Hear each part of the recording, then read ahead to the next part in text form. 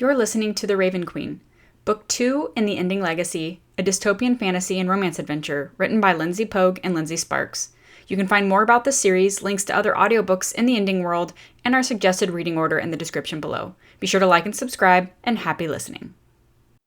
The Raven Queen, a fantasy romance, The Ending Legacy Book 1, written by Lindsey Pogue and Lindsey Sparks, performed by Neill Thorne and Annalee Scott. Chapter 1. Finn. Sometimes I could feel the soft curve of her cheek in my palm and the warmth of her skin against mine. Sometimes I could still taste her lips and smell the lavender in her black, curly hair, silky between my fingers. But her form and features were a mirage, like so many things in the desert, blurred and undefined, and the memory of her was just as fluid. It evaded me when all I wanted was to see her, hoping that if I did, she would stop haunting me when I closed my eyes. Dell was one more ghost from my past, one more regret. Blinking, I stared up at the cave ceiling. Scant morning light seeped in from the wooden door, illuminating the cool stone walls that were both a reverie and a cursed daily reminder of my naive childhood hope. Remembering the woman I'd found comfort in last night, I looked to my left, the cot beside me surprisingly empty. Exhaling, I rubbed my hands over my face. Another night of vague dreams and restless sleep, followed by another day in the desert. I sat up, and the earth was cold against my bare feet as they hit the dusty ground. I wondered how many new folks we'd have by the end of the week. "Sir?" came a chipper voice from outside. I groaned and stared at my closed door as Callan's footsteps crunched closer. "Are you up yet, sir?" He called me that to rankle me, and it worked. Elbows on my knees, I waited for my best friend to dare to open the door. "Oh, sir," Callan sang. "What?" I growled. "You wouldn't happen to have company in there, would you?" he asked with a smile in his voice. I tugged on my pants. "Why? That's never stopped you from interrupting me before." I took 3 steps to the door and opened it, meeting Callan's gleeful brown gaze. "It's too early for you to be so annoying," I grumbled. He smirked, his teasing grin, one I'd counted on many times over the past 10 years, and half-heartedly despised for his equally long. His dark eyebrows danced over his slightly slanted eyes as he peered over my shoulder, surveying my quarters. "I didn't want to intrude," he said insincerely. "Since when?" I muttered, and met Tick's coyote gaze from her burlap bed outside my door. Her tawny, fluffy tail thumped languidly as she stretched in a patch of morning sunlight. "I saw you leave the fire last night with the new girl," Callan explained, and stepped inside. I grabbed my boots beside my bed. "The tall one," he whispered, leaning in conspiratorially. Callan's gaze swept my quarters again, over the rickety table, the carved-out shelf in the cliff wall, my unmade cot, and the trunk of clothes at the end of my cot. Everything with a thin layer of sand covering it. "You think she's hiding somewhere?" I asked dryly, lacing my last boot. "No, but it seems she got the drop on you," Callan mused. "She left before you could, and before the sun rose even. Someone must have tipped her off to your usual ways." Callan was an amazing tracker, and one of our strongest human telepaths. He could communicate with familiar minds from miles away. But he was also a pain in my ass most of the time. I would never change that about him, except for most mornings. "Are you finished yet?" I asked, and rose to my feet. "Because you only prattle on like this when you're procrastinating." Needing to wash the night away, I splashed water on my face from the bowl on the table. It was chilled from the cold night, and I reveled in it. "I'll admit," Callan conceded, as I wiped my face dry. "I was sussing out your mood." "By making it worse?" I retorted. and when Callan's silence lingered, I peered over my shoulder at him. He was suddenly very sober, which was un-Callan-like. "What is it?" I turned to face him. "Is it Dylan? Has he gotten worse?" One of our newest arrivals had a sick son, and we weren't sure if he would make it. It was likely the result of a weak constitution and the stress of so much travel as they fled their home in the north. The journey through the desert wasn't easy. Callan's expression was cautious as he shook his head. "Not Dylan," he hedged. "Some, uninvited guests arrived in the night." He held up his hand as my body tensed, my stomach dropping instantly. "And you're only just telling me this?" I bit out. "There was no point in saying anything until we knew what was going on, Finn," he said defensively. "We have 20 pairs of eyes and ears on them. I wanted more intel before I, he glanced at my cot again. "Disturbed you." I stiffened, and I glared at him. "That's not for you to decide," I gritted out, and any ease and comfort I'd found last night evaporated. I rubbed my forehead instead of shoving Callan against the wall for assuming anything was more important than the safety of the 1,012 people who relied on us to keep them safe. "Who is it? And how many are there?" "A small team set up camp in the Rainbow Hills. About 24 of them." "From?" I held my breath. Callan blinked at me before finally answering. "No one knows for certain yet. The men carry no banners." "Then they're mercenaries." "Aye, and they have ferals for slaves." Callan watched my reaction carefully as his words settled in. It could have been because he knew ferals killed my parents when I was young, or that it was a ballsy move to enslave ferals, people who, by no fault of their own, were more animal than human, who were wild and unpredictable, or so most would say. "It has to be King Edward," I said through clenched teeth. "Only Sierra Kingdom would have the hubris to think that was a good idea." "It could be Edward's ally," Callan added carefully. "The Corvo Kingdom." Unbidden, my mind drifted to the princess, and I realized then why Callan hadn't wanted to tell me. But we said nothing about it. "Who's got their senses on the mercs?" I asked, knowing it could have been any of the 15 perimeter teams who watched our borders and telepathically communicated with Callan, the lead of all safeguarding measures. "Lyra," he reported, with a dip of his chin. He knew in that, at least, I would feel slightly more at ease.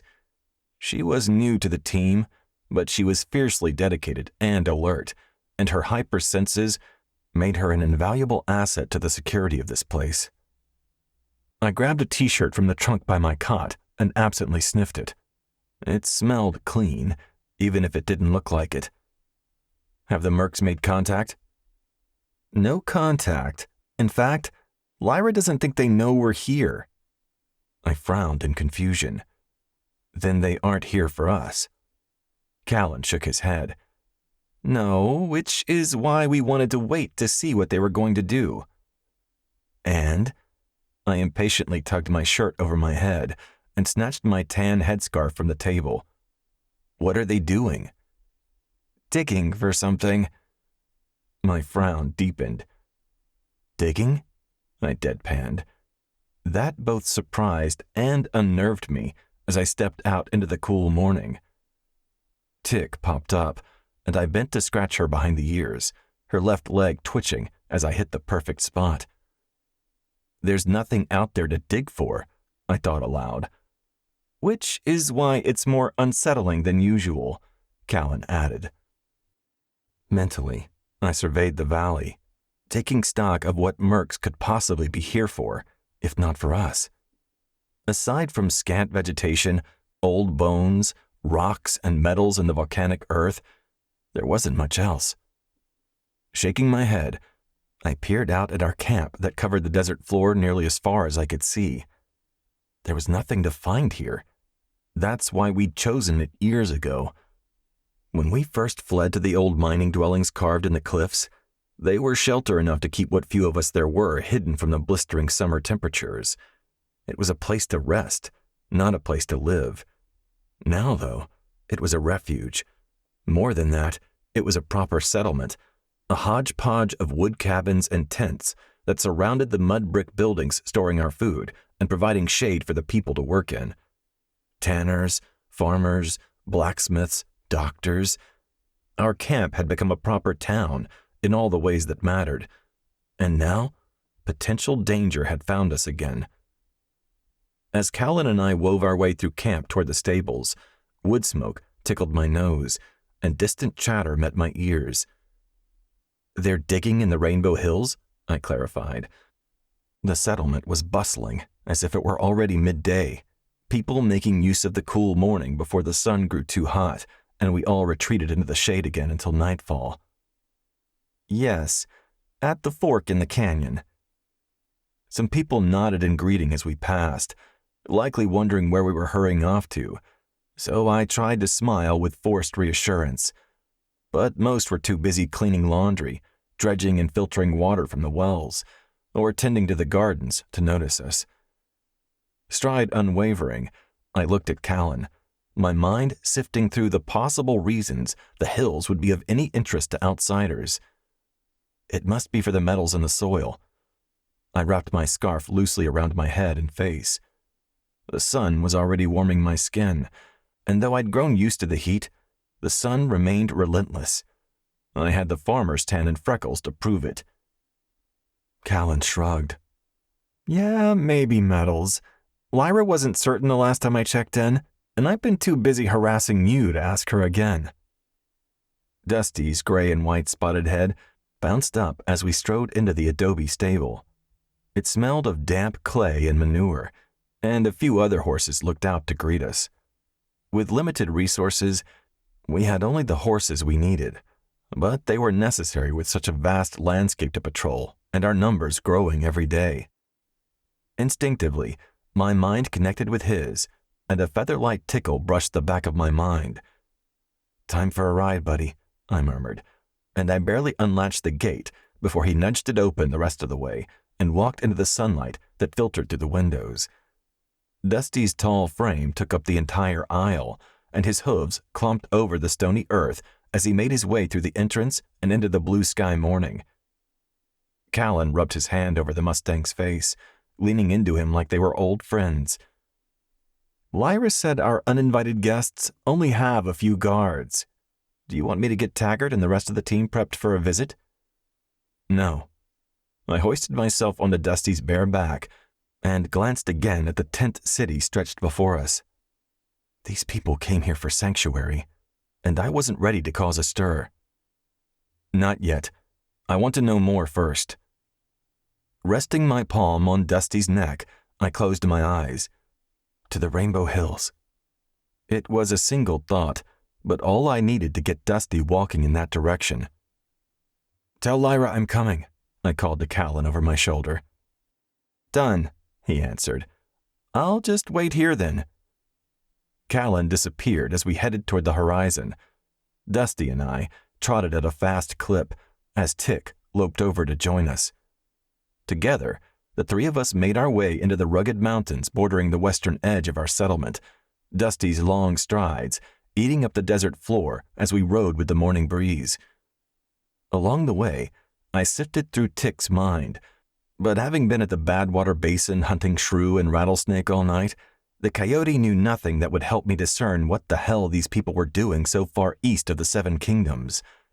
The desert lands, unlivable and desolate at best, were nothing compared to their lush forests. The farther we rode, the more the landscape changed, barren in some places, and remarkably dangerous and otherworldly in others. Though our village was 1,000 people strong, with more coming every week, we'd found a peaceful existence in Death Valley over the years, especially with our powers to better serve us. The elementals could manipulate the soil for crops, control fire for cooking and warmth on cold, cruel nights, and find underground water sources to keep us, our animals, and our gardens hydrated. Telekinesis and enhanced strength, speed, and senses came in handy with daily chores and helping the patrol teams. And telepaths, well, they were invaluable for communication between outposts in an expansive place like this, where security in our hidden oasis was paramount. We'd found a way to live out here, away from the unrest of the Seven Kingdoms, and it worked, even if it never felt like fallen wood, like home. What home? I had to remind myself it hadn't been home in a very long time. The memories were as painful as they were precious, and as much as I hated dwelling on the past, I couldn't stop myself from missing it either. I told myself this bout of nostalgia was because Jake had been abroad for so long this time, searching for whatever it was he never seemed to find. Being the last of his kind, an original changed during the turn and celebrated by so many as the patron of healers, Jake was always wandering and restless. He was always searching. But for what? I was never certain. And I missed the only family I had left. That was only part of my reminiscing thoughts, though. I missed my sister. Had Autumn survived Queen Coruscant's attack on our village, she would have been 38 yesterday. More than that, had I killed the Corvo Queen when I was in the castle 10 years ago looking for Jake, she never would have been able to go back on her word and slaughter my people. Bottom line, had Jake and I been there when it happened, we might have stopped the siege on our village, and my sister might still have been alive. Instead, now we were out here, living off lands too brutal to be claimed, with the treacherous Sierra Mountains stretching between us and the trading ports and outposts we needed to better survive. Sensing my darkening mood, Dusty rode harder and faster, as if he too wished to outrun my memories. And as soon as the eroded Rainbow Hills glinted into view, we slowed, Tick, Dusty, and my human eyes scouring the rocky canyon for unwanted attention as we approached. Tick trotted ahead in search of Lyra, sniffing as she scaled the smooth rock face to the hiding post. Through Tick's eyes, I could see Lyra and Martin, her scouting partner, crouched in the shadows of the outer cliff as Tick crested a boulder. Everything was so crisp and clear through the eyes of a coyote, even if our mental connection made my senses tingle a little. Absently, I dismounted Dusty, prepared to follow Tick. When Lyra saw the coyote, she nodded in greeting and gave me the signal that our visitors were a click south. Nulling myself so that any probing minds wouldn't sense me, I left Dusty in a patch of shade in the foothills and began to climb. "They arrived in the middle of the night," Lyra said, as I crawled into place beside her. Her blue eyes were fixed on the scene below. I nodded. Callan reported no banners. "No, none. And out of the 24 of them, most are enslaved." I peered down into the shadows of the rugged valley, the greens, blues, and purples of the metallic soils shimmering in the rising sun as I took in the sight of our intruders working below. I hated that they were here, bold and brazen as ever. Whatever the Mercs' reasons were for coming, it had to be important to have driven them to no man's land. "They started at sunrise," Martin offered gravely. "So far, they've kept to the lower valley." "Any idea what they are digging for yet?" I squinted, seeing only a glimpse of what Lyra's enhanced vision and hearing could glean. She was the eyes and ears I relied on most that patrolled the perimeters of our band of castaways and refugees. "Hematite?" I asked. "Manganese?" Lyra shook her head. "I'm not certain, but they need samples for someone in the Sierra Kingdom," she said, confirming what I'd feared. "But that man right there?" Lyra pointed to a guy in brown garb who stood no bigger than my thumb in the distance. Though she could see every minute detail and twitch of our visitor's mouth from here, to me, he looked like nothing more than an insect I wanted to smash between my fingers. "He doesn't know who he's working for," she explained, "only that he's been ordered to collect samples and return by the full moon if he wishes to receive his coin." Martin handed me his binoculars. And as my eyes adjusted, an emaciated pharaoh came into view, his hair shaggy and as long as his beard.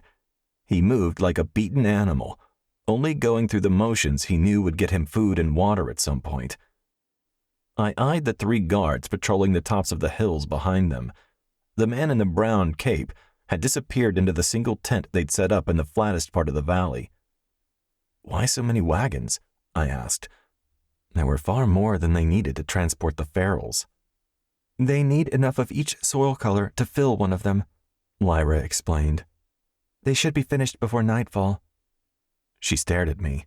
Her dark blue eyes glinted in the sunlight, and I knew that look. It was the same one I'd seen the day I found her and her ailing father, half-starved and hiding in one of our outposts. An all too familiar weight hung in the air. Fear. "From here, they're headed to Mantis." Dread needled its way into my shoulders, and I peered down at their temporary camp. I was afraid you'd say that. Nothing good ever came from the Sierra capital. "If we go," Lyra started. She clearly knew what I was thinking. "getting in will be one thing, but getting out..." She huffed derisively. The Sierra Kingdom was known for its armies, and King Edward was known for taking resources and tech from everywhere he could, more than what he needed to protect his lands against the pharaohs and anyone else who would think to encroach on his territory. His kingdom was as vast as it was dangerous, with his military spread throughout, patrolling every border and town. No village was untapped or untaxed, nor were they free of constant military occupation and perpetual mistreatment. I hated King Edward almost as much as I loathed Corvo's Queen Coruscant. "No good ever came from that king's plans," Martin said, mirroring my thoughts. He shrugged. "Maybe it has something to do with a new weapon?" "Maybe, but whatever it is," Lyra said, "Corvo is likely involved too." Despite how hard Princess Delphinia had tried to convince me the Queen had changed her tyrannical ways 10 years ago, and despite her promise to leave us alone, the Queen had done what, in my heart, I had known she would do: exterminate my entire village. I'd been the idealistic idiot who thought that after all that transpired between Dell and me, of all the lies we'd uncovered and the truces that were made, we'd secured at least a temporary safety for my people. But I'd been deathly wrong, and my village, my sister, had paid the price. Did Dell know what had happened and how bad things were? Was she still fighting for good? A part of me had to believe she was still the rebel princess I remembered.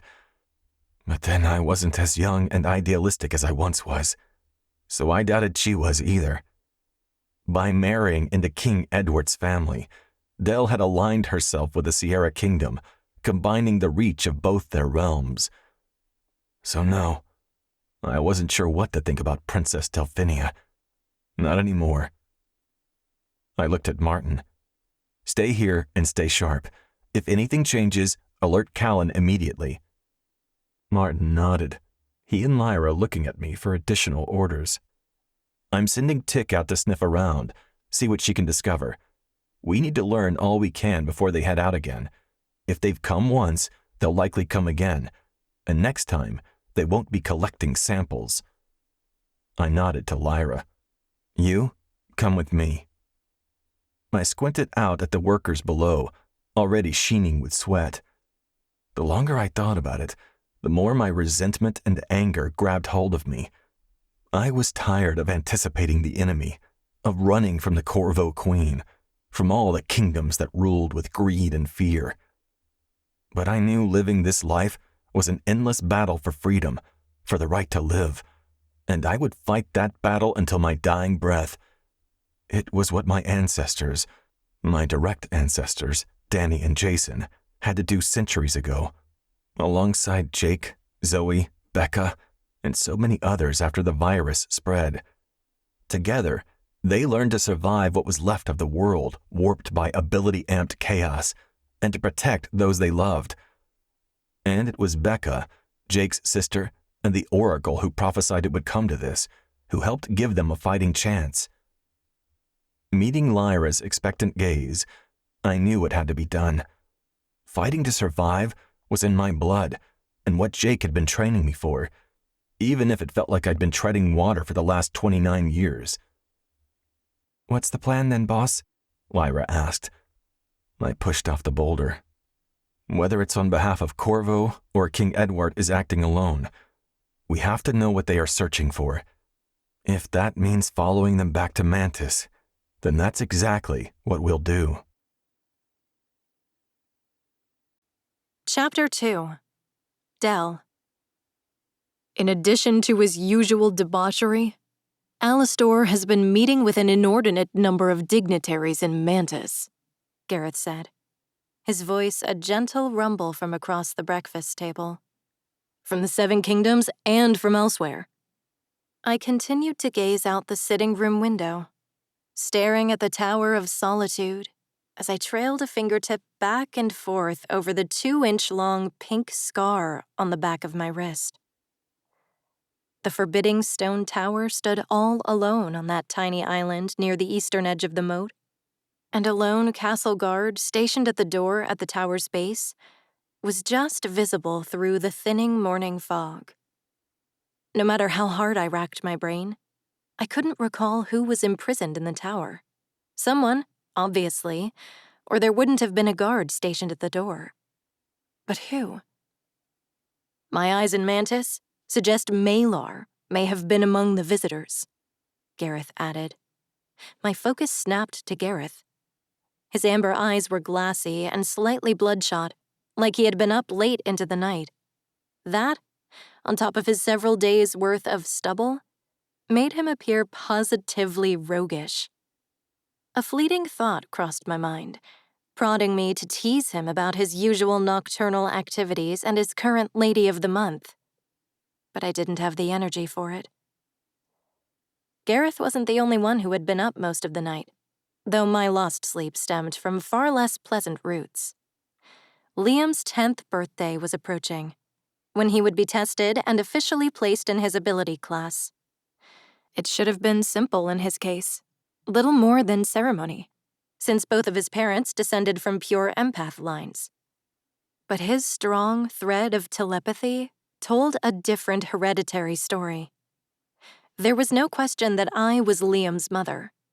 His paternity, however, was another matter entirely, which meant the kingdom would finally know the truth I had kept hidden all this time, and Liam's life would be in grave danger. I shook my head, dispelling the troublesome thoughts. Malar may have been among the visitors, I said, repeating Gareth's words back to him to confirm I had heard him right. I raised my eyebrows. Gareth nodded solemnly. Dread coiled in my gut. Calling Malar a snake would have been cruel to snakes. He was snake excrement, always sniveling and scurrying around. Mother had dismissed him from his post as spymaster nearly a decade ago. I found out after the fact that she had intended to assassinate him since he knew too many of the kingdom's secrets, but Mother's attempts failed, and he escaped. We had heard whispers of him every few years since, but there was nothing concrete enough to track him down. But you're not certain? I clarified. I wondered if Mother had already heard, if she had already directed her people to follow the trail. No, Gareth said. We're not certain. I narrowed my eyes. And these other dignitaries, the ones from elsewhere? I said. Are you suggesting they came from outside the Seven Kingdoms? I couldn't remember the last time we had hosted an emissary from beyond the borders of the Seven Kingdoms within the walls of Corvo City. The western border of the Allied Kingdoms was an ocean as far as the eye could see, and a vast desert bordered the east. So far as I could recall, the last outsiders who had stayed in Castle Corvo had been from the Evergreen Nation, the strange land far to the north of the Seven Kingdoms, where abilities were outlawed. How they functioned on old-world tech in a place of ability-run amenities was beyond me. Mother had diplomats stationed in all the richest foreign lands, of course. After all, the Corvo Kingdom was the trade center of the Seven Kingdoms, making our kingdom the wealthiest and most well-connected because of our ports. Still, most of the negotiating was done via our diplomats in those distant places. I glanced at Hills, the diminutive general of the Corvo army. She tensed the corners of her mouth and lowered her chin in confirmation that Alastor had, in fact, been meeting with dignitaries from outside the Seven Kingdoms. I leaned forward, tapping the tip of my index finger on the oak table. We had long since pushed our breakfast plates away, leaving them clustered together in the center of the table. I stared into the last dregs of tea in my mug, counting the specks of tea leaves that had settled at the bottom and stood out against the cream-colored ceramic. "Which kingdoms has he been meeting with specifically?" I asked, my finger continuing to tap. "Crescent and Xenia." Gareth settled back in his chair, his leather armor creaking as he crossed his arms over his broad chest. "I'm still waiting on intel to identify the origin of the outsiders and to confirm Malar's identity." "Maybe it's some of those desert people we've been hearing whispers about," I said, thinking out loud. "This supposed Ghost King and his followers?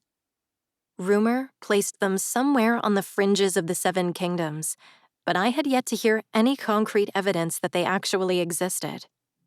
None of the Southern Kingdoms had the military resources or manpower to spare on scouting so far beyond their borders, with the Sierra Kingdom openly readying for war from their fortress in Mantis. So long as I kept Alastor and his father King Edward happy, Corvo City wasn't in immediate danger. Their forces freely moved across our kingdom's borders, but not with Corvo City as their target. King Edward wanted control of our ports, but at the moment, he seemed content with using Alastor to ensure the Sierra Kingdom had a say in our trade relations, which meant his sights were turned to the other kingdoms bordering us, and they all lived in constant fear of invasion. Where did all this happen? I looked up from the lukewarm tea. Ironwood Keep? Gareth shook his head. A tavern in Mantis. Which meant either King Edward didn't know about Alastor's secret meetings, or he knew, but wanted the rest of us to think he wasn't involved in whatever Alastor was plotting. I considered reaching out to the Sierra King through one of Gareth's people to feel him out, but the relationship between our two kingdoms was increasingly tense, hanging by the ever-thinning thread that was my marriage. What a joke. I might have laughed if I wasn't so miserable. I sat back in my seat, setting my forearms flat against the arms of my chair, and returned to staring out the window. "What's that bastard up to?" I muttered. Sid, perched on the back of my chair, snapped his beak upon hearing me utter my favorite nickname for my husband. The Raven, with me since I was a baby, as was tradition among the Corvo royal line, was my most loyal companion and greatest champion. I raised one hand to stroke the puffed-out black feathers on his neck. "We'll know soon enough," Gareth said ominously. I looked at him, my stomach twisting into knots. "He's returning?" I asked, once again tracing the scar on my wrist. It was Alastor's most recent gift. Gareth's heavy stare told me his answer before his words confirmed it. "It looks that way," he finally said. "A raven arrived this morning carrying word of travel preparations at his mistress's estate, which meant I needed to make my own preparations, to steel myself to welcome my dastardly husband back into my home, back into my bed." I tensed instinctively. Even thinking about Alastor's cruel hands on my body made my skin crawl. But it had to be done. I needed an heir. A female heir, as was the Corvo way. And until I had one, my claim on the Corvo throne would be increasingly precarious. But if I could just bear a girl and prove to the other kingdoms that the Corvo line was still stable, my position would strengthen tenfold in the eyes of the other rulers, and King Edward would back off, feeling more secure in his hold over my kingdom once he had a granddaughter destined to sit on the Corvo throne. At least, that's what I kept telling myself. The only upside to having to try for a legitimate heir with Alastor was that the instant his skin touched mine, I could skim his mind for some of his carefully guarded secrets. We were both empaths, both powerful in our own ways, but when our skin was touching, my ability to dig into his mind far overpowered any attempts he might make to keep me out. I couldn't see everything, but I could usually catch enough of a glimpse of his schemes to stay a few steps ahead of him. He knew it too, which was why he filled my mind with thoughts of all his other women while he was with me, of the myriad of ways he enjoyed breaking them, of the times he went too far, of how desperately he wanted to hurt me, just as he hurt them. It turned my stomach, more often than not leaving me vomiting in the washroom after we were together. But I would experience that revulsion 100 times over, so long as it continued to keep me apprised of his duplicitous ways, so long as it continued to reveal the ever-narrowing path I needed to walk to keep his father from invading Corvo City and ripping away my waning power once and for all. So long as it continued to show me how to keep my son safe. "Who's in the tower?" I asked, purposely changing the subject. Hills cleared her throat. "The Queen caught wind of an enterprising pharmacist quietly peddling a synthetic healing elixir to some of the noble families." I sat up straighter, my attention snapping to Hills. Her gray-streaked dark hair was pulled back and bound at her nape, further sharpening her angular features. "Does it work?" I asked, hope surging. A synthetic elixir would fix everything. It would eradicate the wasting sickness plaguing our nobles, whose desire to preserve class purity had made them vulnerable to the congenital ailment. To other kingdoms, we appeared to be dying a slow death. But if we could show that the wasting sickness was no longer an issue, we would be seen as strong again. No longer the tempting, low-hanging fruit King Edward had his heart set on claiming. The wasting sickness had first emerged among the pure, inbred elite of Corvo City several decades ago, but recent reports suggested it was branching out to the murkier bloodlines of lowborn people throughout the Corvo Kingdom, and possibly elsewhere. It was hard to say for sure, as many of the symptoms were similar to those of Strix's addiction, and the drug ran rampant throughout the mixed-class commoners of not only the Corvo Kingdom, but throughout the 7 kingdoms. We had yet to receive reports of the wasting sickness appearing outside our borders, but I was holding out hope that it would, if only to take the target off our backs. But a cure, even more than a female heir, would strengthen our kingdom's position, my position. Maybe, just maybe, it would be the key that unlocked the cage of my marriage. It would free me. Hill's brow furrowed, and she shook her head. "It's a sham," she said. "Just an opiate in a cornstarch solution with some glitter added to replicate the iridescent shimmer of the true healing elixir." My shoulders slumped, the hope within me fizzling out. For 10 years, we had been searching for a cure to the wasting sickness that didn't involve harvesting blood from a stable of captive healers. We could produce some of the true elixir from the few who volunteered their blood, but the production quantity wasn't even 1,000th of what it had been when those same healers had been mother's slaves. It's not that I approved of her methods. Slavery, forced breeding, and what essentially amounted to daily torture. But watching the rapid deterioration of the Corvo Kingdom, now that we were without ready access to the healing elixir, had helped me to understand her reasoning. Desperation would drive even the noblest queen down a corrupt path. "What does Mother plan on doing with the prisoner?" I asked, returning my attention to the tower. The fact that the pharmacist had been imprisoned in the tower at all suggested she meant to make an example of them. "I haven't the faintest idea," Hills admitted. "Perhaps you should pay her a visit. I hear she's bedridden again today." I sighed, nodding slowly. I wasn't due to meet with the ailing queen, my mother, until tomorrow. but digging into the situation surrounding the prisoner would provide a much-needed distraction while I awaited my despised husband's return. "Are we done?"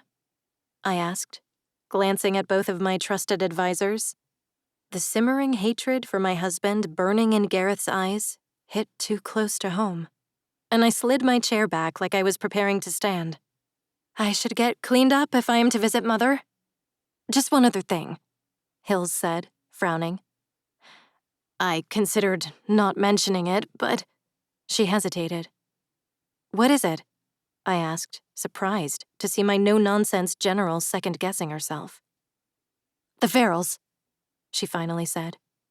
"Our rangers stationed in the east have been receiving reports from the outlying villages of organized attacks on small farms and hunting camps." My eyebrows rose. "That's impossible." I laughed under my breath and shook my head. "Ferals don't organize. It's probably just Sierra soldiers." Their occupying forces had camps all along our eastern border, and they were often just as brutish as Ferals. Hills raised one shoulder.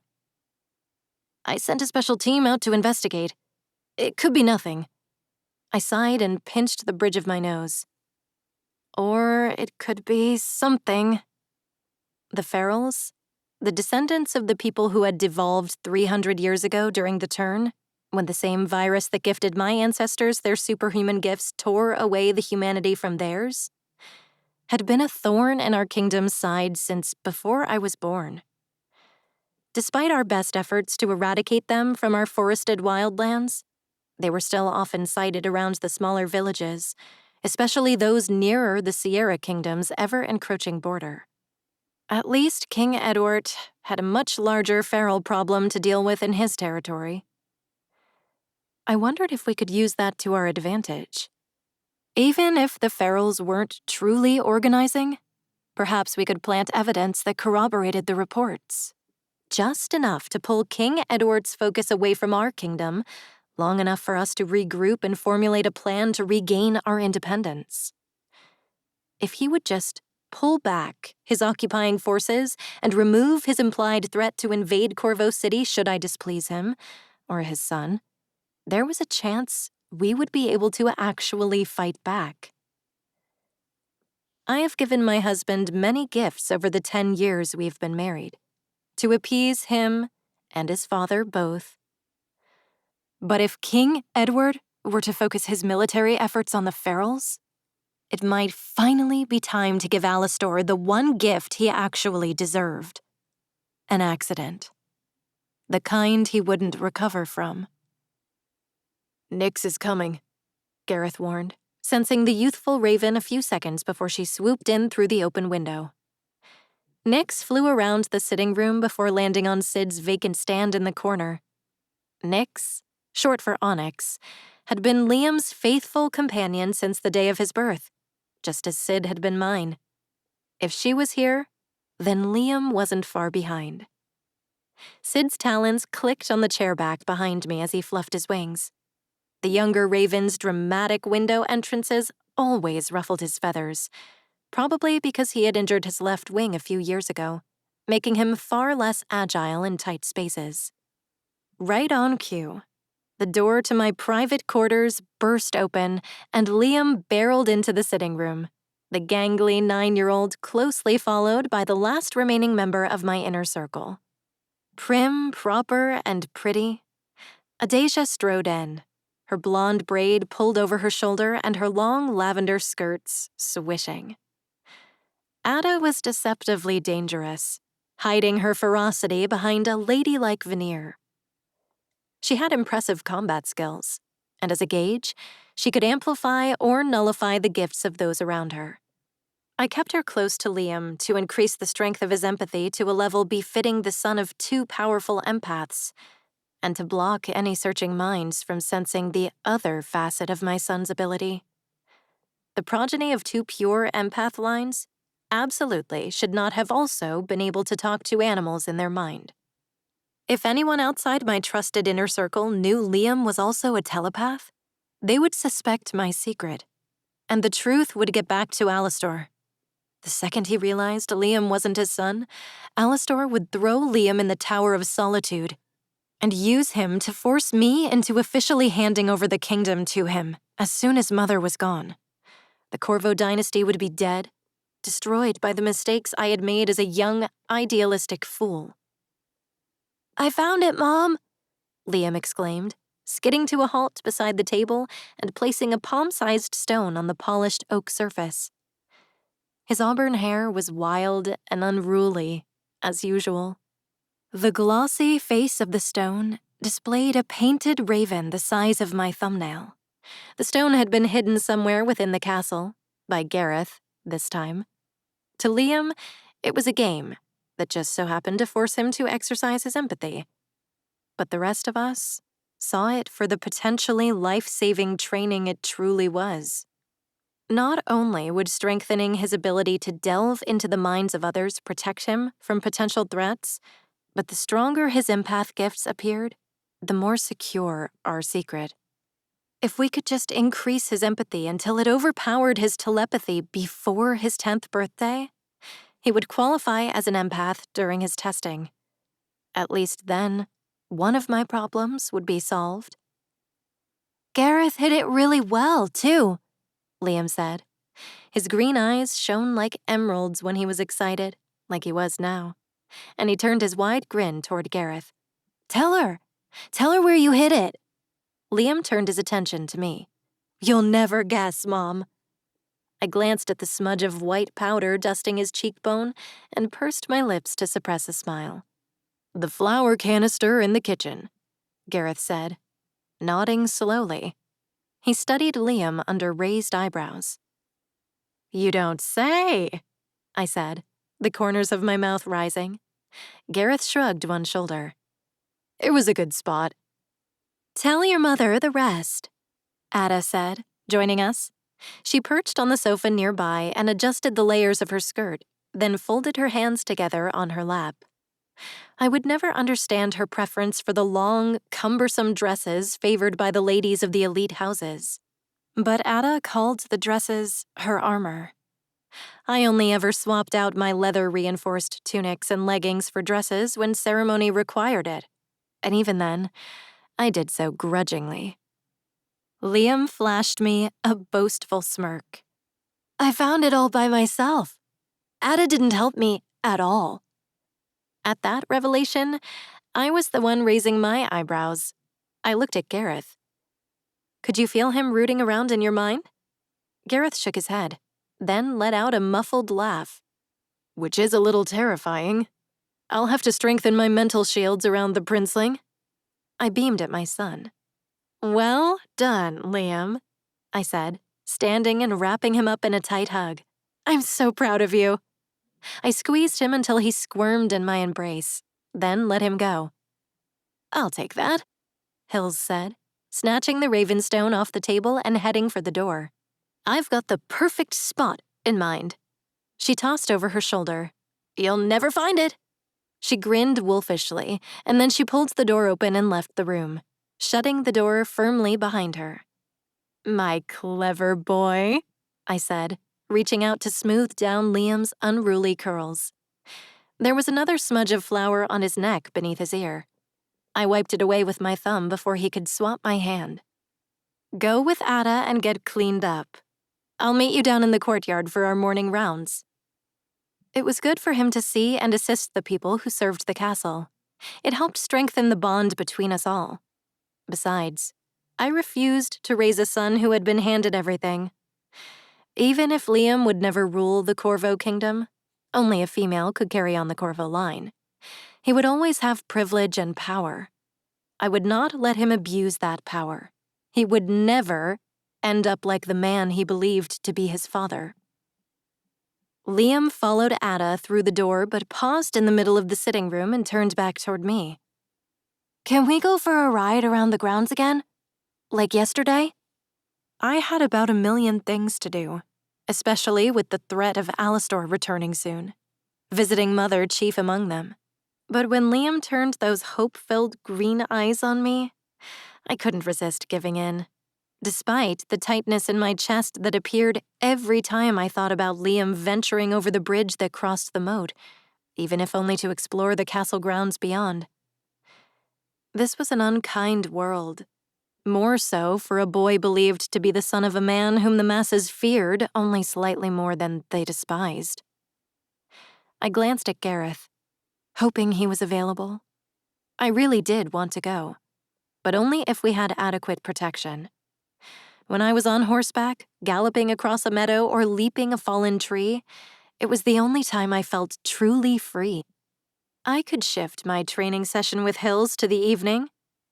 Sparring before bed usually led to unsettled nights for me, but I hadn't had a restful night in so long that one more wouldn't make much of a difference. Gareth dipped his chin, confirming he could make room in his schedule to join us. "All right," I said, forcing an easy laugh. "We'll go for a ride after lunch." I made a shooing motion. "Now go! Clean up."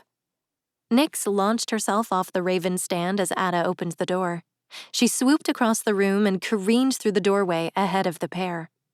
My smile slipped as soon as the door latched, and the trembling set in. I turned my back to Gareth, closed my eyes, and hugged my middle. If Alastor didn't kill me, this anxiety would. One day, it would suffocate me. Wood scratched against wood as Gareth pushed his chair back. He stood, his footsteps marking his approach behind me, and rested a heavy hand on my shoulder. "You can't keep this up forever, Dell," he said, keeping his voice hushed to ensure his words were private, even to anyone with ability-enhanced hearing. "My offer still stands." I shook my head, then inhaled a deep breath, releasing it slowly through my nose. "We can't kill Alastor," I whispered. "Not yet. If I let Gareth kill my husband, I would replace one demon with another, and King Edward was far more calculating and ruthless than his son. He wouldn't be interested in playing power games with me like Alastor so enjoyed. He would invade. He would slaughter. He would destroy. Liam and I would have no choice but to run, to hide. And that was if we managed to escape Corvo City with our lives in the first place. "You could go to him," Gareth said. "Live a different life. Your own life." His words reminded me of something Finn had said during that single blissful night 10 years ago, when I had dared to dream of what it might have been like to run away, to be free for the first time in my life. If I closed my eyes, I could still hear the crackle of the bonfire, still feel the waves of warmth. Finn's voice whispered through my mind. "Don't you deserve to have a life of your own? To choose your own path?" "How?" I asked Gareth, choking on something that was a cross between a laugh and a sob. There was nothing I wanted more than to run away, to take Liam and flee from the dangers and responsibilities that had plagued me my whole life. But it was impossible. I don't know where he is. I don't even know if he's still alive. With a heavy sigh, Gareth pulled me close and wrapped his arms around me. He tucked his chin over the top of my head and held me, letting his strength seep into me, while I collapsed under the mounting weight of my burdens. I could be weak now, with him. To the rest of the world, I had to be strong, hard, cold. I had to be the Corvo heir, just as Mother had taught me to be. Chapter 3. Finn. For 2 days, Lyra, Callan, and I followed the Merc envoy through the forest toward Mantis. Their wagon of rocks and soil samples was heavy, keeping us at a slow pace as we lingered a few miles behind on horseback, out of sight. We were there for reconnaissance, not to make ourselves known, so using my ability, I nulled us and used Tick and the other forest animals' eyes to see what we couldn't. We'd learned little more about the mercs and what they were up to than what Lyra had already gleaned from them in the desert. But we knew they were being paid an exorbitant amount by way of a messenger whom they were scheduled to meet in the Silver Bow Inn at the edge of the city tonight, when the full moon was at its peak. By the time we neared the capital, the sun was already setting, which meant once we were inside, we could move about the streets in darkness with more ease. Still, we stopped, needing to leave the horses and Tick behind. The last thing I wanted was all of us locked inside the city walls should something happen. Going in was always the easy part, but if the Mantis officials took any interest in us, specifically in me, it would be far harder to leave. "I can't wait to sink my teeth into a lamb shank," Callan murmured as he grabbed an apple from his saddlebag. He patted his horse's rump, shooing him to the brook to drink, and draped his cloak around his shoulders. Callan's eyes glittered as he smiled to himself, lost in daydreams. "Or maybe I'll find one of those kebabs, the ones with the caramelized dressing." He groaned and licked his lips. "The markets here are famous for their spiced pork." He kissed his fingers. "It's the best I've had in the 7 kingdoms." Lyra stared at him, incredulous, as she untied her cloak and sack from her horse's saddle. "Didn't you just finish the last of our jerky? Now you're eating an apple while lusting after your next meal." Callan bit a hunk out of the fruit and shrugged. "So?" I loosened Dusty's saddle and the bags tied to him so he could relax a little while we were gone. "So?" Lyra mimicked in a deep, flippant voice. "Do you ever stop thinking about food?" Callan made a point to contemplate her question, then shrugged again. "Not really. Just ask my ma. She says it's a good thing I work for Finn, or we'd be indebted to him even more for all the food I consume." Dusty nudged me goodbye and walked over to the water with the other horses. "You don't work for me," I reiterated for the 10th time, but Callan ignored me and continued. "Besides, this," Callan tossed his apple up, catching it with a wink, "is for the road, in case I need the energy." Lyra rolled her eyes and clasped her cloak around her shoulders. "If you two are ready," I prompted, knowing I'd be standing here until midnight listening to them bicker back and forth if we didn't get moving. I tugged a hat over my head to hide my hair, ensured our weapons were stored out of sight since we couldn't take them with us, and we headed for Mantis. My steps were heavy and adamant as we made our way through the forest to the thick walls of the city. They sparkled in the waning daylight, but it was more ominous than beautiful. Mantis reminded me of a poisonous flower, a beautiful and blooming city, luring its victims closer. Protection, wealth, comfort.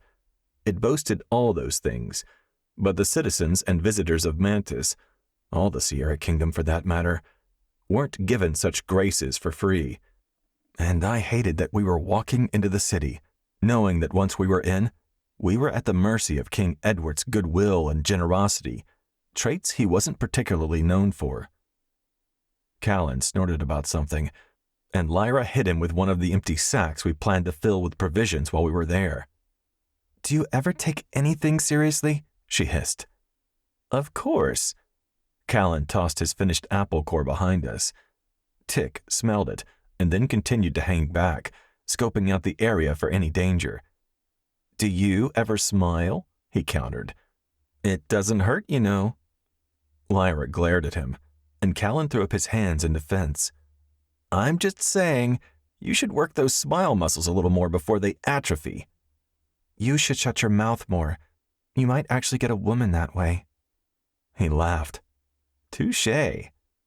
And that earned a small, victorious smile from Lyra. I couldn't help but chuckle watching them. Even if they acted as if they didn't get along, Callan had risked his life for Lyra on multiple occasions, and she for him.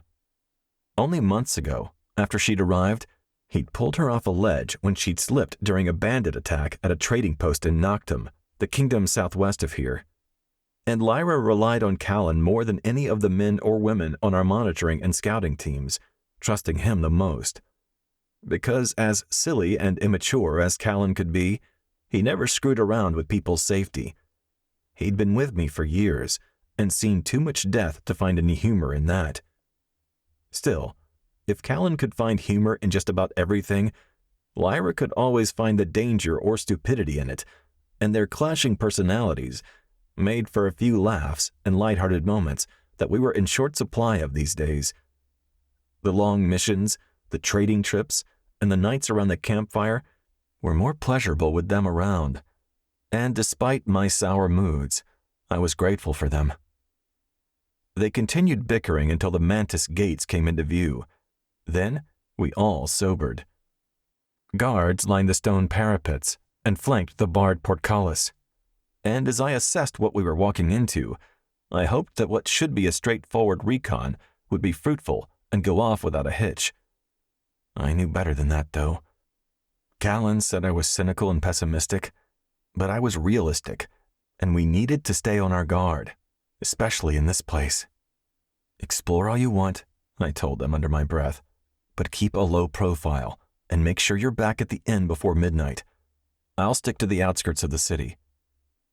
With only a handful of hours until the meeting at the inn, less could go wrong, and I was grateful for that at least. Why the outskirts? Lyra whispered, should any prying senses start probing. Don't you want to scout all that you can? We're allowed in Mantis, right? Aw, you're cute, Callan whispered, unable to resist. That earned him a huff from her and another eye roll. We are allowed in the city, he clarified, pointing between the two of them. But Finn here has a target on his back, and that moppy red hair of his is hard to forget, no matter how haggard he's looking these days. You're hilarious, I muttered, but despite my smile, Lyra frowned. Finn's been around a while, Callan explained, and I braced myself for some theatrically embellished account of a scrape I'd likely forgotten. He's quite the rebel. His hair ain't that color for nothing, you know. He's got a fire in him that's gotten him into a few tight spots over the years. Lyra's eyes widened minutely. I never thought you to be reckless. There was as much awe as there was reproach in her voice. I smirked at that. I'll be the first to admit I belong on no pedestal. He keeps it under wraps now that he has to set a good example and all. Callan sobered a little. But trust me, someone will recognize him if he's not careful. That's enough, I told him, as we neared the gate, our bags and sacks slung over our shoulders to fill with market goods, like anyone from outer lands coming for a routine trade would do. I lifted the hood over my hat for extra precaution and continued inside. The air was buzzing with chatter and commotion once past the gate, and I felt my muscles tense in preparation for the next few hours. In and out, that's all we needed to do.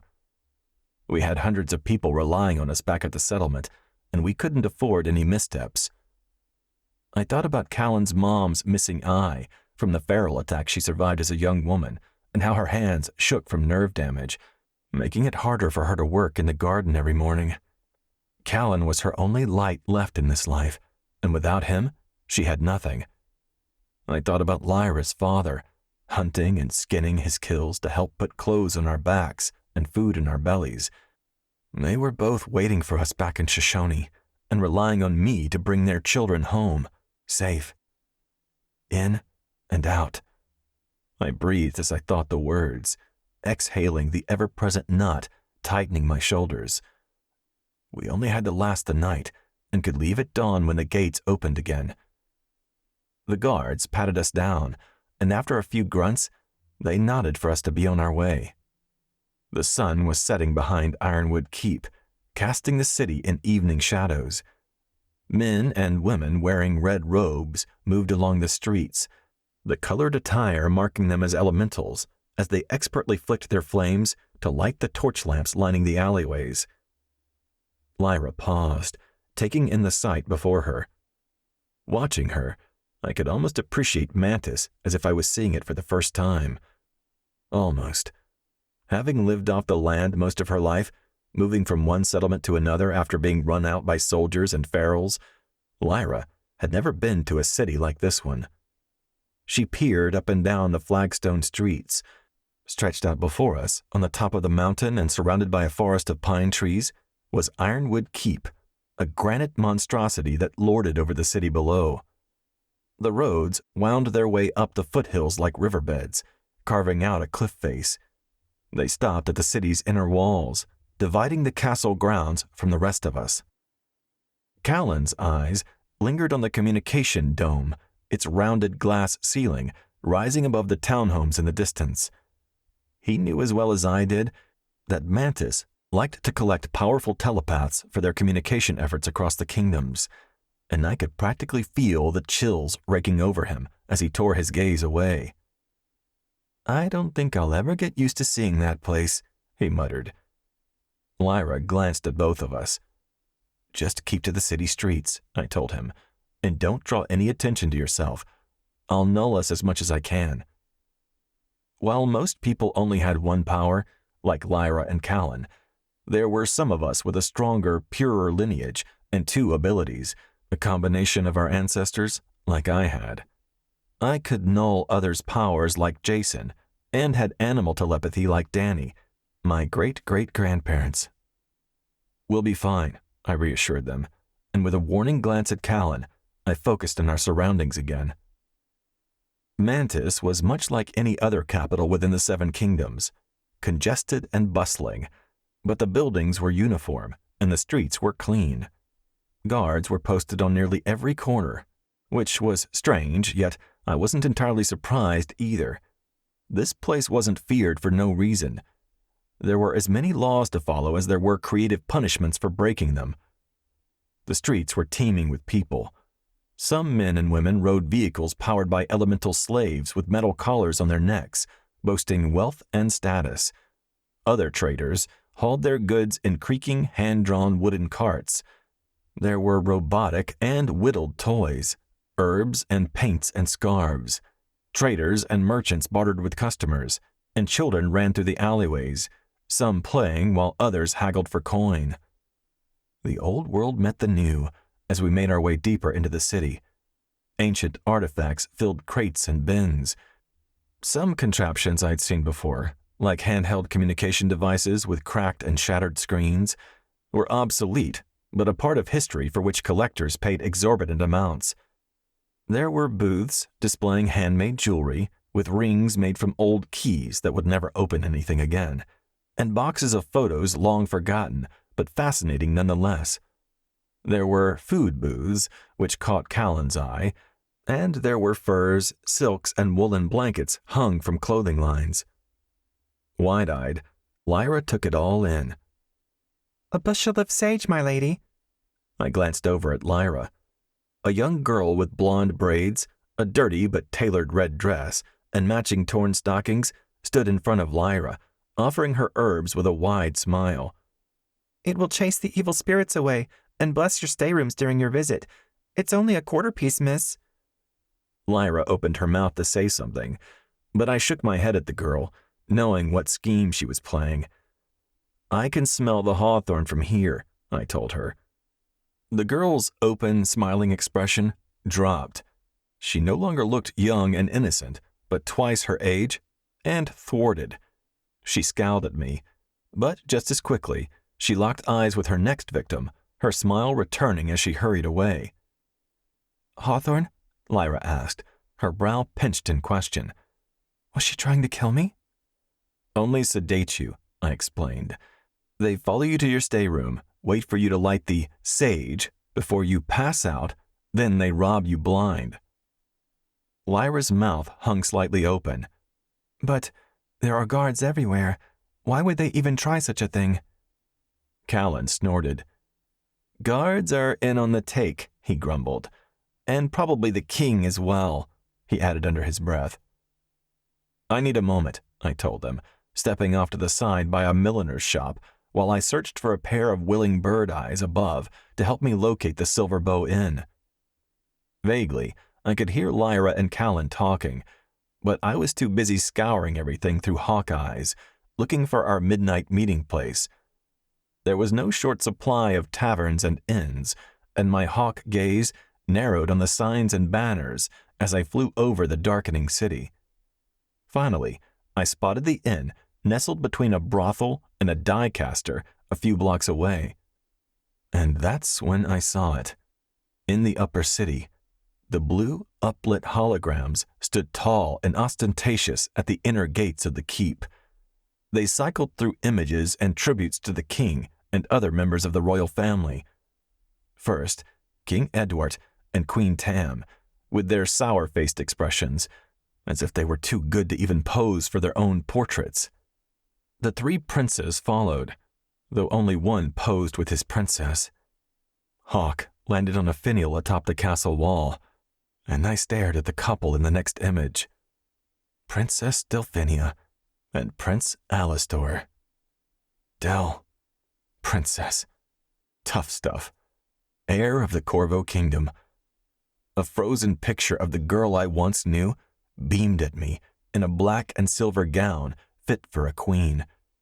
Her dark curls were gathered atop her head, her silver and black feathered crown gleaming in the uplighting that brightened her dark features. She was just as striking as I remembered. Beside Dell stood her pale husband, whose auburn hair was combed away from his grim face. He looked equally disapproving and cruel. But it was the boy that my hawk eyes lingered on the longest. Dell had a child, something I'd known for years, but to see it was gutting. She was not only a princess, she was a wife, a mother.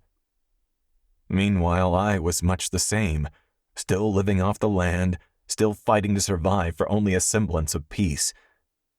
It was at that moment I realized I hadn't changed at all. Not really. Yet seeing her up there as she was made all that had transpired in the past 10 years feel more real, more lonely. "Did you hear that, Finn?" Lyra asked, and I felt her hand on my arm. Blinking myself from the hawk's mind, I swallowed thickly. "Finn," she hissed, shaking me. I glowered at her. "What?" She pointed to the man walking toward us, his eyes scanning the onset of a crowd. His words drifted in and out of my ears as I gathered my bearings again. He looked like a priest from the old world, with a black cloak and a cap on his head. His gray beard was long, his teeth crooked, and his eyes were wide and fervent. "Beware the prophecy," he boomed. "The kingdom will fall if we don't repent, if we don't sacrifice, if we don't give back to the king and queen who—" "What's he talking about?" I whispered so low only she would hear. I watched the crowd thicken around him. Their faces were fearful as they gripped pamphlets in their hands and clutched them to their chests. Lyra shook her head, her eyes fixed on the old man. "Listen." "At dawn, we meet in the King's Church in Prior Square. We pray for the royal family. We pray for all our souls and future selves. For if we do not uncover and destroy the destructive force hidden under the earth in Death Valley, we will all perish." "What?" I blurted. Frowning, I scanned the square, noticing for the first time what rhetoric was plastered on posters and holograms projected on the sides of buildings. "Join the king's army. Save the kingdom."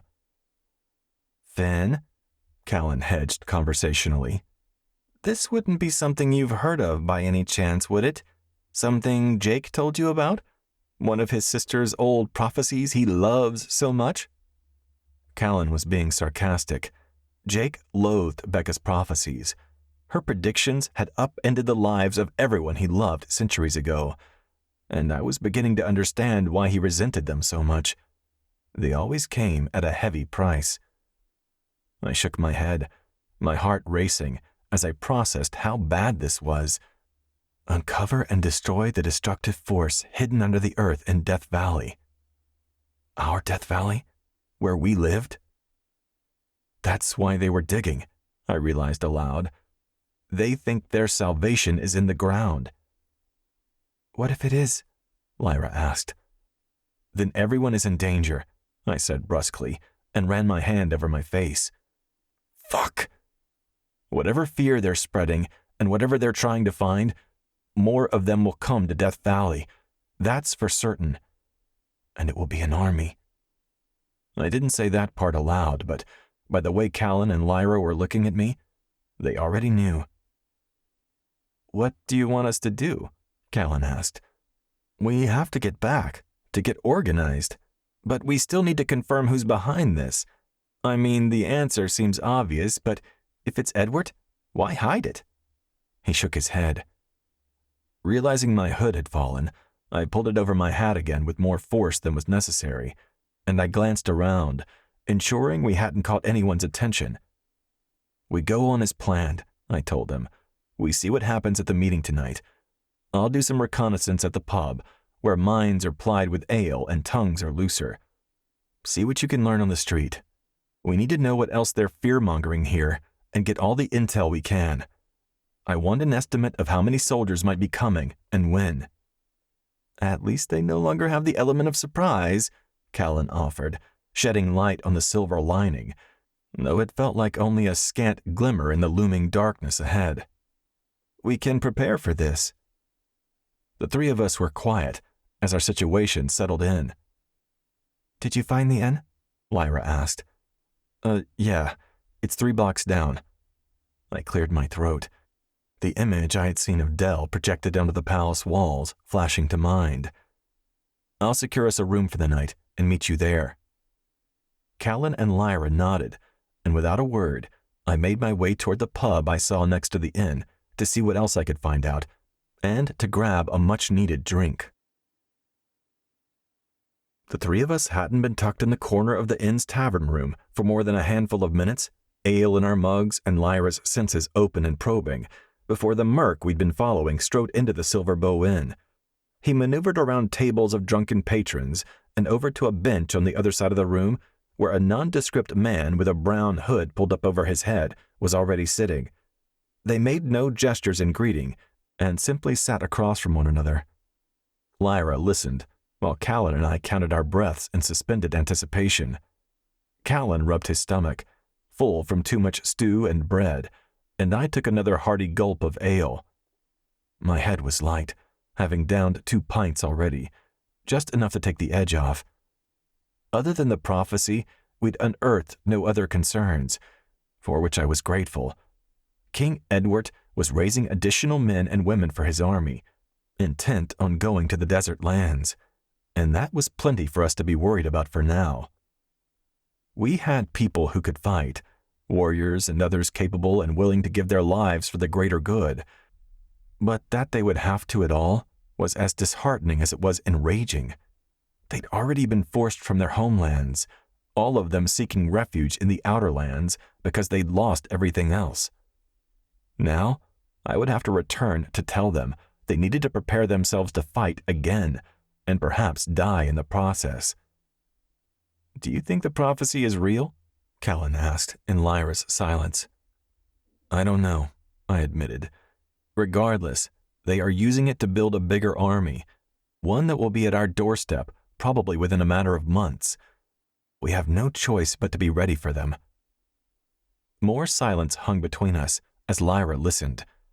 Callan took another swig from his mug, his fingers tapping on the table. What are they saying, Lyra? He hissed. The suspense is killing me. He took another sip of his ale and looked at me. I don't think she knows how this works, Finn. She has to relay the information, not just... Shut up, Lyra bit out. They haven't said how exactly, but... Lyra took a sip of her ale to wet her lips, staring at her mug as she focused on their conversation. Corvo's definitely involved. Callan straightened as I stared at Lyra, unblinking. It took all the focus I had to register her words, to mull them around and let them root, because that was the last thing I'd wanted her to say. I cleared my throat. What else are they saying? Lyra's face was a mask of consternation as she continued to listen. He says his master wants half of the samples taken to Corvo, to a temple on an island. Alcatraz. Callan gasped, and my blood ran cold as chills prickled over my skin. Isn't that where they were harvesting healer blood? He asked. I nodded, reluctant to believe it was all circling back to where it started in the first place. He's telling them they have to leave tomorrow so they can get to the city before the equinox. Lyra shook her head, rolling her eyes and completely oblivious to the gravity of her words. God, they're superstitious bastards. So, we have to go to Corvo, Callan said, his gaze burrowing a hole through me. I hadn't stepped foot inside the Corvo Kingdom in 10 years, not since the massacre in my village that sent us on the trek for refuge. Corvo was the last place I wanted to be, the only place I swore I'd never return. But we have to know what they're doing on that island, I said to no one in particular, and I knew what that meant. As much as it twisted me up inside, my path was glaringly clear. Fen, Callan said cautiously, are you sure? I mean, I know you can do this, but... He grabbed my shoulder. Maybe you should think about it. Lyra glanced between us, knowing very little of my past with the Corvo princess. But Dell's mother was up to something like always. I would find out what it was. I have to go, I told him. There was no other choice. Callan filled my mug to the brim and slid it closer to me. The ale sloshed over the side, and I gladly grabbed the handle, gulping the entire contents down. Then, with a heaving breath, I ran the back of my hand over my mouth, and Callan poured me another. Despite the time that had passed, seeing Dell would not be easy, but I refused to believe she would intentionally put my people and me in harm's way, or that she would knowingly sit by while her mother used that damn island for her schemes again. I had to believe that. I gulped down half of my ale and stared at Callan and Lyra. Both of them watched me with concern. You should get some rest, I said curtly. We leave at first light. Chapter 4. Dell. My steps echoed down the shadowed corridor, like the dreadful ticking of a clock. I was in no mood to sit and speak with Mother, to bear witness to her accelerated deterioration. But it had to be done. We were closer than ever before, she and I, thanks to the weekly empathic check-ins that forced near absolute honesty between us. It had taken all my effort and focus to conceal the truth about Liam's paternity. And it seemed a cruel twist of fate that she would be taken from me soon. Now, when I had finally come to know her, to trust her, to seek her counsel, how unfair that the same circumstances that had breathed life back into our relationship were also killing her. I paused at the doorway to Mother's private chambers. A guard stood on either side of the doorway, their gazes weighing 1,000 pounds each. I slowly drew air into my lungs, reinforcing my resolve to enter her rooms. After blowing out the deep breath, I nodded to Sarah, the dark-skinned, bright-eyed guard on the right. She was from a long line of royal guards, like Gareth, and she was absolutely devoted not only to the kingdom, but to our family. She stepped toward the doorway and pushed the door open, entering the dark sitting room ahead of me. The waning flames in the fireplace cast flickering shadows across the dark wood furnishings. I wrinkled my nose. Even out here, the scent of sickness tainted the air. "Thank you, Sarah," I murmured. She bowed her head and retreated out to the corridor. The door clicked shut behind me as I rounded the back of the sofa and crossed the sitting room, and I glanced over my shoulder to make sure I was alone. When I reached the doorway to Mother's bedroom, I paused on the threshold, my heart lodged in my throat. Mother lay in her bed, flat on her back, still as death. Her long white hair had been wound into a thin braid that disappeared under the covers, but her arms were on top of the blankets, her frail hands folded over her middle, her veins clearly visible through her transparent crepe paper skin. I stared at her chest in the dim illumination from the lamp on her nightstand, waiting for it to rise, too long uncertain if it moved at all.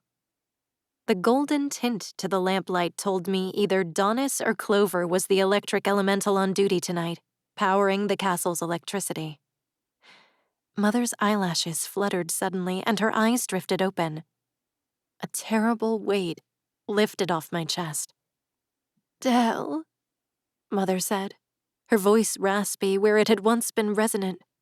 Her roomy stare searched the room before latching onto me in the doorway. She squinted, then smiled. "It is you."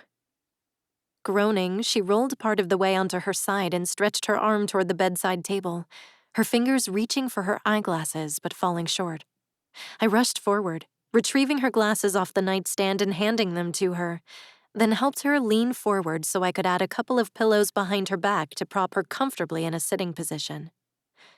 The physical contact between us sent images flitting through my mind, too fleeting and indistinct to understand. But her emotions were clear enough. Sorrow, longing, regret, and above all else, fear. Fear for herself and what she might soon find in the hereafter, and fear for the kingdom she would leave behind. "I thought you were coming tomorrow," Mother said, watching me as I turned away to fetch the chair in the corner and move it closer to the side of the bed. "Or are you worried I won't make it that long?" I set the chair down and stared at her hard. "That's not funny," I said, rounding the chair to sit. She chuckled, but the laughter quickly transformed into a deep, rattling cough. I waited until she had regained her breath and handed her the glass of water from the nightstand. "The cough is worse again?" She nodded, raising the cup with one shaking hand. The hand tremors were one of the first telltale signs of the wasting sickness. She closed the fingers of her other hand tightly around the silver raven pendant she had worn for as long as I could remember. She looked so unsteady that I reached out to help her lift the water to her lips. When she finished drinking, I set the glass back down on the table. "A small dose of the elixir would eradicate the pneumonia," I reminded her, "and it would knock back the progression of the wasting sickness a little." Mother sighed, and even that rattled the fluid in her lungs. "Perhaps, but then what? In another week, it will be some other ailment." This was how it always was in the end stage of the wasting sickness. The body was so weakened that every cold became a deadly illness. "No," she went on. "We need to continue rationing doses to those with less severe cases, and we will reserve the rest for the labs. It would be wasted on me." I sat back in my chair and crossed my arms over my chest, huffing out my displeasure. "How long do you have, then?" "A few days," she said. "Perhaps a week." I clenched my jaw, my focus shifting past her to a painting of two women walking through a grain field hanging on the far wall. I had memorized the description of the bronze placard attached to the bottom of the frame long ago. Zoe Annabelle Cartwright, patron of the empaths, and Rebecca Marie Vaughn, patron of the oracles. It was a common enough image in the iconography of the Temple of the Seven Kingdoms, but this was an unusually lifelike and vivid depiction of the two women. Zoe's dark hair, fair complexion, and keen aquamarine stare reminded me so much of how Mother had looked a decade ago, before the wasting sickness reclaimed her stolen youth and beauty, that I wondered if there might just be some truth to her claims that the Corvo line was descended from Zoe herself. I had my father's darker coloring, so it was harder to make the comparison to myself directly. I released a silent, bitter laugh. What did it matter? The Temple of the Seven Kingdoms was a sham. The patrons weren't gods. They had just been ordinary people trying to survive during extraordinary circumstances. They had lived through the turn, and their momentous actions during the viral outbreak that transformed the world inevitably shaped the Seven Kingdoms into what it was. Only history and the temple's ever-evolving scriptures had warped them into something godlike. "You're in a sour mood," Mother noted, still clutching her pendant. She had been doing that more and more frequently, as if it were a holy object, linking her to the patrons themselves. "Alastor must be on his way back." My lip curled at the thought of my husband, but I said, "It's not that." My arms relaxed as the next breath left my body, and I leaned forward, resting my elbows on my knees and scrubbing my hands over my weary face. "It's Liam," I confessed. Mother's stare sharpened, and it was as though she had shed years right before my eyes. "What exactly is troubling you about my grandson?" I lowered my hands and swallowed roughly, hesitating, reconsidering, doubting myself and the wisdom of finally sharing this secret with her. But the brief spark of hope from his empathic triumph this morning had been snuffed out by what I had witnessed during our ride. I closed my eyelids, needing the visual shield from her penetrating stare. "Alastor is not Liam's father," I confessed. Silence hung in the space between us, and my heartbeat became deafening to my ears, until Mother let out a bark of laughter that set off another round of coughing. My eyes snapped open, and I waited for her to settle once more. "Oh, Dell," she said, her chest still quaking with aftershocks of the coughing fit. "That is the best news I've heard in years." My mouth fell open, and I slowly shook my head. "That would explain his ability to communicate with animals," she said, shocking me with the revelation that she had already known he was more than just an empath. "Who is the father, then?" "A telepath, obviously, but who?" Mother mused aloud. "Gareth?" Before I could respond, she answered for me. "No, that doesn't fit with Liam's coloring. Those green eyes and that auburn hair." She narrowed her gaze, pursing her lips. I saw it the moment she connected the dots to the events of 10 years ago. To the day I learned what she and Malar had been up to, imprisoning and harvesting blood from healers to create an elixir to keep the inbred elite of our kingdom alive. The same elixir had allowed Mother to extend her lifespan decades beyond what was natural. And the same elixir had caused a rebound effect within her body, resulting in her rapid decline over the past decade since she finally stopped dosing herself. 10 years ago, we could have passed for sisters. Now, she appeared old enough to be my great-grandmother. "It was that boy," she said, her eyes unfocusing as she recalled the confrontation in her study. "The meddlesome telepath who helped you steal Jake away from me." "We didn't steal Jake," I snapped. "You were holding him prisoner, Mother. You were torturing him, your own ancestor, one of the patrons," I scoffed, disgusted by her past actions. "We freed him." She had captured Jake 10 years ago, the only patron who still lived, thanks to his healer blood making him essentially immortal. She had intended to use him as she had the hundreds of other healers she and Malar had imprisoned, forcibly taking their blood to process into their precious healing elixir. She hadn't planned on my interference. "You know," she said, ignoring my correction, "when you chose Alastor as your consort, I remember thinking you had a type." She smiled to herself. "Big men with red hair." I frowned, seeing Finn in my mind's eye. He had been on the taller side, his body honed by a life of hard work and survival with his people in the wildlands to the north. but he had been nowhere near as large as Alastor. His magnitude was more in his presence than in his physical size, Mother said, picking up on my train of thought. My mental shields had slipped, and she had plucked the thoughts right out of my mind. I slammed my walls back down, locking her out of my head. That's why you fought me when I advised you to pick another suitor as your consort, Mother mused. I thought infatuation had blinded you to Alastor's cruel nature.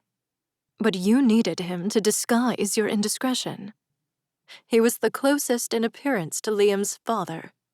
The fight left me, and my shoulders sagged.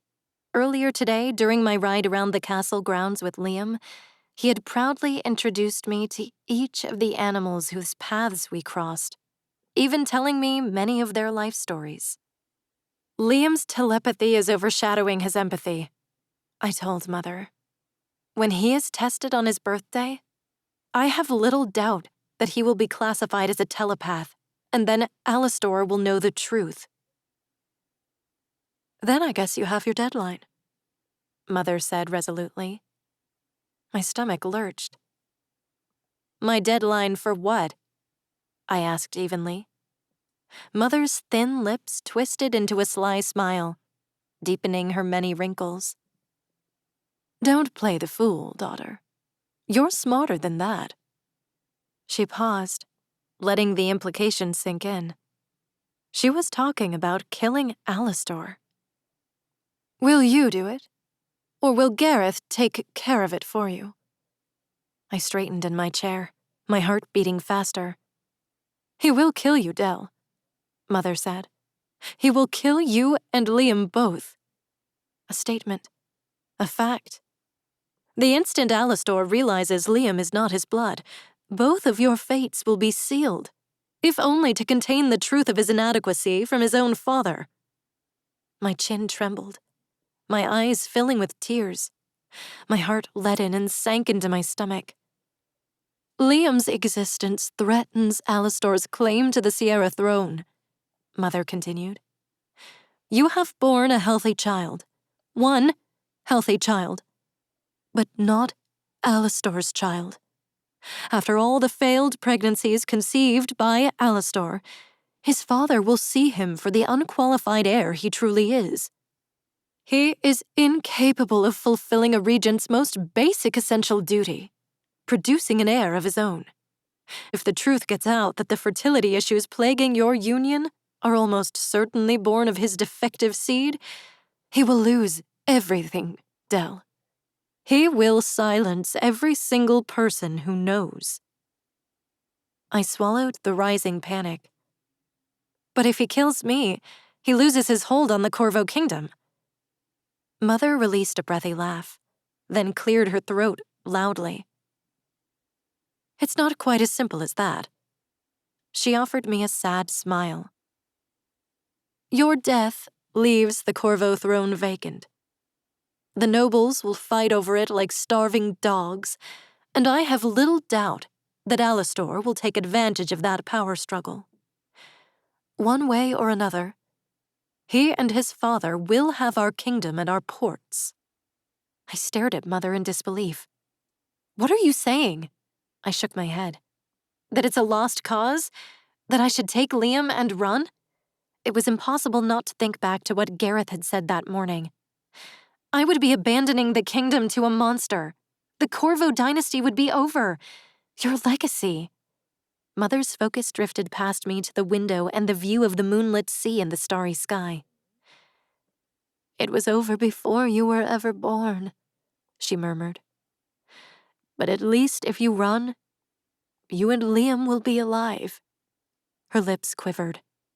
The two of you will be my legacy. I shook my head, more firmly this time. I'm not ready to give up just yet.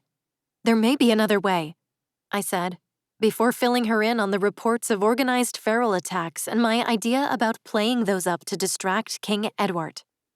I sat in silence, watching Mother's carefully guarded expression as she considered my proposed plan. It's not a bad idea, She angled her head to the side. It would take time. Far more time than I have left. You must be patient and subtle, or Edward will catch wind of the subterfuge. I can do that, I assured her. I can be subtle. And if it doesn't work, Liam and I will leave before his birthday. Before his ill-fated testing. Mother was quiet, her stare assessing. In the meantime, there is one other thing you will need to do to make this work, Mother said. I raised my eyebrows, a silent question. You will need to have a child, Dell, she said. Another child. A successful pregnancy will divert Alastor's attention from Liam and bolster his reputation with his father. Both are essential while you lay your trap. It wasn't hyperbole when I said you would need to be patient. This plan will stretch beyond Liam's birthday. I was already shaking my head before she finished speaking. I've been trying to bear Alastor's child for 10 years, I reminded her. Dozens of pregnancies, all ending the same way. Alastor and I can't have a baby together. Mother's eyes twinkled and the corners of her mouth tensed. I never said Alastor needed to be the father. He only needs to believe the child is his. I opened my mouth, then shut it again and leaned back in my chair. Gareth and I aren't... I took a steadying breath, reorganizing my response before speaking again. I don't want to put him in that position. He's the head of my personal guard and is always with me. He would have to be around his child every day, but never be acknowledged as the father. It would be unfair, and worse, it would be cruel. Mother guffawed. Gareth is more of a father to Liam than either Alastor or that red-haired rebel has ever been. And it would be no different for his own child regardless of what the rest of the world believed. She inhaled a faintly gurgling breath. He is a good man, and those are increasingly hard to find. She raised her hand and tapped her temple with 2 fingertips. Trust me, I know. And he is absolutely devoted to you. That man would walk off a cliff if he believed doing so would save your life. Besides, there has been no trace of the wasting sickness in his family. She nodded definitively. It should be Gareth. My chin trembled at the thought of approaching Gareth with this request. He was my best friend, my most trusted confidant. He was strong and handsome, and he truly was like a father to Liam. But he wasn't. We weren't. I didn't feel that way about him. After so many years with Alastor, I wasn't sure I could feel that way about anyone. I knew she was right. Gareth would do it. But in the end, it would wound him deeply.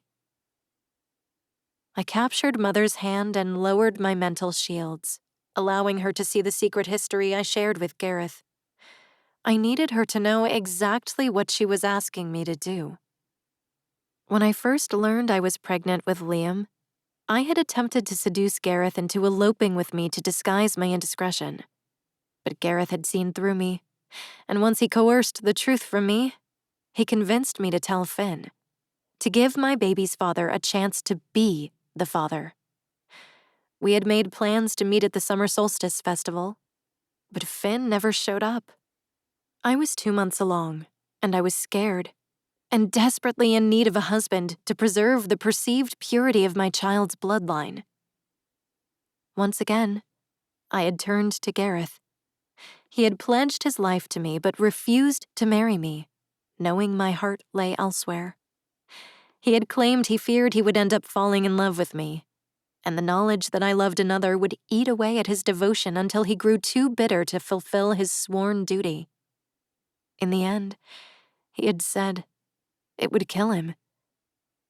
He hadn't liked my choice of Alastor for consort any more than Mother had, but none of the other available suitors had red hair or green eyes like Finn, which meant the ruse would be pointless should the child emerge resembling its father. I had been foolishly determined to make my marriage and family appear legitimate. So much so that I had been blind to just how unlike Finn Alastor truly was. Too late, I discovered the rotten core hidden beneath his charming exterior.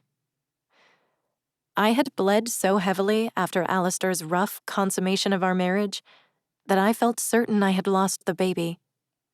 Gareth had been prepared to end Alastor's life then. But 2 weeks later, I felt the first flutters of movement within me, and for the time being, Alastor's life had been spared. "Enough," Mother said, withdrawing her hand. Tears streaked her heavily lined cheeks, and she wiped them away with one hand. "This changes nothing. If you wish to preserve your relationship with Gareth, gather Liam and leave Corvo City now. Tonight. If you wish to fight for the kingdom and follow through with the Feral's plan, then you must commit to this course, Delphinia. Wholly and completely." She suppressed a cough. "Or you will surely fail." Her shoulders hunched, her chest jerked with the most violent coughing fit I had witnessed yet. Blood spattered her hand and sprayed on the sheets. All of this talking was taking its toll on her body. "I'll fetch Dr. Robbins," I said, standing abruptly and rushing out of the room. As I raced down the corridor, Mother's words echoed in my bones, leaving me feeling hollowed out and incapable of making a decision. A decade ago, I had cursed her for her ability to make ruthless decisions with an ice-cold heart. But after all these years, I finally understood. She had sacrificed the few, the healers, to save a kingdom.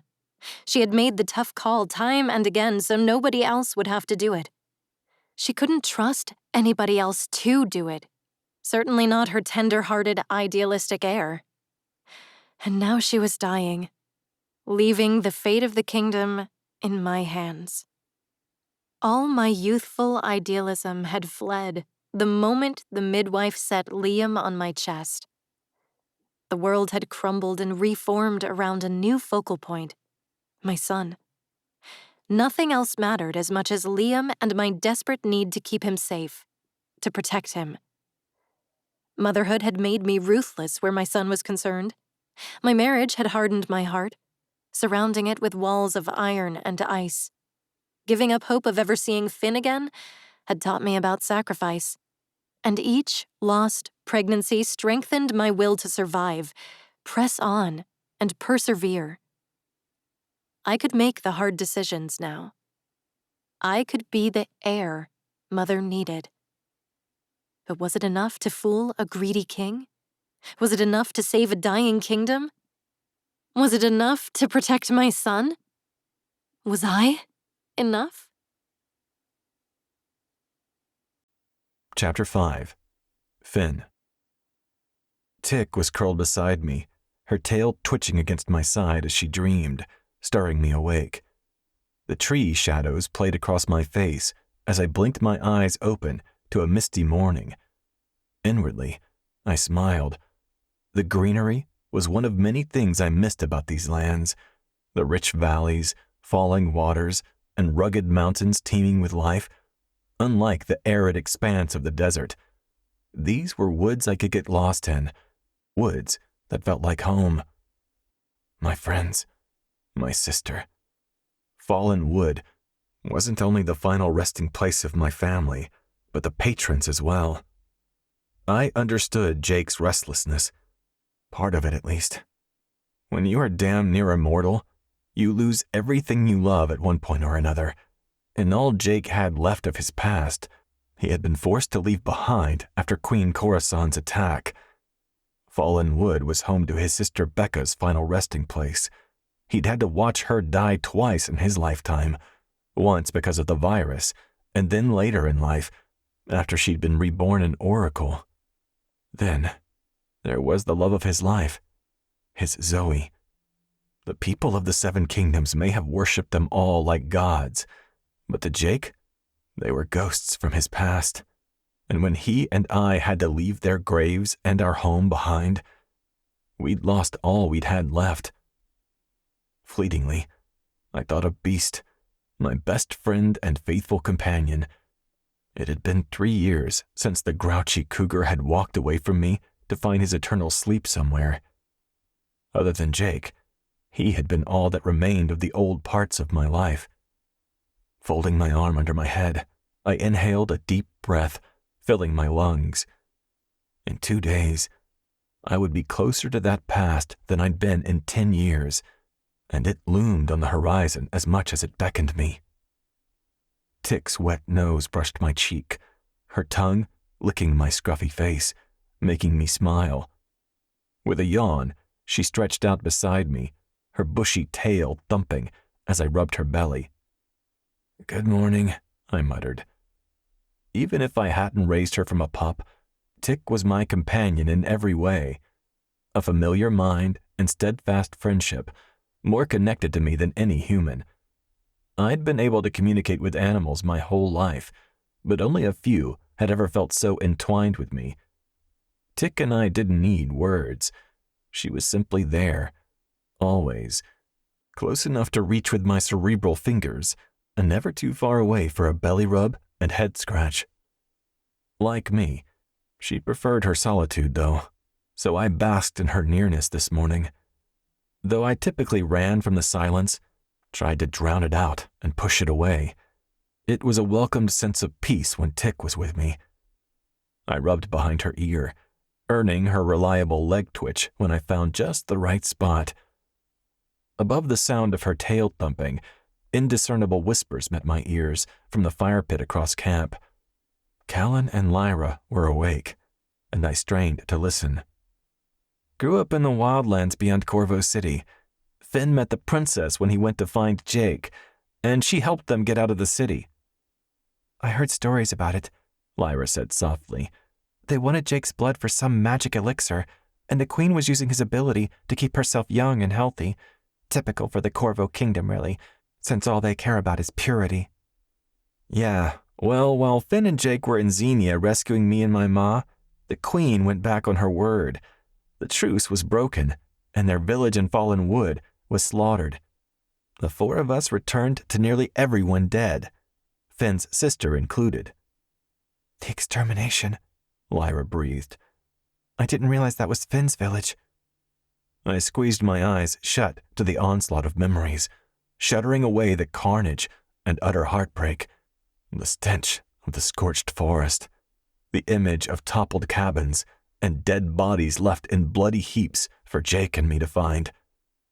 After getting him away from Corvo and the Queen's torture, and then the massacre of all the family we had left, Jake was never the same. But I guessed 300 years' worth of survivor's guilt would do that to a man. I swallowed the regret, guilt, and hatred I tried to keep buried.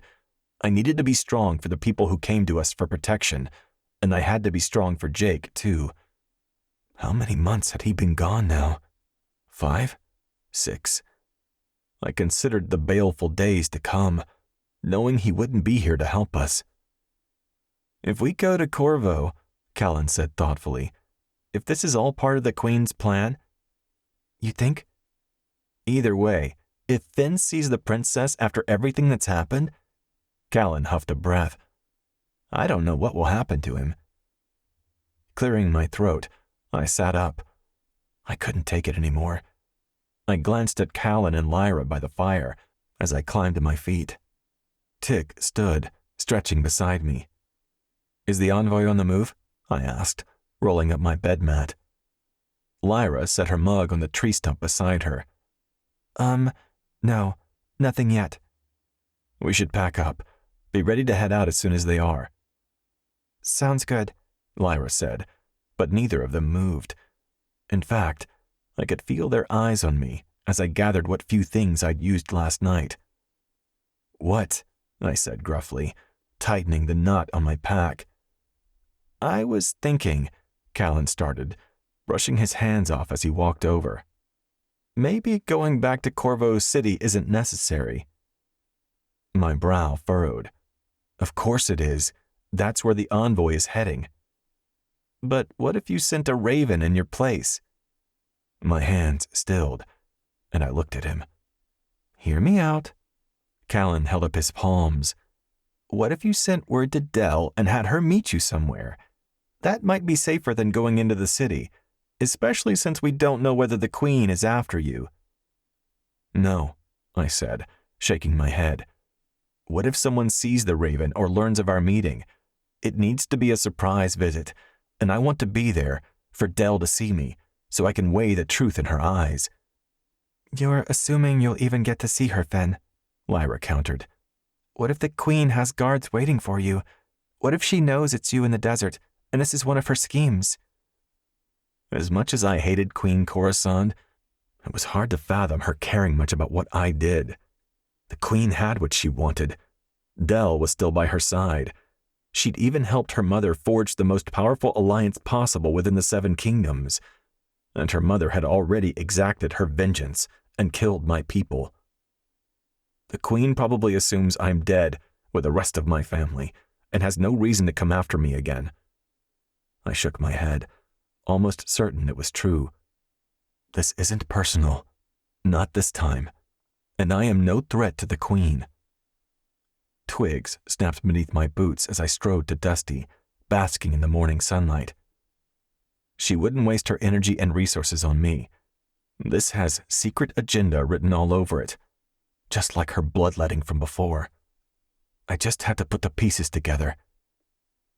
Reticent as they were, Lyra and Callan tended to their own bedrolls before saddling their horses. "Besides," I added, "we'll be dressed as Sierra soldiers going into the city. They won't know it's me." I ran my hand down Dusty's gray forehead.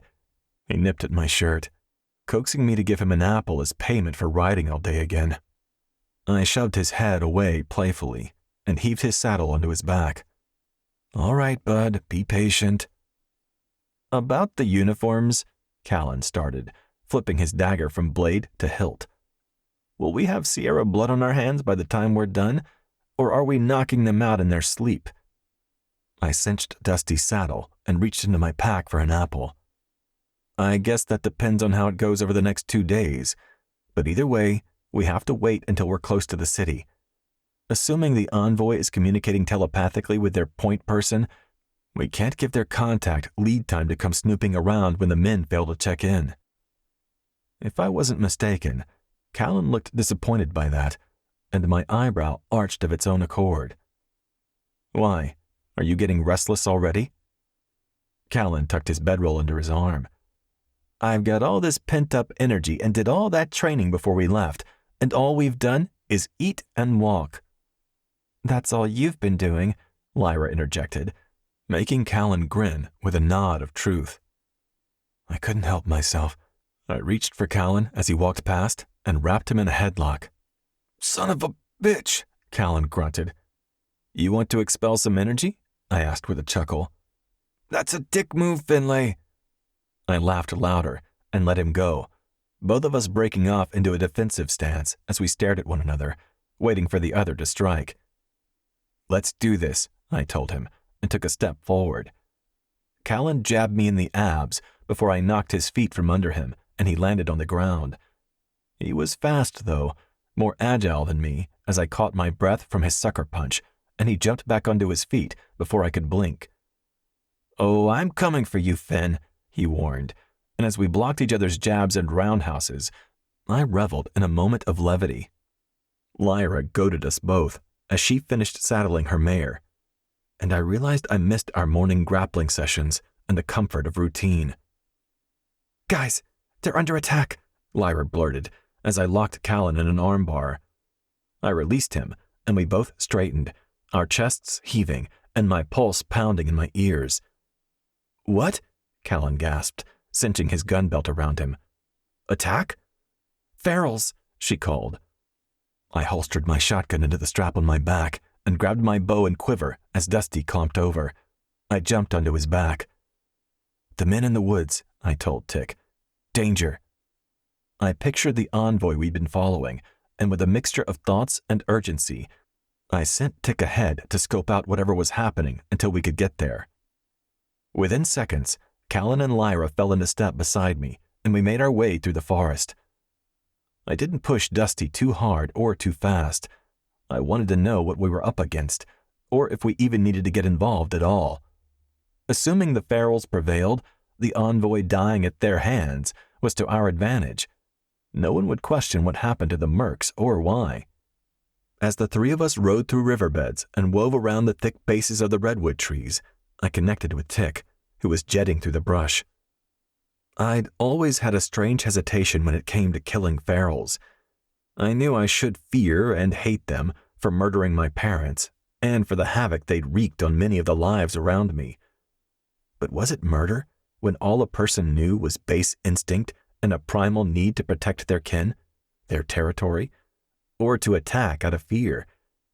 I wouldn't shoot a territorial bear if I ventured too close to her den unless I was forced to. That's what ferals were, humans reduced to creatures, and the connection I'd always had with the animals wouldn't let me hate them. Not entirely. Tick stopped in the dense ferns near the boulders surrounding the guards' camp. A small pack of ferals ravaged the place, attacking the soldiers with spears and axes. But it wasn't the number of them that gave me pause. 2 ferals sat on horseback, removed from the fight. I'd never seen a feral on horseback, let alone removed from the group, watching the others fight as the woman and girl were, as if they were merely observing. The guards were heavily armed, but they'd been caught unawares, their movements frantic and disjointed, unlike the ferals.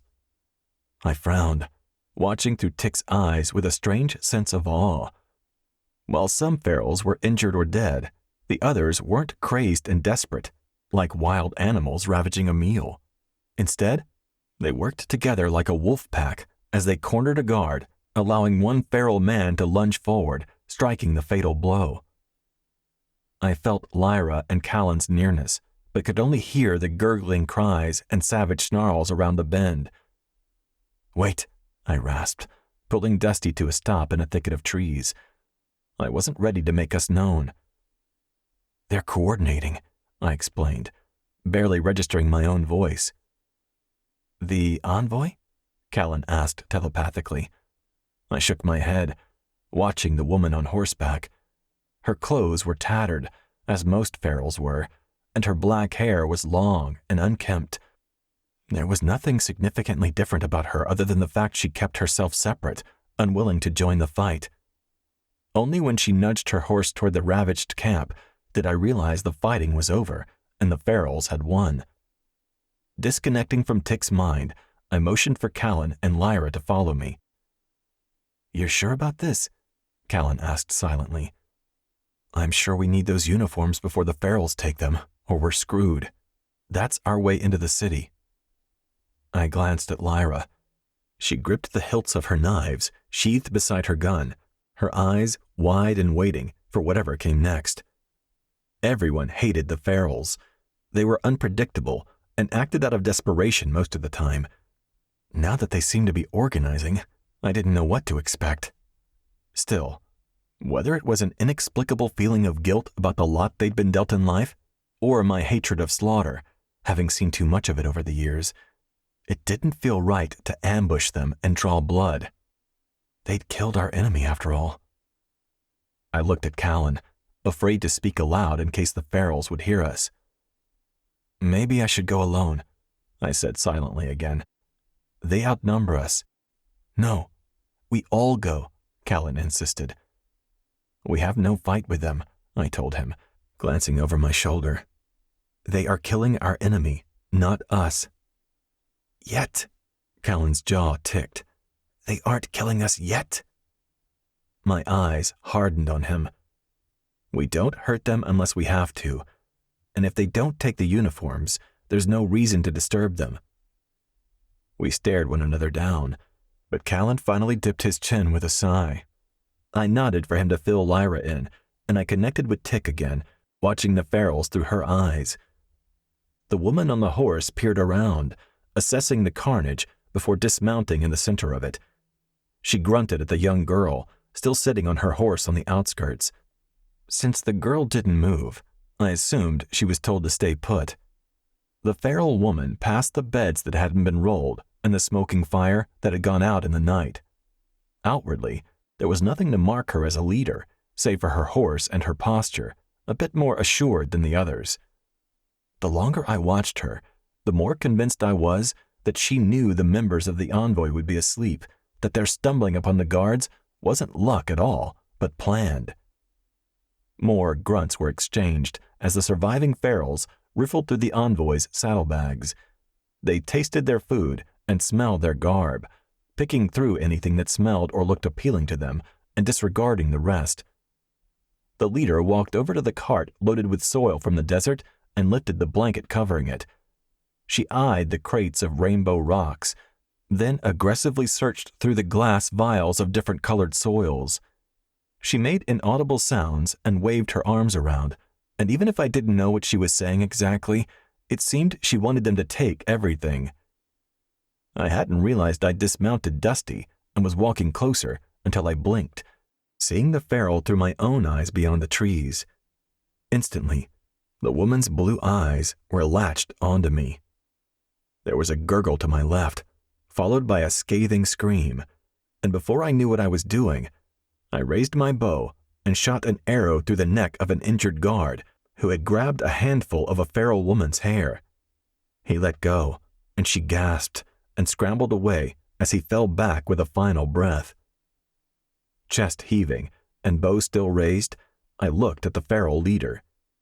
Her chest was heaving too, her eyes wide and assessing me. Easing my stance, I lifted my hands, bow unaimed, and hoped she understood I was not there to harm them. The longer the woman stared at me, her blue eyes boring into mine, the more I believed she did. I stared back at her, thinking about a day in the ruins outside of Corvo City years ago, when another feral woman had Beast in a cage, prepared to skewer him for her evening meal. I'd been able to communicate with that woman like I could with animals. It was different and difficult, straining my mind in a way that had debilitated me for hours after. But I'd done it. The leader's head twitched, her eyes darting behind me as Lyra and Callan stepped into view. "Hey," I said calmly, "we won't hurt you." I raised my hands and bow higher. I wasn't ready to completely divest myself of my weapon yet. Though the woman snarled and her lip curled with distrust, she didn't attack us, nor did her people. "Finn," Callan warned silently, "what are we doing exactly?" "Just wait," I breathed, and gaze unwavering on the woman. I thought about each and every time I'd fought a guard or against the kingdoms. I made a conscious effort to think about my own fear and hatred, and about the people I loved dying because of men like these, lying on the forest floor in dead heaps. My sister in a bloody heap among dozens of others, children included, and my utter guilt and sorrow. My best friends with holes in their stomachs from laser warfare. The woman's eyes widened as she saw my thoughts, probably only flickers of them. But it was enough. She straightened, looking half panicked, but more confused than anything. And curious. I pointed to the guard nearest me, then gestured to my clothes. Her head tilted, much like Tix did when she was watching a gopher hole, and I risked breaking the silence between us again. "We won't hurt you," I repeated, even if she didn't understand. Slowly, I walked over to one of the dead guards, and while the feral woman watched, unmoving and intent, I removed the dead man's pauldrons and helmet. The woman continued to observe me for what felt like 1,000 heartbeats, until finally I had undressed one of the guards and slowly walked the uniform back to Callan. "Are you trying to give me a heart attack?" he said, taking the armor from me. I laughed in my head. Apparently I'm trying to give myself one too. The woman looked between Callan and me as if she sensed something between us, which made me all the more curious about what was happening between my mind and the feral leaders. I pointed to another dead guard, and this time the woman's head jerked slightly as if she was giving me permission. And that's how it went for minutes that felt precariously long and thrilling at the same time. When I had the 3 uniforms we needed, I took a step back, realizing our horses had walked up behind us at some point, coming to our aid should we need it. The ferals around the woman grew restless, their heads whipping from her to me and back again, waiting for direction. I'd never seen anything like it, never knew it was possible for ferals to be anything other than one-track minded, acting out of fear, instinct, and necessity alone. But this was something else, something new. "Thank you," I said, staring into her blue eyes. I couldn't tell if she was closer to 30 or 50, with her hair hanging in her face and her cheeks covered in dirt. As I took another step backward, I willed her to say something, to converse with words, but none came. Slowly, I climbed onto Dusty's back, trying not to make any sudden movements that would crack this ice-thin truce between us. The ferals were silent, making no moves against us as the three of us turned our horses, nudging them into a run, and got the hell out of there. "Holy shit!" Callan's voice was breathy, even in my head. "Did that just happen?" "Yeah," I said aloud, taking a deep breath. "It did." Chapter 6. Dell. "It's your call," Hills said, her voice hushed to keep her words from reaching the ears of the doctor waiting in Mother's sitting room. From my position on the window seat, I stared past Hills to Mother's bed. She hadn't opened her eyes for 3 days. This morning was the critical point of prognosis. At least, those had been the doctor's words. If she hadn't awakened by then, she likely never would. All night and all morning I sat at her bedside. Not once had she stirred. Gareth lowered himself to his knees on the floor before me and captured one of my hands in both of his. "Dell, I know this is a difficult time, but we need to know what you want to do." I dragged my focus to him, to his amber eyes. Sympathy softened his hard features, and his stubble was scruffier than usual with a couple of extra days' worth of growth. "Do you want our rangers to start staging feral attacks?" Gareth asked. My attention drifted past him once more to Mother's still dying form. She would have said yes. She would have argued that the lives lost in the staged attacks were necessary sacrifices to save the kingdom. A few dead now to save tens of thousands later. She wouldn't have even hesitated before agreeing. I turned my head toward Sid perched on the windowsill and the view of the grounds beyond the moat, unable to face that hard truth. The fruit trees in the orchard were awash with blossoms ranging from snow white to vivid pink. And the verdant hedges in the maze bordering the northern edge of the orchard appeared faded by the bright afternoon sunlight. I shook my head. I couldn't do it. I couldn't damn innocent people. There had to be another way. "They can stage feral attacks at existing attack sites," I said, my voice weak, and once again looked at Hills. "But no new attacks. No new deaths." Mother had said I would need to commit fully if this plan were to work, and I was prepared to do it. But I was committed to doing it my way, without throwing away the lives of innocents. I may not have been crowned yet, but I was the Queen Regent of the Corvo Kingdom, and if I wanted to retain the people's loyalty through the trying times that lay ahead, my reign needed to be built on a platform of honor and trust from the very beginning, from this moment. "Very well," Hills said, her tone flat. "We'll focus on planting reports of organized feral attacks for now." She bowed stiffly, then turned and strode away. I watched her leave the room. "She doesn't agree with my decision." "She's not queen," Gareth said, rising only to lower himself down to sit beside me on the window seat. My attention drifted over Mother, then Gareth, and landed on the window. From my vantage point, I could see the entire western portion of the city, as well as the wild lands across the strait to the north, beyond the water glittering in the afternoon sunlight. Fens, wild lands. His people had abandoned their settlement, concealed within those coastal woods nearly a decade ago. But part of me still believed that if I stared hard enough, if I searched long enough, I would find him out there.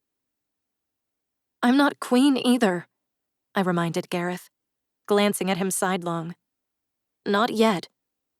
Not until Mother was gone. Dead. Not until I was crowned. I drew in a deep breath and exhaled slowly, hoping to release some of the dreadful anticipation gnawing my gut. It wouldn't be long now. I need to think, I said, standing abruptly. Sid stirred on the windowsill, fluffing his feathers to prepare for flight. He hopped closer to me, then spread his wings and flapped once, propelling himself toward me. I held out my arms so he could land. His talons dug into the bracers on my forearms and caught on the ridges of hard leather sewn into the upper portion of my tunic sleeves, as he climbed my arm to take his usual position on my reinforced shoulder. Gareth rose as well. A walk around the grounds? I shook my head and looked at Gareth, offering him a pitiful excuse for a smile. I don't want to go too far from here, I said, glancing at Mother's bed. Besides, Alastor could return any day now. I never liked to stray far from Liam when that man was potentially nearby. Come with me, Gareth said, starting for the doorway to the sitting room, his leather armor creaking with each step. I know just the place. I stared after Gareth, thinking I didn't deserve him. Not when for 5 days I had been withholding from him the essential role he would play in this delicate, complicated plan to save the kingdom. Gareth stopped in the doorway and looked back at me. He cast such an imposing figure that part of me believed he truly could shield me from all harm. I grasped that illusion tightly, holding it close as I followed him out of Mother's bedroom. I peered around Mother's study from the wingback chair at her desk. Walls of packed bookshelves surrounded me, and beneath the scent of wood smoke from the fireplace, my nose detected the hint of vanilla that was ever present in this room. It was the books. Mother explained once when I asked her about the faint but distinctive scent. Many were ancient, from before the turn, and apparently, as the paper bound within their covers aged, it released the familiar sweet notes of vanilla. Gareth had taken up a post at the door, positioning himself between me and the most likely source of threats. And Sid dozed on the mantel, his beak tucked against his wing, soaking up the heat drifting up from the fireplace below him. The surface of Mother's desk was barren, as usual, the scuffed expanse of oak on full display. How many of the Corvo queens had sat in this exact spot, planning and plotting? How many awful decisions had they made in the name of protecting their kingdom? How many would have ordered the Rangers to stage additional feral attacks? Was I making a mistake by holding back? Would doing the right thing result in disastrous consequences? I reached for the handle to the desk's top drawer, unsurprised it didn't budge when I pulled. Mother had kept her desk locked for as long as I could remember. I withdrew a pair of decorative hairpins from my low bun and leaned forward, fitting the pins into the lock. It had been ages since I last picked a lock, and I was rusty, taking far longer than I should have. But after a couple of minutes, the lock clicked, releasing the drawer. I glanced at Gareth. He was watching me. The corners of his mouth tensed like he was suppressing his amusement at my unqueen-like behavior. My attention drifted back down to the drawer as I pulled it open, and my brow furrowed. I wasn't sure what I had expected, but not this. Not an assortment of mundane desk supplies and writing utensils. Frowning, I pulled the drawer open as far as it would go. It stopped short at roughly the halfway point. I fished out the pens, scissors, and other supplies, setting everything on top of the desk. Then, I felt around the drawer. searching for a false bottom or back panel, but nothing unusual was found. There was no obvious reason why it had been locked. It was just a drawer. I shut it and moved on. The next drawer down was filled with a half-dozen thin, leather-bound books. Ledgers, it turned out. I would need to look through those more closely, but not today. I returned the ledgers to the drawer after briefly skimming through each and moved on to the next drawer. This one was filled with loose sheets of paper. I leafed through them and found reports on many things relating to the kingdom, from the dangerous to the mundane. The bottom drawer was filled with manila file folders, each folder labeled in Mother's slanted hand with the name of a location within the 7 kingdoms, most within Corvo Kingdom. I pulled out a folder labeled Alcatraz. That forbidding island was where Mother and Malar had held the captive healers prisoner. It was the place where everything had changed. The folder was fairly full, and when I opened it, I thought I might find information on the elixir, the healers who had been held against their will, or possibly even a report on Finn's and my infiltration of the elixir operation all those years ago. I had not expected to find a sketched portrait of Finn staring back at me atop the stack of papers, his face looking exactly as I remembered him. My breath hitched, and my chest tightened, constricting my lungs. I traced the strong lines of his face with gentle fingertips. He had grown fuzzy and indistinct in my mind's eye, but my memories of him sharpened into pristine focus as I studied the drawing. It was so incredibly lifelike. I could see Liam in his eyes and the shape of his lips. And this was merely a pencil sketch. Though Liam was still just a boy, I could see how much more he would grow to resemble his father in the years to come. Hands trembling, I folded the sketch, then folded it again and tucked it into the side pocket of my tunic. I felt a little lightheaded as I skimmed through the rest of the documents in the folder, then peeked into the other folders, but all I found were more reports, along with some more sketches, of people and places I didn't recognize. I shut the bottom drawer and settled back in the chair, thrown off balance by the unexpected encounter with an image of the man I had given my heart and body to so long ago. My stare lingered on the top drawer, my thoughts returning to its refusal to open as far as the 3 drawers beneath it, not to mention the fact that it had been locked at all when the only items within were utterly inconsequential. Straightening, I pulled the top drawer open again, tugging harder than before. If I pulled it all the way out, maybe I would find something hidden behind it. But it still wouldn't budge. I reached into the drawer, feeling the underside of the desk's top to figure out what the back of the drawer was catching on. Maybe a protruding screw or nail? The desk was ancient, after all. Perhaps it was in need of repairs. My fingers brushed over something hard and rectangular, something shaped very much like a book. Or rather, a metal pocket screwed into the underside of the desk, holding a book. Heart beating faster, I slid the concealed book free and set it on the desk. It was leather-bound and worn, but not ancient, like so many of the books in the study. The raven insignia that had represented the Corvo dynasty since its inception 2 centuries ago was stamped onto the front cover. Breath held. I opened the book. The first page was blank, but the second was filled with Mother's familiar slanted handwriting. The top of the page was labeled Corvo City Marina, 276 to 279 AE. Beneath the underlined label, Mother had listed a series of letters and numbers. It appeared to be some sort of code. RMV 25 AE 177. DIF 178 AE 23. SHF 236 AE 79. KSD 143 AE, 34.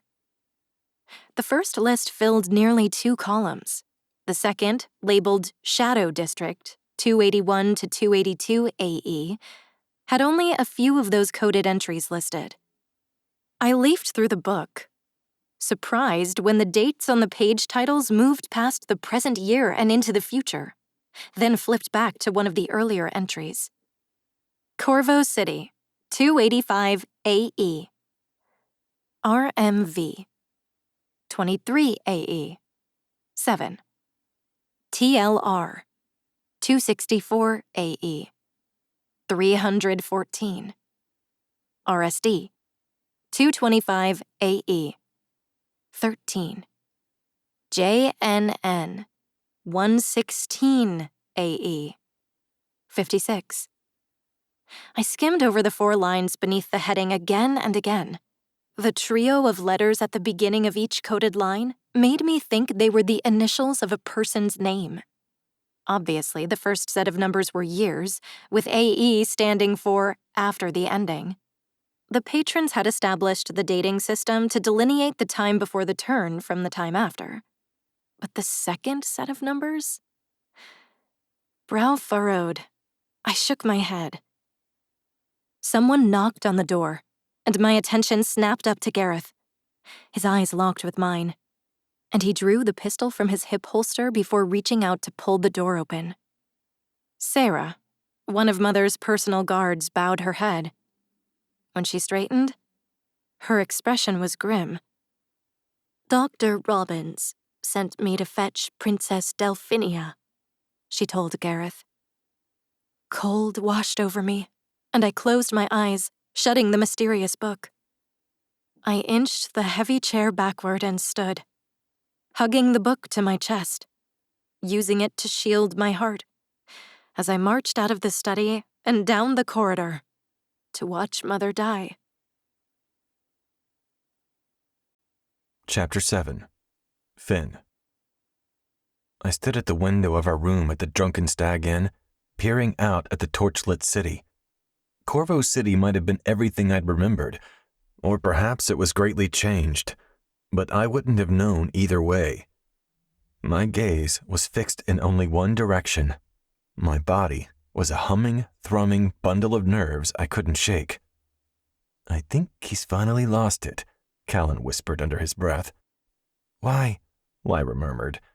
"He's too quiet. He's always this quiet." "Yeah, but—" "I can hear you, you know," I said, tugging down the steel black chest plate of the Mantis guard uniform. It was too restrictive, and the leather pauldrons were too tight around my shoulders. The uniform was too small and suffocating, and even in the cool evening, my forehead beaded with sweat. I ran my fingers through my hair. I'd worn a dozen disguises, but this was different. The castle glowed through the mist, a daunting beacon in the heart of the city, taunting me. Now was the time, under cover of the foggy night, to sneak into the castle unseen. My owl friend had scoped it out, ensuring Dell's suite was lit up, that someone was within. "Finn," Callan said, and when I looked at him, his expression was one of concern and fatigue. We'd been on the road for days, the 3 of us wrought with anticipation at every step, even if it was for different reasons. "How will you get to her?" he asked. "The castle is heavily guarded." "I know the castle well enough," I told him, meeting Lyra's eyes first, then Callan's. "I'll take the route she showed me last time." "And if the route is blocked or guarded?" "It won't be." "But what if it is?" Lyra hedged. "Then I'll pose as one of the guards," I said hotly, and began to pace.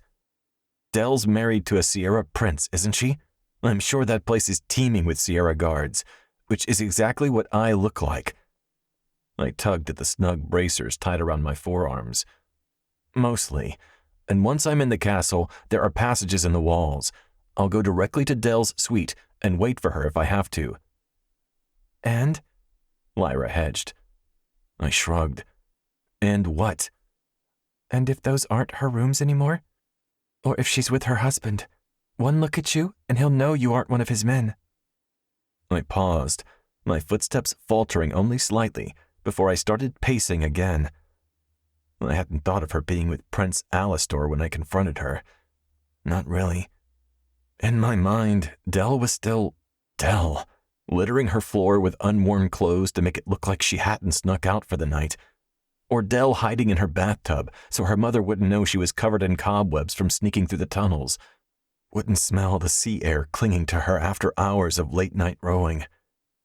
To me, the princess was still the Dell who would sneak out of the castle to save an innocent man and risk everything to do what was right. Who would help me if I asked her to, because she knew she could, that she should. But I couldn't help the flood of uncertainty as I considered Callan's fears. Had she moved to another wing of the castle? Would I find her with her husband? My hands clenched at my sides. With the owl only able to see light through the shuttered window, there was no way to know what I might walk into, and the endless possibilities had me second-guessing the entire plan. Callan and Lyra sat on one of the cots, ale mugs gripped in their hands, watching me in silence. I'd had 2 days to come to terms with this moment, and I thought I had, but it wasn't a stranger with a pistol I would find at the other end of this. It wasn't a shadowed figure or a man with menace in his eyes who I could fight and kill, knowing it was for the greater good. If all went according to plan, I would be face to face with Dell before the sun rose, and I wasn't sure I could bear what I might discover. "Fen," Callan rasped. "Take a deep breath, man. You're stressing me out." I ran my fingers through my hair again, glaring at the wall of pitted plaster. "What if you're found out?" Lyra asked more softly. Callan glared at her. "He's not likely to calm down if you keep asking him questions like that, now is he?" he gritted out. But Lyra ignored him, calculated and pragmatic as always. "What if Callan checks in with you and you need our help?" She glanced around our dilapidated room at the cracks inching up the walls. "There's only so much we can do from so far away. We should go with you. That way, we're closer in case you need us." I shook my head. Unless they were inside the castle with me, there was little they could do to help. "You can come as close as the castle walls, but you can't go inside. I won't risk you being captured. Someone needs to make it back to Shoshone to warn our people. Besides, I'm less likely to be found if I'm alone." Lyra looked me up and down, and I rolled my eyes. I knew what she saw. A big guy like me wouldn't go unnoticed easily. "Just trust me," I said, as I began pacing again. "You want me to trust you?" Lyra scoffed. She stopped me and gripped my shoulders as she turned me to face her. "Then pull yourself together." Her deep blue eyes hardened on me, lingering, and seeing more than I probably wanted her to. But I didn't want to hide from her. From them. "Look," she said, exhaling a heavy breath. "I don't pretend to know what you went through before I met you, Fen, but this isn't you. Whatever this princess did to you, it's in the past. That's what this is about, isn't it? You need to be here now. You have hundreds of people to protect in the present, people who have a sense of peace they've never even dared to hope for because of your efforts. And now the Sierra soldiers are likely coming for our settlement within a few weeks' time, so you have to figure this out." I blinked at her. "Wow, nice pep talk." "Well," she shrugged, "you've held it together for what, 10 years? Don't fall apart now. We'll need a leader when we get back." Lyra pointed out the window. "If that princess is the only way to figure this out, then get in, get your answers, and get out so we can move on. What's the worst that could happen?" Callan opened his mouth, but Lyra waved her hand to silence him. "Don't answer that." She sighed, her eyes searching mine again. "Dell is the only reason we didn't go back right away. So, see this through." My shoulders squared as I imagined myself through Lyra's eyes, a pathetic, weak mess of a man still hung up on his boyish crush and still angry for betrayals I wasn't sure I had any business holding Dell accountable for, even if I wanted to. I was angry for circumstances that wouldn't change unless I pushed it all aside again and did something about it. "I know you, Finn," Callan said, rising from the cot. He gave me a sidelong look as he handed me his mug of ale. "This isn't just about seeing Dell. She left a mark on you, sure, but you're stronger than that. What are you really afraid of?" That I dared to hope. Realization dawned on me at that moment. A single childish hope that not everything had changed. "I'm afraid I'm wrong, and Dell's not the same person I knew, and..." I hesitated. "And I don't want to hate her." Lyra frowned. "I thought all of this brooding was because you sort of already did hate her." Callum looked at her like she was daft. "Don't you know? There's a fine line between love and hate." I ran my fingers through my hair. Was that what this was? Love or hate? It was hard to name anything in between.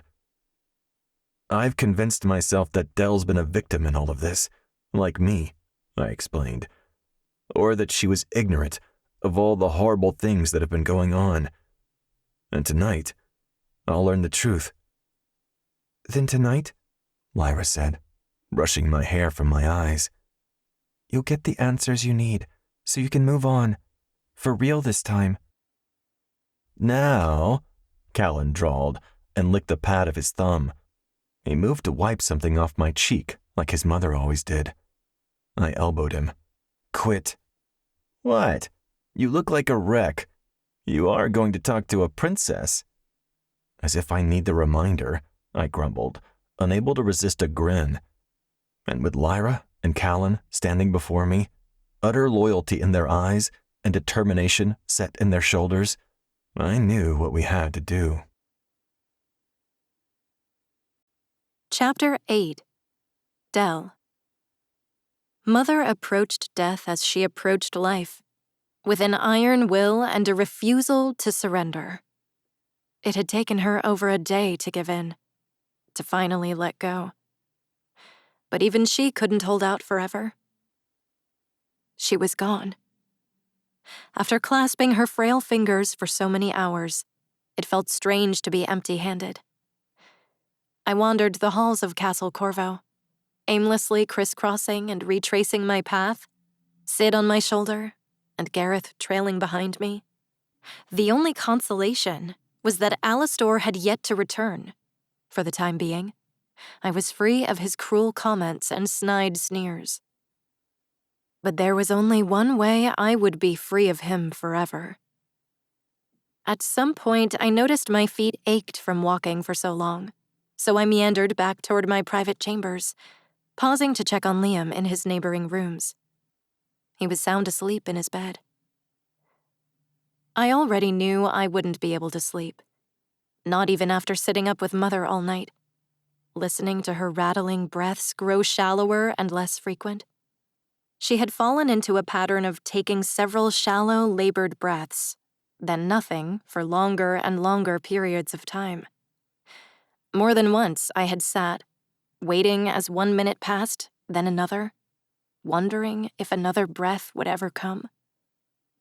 Eventually, it didn't. The wine cabinet tucked into the corner of my sitting room would provide the oblivion I desperately needed. I rarely overindulged, usually only on the nights I had to be with Alastor.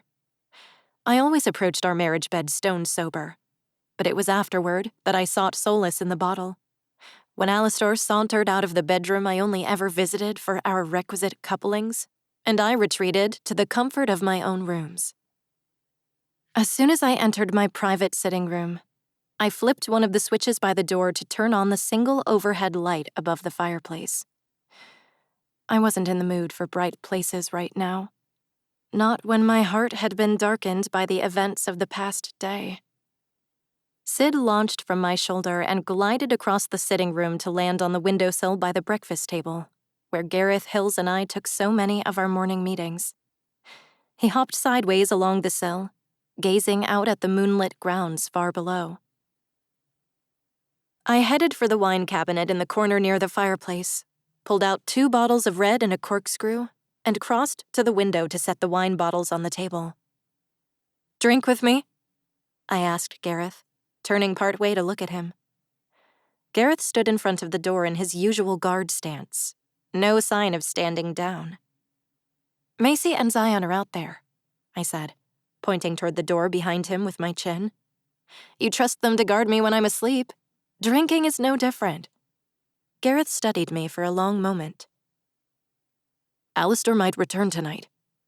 I snorted derisively. "I don't want to drink with Alistair." "Dell." Gareth's broad shoulders and stiff posture relaxed some, enough that I knew I had won. "You know what I mean." Standing beside the table, I grabbed one of the bottles and twisted the corkscrew into the cork. "I'll command you if I have to. My first official order as queen could be to make you drink with me." The corner of Gareth's mouth twitched. "You haven't been crowned yet." "Touché." I raised my eyebrows as I leveraged the cork free. "Maybe I'll beg you then." I lowered my chin, smiling coyly. "I bet you'd like that. Me begging you?" Gareth clenched his jaw, his expression going cold. "I know you're hurting right now, so I'm going to pretend you didn't just say that." My cheeks heated and my chin trembled. Tears welled and spilled over the brims of my eyelids in record time, and I set the wine bottle down on the table.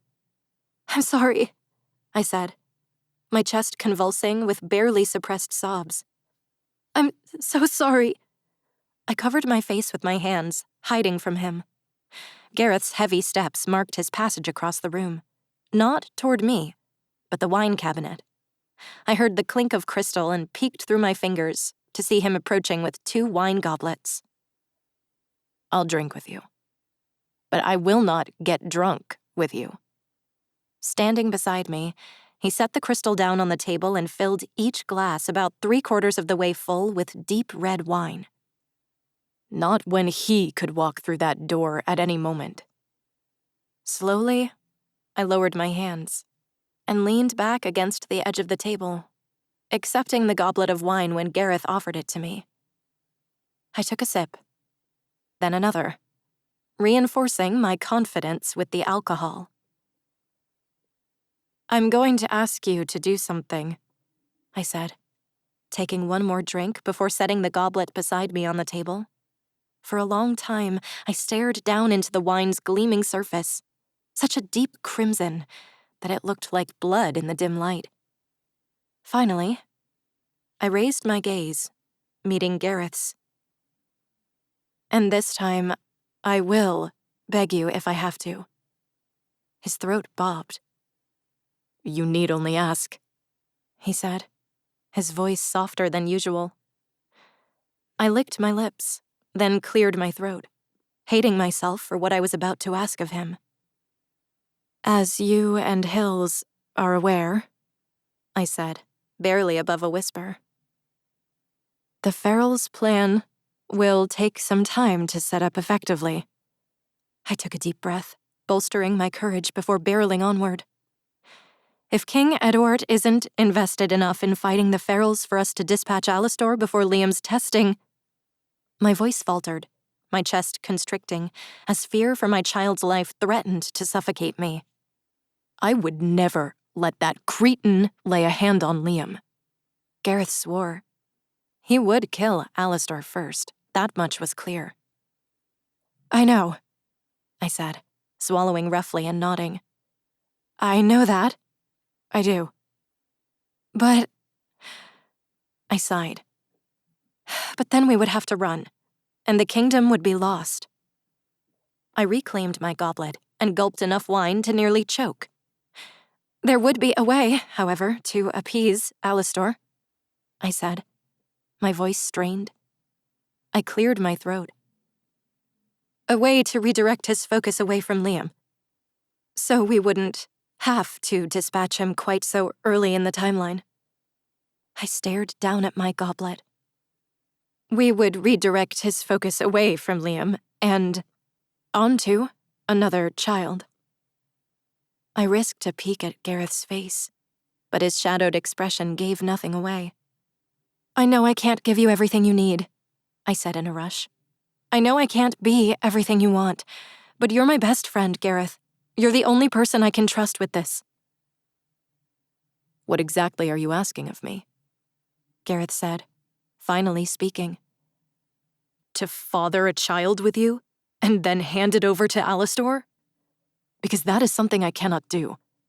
"No," I said, shaking my head frantically. "We would take care of him before the child was born. I will swear that to you.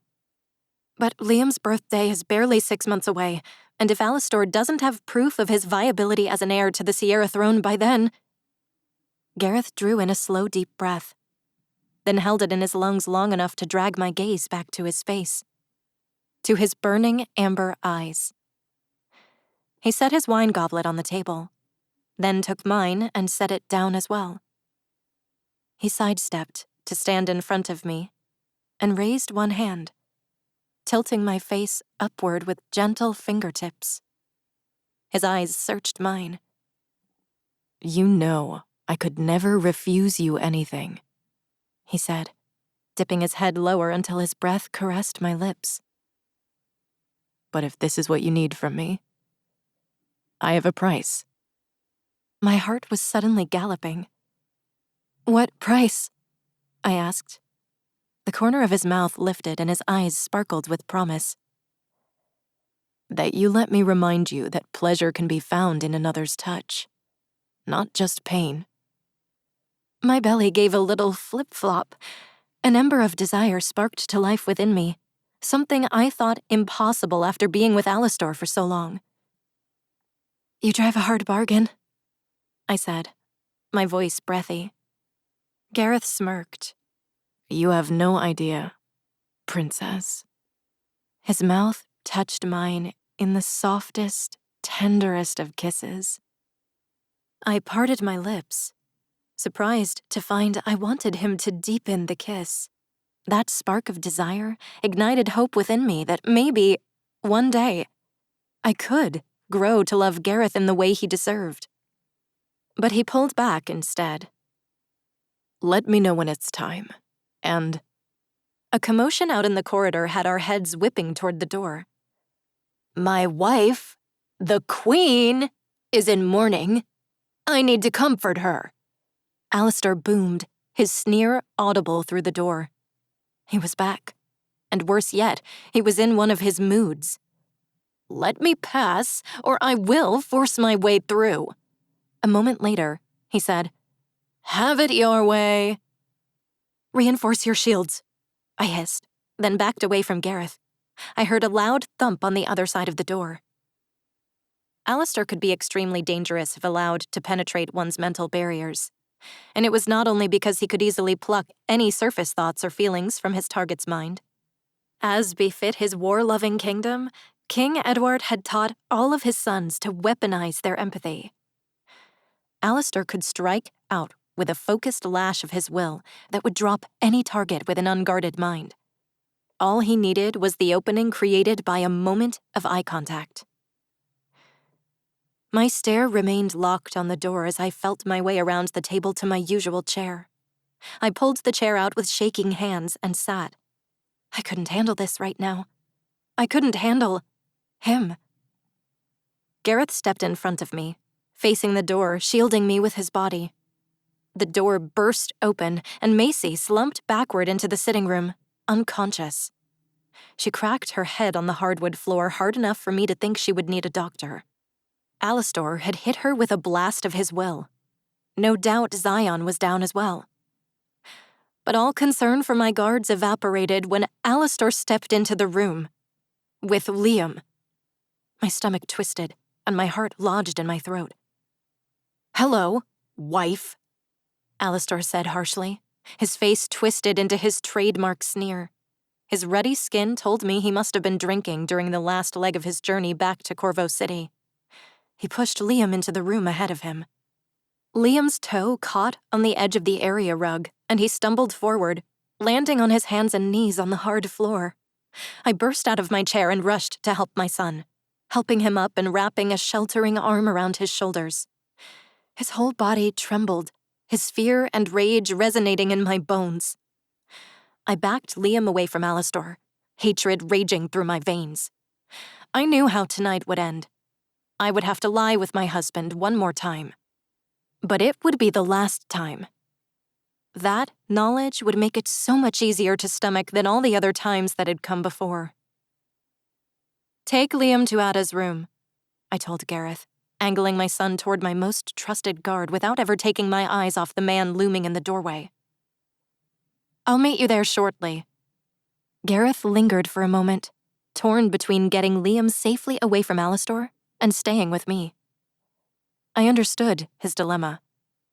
I wanted Gareth to stay as well. I didn't want to be alone with Alastor right now, but I needed to know my son was safe. "No, Mom," Liam protested. "I won't leave you." "Go," I commanded. Gareth didn't hesitate again, curving a protective arm around Liam's shoulders. I released my son reluctantly and watched as Gareth pulled him toward the doorway, toward Alastor, stopping when my asshole of a husband remained stubbornly in place, blocking the way out. I held my breath, my hand pressed against my belly to quiet the anxiety writhing in my gut. After an extended stare down, Alastor stepped aside, waving his arm and bending his neck in a mocking bow. Liam resisted as Gareth pulled him from the room, but he gave in when he noticed my pleading expression. As soon as they were out of sight, I could breathe a little easier. I straightened my spine and pushed back my shoulders, holding my head as high as if I already wore the crown. "What do you want?" "To comfort you, of course," Alastor said, stalking forward. The dangerous glint in his eyes told me he was here to pick a fight, to blow off some steam. It took a conscious effort to stand my ground. I could handle myself in a fight. Hills had been training me since I was a girl, but Alastor's skill matched my own, and his size gave him the advantage. "I'm not in the mood for your brand of comfort," I said, keeping my voice even. Arguing with him would only rile him up further. Alastor's haughty expression transformed into one of mock innocence. "Oh?" He glanced at the 2 goblets on the table, and his eyebrows rose. "Do you prefer Gareth's brand of comfort?" He was close enough now that I could smell the liquor wafting off him. There was also a hint of something musty, like mildew, as if he had recently spent enough time in a damp, underground place for the scent to cling to his clothes. "It's not like that, Alastor," I said calmly. I hated being around him when he was drunk. One wrong move, one wrong word, and I would set him off. He stopped to stand in front of me and leaned in until his nose nearly touched mine. "I heard a rumor while I was away," he whispered. "Can you guess what it was?" I angled my face away from him but couldn't escape his fetid breath. "I haven't the faintest idea." "That Liam's not my son." He gripped my jaw in one hand and jerked my face back toward his. "That you were whoring around and got yourself into a bit of trouble before we married. Is he Gareth's bastard?" I forced out a bitter bark of laughter when what I really wanted to do was scream in terror and run away. "Don't be ridiculous," I said. "Liam looks just like you." At least his coloring was the same. Alastor's cheeks twitched with the ghost of a smile. "Yes, well..." His gaze dropped to my lips. "You can't blame me for being jealous." My stomach turned. "Take off your pants, wife," Alastor ordered. "I need to plant my seed." "My mother just died," I said, wrenching free of his hold and backing away. "I am not in the mood." I sidestepped to walk around him. "Now let me go to our son." Alastor shifted to block my path. Sid rustled his feathers on the windowsill, preparing to launch himself into the air. When I attempted to evade Alastor again, he mirrored my movement. and a cruel smile twisted his lips. "You're not going anywhere." Chapter 9. Finn. Everything was a frenzy of rapid heartbeats and chaotic thoughts between leaving my friends at the outer wall, creeping through the hidden escape tunnel Dell had taken me through a decade ago, swimming under the castle bridge, and making my way through the torchlit courtyard to the servants' entrance, dripping wet. Every part of me was hyper-aware, and my nerve endings were on the highest alert. Nulling myself was one thing, but it wasn't as easy to hide myself in the shadows as it had been 10 years ago. Thankfully, the foggy night helped, and the animal senses around me alerted me to the guards stationed within the castle walls. But still, there was a disquiet in the air. Humans were on edge and distracted. Strange as the atmosphere was, there was little time to think about it and even less time to waste. Calling on a feline mind within the castle, I found one of the servants' quarters' cats willing to provide eyes into the oversized kitchen before I walked through the servants' door. I'd expected there would be a handful of staff still cleaning after a day of meals and duties, but it was empty. As I stepped inside, greeted by my black furry friend, I noticed trays of partially touched food, fruit, cheeses, and meats that had barely been eaten. Decanters and dirtied goblets were discarded on the counters as if they'd been hastily forgotten. Hearing footsteps coming down the corridor, I dipped into the pantry, where I remembered there was a concealed door that would lead me into the secret passageways of the castle, right toward Dell. I stared at the lamb shanks hanging from the ceiling for a beat, and a pang of longing filled my chest. The last time I was here, Beast was with me, and our clandestine night in Castle Corvo was one of the most pleasantly surprising adventures we'd had together. Clearing my throat, I opened the hidden door in the wall and climbed into the secret corridor. Bursts of light filtered through the darkness from hidden openings in the wall, illuminating the path enough to see, and I made haste toward Dell's wing of the castle. The pathway was narrower than I remembered, my shoulders nearly brushing both walls, but my steps were careful. Like any other time I was tracking in the forest, I made no noise for someone to notice me. Weaving my way through the labyrinth was a bit of a haze, but one I navigated well enough. After all, I'd only ever been in this castle once before, and it wasn't an experience I would ever forget. Instead of years, it seemed like only months since I took in the garish decor and unnerving artwork of my ancestors hanging on the walls. It was so eerie. It remained unblemished in my memory. The closer I drew to the castle's east wing, the sweatier my palms became, and the more chaotic my thoughts were. As soon as I reached the back of what I hoped was the giant portrait of Danny, I knew I was close. Left to my own senses to guide me, and perhaps a bit of luck, I popped the painting open as quietly and slowly as I could and peered through the crack, looking for movement and listening for voices. I heard a squawking bird in the distance. Then the sound tapered away. Pushing the portrait open farther, I poked my head out to find the hallway was clear, and I hurried down the corridor toward Dell's old rooms. With each step, I told myself this needed to happen, that I needed closure from Dell as much as I needed answers from my people and to ensure their safety. The squawking started again, louder and closer this time, and the hair rose on the back of my neck. A familiar sound, a frantic sound, a raven. Dread pulled in my belly as I connected with the bird's mind to see a red-faced Dell struggling beneath a hulking male figure.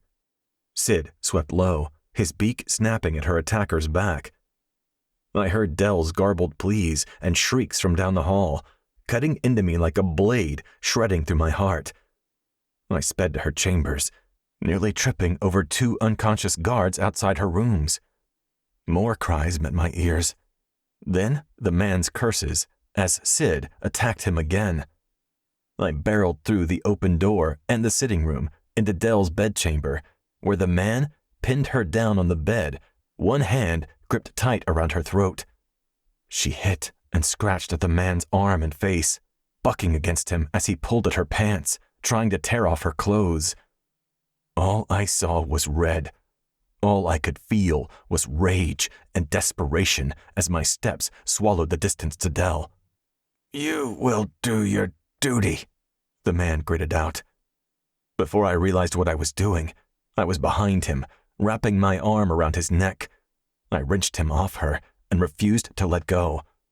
The force of his body colliding with mine sent us stumbling backward into the wall, my head hitting it with a crack. But I'd unsheathed the knife from my belt and impaled it into the man's neck before I could feel any pain. His gurgling was music to my ears, but only when I felt his hot blood on my hands could I catch my breath. The man's body went slack, and I instantly let go, staring at him as he fell to the floor with a heavy thud. My heart dropped. My ragged breath ceased when I got my first good look at his face. "Prince Alastor?" Sid croaked, and the bed creaked, reminding me Dell was in the room. I spun around to face her. Her face was horror-stricken. Her mouth hung open as she propped herself up on an elbow and stared down at her husband's body. One dainty hand curled around her throat. Her chest heaved, tears stained her cheeks, and her hair fell in black tangles around her shoulders. Her clothes were rumpled and torn, her neck already bruising from his hold on her, and any remorse I began to feel vanished, replaced with the need to kill her husband all over again. "Dell," I breathed, my heart breaking to see her like this. She gaped at him as I stepped over Alastor's body. "Dell," I said again. Her umber gaze snapped to me as I reached for her, and she shrank away. My heart plummeted, and dropping my hand, I clenched it at my side. "Finn," she rasped, shaking her head. "What have you done?" Chapter 10. Dell. "Finn?" I lay on my back on the bed, propped up on one elbow, the fingers of one hand curled protectively around my aching neck. Sid huddled close to me, his head and beak resting on my arm. I shook my head, breathing hard. This couldn't be happening. He couldn't be here. Alastor couldn't be dying. I was dreaming, trapped in a nightmare. For years, I had longed for two things: to see Finn again and to be free of my wretched husband. Suddenly, I had both. My wishes had come true. But at what cost? Alastor lay on the floor gurgling his last breaths. He had been my tormentor for so long, but in a perverse way, he had also been my kingdom's protector, the only thing holding his father at bay. I tore my stare away from my dying husband to look at my rescuer, at my kingdom's executioner.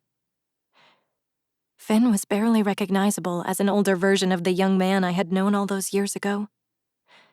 He was broader, harder, and rougher than before. He loomed over me, wearing the armor of a Sierra soldier, his hair hanging around his head in damp waves, and the knife grasped in his hand, still dripping with Alastor's blood. If not for his eyes, the exact shape and shade of green as Liam's, I might not have recognized him. "What have you done?" I rasped. Finn clenched and unclenched his jaw, his nostrils flaring with his next breath.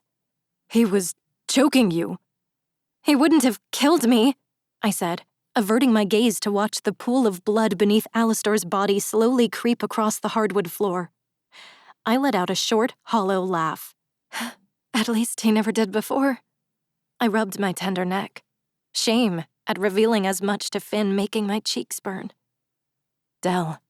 Finn moved closer, kneeling on the floor in front of me. My chin trembled, tears welling in my eyes. I focused on my unlaced pants, attempting to piece together some of my shattered dignity. But Alastor's rough attempt to undress me had torn several of the loops, leaving the ties nothing to latch onto. A tear glided down my cheek as I shifted the bottom part of my tunic to better cover myself. At the sound of footsteps pounding up the corridor to my rooms, Finn stood abruptly, brandishing his bloody knife and angling his body between the doorway and me. My heart was suddenly hammering, the panic lacing my blood, making my veins vibrate. Whoever was coming would see the unconscious guards, then Alistair's body, then Finn, in his no doubt stolen Sierra armor, holding a bloody knife. It looked like he intended to harm me, too. If it was Gareth who approached, he would see only the armor and the blood, and he would shoot Finn without a second thought. I couldn't let that happen. I couldn't lose Finn like that. Not when he had only just crashed back into my life. Sid launched into the air as I scrambled off the bed. I stepped in front of Finn a fraction of a second before Gareth appeared in the doorway, pistol drawn and finger on the trigger. He aimed at me initially, but quickly shifted higher, targeting the man looming behind me. "Gareth?" I said, my voice low and even, and I raised my hands. "Put the gun down." "The danger has passed." I glanced down at Alistair's body. Sid glided around the room, then landed on top of the headboard. Gareth's gaze swept from my dead husband to my neck, then beyond me to Finn and his knife, before returning to the mess on the floor. "Damn it," he said, lowering his gun. He did not, however, tuck it back into the holster on his hip. "I really wanted to be the one to end him." "Then why didn't you?" Finn bit out, accusation dripping from every word. I realized at that moment that Finn saw me as a victim, as someone needing to be saved. He didn't understand. He couldn't see that putting up with Alistair was my way to protect my kingdom and my son. Our son. Gareth looked at Finn, his stare assessing. I watched him scan Finn's armor, then his hair. Obviously a brighter red than Liam's auburn, even when wet, but with the same floppy curl. Then his face, lingering on his eyes. I saw the moment recognition struck, causing the slightest hitch of Gareth's eyebrows. My bedroom was spacious, but with all the aggression and testosterone these two big men were throwing off, it felt cramped. Needing space, I stepped off to the side, away from Alistair's body, so I could see both Gareth and Finn. I straightened my shoulders, held my head higher, and leveled a cool stare on Finn. Gareth let Alistair live on my orders. Finn narrowed his eyes. Alistair liked to use the threat of invasion to keep me compliant, I explained. Now that he's dead, his father, King Edward, won't hesitate to take Corvo City and through it, the kingdom. I shifted my attention to Gareth. Liam? This Alistair situation was enough of a mess. The last thing I needed was for my son to stumble in, see the man he believed to be his father dead on the floor, killed by a stranger, who just so happened to be his true father. With Ada, in her chambers, Gareth confirmed. Good. I nodded to myself. Go to them. And take Sid. Make sure they stay put while we take care of this. I glanced down at Alistair. We'll meet you there when we're done. I need to see my son. Gareth eyed Finn, clearly questioning the wisdom of letting Finn see Liam. Are you certain?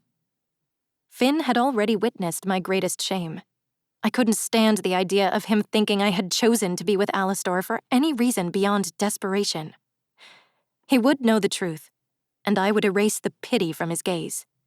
Even if he didn't believe my words when I told him Liam was his son, he would have to be a fool to deny the evidence seen with his own eyes. And Finn was no fool. Yes, I told Gareth. Very well. Gareth bowed his head. Everything you need is already up in the north turret. I know, I said, nodding. Beneath the false bottom in the ammo box under the Gatling gun. Gareth nodded once, his stare lingering on Finn for a long moment before he turned away and strode across the sitting room. I glanced at the raven perched on the headboard. Sid, go with Gareth. Sid cawed, then spread his wings as he launched off the bed. Oh, and Gareth? I called, stepping into the doorway to the sitting room after Sid passed through. Gareth stopped 2 steps from the corridor and looked back at me, leaning away as Sid flew past him. "Can you drag Zion in here? I'll need to..." I raised one hand and wiggled my fingers toward my temple, indicating that I intended to tap into the lesser-known facet of my empathic gifts. "Of course," Gareth said, bending over and hooking his hands under Zion's armpits. I inhaled deeply, steadying my fluttering nerves, before planting my hands on my hips and turning back to Finn, half expecting to discover I had been mistaken and he was someone else entirely, half expecting him to have vanished. But he was still there, and he was still Finn, as impossible as it seemed, and he looked as flabbergasted as I felt. But we didn't have time for explanations right now. "Move the body to the rug over there, please," I said, pointing to the antique rug with a swirling pattern of red, orange, and gold covering the hardwood floor in front of the fireplace. "I'll be right back." Without waiting to see if he would comply, I hurried into the sitting room. I nodded my thanks to Gareth a moment before he pulled the door shut, then knelt beside Macy, brushing her auburn hair out of the way and touching my fingertips to her temples. I closed my eyes and reached out with my empathic gifts. I dove into her head, searching her unconscious mind for the memory of Alastor's arrival. I found it quickly, only slightly jumbled by what I assumed to be a concussion from when her head had struck the floor, and slapped an illusory memory over the top of it. One of me coaxing both her and Zion into the sitting room to drink with me. The false memory would fade one day, years from now, but by then, hopefully, it wouldn't matter. Once I was finished with Macy, I scooted over to Zion and did the same to him.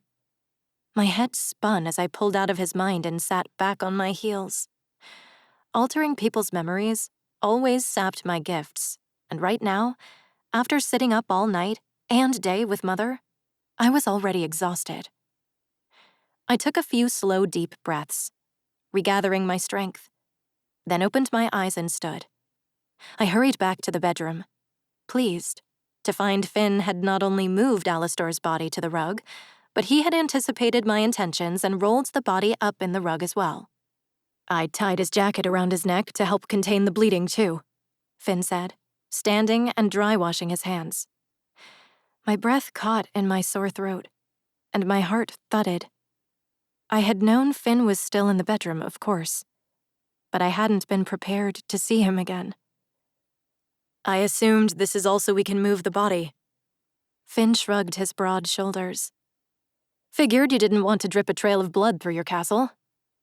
I swallowed roughly and nodded, realizing I was staring. I looked at the gleaming crimson pool on the hardwood floor and the smears marking Finn's path to the rolled rug. "We need to clean this up first," I said, my voice thready.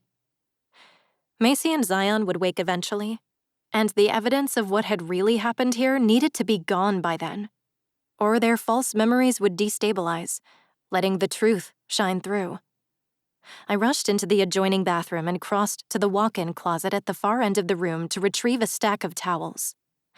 I would have to hide the mess for now, and burn it all later.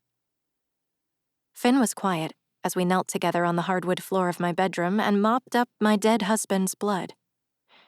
His frequent glances reminded me that he had come here for a reason that had nothing to do with killing Alastor.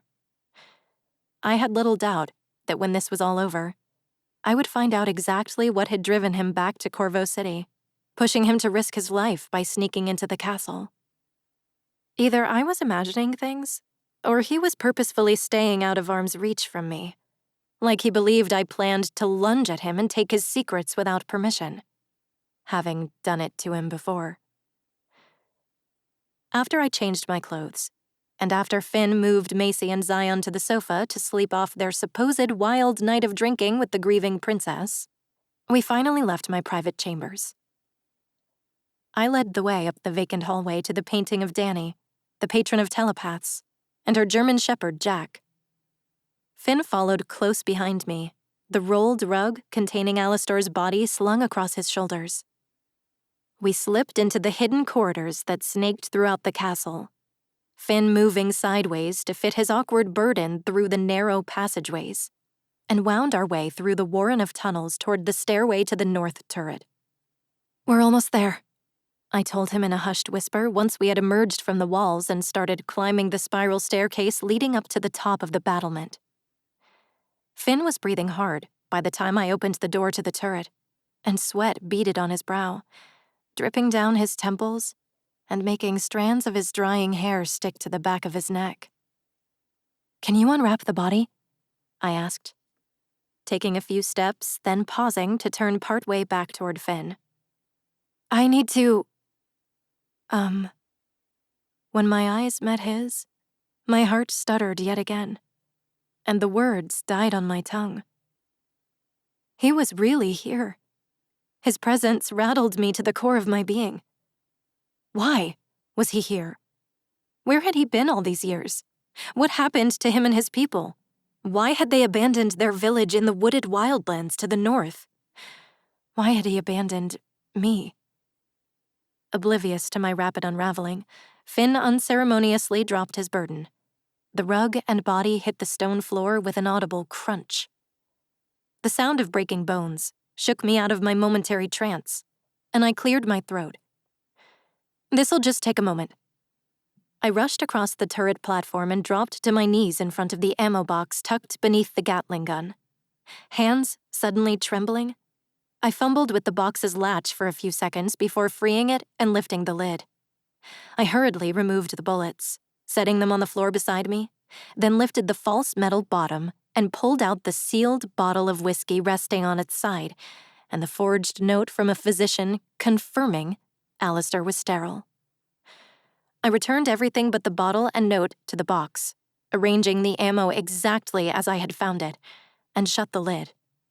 Tearing the seal off the bottle, I stood and hurried back toward Finn and the unwrapped body. The jacket that had been tied around Alistair's neck lay piled in a bloody heap on one corner of the rug. I yanked the cork free and dumped about half of the liquor onto Alistair's body, spreading it around to soak into his clothes. When the pungent odor of whiskey was strong enough to make me crinkle my nose, I stopped, lifted the bottle to my lips, and took a long pull. The whiskey burned my throat, and I coughed as I choked it down. Wiping my mouth with the back of my hand, I offered the bottle to Finn. "Maybe later," he said with a shake of his head.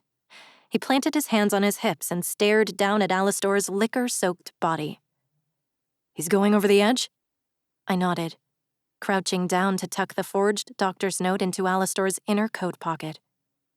"Drop him head first," I suggested, standing, "to disguise the knife wound." Finn's gaze was heavy, assessing.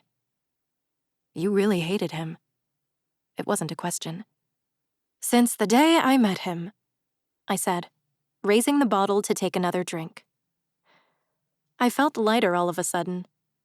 I wasn't sure if it was the alcohol already tingling through my blood, or the relief I felt at realizing I would never have to grin and bear it through another day of being Alistair's wife. "Then why?" Finn narrowed his eyes and shook his head slowly, like he couldn't figure me out. "Why did you marry him?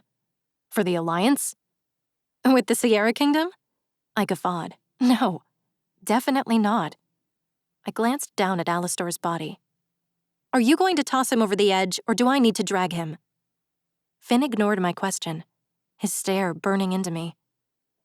"Then why, Dell? Why him?" "I'll tell you as soon as you get rid of the body," I said, pointing down at Alistair with my chin. With a huff of impatience, Finn crouched and hoisted the big man's body over his shoulder. He carried Alistair to the low wall, where he perched him on the edge to get the angle just right, before letting go. I held my breath as the body fell, waiting. The sound of it hitting the ground made my stomach turn, and I barely suppressed a gag. Finn marched across the turret to stand before me. "Why did you marry him?" he asked again, his stare burning into me. My stomach nodded, my heart suddenly hammering. Unable to look at Finn while I confessed my secret, I turned away, hugging my middle and peering out into the foggy night. Because, of all my suitors, he looked the most like you, I admitted quietly. Which meant he would most closely resemble the baby. Finn was quiet for so long that I had to glance at him to ensure he was still there. But I couldn't stand looking at him for long. The baby? He finally said. I lowered my eyelids, setting free a fresh string of tears. Liam isn't Alastor's son, I whispered. He's yours. Chapter 11. Finn. Why did you marry him? I pressed. The Dell I knew wouldn't have condemned herself to a life of abusive misery if it wasn't for a grave reason. I feared the answer, but needed to understand all the same. She turned her back to me. Because, she whispered, of all my suitors, he looked the most like you. The admission was so unexpected. I frowned, confused. Which meant, she continued, he would most closely resemble the baby. I wasn't sure how many heartbeats it took me to process her words, but their meaning seemed to settle into place impossibly slow, their immensity pounding with each racing thud of my pulse in my ears, until a single word boomed so deafening it was all I could focus on. The baby? Liam isn't Alastor's son. He's yours. Dell finally faced me, and her umber eyes met mine, shimmering with fresh tears. I swallowed the growing lump in my throat, my skin tingling with sweat all over again. I'd been with Dell just once, yet everything I'd felt that night haunted me every time I closed my eyes since. My surprise when she'd come into my bedroom, clicking the door shut behind her. The gentle plea in her touch and yearning in her eyes. The feel of her soft skin, and the unspoken goodbye I knew would follow. But it was the smell of her hair, lingering on my pillow for days after, that haunted me the most. It reminded me she was a princess, and I was only Finn, an orphan, an outcast. And yet there we stood, the truth she'd been keeping from me for over a decade hanging between us. All of this time, you've said nothing. I couldn't find you, Dell said, wiping a tear from her cheek. My heart plummeted as realization dawned on me. That's why your mother attacked us, I gritted out. It all makes so much sense now. I tucked my fingers through my hair and began to pace, all the pieces falling together. She already hated me. We'd freed Jake and uncovered so many of her secrets. Then a baby. I shook my head again. Of course she would attack us if... Attack you? Mother couldn't have... Dell paused, shaking her head. She never lifted a finger against you or your people. I would have known, she said adamantly. Her defensiveness, when she knew more than anyone how horrible her mother was, shredded the last of my patience. Then why did she attack my village, Dell, if not for her empty truce? Dell blinked, her mouth open, as if the words danced on the tip of her tongue. Her surprise was comforting at least, and I stepped closer. If your mother didn't order the attack, then who did? And if not for the truth of this child, then why? We had no armies. We had nothing worth anything but my family's legacy. I could see the shock in Dell's eyes, and maybe a shimmer of sympathy, or perhaps it was doubt. But her expression hardened as she took a step back. It must have been Malar, Mother's advisor, and... Again, Dell shook her surprise away, only this time, her brow furrowed in its place. I'm sorry, Finn. I really am. But we can't do this right now. We have to go before Alistor's body is found. That I unwittingly killed King Edward's son, consort to the Corvo heir, only fueled my utter disbelief that this could get any more complicated. And turning on my feet, I marched over to the soiled rug and jacket. I'm assuming you've thought of a place to hide these in all your plans, I said, rolling the blood-stained evidence and loading it onto my shoulder again. Dell nodded, furtively glancing around to ensure nothing was overtly out of place, as I headed back toward the winding staircase. We descended, with only our footsteps echoing in our silence. My mind was too full, my body coiled with too much tension. When we were in the hidden passageway again, I followed Dell to a dingy alcove in an offshoot of the walls, where a forgotten chandelier rested, broken and covered in years' worth of cobwebs. No one comes here, Dell explained. I can burn them later. She glanced down the corridor. Liam is likely sleeping, she said quietly, nodding for me to follow her. But I'll take you to see him. Then, she glanced back at me. You should go, until all of this gets sorted. A very small part of me was happy to flee, to wake up, because none of this felt real. But I couldn't deny my growing desperation to stay either. For Dell, for the boy, Liam, I reminded myself. That was all we said to one another as I discarded the carpet roll and quickly followed her through a corridor that opened to a linen closet. As we stepped into another hallway, the gravity of all that had transpired in the past 2 hours didn't evade my muddled brain. But that Dell was leading me to my son overshadowed everything. Each step grew heavier than the last, and when we eventually made it to the closed door separating me from my son, I almost couldn't breathe. My body was humming with too much adrenaline, too much anger and confusion. All I could do was stare at the door. Dell reached for the handle, about to turn it, but hesitated. No matter what you think, she said, her voice a strange, quiet salve in the silence. She dropped her arm to her side as her eyes met mine. Sincerity gleamed back at me in the ochre glow of the hall. It couldn't have been my mother who attacked you. I've been monitoring her mind for years. I would have known. I would have stopped her. And even if she had done it, which she didn't, it wouldn't have been because of Liam. She didn't even know the truth until recently. I lifted my chin. And I suppose you're going to tell me she isn't behind the rhetoric being spread about the new prophecy either, that she doesn't know what's going on in her own city, and has nothing to do with the troops targeting my people again.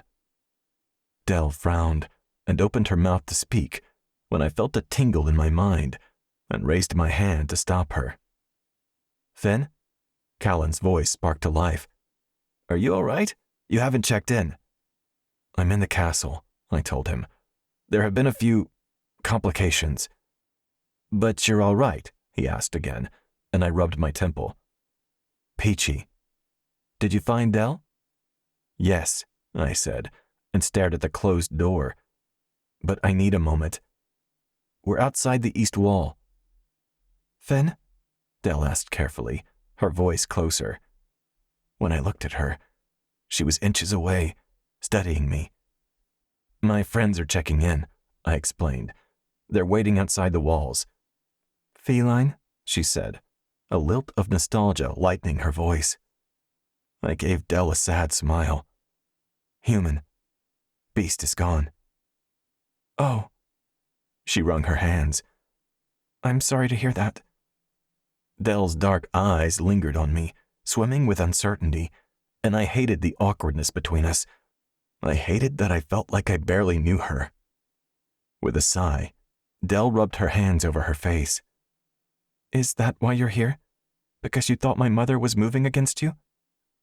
I'm here, I said carefully, because the prophecy King Edward is spewing to his people is directly tied to your kingdom.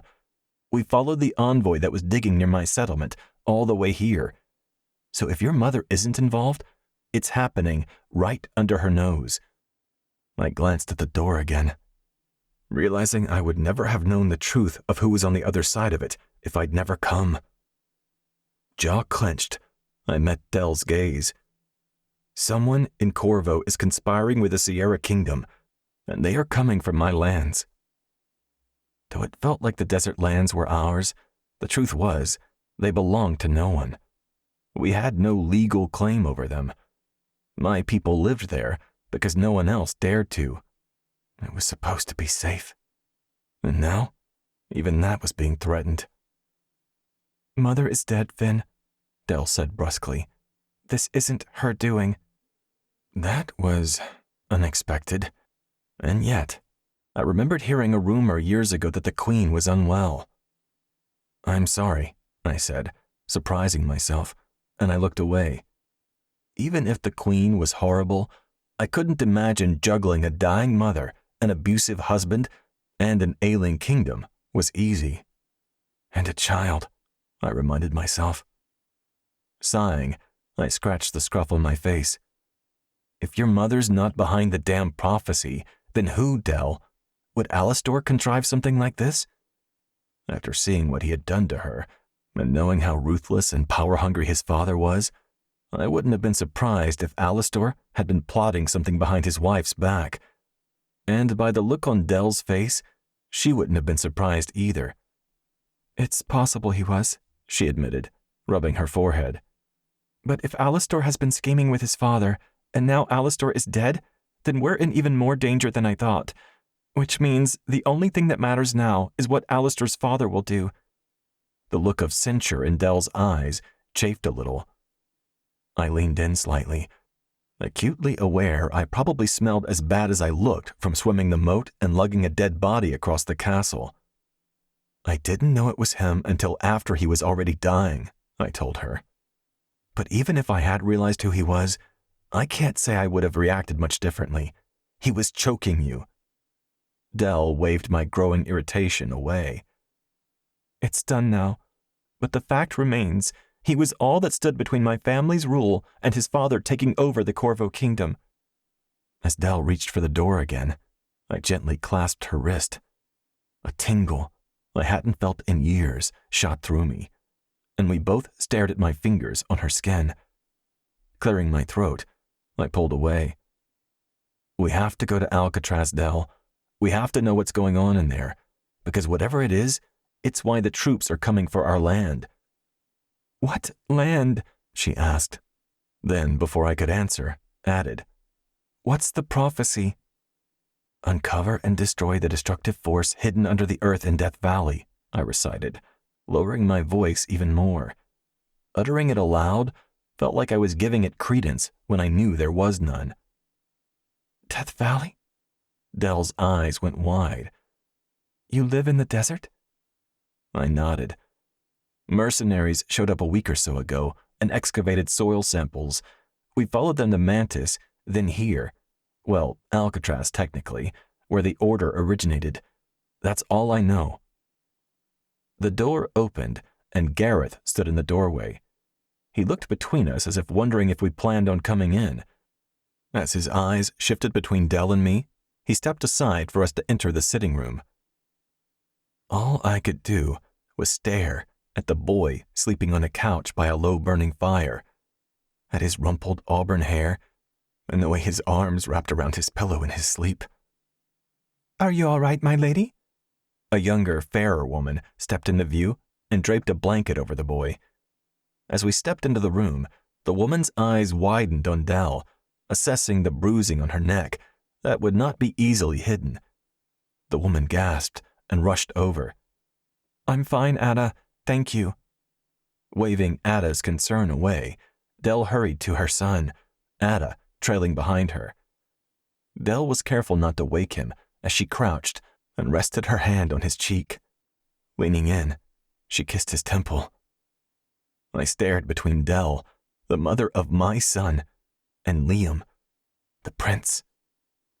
His face was scrunched against the velvet pillow, and while I knew Dell would never lie to me about such a thing, I wished I could see him more clearly in the dim glow of the fire, because this didn't feel real.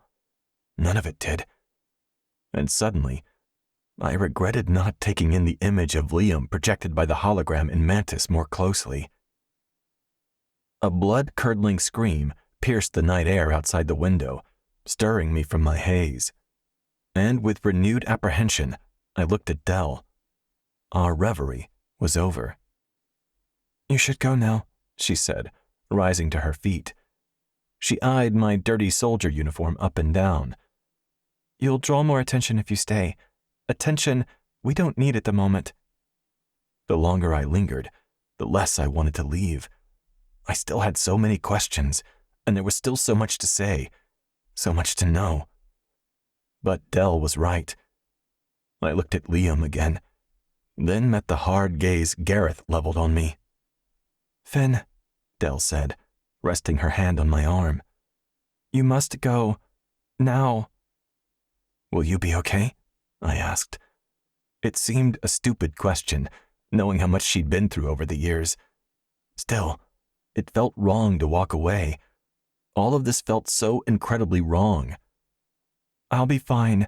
Now go, please. You know how to get out?" I nodded. "Good. Stay out of sight. We'll figure out the rest as soon as we can. I promise."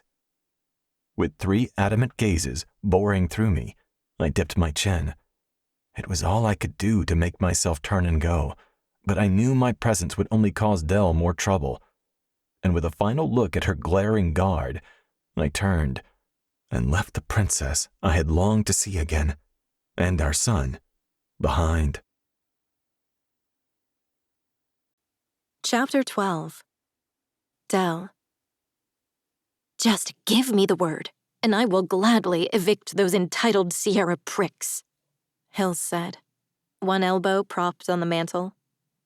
Embers glowed in the fireplace behind her legs, the last remnants of the fire she had started to drive the early morning chill from the room when we first convened our emergency meeting well over an hour ago. Backlit by the pale gray light of dawn, Gareth stood by the window, scanning the misty castle grounds beyond the moat.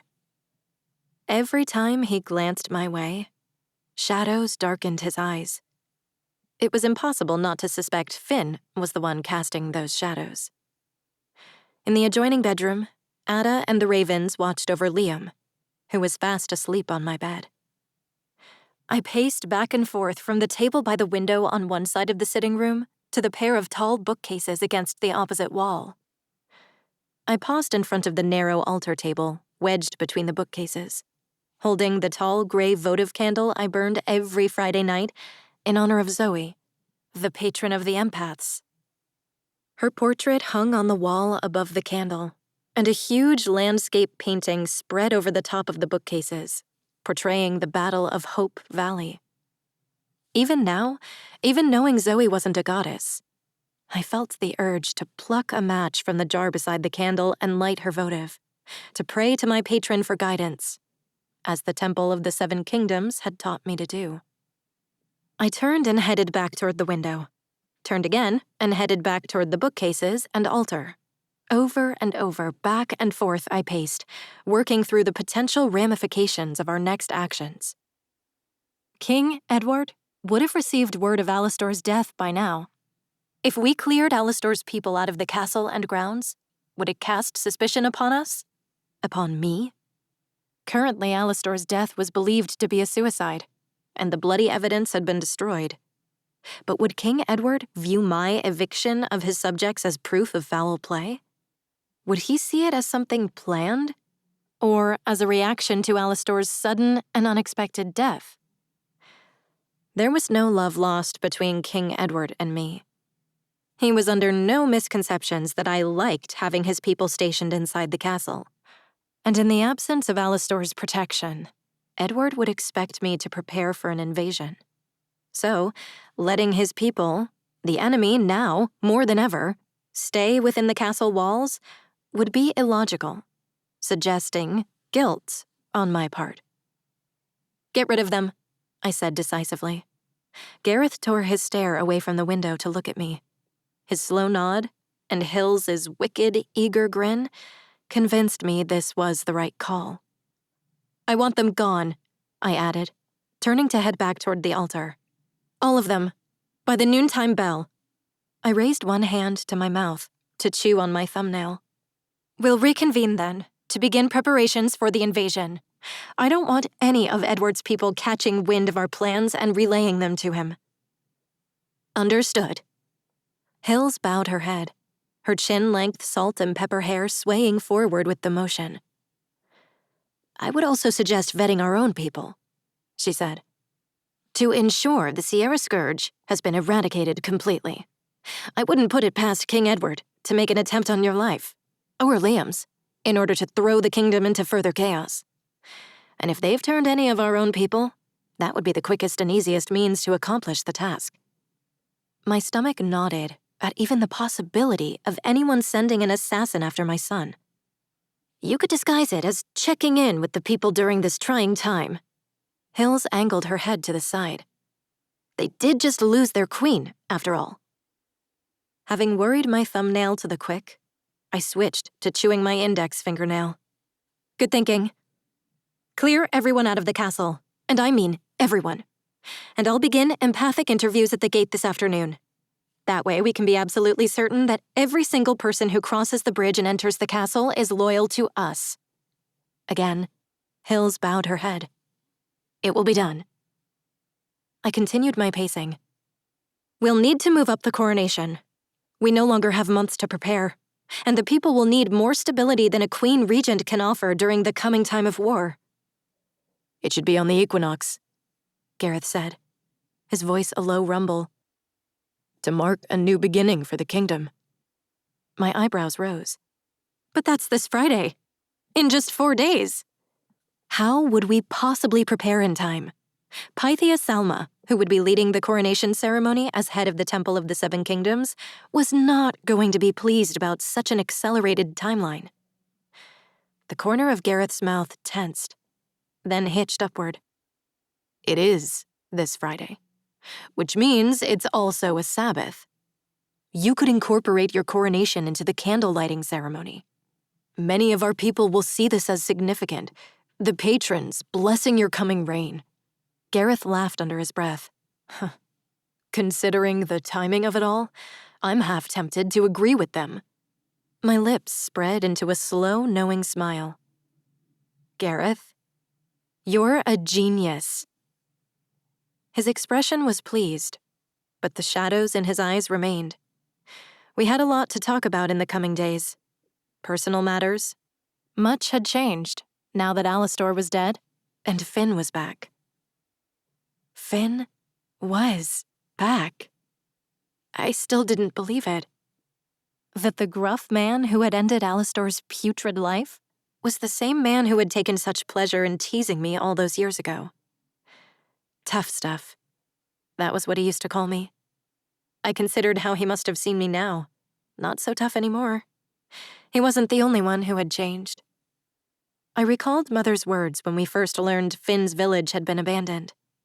My heartbreak had been clear to her, even without the use of her empathic abilities.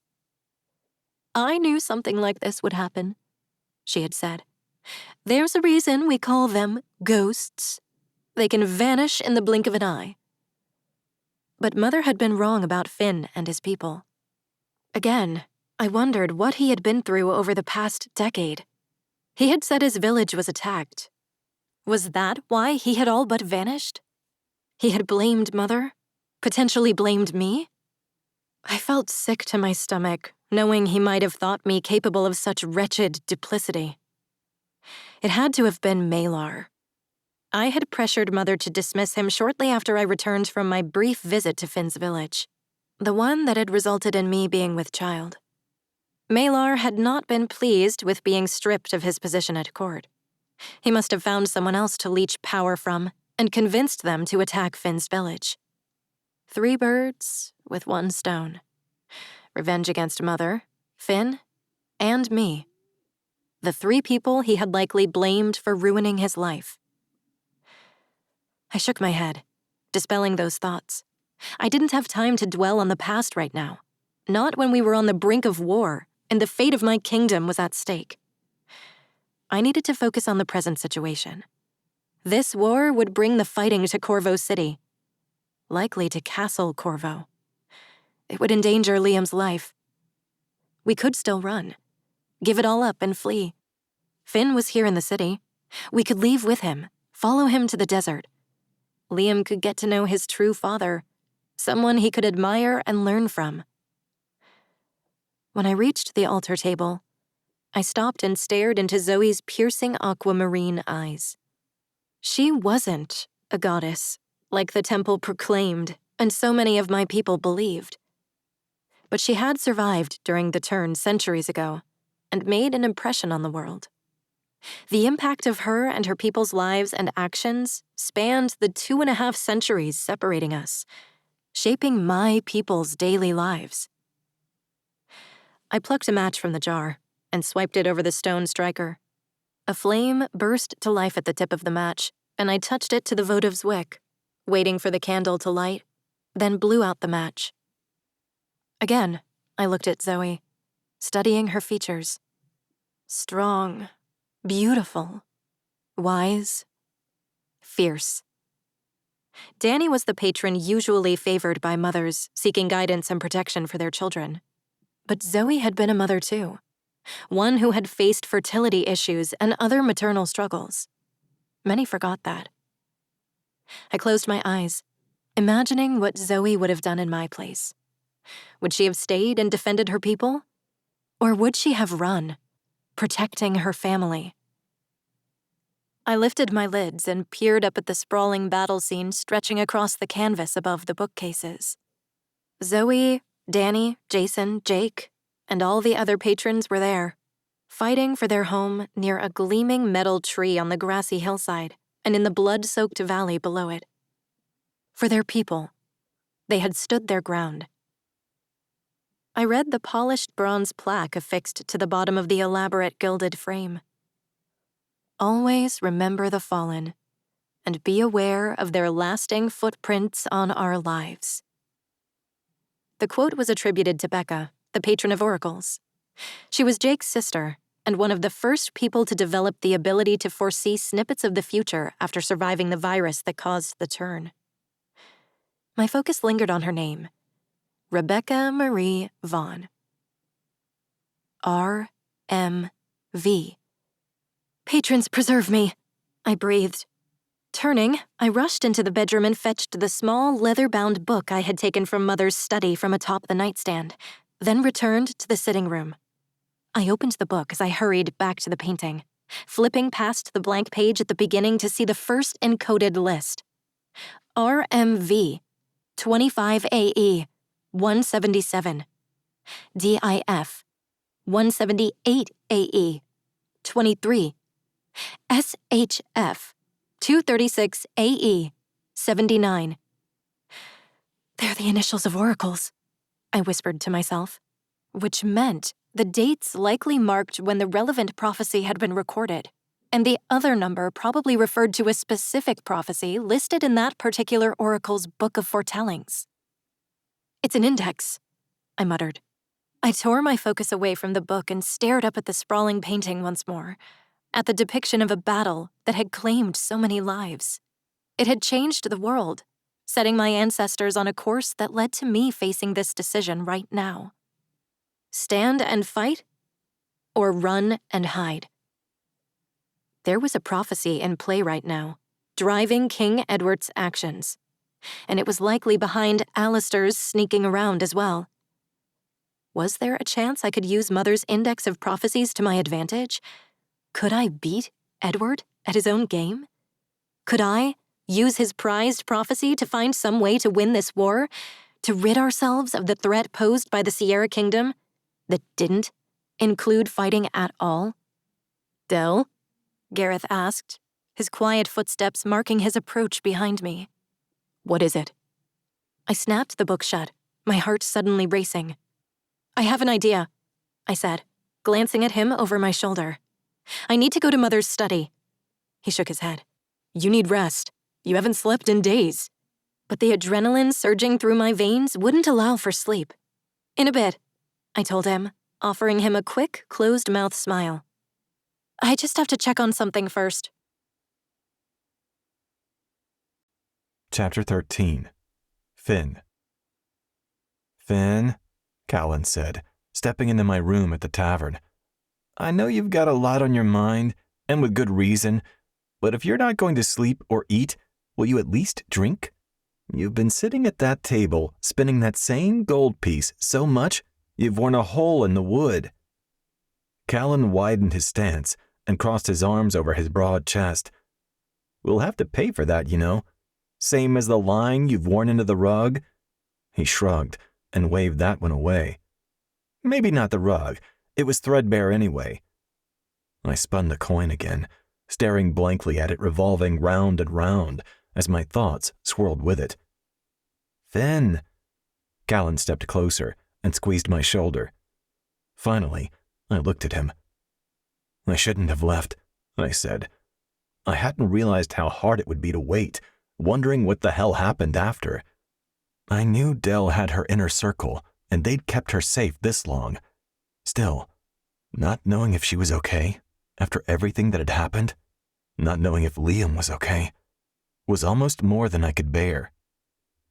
You had no other choice, Callan said. You'd be no good to any of us if you got caught. I'm sure you're wanted for one thing or another in these parts, aside from the latest Alastor mishap. He glanced out the dirt-stained window toward the castle. Besides, it's what Dell wanted you to do. You can't argue with a princess and win. I almost smirked. True. Look. Callan braced his fists on the table in front of me. All I'm saying is you should drink or do something to take the edge off. You're wound so tight, Lyra's senses are going haywire around you. Even she's downstairs drinking. I leaned my forearms on the table and spun the gold coin again. I need a clear head. Fine then, I'll go drink for the both of us. Maybe bring you some stew or braised lamb. Maybe some fresh bread with just a little bit of butter spread over the top. He groaned, and I looked at him, my eyebrow raised. Yeah, I'm going. Callan shoved my shoulder playfully, but his hand lingered. Tell me if you need anything? I met his gaze with a grateful nod. I might not have been a talker like Callan, but that didn't mean I didn't appreciate him being there with me. You're a good friend, Cal. He flashed me a toothy smile. I know. With a wink, Callan turned for the door. You know, he started and gripped the doorway. Just because you can't be in the castle doesn't mean you can't be there. The furrow in my brow deepened, but only because I hadn't thought of it myself. With sudden purpose, I sat up straighter. Callan's grin widened, and he tapped the side of his head. It comes in handy once in a while. And with that, he left me unattended with my thoughts. Callan was right. I didn't have to be in the castle walls to know what was happening. Walking over to my cot, I laid back, the frame creaking under my weight. 2 weeks ago, I woke up in my dust-layered quarters in the desert, but it already felt like a lifetime ago. Rubbing the exhaustion from my face, I crossed my ankles and closed my eyes. Exhaling a heavy breath, I searched for a soaring mind to nudge my way into. I'd never understood exactly how my ability worked, only that the fainter the tingle of an animal's mind, the farther away it was. So, reaching my cerebral fingers toward the castle, I searched for willing vessels, jumping from the animal minds in the lower estates toward the garden. With no one I cared to see in sight, I continued mind-hopping until, finally, I found a murder of crows in the castle courtyard and settled into one. My mind sharpened to focus. I was perched at the top of a eucalyptus tree, the centerpiece of a cobblestone mosaic rising from the middle of the compound. The walls of the ramparts surrounding me gleamed in the daylight, and muttering filled my ears as I tried to concentrate amid the onslaught of heightened sounds and senses. Dell stood at the mouth of the drawbridge, Gareth standing sentry at her side. A line of her subjects stretched before her, but I couldn't look away from Dell. No longer dressed in her shirt and trousers, Dell was a vision of black, and looked every bit the part of a grieving queen regent. Her onyx high-collar robe flared over the bruising on her neck and cascaded down, covering an understated silver-embossed gown that matched her royal pendant. For all of her youthful rebellion, Dell had the stature and grace of a queen as she greeted her subjects one by one. She was the epitome of cool confidence, a reassuring vision with her shoulders back, her expression soft yet composed as she took a man's weathered hands in hers, uttering reassurances about the future of the Corvo Kingdom in the wake of her mother's death. You would never know she'd been victimized last night, or that we'd staged the death of her piece-of-shit husband, who had obviously tormented her over the years. Then again, I doubted Dell saw herself as a victim. Watching her as she was now, the incoming queen, I realized the only person she might truly have needed saving from was herself. For all of her sacrifices, Dell was a mother, a determined one, who would battle any foe to keep Liam safe and suffer any consequence in the wake of that determination. But at what cost to herself? Hearing a child's voice on the terrace, I pivoted on my perch and peered over at Liam, reading a book on a castle balcony facing the courtyard, a raven friend of his own hopping along the stone beside him. Ada sat nearby, mending something with thread and needle in the shade of the honeysuckle vines. But the rest of the world fell away as I stared at the boy. Liam. My son. He looked older in the light of day, with bright, shrewd eyes, a Roman nose, and a calm demeanor I hadn't expected. "When will Mother be finished?" he asked, gazing down at Dell by the gate. "Soon," Ada promised, peering at him over her needlework. "Be patient, young prince. Can we at least visit the gardens? Your mother wants us to stay close, so we will wait until her duties are finished." Ada winked at him. "Only a little while longer," she added more softly, and though Liam huffed a sigh, he didn't complain again. His raven friend waddled closer on the railing, picking at his sleeve playfully. Liam's lightly bronzed cheek rounded with a grin. He had his mother's nose, but as his eyes twinkled in the sunlight, I felt it. His mind. It tingled as he peered up at me, not at the other crows perched on the surrounding branches, but right at me. My heart lodged in my throat, and I held my breath. His mind was pulsing and probing, and I dared to fly closer to him. As we assessed one another, I landed on a eucalyptus branch outstretched in his direction. The more I stared at him, the more I wondered how I hadn't seen the similarity between us the few times I'd seen images of him before. Assuming Liam knew nothing about me, I wasn't sure what to do, so I waited, letting him make the next move. "You're different," he said quietly, and crossing his arms on the terrace, he leaned forward, his head quirked to the side. "You don't feel like Gareth feels in my mind." I tilted my head to mirror his, making him smile, and I melted a little more inside. "What are you?" he silently asked me. I swallowed thickly. A friend. It was all I could think to communicate. "Your mind feels funny." He scrunched his nose, the most adorable thing I'd ever seen, and my chest cinched. "I don't know, but this stinks of Malar, just as Dell said." My mind stirred at the words, breaking the bond between Liam and me, and I peered down into the courtyard. The older woman from last night had pulled Gareth aside as Dell continued consoling her subjects. Dell was methodical as she murmured reassurances to a young woman, squeezing the woman's hands in her own, just like she had done with the others. I knew at that moment what Dell was doing. In touching everyone, she could peek into their minds and suss out the surrounding dangers. Even if the idea of Dell touching me, seeing all I had done and become over the years, made me itchy in my own skin, it was clever. But then, Dell had always been clever. "You haven't found him?" Gareth asked the woman and glanced in Dell's direction, ensuring she was still standing there. Not beyond the potential sighting in Mantis. He's not in this kingdom, which means he'll be more difficult to find." "A cunning snake like Malar could be hiding anywhere," Gareth muttered in agreement, and I remembered Malar at the Queen's side all those years ago, a wraith-like man with eyes that gleamed unnervingly. "We'll keep looking," the woman continued, "but until we find him, we have to be diligent. If Malar's behind the spreading mania of this prophecy business, he's been at his scheming for a while. There's no telling what he's planning to do next."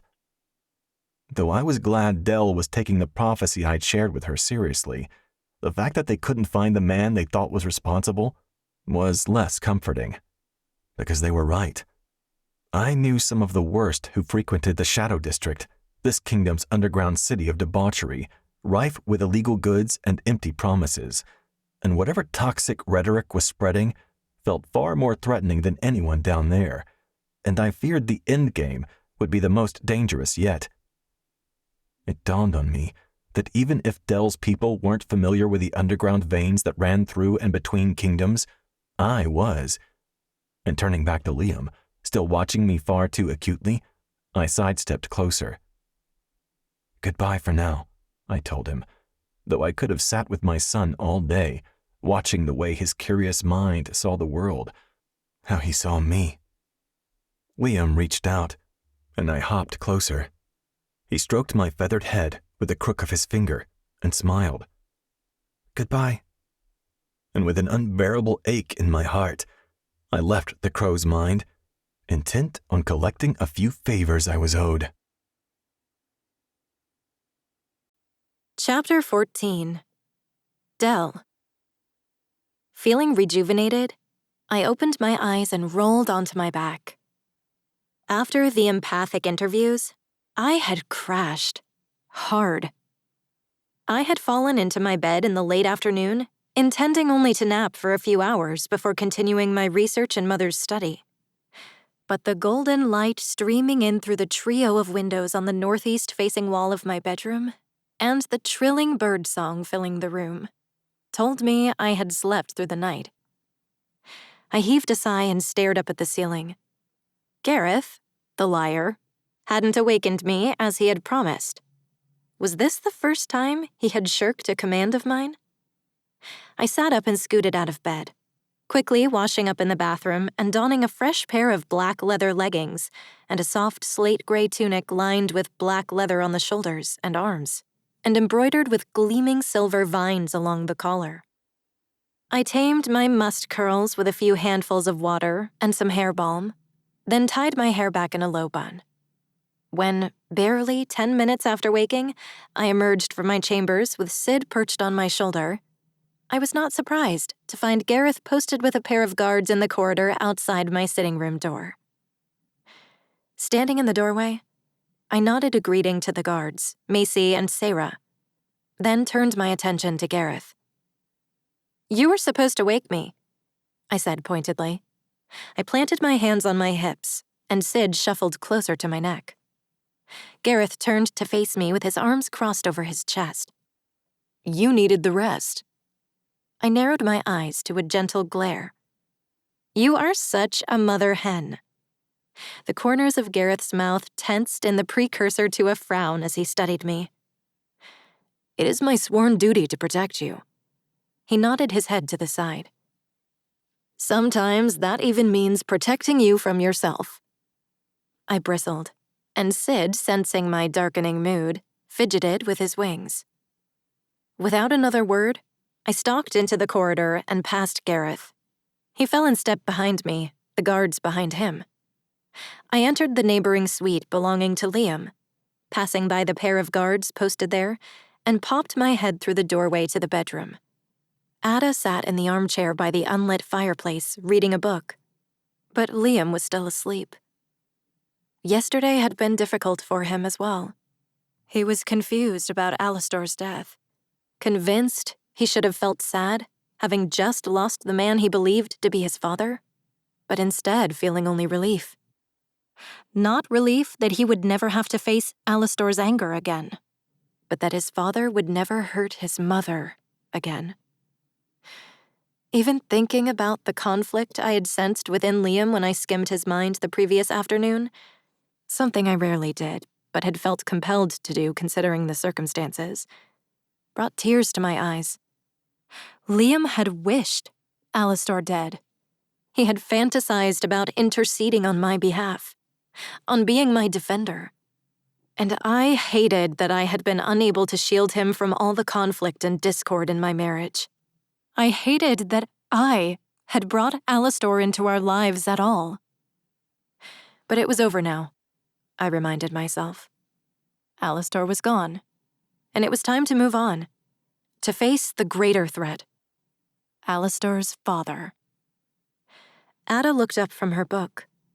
When she saw me in the doorway, she closed the book and stood, setting it down on the seat of the armchair and smoothing down the front of her long periwinkle skirt before crossing to follow me into the sitting room.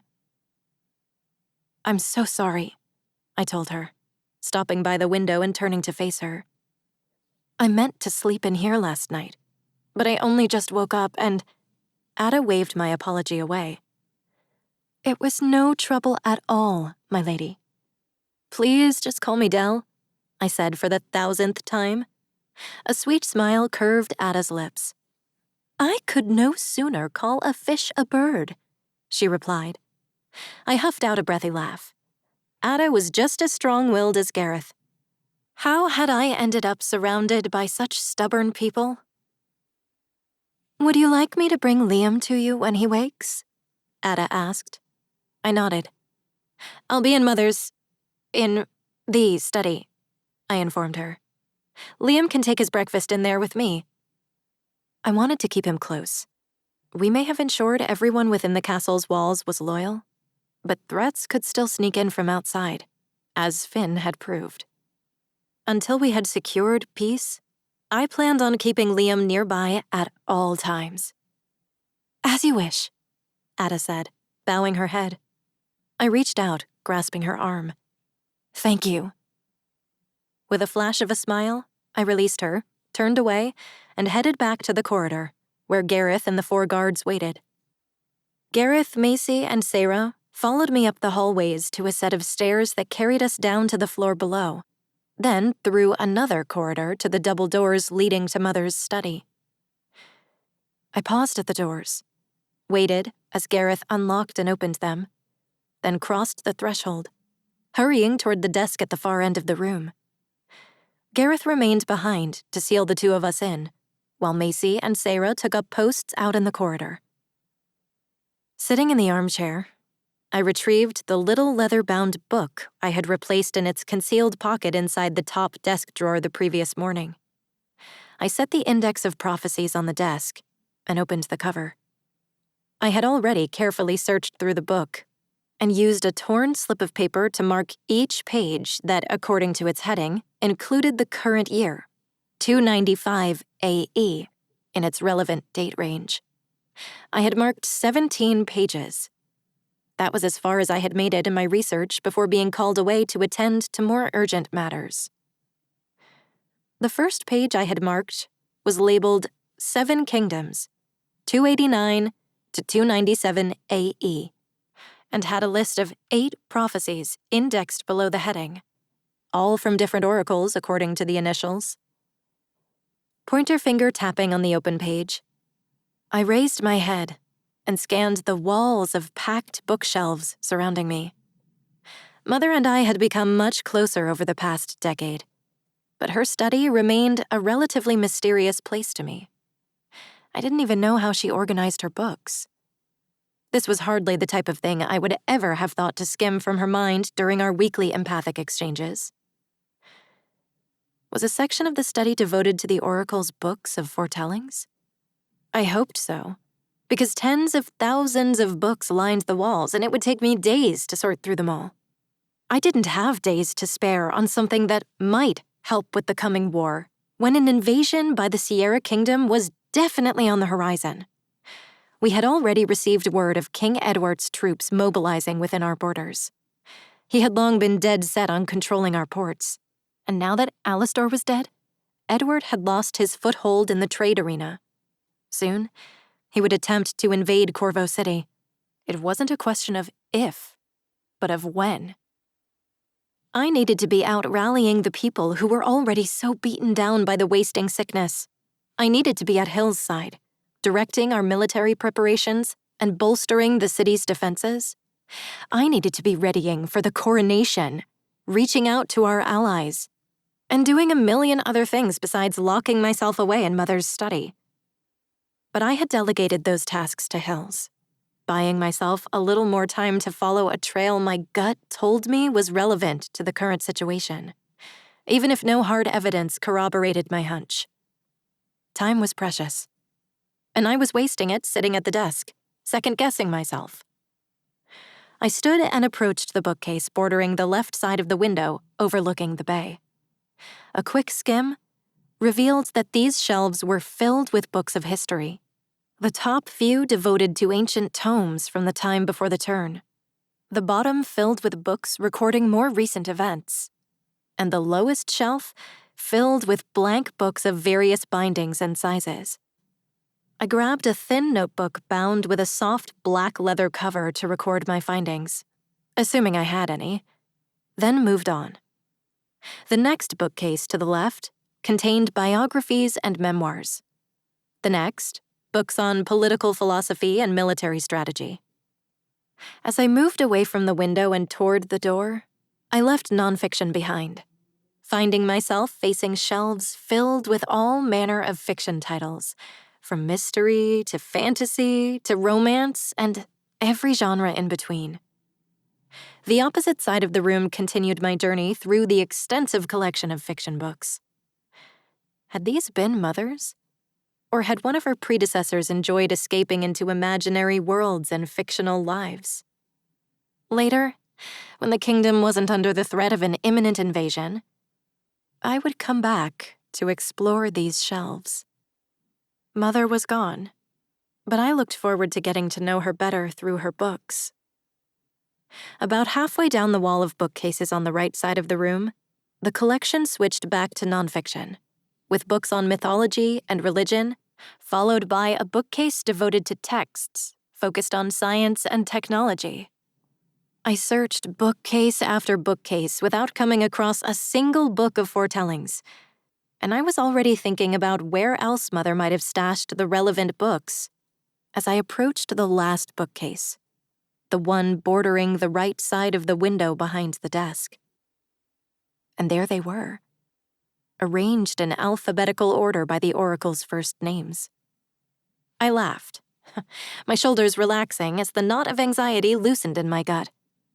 This may not have been a colossal waste of time after all. I had pulled what I believed to be all the relevant books for the first page I had marked in the prophecy index and was just settling into the armchair at the desk when someone knocked on the door. I looked up as Gareth opened the door and let Liam and Ada into the study, followed by Nerys and Tamal, two of the kitchen workers, who each carried a tray of food. Liam ran across the room and around the desk, throwing himself into my arms. His lanky body trembled, and I held him close, rocking him gently as I rubbed his back. No matter how hard I tried to stay out of his head, it was impossible for my empathic gifts not to pick up on some of his feelings when his emotions were so raw and intense. Two of the most significant people in his life, one loved and one hated, had died on the same day.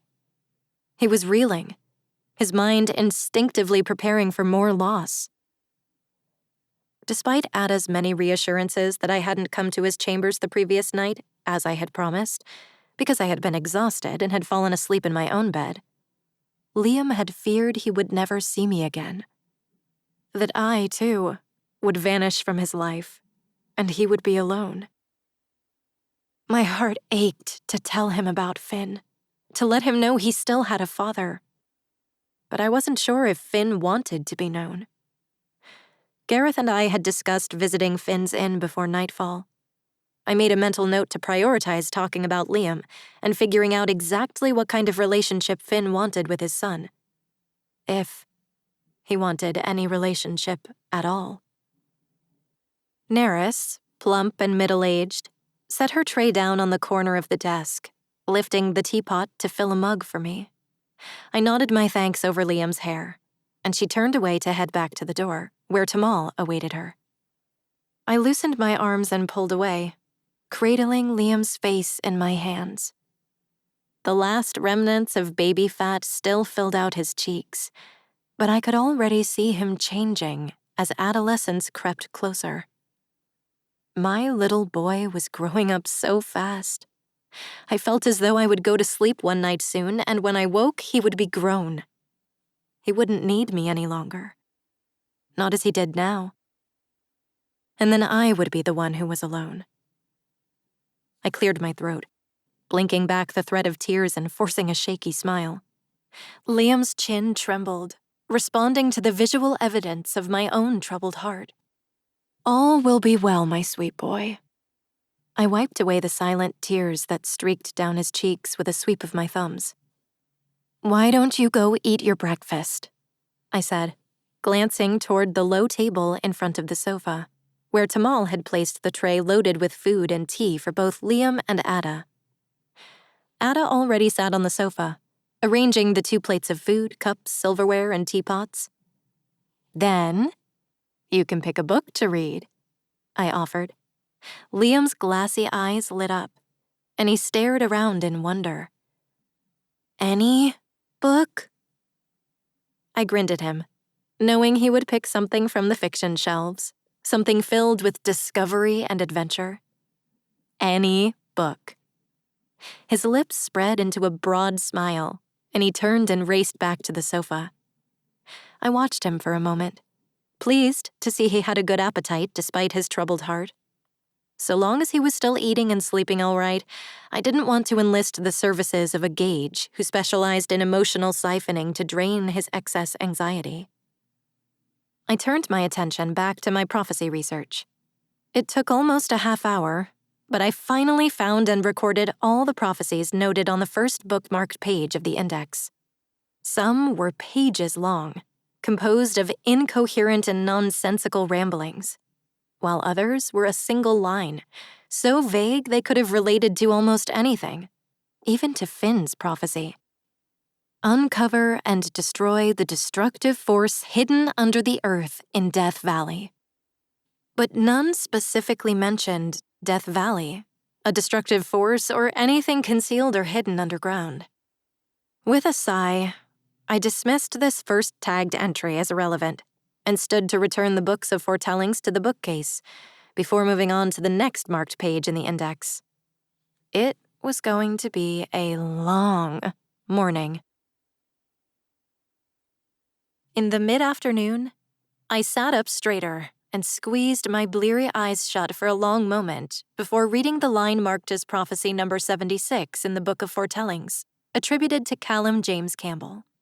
Lunch trays had come and gone, and Liam dozed on the sofa, while Ada read, curled up in an armchair by the dormant fireplace. I was researching the 9th page of indexed prophecies I had marked in Mother's book, and my brain was fatigued from the mental gymnastics I had been performing in an attempt to make sense of the endless riddles. Uncover and destroy the destructive force hidden under the earth in Death Valley. I found it, I breathed, sitting up straighter. I laughed softly, looking up to meet Gareth's ever-watchful stare. He only had a vague idea of what I was searching for, but he smiled back at me anyway.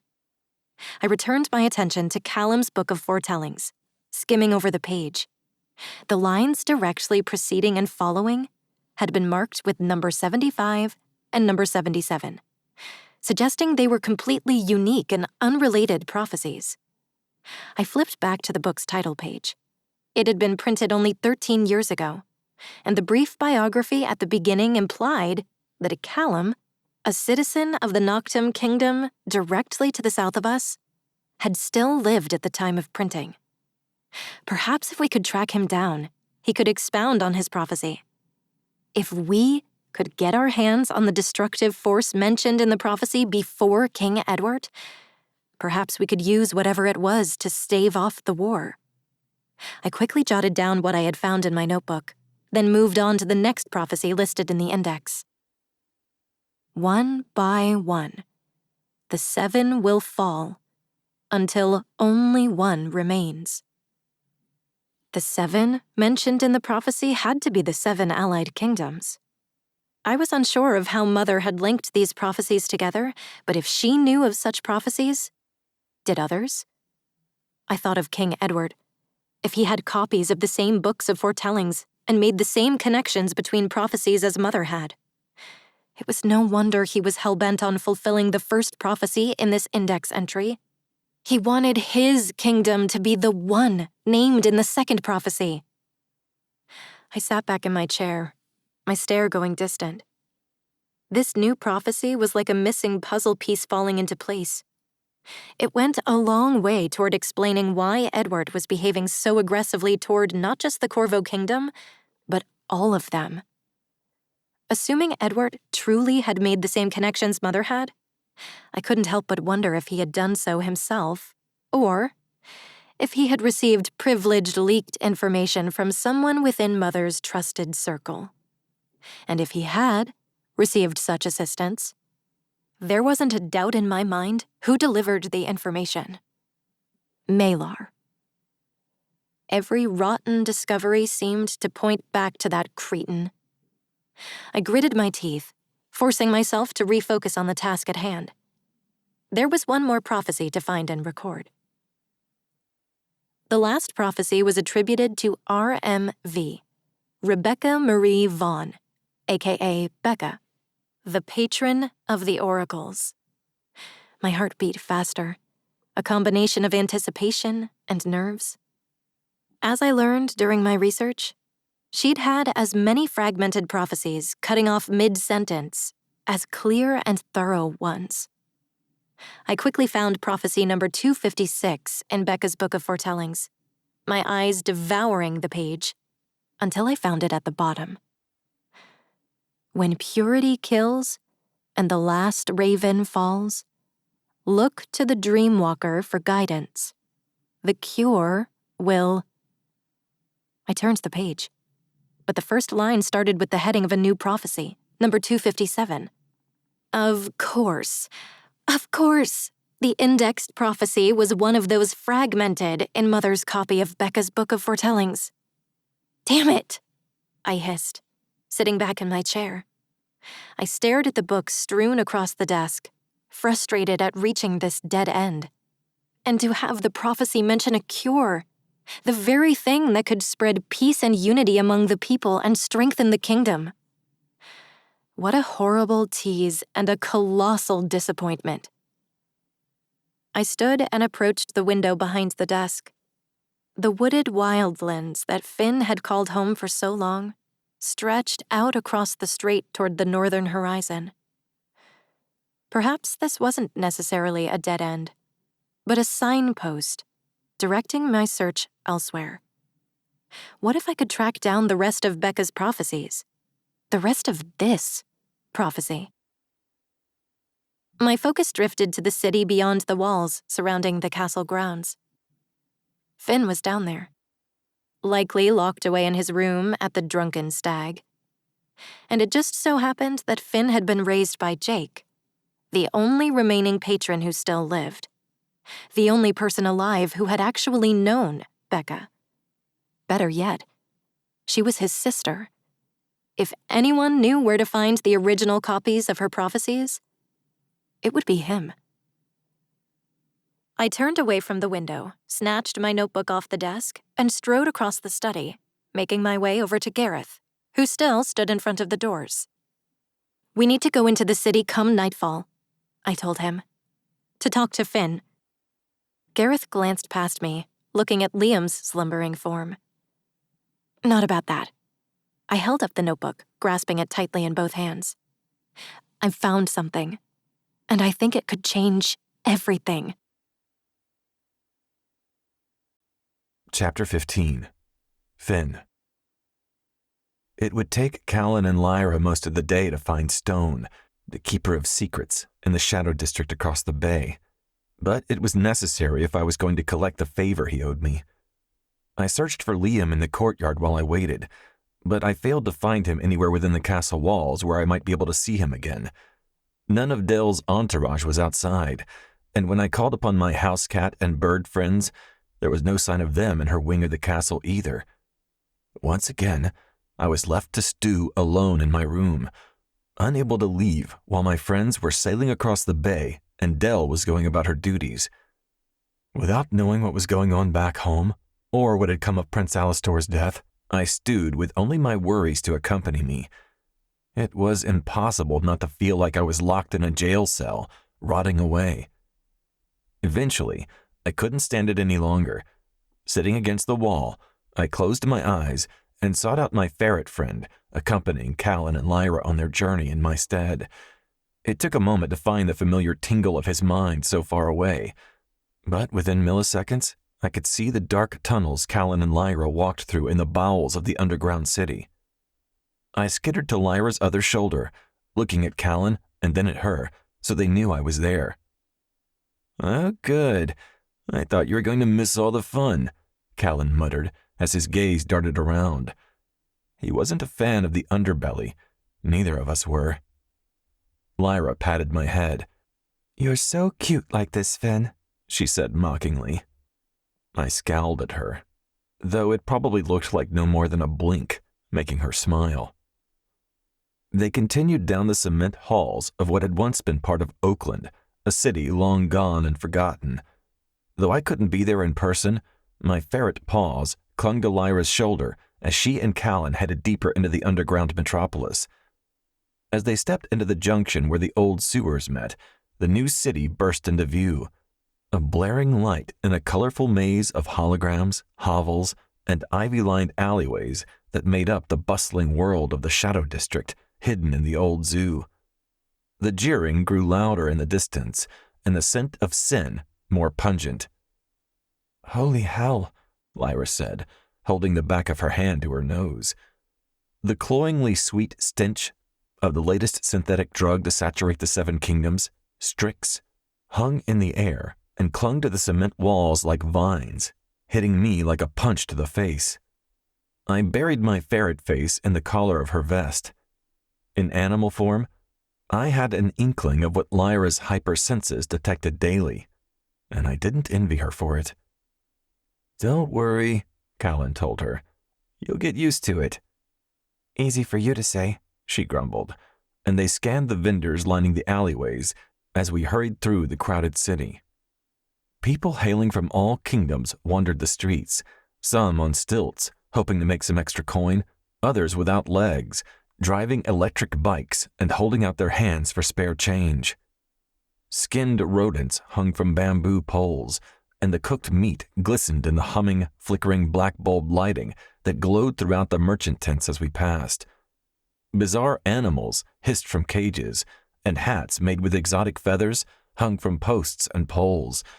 Pelts strung up and displayed for exorbitant amounts of coin alongside them. Vendors levitated their wares, and elementals flashed their fire tricks, hoping to catch onlookers' attention. My eyes fixed on a woman in a kiosk, spinning cones of glowing purple sugar strands with the wave of her finger. It wasn't a sugar rush that consumers would get, but something far more pleasurable and intoxicating. Strix. It was everywhere, glowing in one form or another, and lingering like a storm cloud above the underground city. Images of naked men and women were projected on some of the cement walls, advertising services found within. And there were smoke shops, gambling dens, fighting rings, ability competitions, and animal racing. But it wasn't only a place of carnal lust and debauchery. People entered the Shadow District to escape. It was a place where people came to numb their lives away, or to feel alive again, because there was one thing the underground city offered that people couldn't find anywhere else: freedom. Thieves, mercenaries, battle-broken soldiers, and entrepreneurs alike all had a place here in what was easily the richest district in the Corvo Kingdom. The royals just didn't know it. I eyed a man smoking a pipe against a brick wall, barely hidden by the shadows, then scanned the people who looked as if they were barely skin and bones, curled on the streets. Far more and far worse off than I'd seen before. Are they smoking Strix like it's the new water or something? Callan muttered. I've never seen it this bad before. He was right. It was getting bad. But I tried to stay focused on the task instead of on these people's plight. We passed a food kiosk, and a man held out what looked like a fried alligator foot to Callan. Please tell me you're not looking for your 4th meal of the day already, Lyra whispered, as Callan eyed it closely. Hell no, he said with a snort. Even I'm not that desperate. I wouldn't trust anything I ate or drank down here. There's a reason everyone here looks high as a kite. They are. Callan nodded toward a man at a copper distillery, a blue glowing liquid pouring from the spigot into a ceramic jug. It tastes good, don't get me wrong, but take my word for it, you'll regret it in the morning, he warned. Callan shook his head like he was shaking away a memory, and I snorted.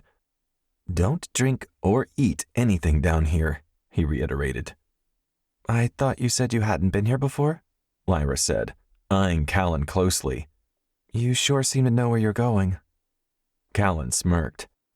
I said I hadn't been here on my own, which is true. I've only ever been here with Finn. Lyra craned her neck to give me a reproachful look. We were here on business, Callan supplied, hence the favor we're going to collect. Lyra eyed a scantily clad prostitute leaning against a wall. She winked in our direction, and Lyra's head snapped forward, looking straight ahead. A one-legged man, propped up against the wall beside the prostitute, caught my eye. He was clearly a veteran of battle, his Medal of Honor all that held his tattered cloak in place. No matter which kingdom you fought for, that was how men and women were repaid for their service. Once they had served their purpose, there was no place for them in society. No place but down here. We passed a fighting ring set up in one of the old animal enclosures, one I knew well, and made our way to the gaming sector. Stone should be in here, Callan said under his breath, and Lyra followed him into a gambling den lit with blinking red lights. What makes you think this is the place? Lyra asked, her voice raised over the chanting, cheering, and dice rolling as bets were placed. You said it's been nearly 3 years since you've seen him. Callan laughed, just as I would have had I been walking beside them. He's here, trust me. Lyra followed Callan inside, practically ducking under a cloud of smoke, a thick, rich scent of spicy tobacco mixed with Strix wafting over us. There were gamblers everywhere, many looped out of their minds, with dark circles under their wide, bloodshot eyes. They hadn't slept in days. That much was obvious. Gamblers looked at me, likely sensing I wasn't merely a ferret friend Lyra had dragged into the kingdom's underbelly, but a familiar. I could feel the minds of a few animal telepaths, strong ones, like me. But I pushed all of their minds away and searched the crowd for Stone instead. I heard Stone's booming laughter before I saw him at the edge of the room, a long, rolled cigarette between his fingers and smoke billowing from his nostrils as he sat at a betting table. The moment he spotted Callan, his open expression faltered slightly, his gleaming eyes narrowed, and he straightened. Callan and Lyra stopped by the wall and waited for Stone to join them. Murmuring to his table-mates, he stood, his sweat-dampened, days-old tunic stretched over his large belly. To what do I owe the pleasure? Stone said, with a hint of curiosity, despite the wariness in his eyes. He stood nearly a foot shorter than Callan, his blue eyes crisp and shrewd, as he looked from him to Lyra, gauging their intentions. When Stone's eyes lingered on Lyra for too long, Callan cleared his throat. We've come to collect a favor, he told him. We? It took only a second for Stone to comprehend Callan's meaning, and his gaze darted directly to me. Finn, Stone grumbled in greeting. I should have known you'd come to collect now that there's so much chatter about the Outer Lands. What do you know about the Outer Lands? Lyra prodded. Stone smirked and looked at Callan with a nod in her direction. Is she new to the crew or something? Or something, Callan said. Trevor was killed during a trading trip last winter. I can't say I ever liked that guy, but if it's because of King Edward, I'll offer my condolences. These days, it seems that bastard is taking more lives than those lost during the turn. Stone took a puff from his cigarette, and a bluish smoke billowed from his nostrils once more. So, he drawled, every second I'm standing here, I'm losing money. Out with it. You're always losing money regardless, Callan volleyed with a grin. But we're here about Malar, ex-advisor to the Corvo Queen. Dead Queen, Stone corrected. His sweaty brow lifted nonchalantly. And so is Prince Alastor, I hear. My pulse raced, though I shouldn't have been surprised he'd already heard about it. That's what Stone dealt in, rumors and secrets. Yeah? Lyra tilted her head. And what do you know about it? Which part? That the greedy queen couldn't hack it without her elixir fix? Welcome to the real world. That's all I have to say about that. And the prince? Lyra prompted. Stone stared at her, his blonde, bushy eyebrow arched. Even with the man's grizzled appearance and the lines around his eyes, he had a younger look about him. I hear he had an interesting fall from a very high turret. What else did you hear? Callan said, as I silently urged them to keep Stone talking. Stone glared at him. Is that why you're here? To talk about a bunch of royals who got their dues? Tell me, Callan demanded, not an ounce of amicability in his voice. There are a ton of speculations. Which one do you want to hear? The one about the princess sleeping with her bodyguard, who got jealous and offed the prince? The one where Alastor was what most princes are, a drunken, spoiled fool who thought he was invincible? Or the rumor that the scheming Sierra Kingdom is up to something nefarious again? Stone shrugged. The royals have wronged a lot of people to get the power they cling so desperately to. It's no surprise someone would murder Alastor, if that's in fact what happened. He took another puff of his smoke. None of it matters much. The result is the same. The Sierra Kingdom continues to grow as King Edward continues to take. Meanwhile, the Corvo Kingdom continues to lose its power, little by little. Stone shrugged. If the new queen can't recover, and fast, chaos will ensue. It always does. But as the world crumbles, we'll all be down here, shoved away like they've wanted us to be, watching it all fall. I didn't like the sound of that, and it was all I could do to remind myself I was in a ferret's head, and my only option was to listen. Why so curious about Corvo and the dead queen? You and your people are safe enough in the outer lands. So what's it? Stone's eyes widened, and he looked at me. The prophecy, he realized. It seemed the drugs hadn't dulled his senses as much as I'd assumed. With the way Stone looked at Callan, then Lyra, I could tell he saw more than he should, more than was safe. Silently, I urged Callan to hurry the conversation along. And Malar? Lyra urged this time. Malar? I haven't heard that name in a while. Callan's eyes narrowed. And by a while, you mean? Stone glanced between them, taking his time to answer. A few weeks. Tell us then, Callan pressed. For Finn, and your debt will be paid. Criminal that he was, Stone seemed to like the sound of that.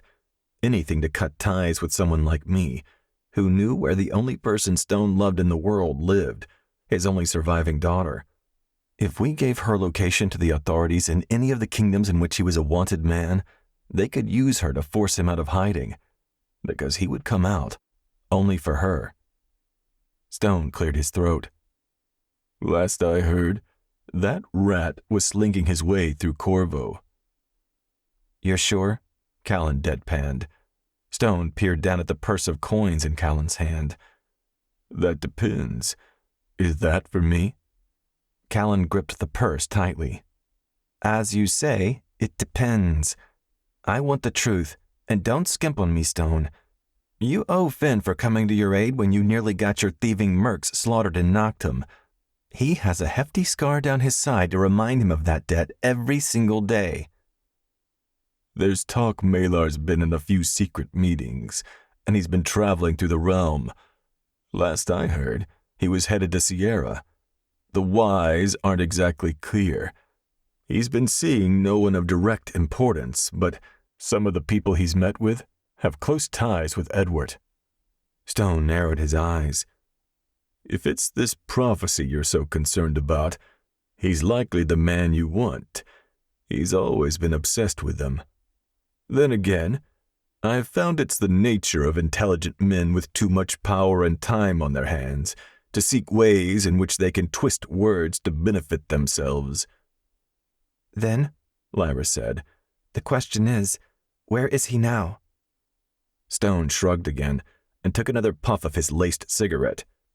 I could find out, but it will take a few days.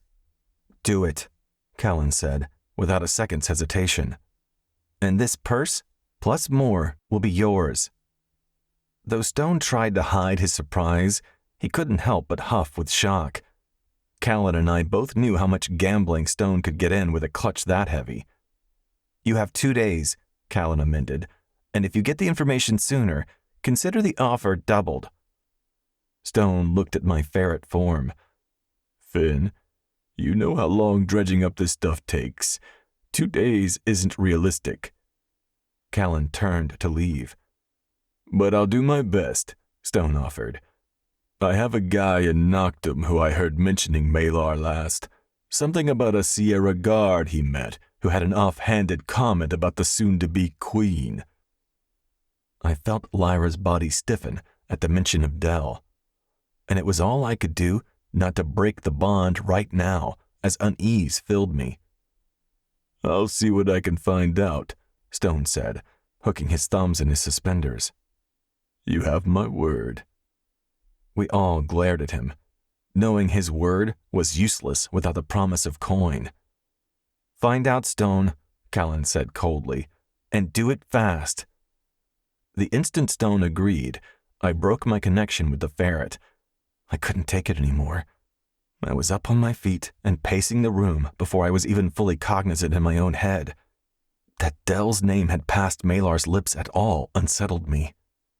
When pacing wasn't enough, I peered out at the sun lowering in the sky. I couldn't be seen on the streets, and I couldn't go to Dell to warn her. There was nothing I could do but grit my teeth and wait for Callan and Lyra to return. Yet I couldn't stew in the room a moment longer. There was nothing I could do, nothing to do but drink. Chapter 16. Dell. You're sure this is the right inn? I murmured over the lukewarm mead, tugging on my single long braid which I had pulled over my left shoulder. The drunken stag's barkeep had assured Gareth the mead was the finest beverage they had available, which wasn't saying much. But watery mead was better than sour wine or bitter ale. So I sipped from my tankard and continued to scan the common room from our table tucked against the side wall. It was so rare for me to have the opportunity to observe my subjects anonymously that even if we were in the wrong place, I wouldn't have considered the past half hour of people-watching as wasted time. Across the table from me, Gareth nodded. "This is the place," he assured me, and sat back in his chair, his arms crossed over his chest. His eyes never ceased their cautious scan of the tavern, his ale untouched on the table before him. He had exchanged his black guard leathers for brown leather scarred with enough burn marks to make me suspect he had borrowed them from one of the castle blacksmiths. He looked like he belonged here. I did not.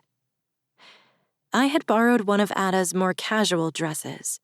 Soft, thin wool in dove gray, with simple white floral embroidery around the neckline, cuffs, and hem, and a plain lightweight hooded cloak in a darker gray. In this part of town, however, I looked like I was wearing evening finery compared to the other patrons' garb. I silently chastised myself. I should have listened to Gareth and borrowed clothing from one of the female guards. The only other women wearing dresses in this establishment weren't wearing very much of them. My cheeks heated as I watched a burly young man snag the wrist of one such woman. She yelped, then giggled, as he pulled her down to his lap and palmed her nearly fully exposed breast. Gareth had assured me this wasn't a brothel, which made me wonder what exactly went on in the actual brothels. Obviously, I knew what went on, but I assumed it all happened behind closed doors. "There," Gareth said, pitching his voice low, his attention locked on some point behind me. I twisted in my chair and peered over my shoulder in time to watch Finn shut the door from the street. His eye caught on a woman wearing a belted violet tunic over dark gray leather leggings, perched on the edge of a table near the entrance. She was very pretty, with light brown skin, golden hair, and a faint smirk. It was no wonder she had drawn his attention. He watched her with a guarded, curious expression as she slid off the table and approached him. "We don't have time for this," Gareth muttered, pushing his chair back and standing. Finn glanced Gareth's way as he closed in, and then Finn's focus shifted past Gareth to me, and he blanched, his eyes widening. The woman in the purple tunic reached Finn before Gareth and touched his arm, but Finn dismissed her with a few hushed words and a shake of his head, never taking his eyes off me. The woman glanced my way, her eyebrows raising. She mimed tipping her cap to me, then moved to another part of the tavern. When Gareth turned his back to Finn to return to our table, Finn only hesitated for a moment before following, a little unsteady on his feet. Gareth switched seats, claiming the one adjacent to mine, which left only the chair on the opposite side of the table available for Finn. I arched one eyebrow at Finn as he drew near. "Friend of yours?" Finn pulled out the chair and eased down into it. "Who, Millie?" He glanced over his shoulder as though he was casually looking for the woman, then shrugged one shoulder. "I make friends everywhere." His slightly unfocused eyes met mine. Clearly, he had been drinking. I could hardly blame him after the events of the past 2 days. "I'm sure you do," Gareth muttered. Finn's eyes narrowed slightly. "Her father owns this place, and keeping Millie happy keeps him happy. And it keeps them from asking too many questions about me, like why I arrived in Sierra military garb and now seem to be stuck in here, hiding." He crossed his arms over his chest, then glanced at Gareth, who had already claimed that pose, and leaned forward to place his elbows on the table instead. "I thought you'd come by yesterday," Finn said, his voice carrying the faintest hint of accusation. "Or this morning, at least." "I know," I said, leaning forward and mirroring his position. "We have a lot to talk about, and I wanted to come. But with Mother's death and then Alastor," I held up one hand and shook my head. "No excuses. I should have come sooner, and I'm sorry I didn't." Finn narrowed his glazed eyes, his jaw clenching and unclenching. He inhaled deeply, then released the breath in a sigh, much of the tension visibly leaving his body. "I can only imagine what it's been like for you these past few days," he said, his voice softening. "I'm glad you're here now." I smiled, relieved. I cleared my throat and licked my lips. "I found something that I think might be important to both of us," I said, reaching into the cloak's concealed inner pocket to pull out my research notebook. "It's about the prophecy, or, well, the prophecies. There's more than one." I placed the thin leather-bound book on the table and flipped it open to the page where I had recorded each of the 3 relevant prophecies verbatim, turning the book so it was right side up for Finn. There are actually 3, all linked. Finn scanned the lines I had copied, then blinked, studied them again, and looked at me once more. Looks like 2.5 to me. I know, I said, nodding. That's the problem. The third prophecy is attributed to Becca, but it's only a fragment. Finn's brow furrowed. How do you know they're linked? Well, I don't exactly. I paused, chewing on the inside of my cheek. But Mother connected them. She has an entire book, an index of sorts, linking prophecies together. They're important, Finn. I tapped the third fragmented prophecy. When purity kills and the last raven falls, look to the Dreamwalker for guidance. The cure will... Look, I said, nodding my encouragement for Finn to reread the third prophecy. Even fragmented, it couldn't have been much clearer. Becca had seen something that related to the wasting sickness plaguing my kingdom. If I could just get my hands on the original, complete prophecy, I felt certain I could find a cure for the wasting sickness. It could very well turn the tide of war in our favor, strengthening my kingdom in the eyes of the other rulers, enough for us to ally and rally against the Sierra Kingdom. King Edward would have to back down. Finn glanced at the open notebook again, then up at my face, down and up again. I'm not sober enough for this, he muttered before scooting his chair back with the screech of chair legs over the worn wood floor. He stood and marched toward a nearby side door, yanking it open and stepping outside. The scent of hay and manure wafting into the common room told me the door led to the inn's stable. I exchanged a look with Gareth, whose raised eyebrows and slight frown told me he was not impressed.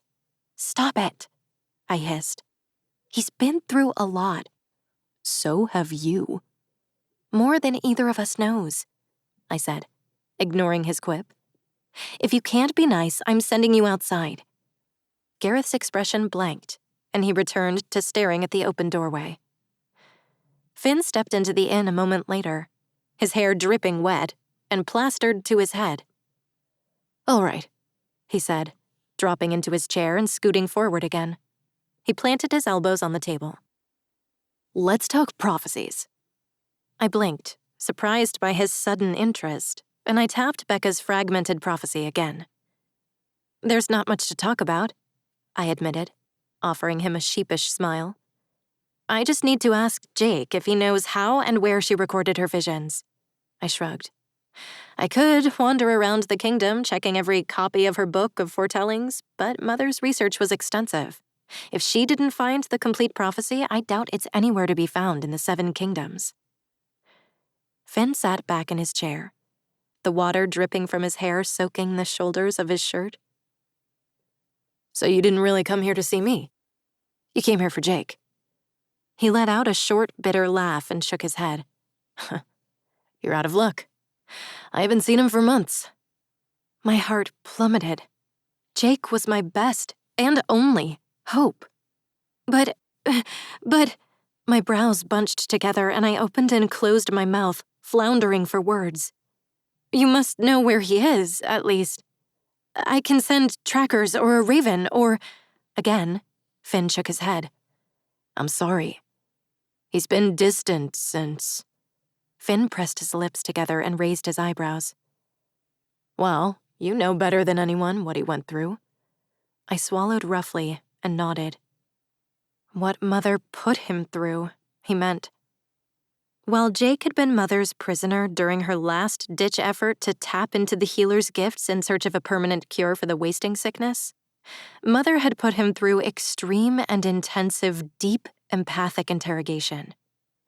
As a result, he retreated so deep into his own mind that Finn and I had barely been able to drag him back out. He was holding it together, until we returned home after a trip to the north and saw the destruction. Finn looked away, clenching his jaw.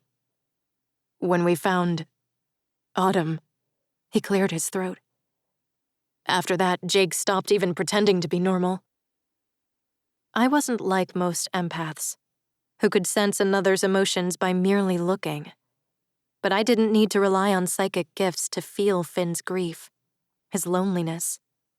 Not when it was written across the hard lines of his face. Not when the ghosts of all the people he had lost haunted his eyes. But he wasn't alone anymore. He had a son now. A son he deserved to know. And I wanted Liam to know his father.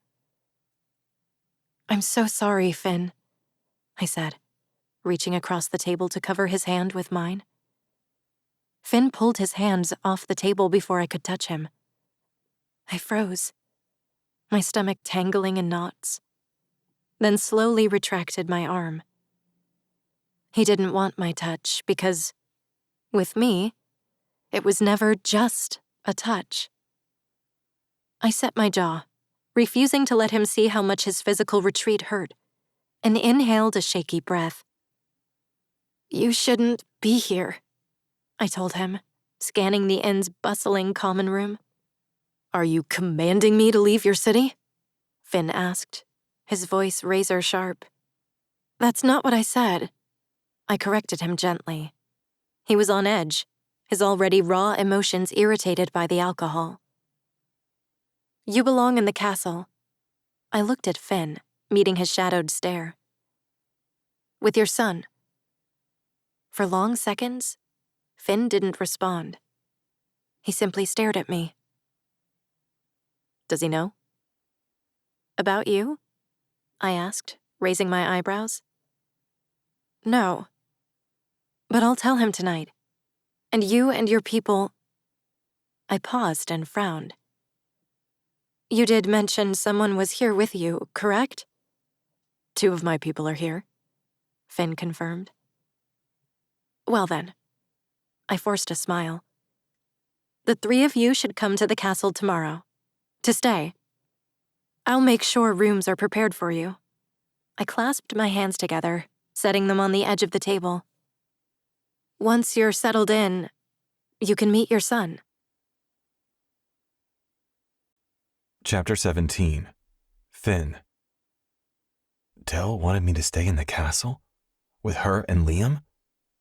I wasn't sure why, but I looked at Gareth, certain I would find him balking at the idea.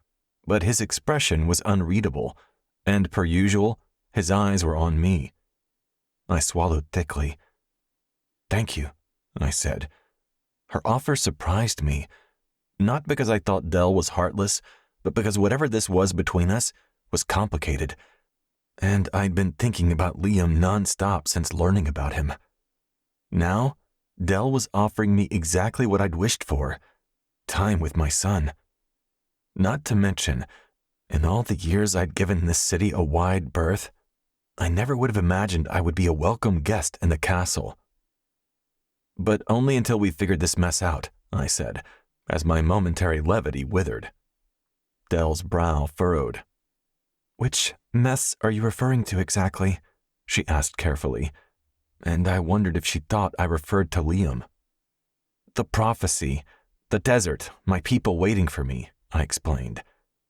"This changes so much, and yet nothing at all. I don't know what happens next," I wanted to tell her.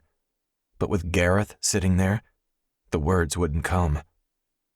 The door to the inn opened, and I looked up to see Callan stride inside.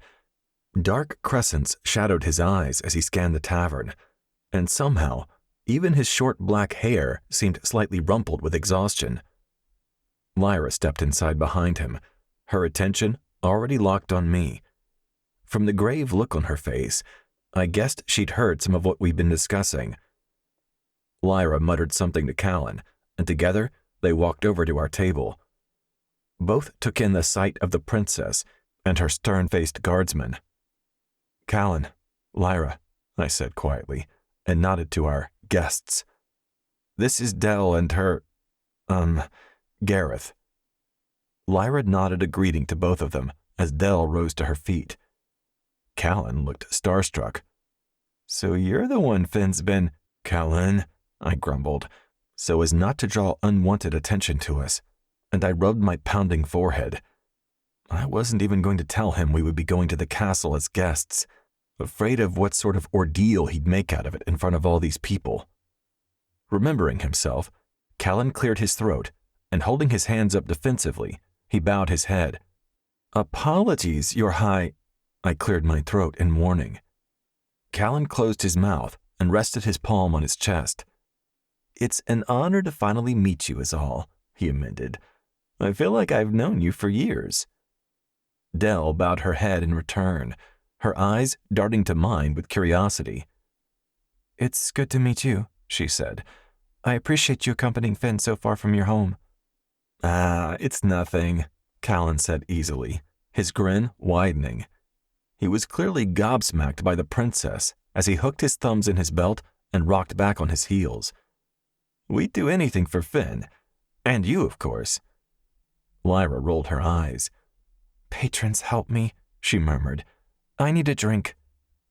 At the mention of alcohol, Callan's eyebrows popped up, and he leaned over to assess the 2 tankards on our table.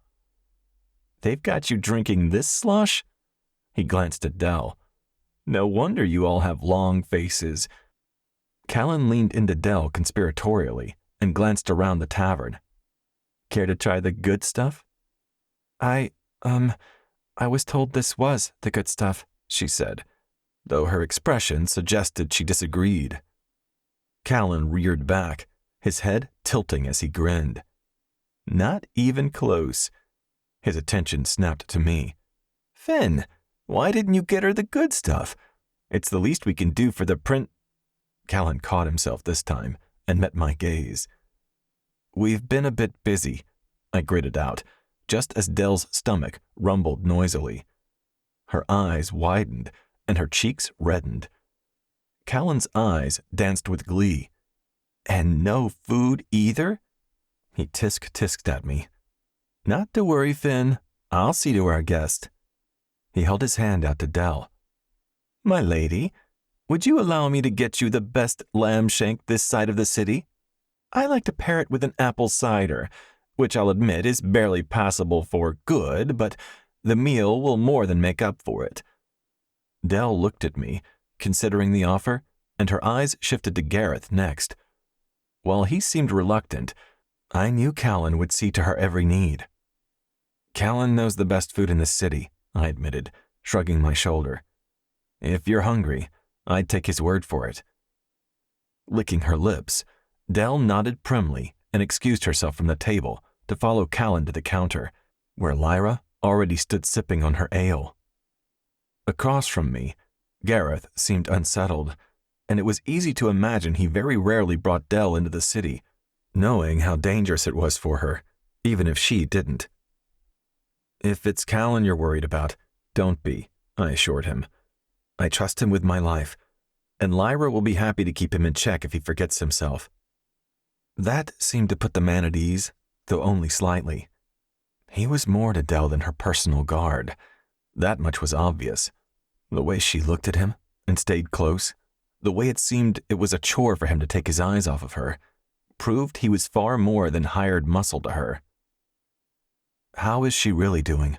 I asked, realizing if anyone knew what Dell had been through the past 10 years and how it affected her, this man would. Gareth's amber eyes met mine, lingering for a moment before they shifted back to Dell on the other side of the room. "After you killed her husband, you mean?" he said. "The man who was choking the life from her?" I replied in kind with equal sharpness. "Yes, but not just since that." Gareth's jaw clenched, and his hard gaze softened slightly. I saw regret in his eyes, though I wasn't sure why. Just like I saw anger in them too. He cared for Dell. That was painfully clear. I could easily assume Gareth would have stopped Alastor from tormenting Dell if he could. But, hands tied or not, it was hard not to hold a slight grudge against him as I considered how long Dell had lived like that. Or maybe I begrudged Gareth for taking care of Dell and Liam when it should have been me. It was hard to tell which feeling was dominant, resentment or envy. "She has sacrificed much over the years," Gareth finally said, "to keep her secrets and her son safe.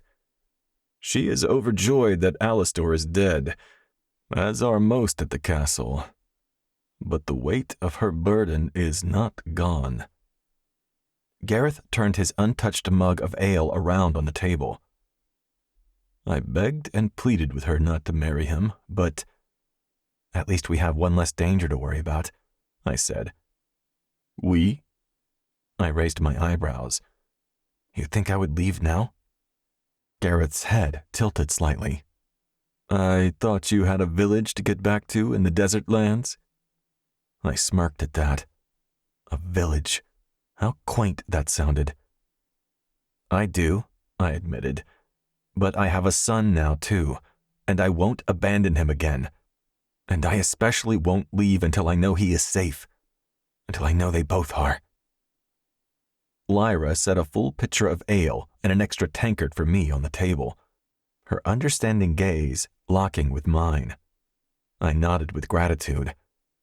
When she turned for the bar again, I glanced back at Dell. She was smiling as Callan gestured wildly, regaling her with one adventure or another. A smile. My chest ached at the sight. It had been so long since I'd seen that smile. I'd forgotten how mesmerizing it was. Swallowing thickly, I turned back around to find Gareth watching me. With the gravity of everything unknown and unspoken hanging between us, I poured myself a mugful of ale. After the decade I'd had, and the knot of nerves in my gut, knowing I would finally meet Liam tomorrow, I figured another drink couldn't hurt. The longer Gareth watched me, though, the more I realized what he probably saw. Half sober and with damp hair hanging in my face, I was a mess. I'd give him that, but that wasn't all he saw. You think I am reckless and dangerous. Aren't you? I huffed with amusement. Not so much anymore. At least I try not to be. I have people that rely on me. Many people. Besides, I can't afford any more death on my conscience.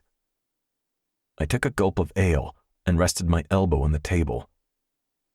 Whatever Dell has told you, whatever you know, I shook my head. That's not who I am now. I haven't been that person in a very long time. Things would have been much different for her had you shown up at the solstice celebration. I leaned back in my chair with a heavy exhale, wondering if the guy had any idea how guilty I already felt for staying away for so long. Before my hackles could rise to bristling, Gareth continued. Despite all that's happened, and despite all that Dell and Liam have been through, I can't say your coming back before now would have been for the better. The crease in my brow deepened. Dell and Liam would have left with you, Gareth explained. And then what? There are more dangers out there than we realized. This time, Gareth stared at his warm ale as if he might actually take a drink, as if it pained him to admit such a thing. Malar, the traitor we think is behind this prophecy business, he said, spinning the mug around again instead. We thought we were rid of him, but now? The skin around his eyes tensed. If she had left with you, she would have been far easier for him to get to. And after the Queen tried to have him killed, I have no doubt he would have exacted his revenge, however possible. He's likely been planning it for years. Gareth glanced toward our companions at the bar, his eyes softening when they landed on Dell. And now the Queen is gone, I mused, and mulled his words over and over. Callan's laughter met my ears, and I hoped they would keep Dell over there a little while longer. About Malar, I started, and Gareth's eyes narrowed slightly. He touched his index finger to his lips, suggesting silence on this topic. I tipped my head toward my friends behind us. There's nothing concrete yet, I admitted. But we found his trail, and he's definitely been scheming. We just don't know to what end. Yet. Gareth pursed his lips, listening intently. And how did you come by this information exactly? I smirked at that. You don't want to know, and it's not important. We should have more specifics within the next day or two. But there is one thing I do know for certain, I said, staring at him for a moment. Dell's name passed his lips a few weeks ago, and we both know that isn't good. Gareth's expression sharpened with rancor born of fear and hatred, a look I imagined mirrored my own. Whatever distrust and dislike Gareth and I had for one another, we both held Dell and Liam's safety above all else. "Can you trust everyone in the castle?" I asked, realizing danger could be closer than any of us thought. "I don't trust anyone," Gareth said. Loosening the grip on his mug, he sat back. "Which is why I think Dell is right. You should stay within the castle walls." I blinked at Gareth.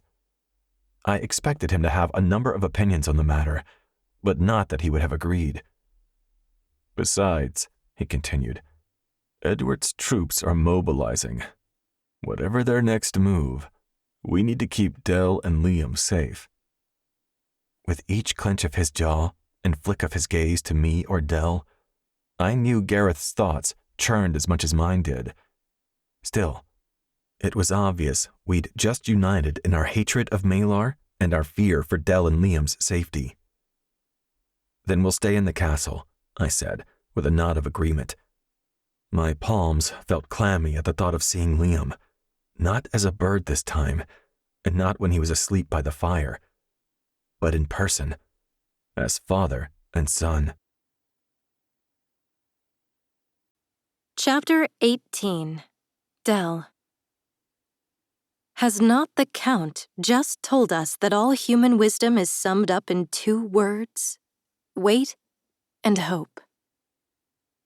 I shut the book and set it on my lap, gripping the aged binding tightly in my hands.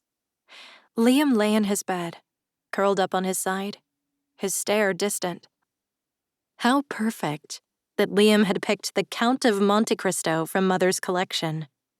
He had been sucked into the book, nearly completing it in barely a day.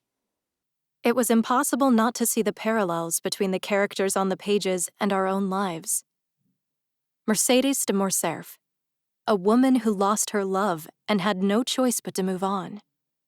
Edmond Dantes, a man who sought revenge for his shattered world. Albert de Morcerf, a boy who learned his father was a terrible person. I just hoped we came to a happier ending than so many of the characters in the book. "Do kids inherit their parents' sins?" Liam asked quietly. My chin trembled, my heart breaking for him. I drew in a deep breath, exhaling as I set the book on the nightstand and leaned forward, capturing Liam's hand and wrapping it in both of mine. "Of course not," I murmured. I kissed the knuckle of his thumb, the only part of his hand that remained exposed, then inhaled, hesitating only a moment before speaking. "I need to tell you something." Liam blinked, his red-rimmed eyes focusing on me. I took a shuddering breath, bolstering my courage, then whispered my confession. "Alastor Windsor wasn't your father." Liam's lips parted, and his eyes widened. "When I was younger," I told him, "I met someone and fell in love. But then he was gone, and I sucked in a shaky breath. When I discovered I was with child, the kingdom wasn't stable, and I felt like I had to marry Alastor to provide a legitimate heir.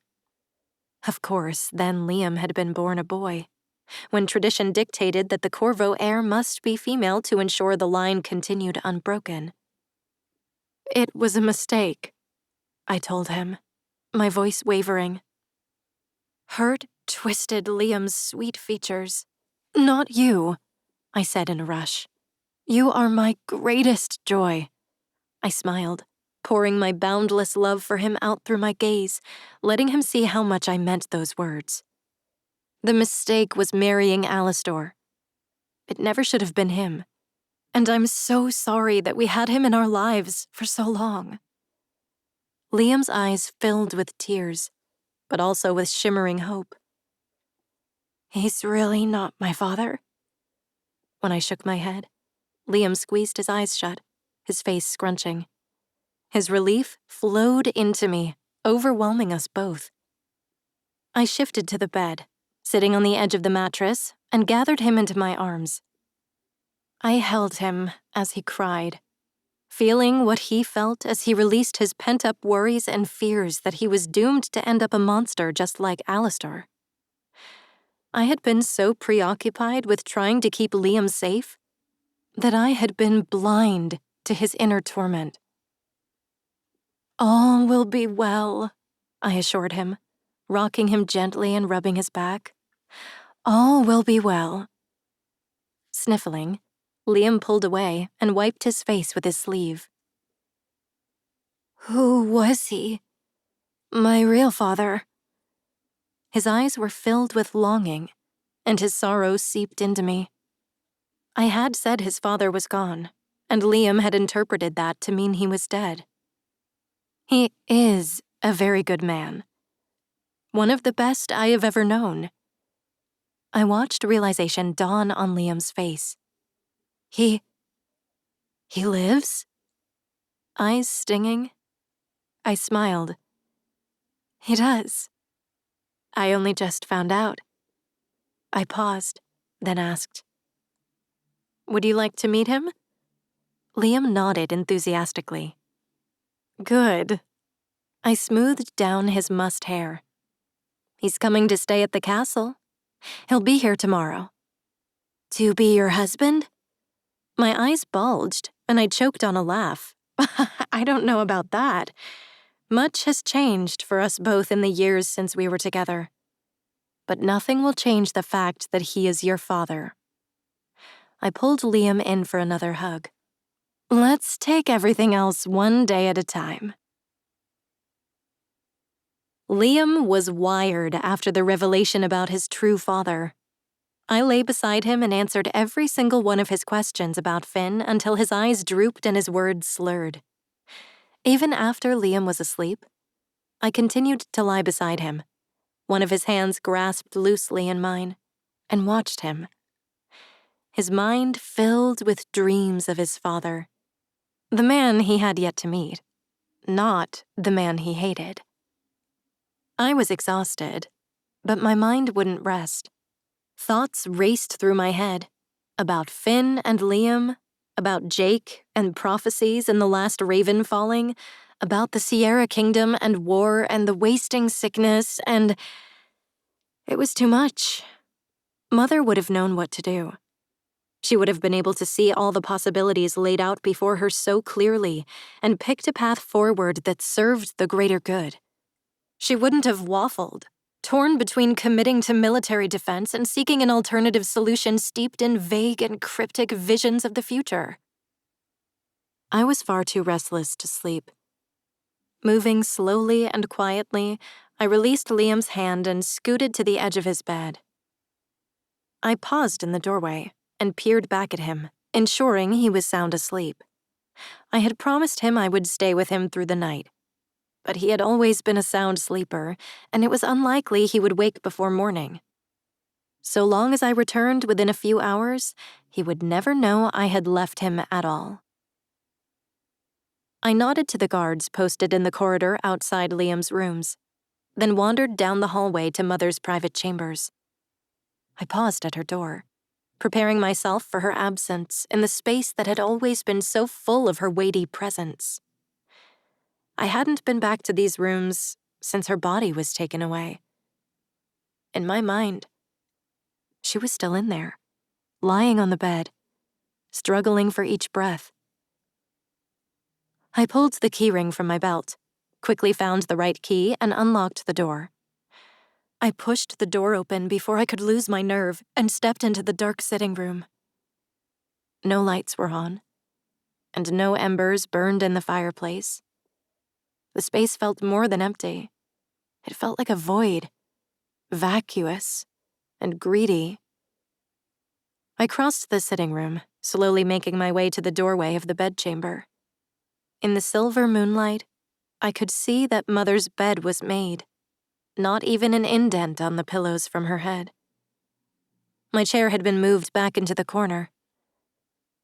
I started for the chair, but realized halfway across the room that there was no need for the chair when the bed was unoccupied. Changing trajectory, I headed directly for the bed and hesitated only for a moment before easing down to sit on the edge of the mattress. But compulsion gripped me, and I didn't stop there. I scooted back on the bed and lifted my legs, laying where Mother had spent most of the past few months. My eyes drifted shut, and I rested my hands on my chest, opening myself up to my empathic senses.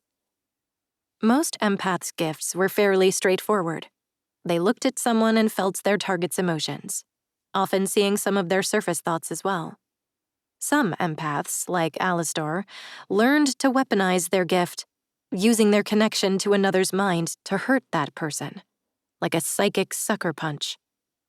Others, like me, required touch to sense anything, but often that limitation came with unique advantages. I wasn't limited to human minds. I could also sense impressions from most animals, so long as I was touching them. Sometimes, the resonance was simply an emotion, a sense of dread or hope or longing. But other times, when an object was extremely significant to a person, it was as though they imbued the object with pieces of themselves.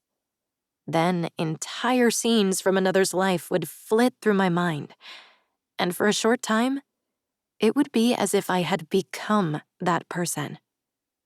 That was what I sought now. I wanted to feel what Mother had felt. I needed to be inside her head, just for a little while, to help me understand what she would have done in my shoes. Chase the prophecy, or make a stand? Cure the people, or prepare to fight the enemy?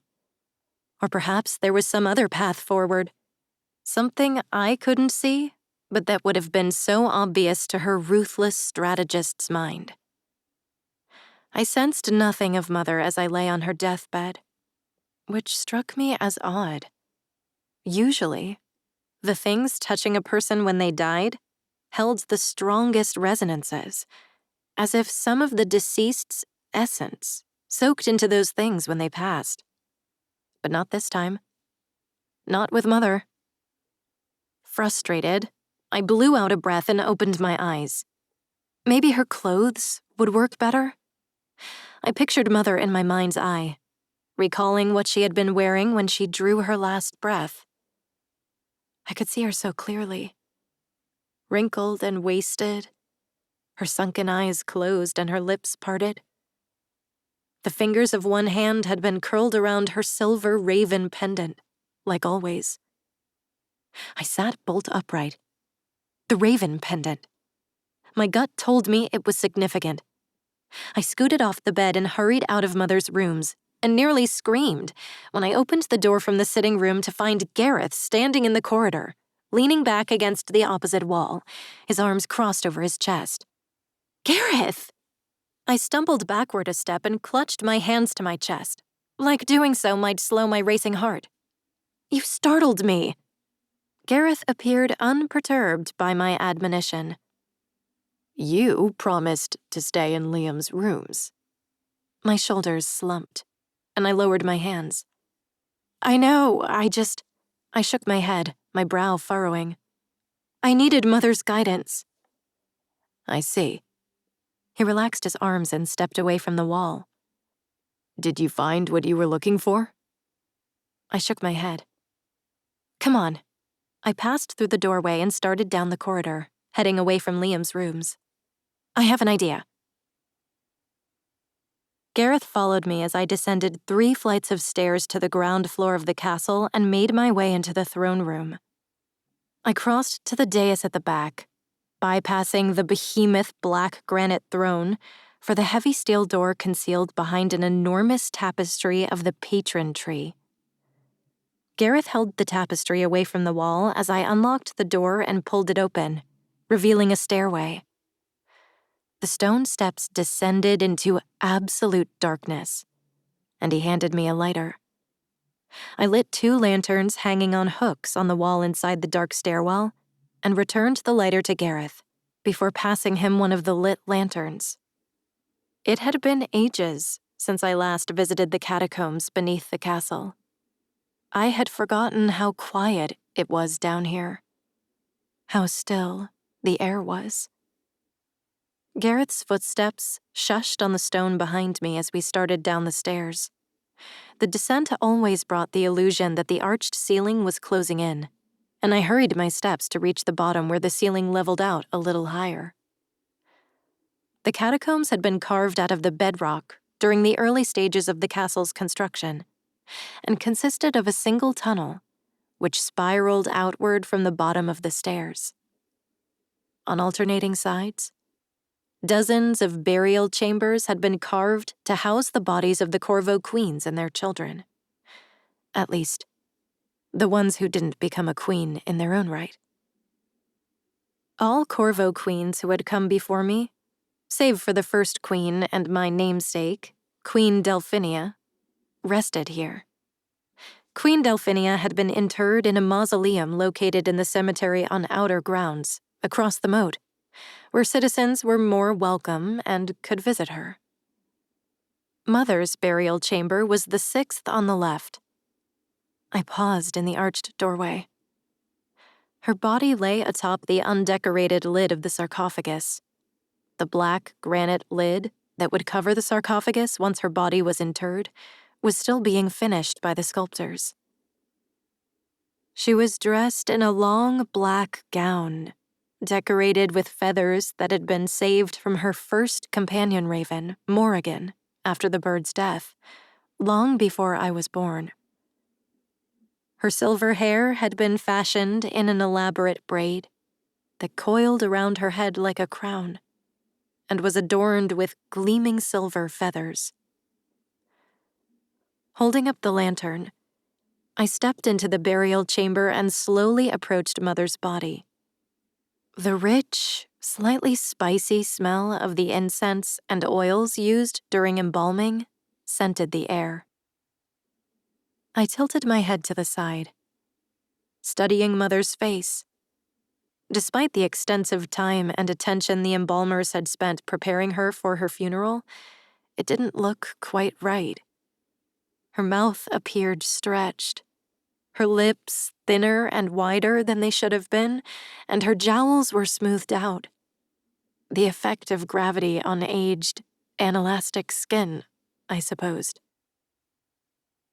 I shifted my attention down from her face to her neck and the high feathered collar of her dress. A few inches of silver chain was barely visible over her collarbone. Setting the lantern on the corner of the sarcophagus, I reached for the chain to pull the pendant free from its concealment.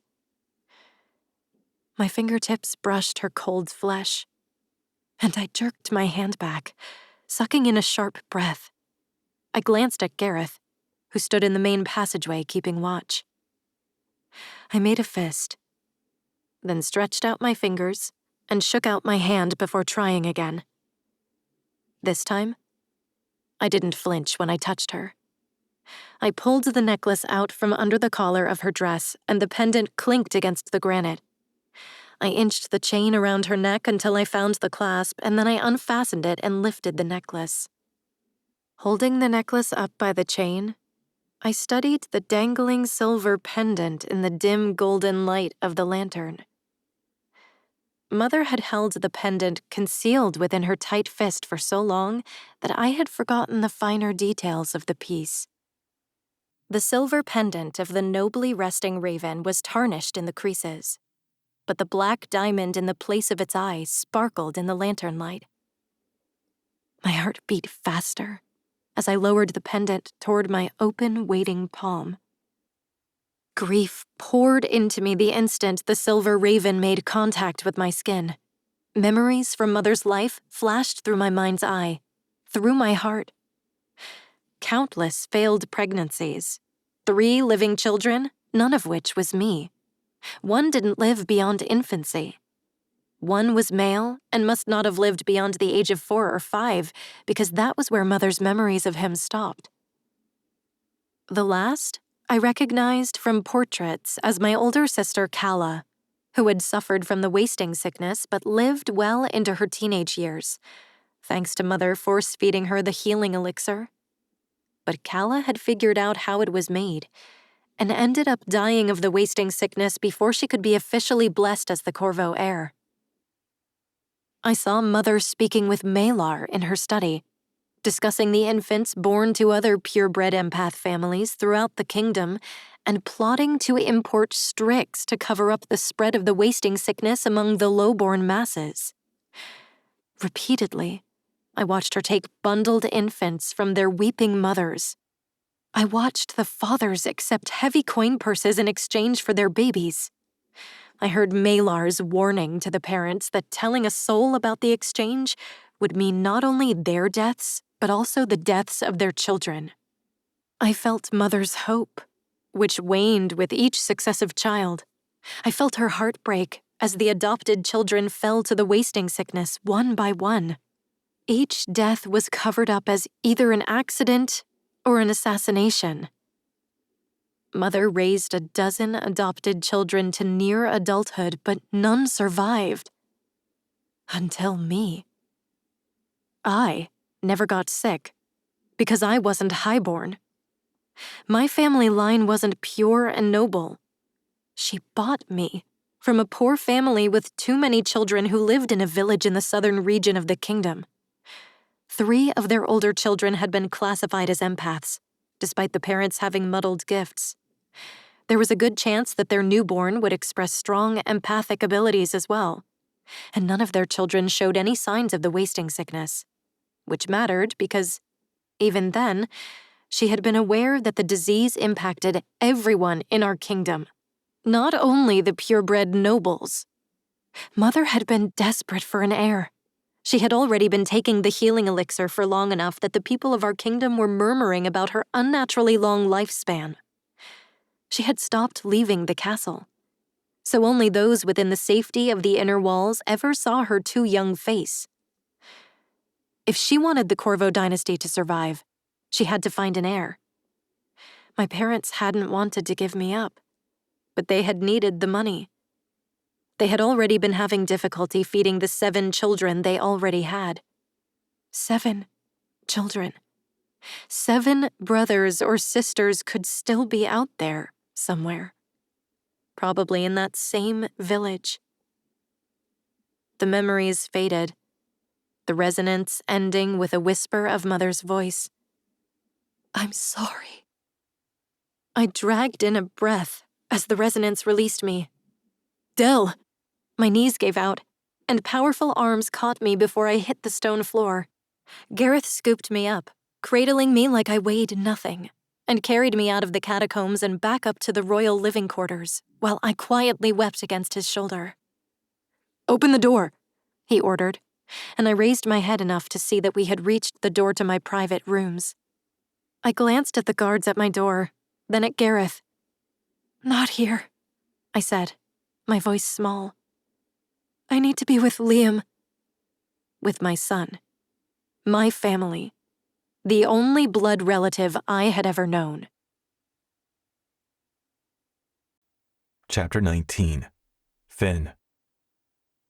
Callan and Lyra's chatter faded as I stood within the castle garden's stone walls, watching the bees pollinating the lavender that filled one of the flower beds. I thought about Dell, about that night in my room, and the lavender scent of her hair that has stayed with me ever since. I had thought about Dell every single day, and never once was a child involved. It was safe to assume she thought of me frequently as well, but the circumstances were different. Dell saw me when she looked at our son, but did she remember me with regret? She would never regret Liam, but did she regret he was the result of one night with me? Did she think of me with resentment, not knowing why I'd disappeared? I wasn't even sure how she felt now that I was back. I'd reappeared, and there'd been no time to talk about any of it. It's a nice place the princess has here, Callan mused, strolling closer. He bent over to sniff the honeysuckle vines, winding up a trellis. Hands on his hips, he hummed with satisfaction as he assessed the bursts of white blossoms filling the perfectly manicured flower beds around it.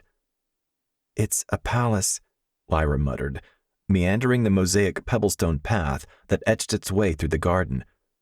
"What did you expect?" But despite her quip, even Lyra was mesmerized by the majesty of it. I could hear the awe in her voice.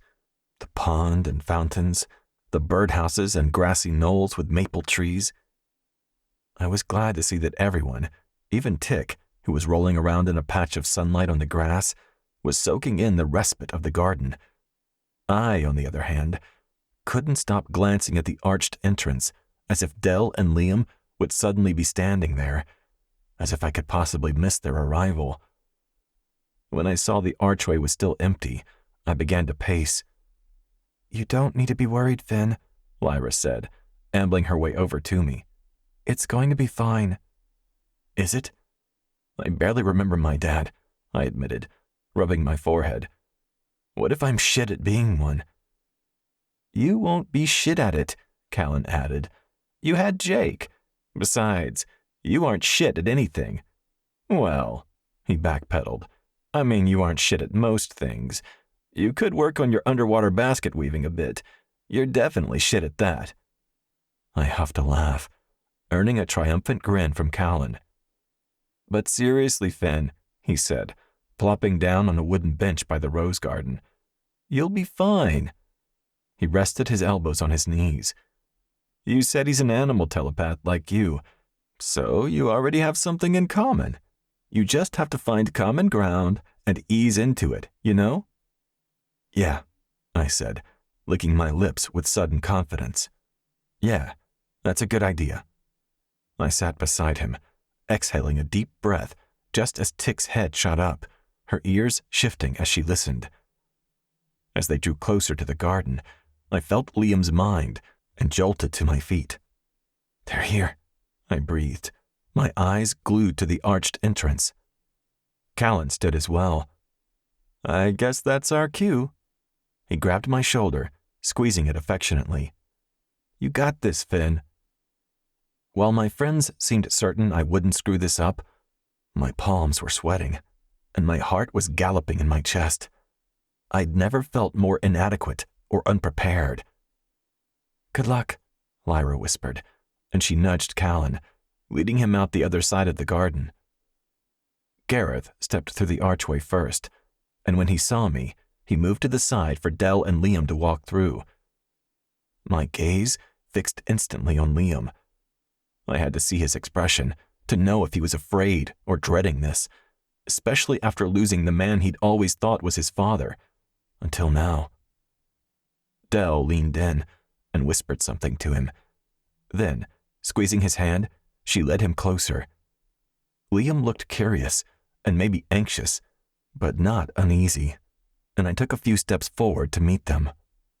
Tick trotted over to Liam immediately, her tail wagging as she sniffed every inch of him, taking in his smell and feeling his mind. I could feel his mind. It was open, searching, sussing out and feeling mine, the same as I was doing to him.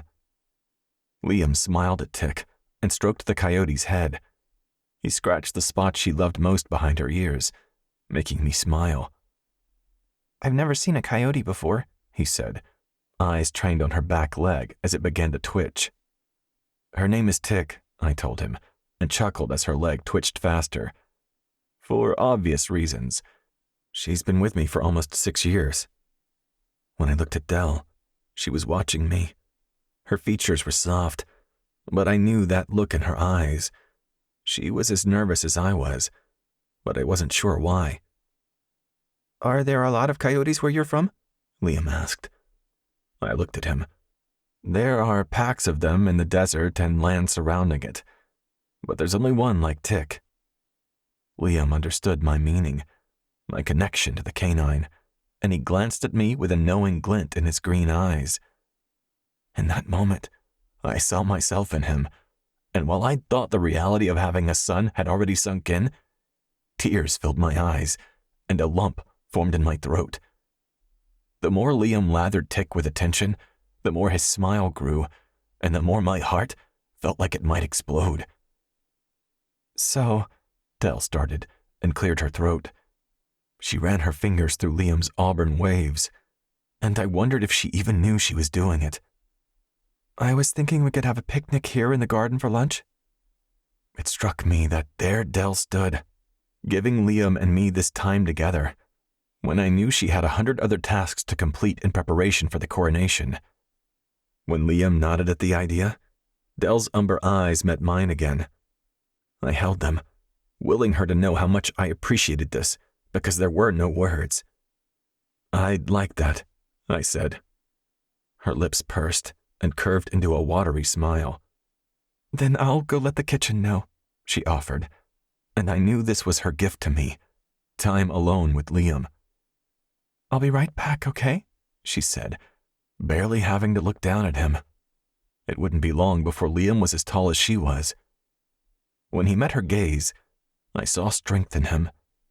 With quiet stoicism, Liam wordlessly reassured his mother that everything would be all right, and I nearly smiled with pride at that. Pride for what? I wasn't sure. I hadn't raised him. I hadn't been around for a single moment of his life. And as grateful as I was to be there with him after years apart, that reality still stung. All right then, Dell breathed. She looked at me again. I'll be right back. I dipped my head, and she made her way back to Gareth. I'd never wanted time to slow down as much as I did at that moment, knowing being here with Dell and Liam would pass far too quickly. But I refused to think of that right now. It was you a couple of days ago, Liam said, drawing my attention back to him. In the crow's mind, he clarified. It was, I said, following him to the birdhouses. Finches chirped and hopped from the feeder to the bath. Does that bother you? Liam shook his head.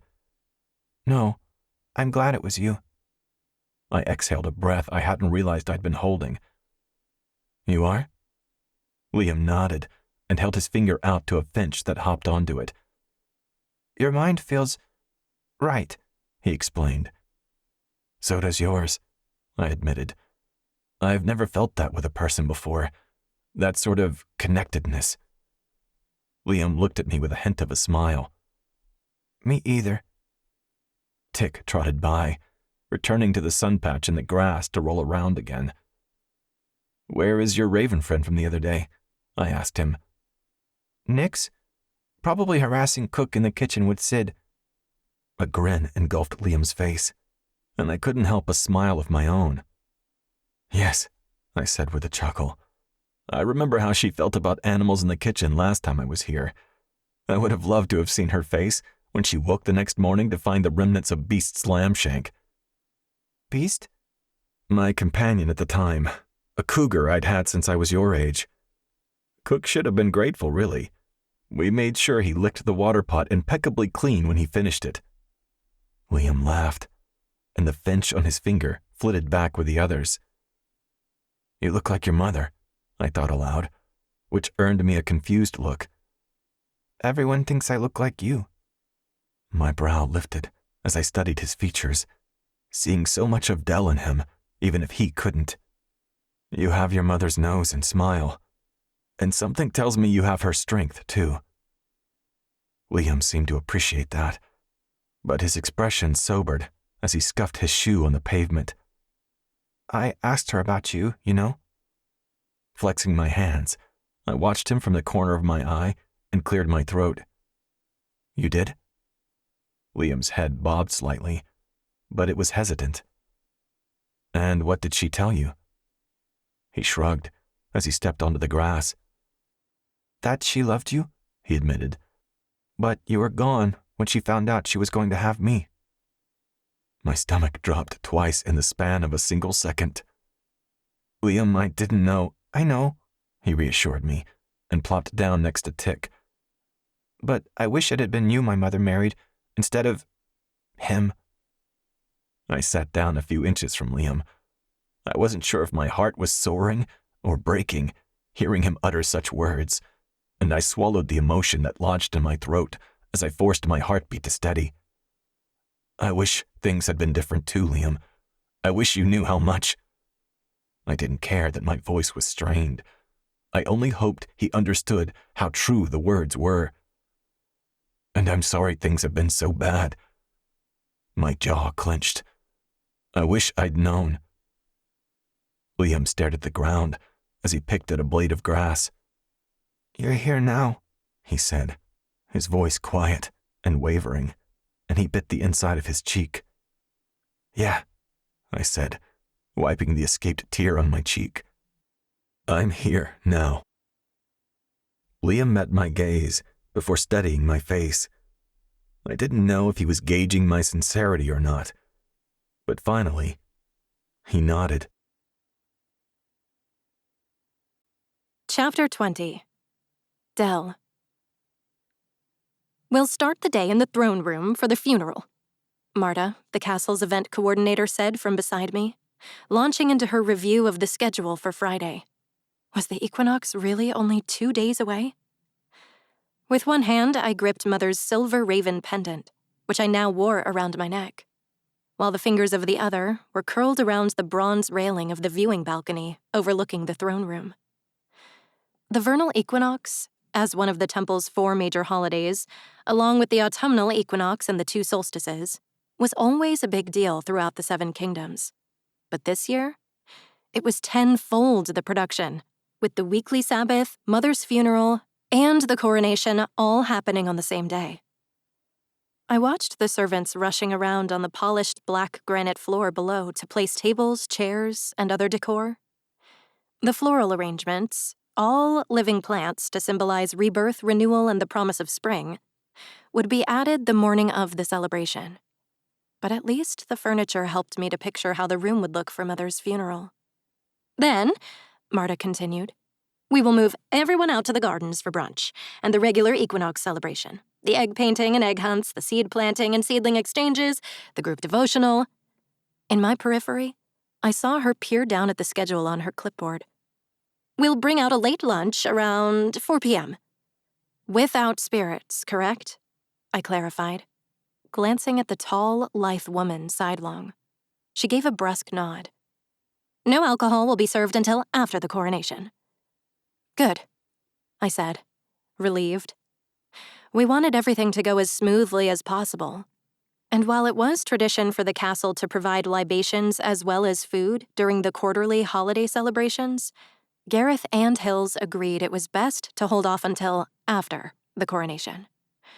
Especially with the cryptic line in Becca's prophecy about the last raven falling. Gareth and Hills considered me the last raven, even though both were now aware of Mother's terrible secret, that I wasn't a true biological heir, and were doubly cautious of anything that could cause that prophesized fall.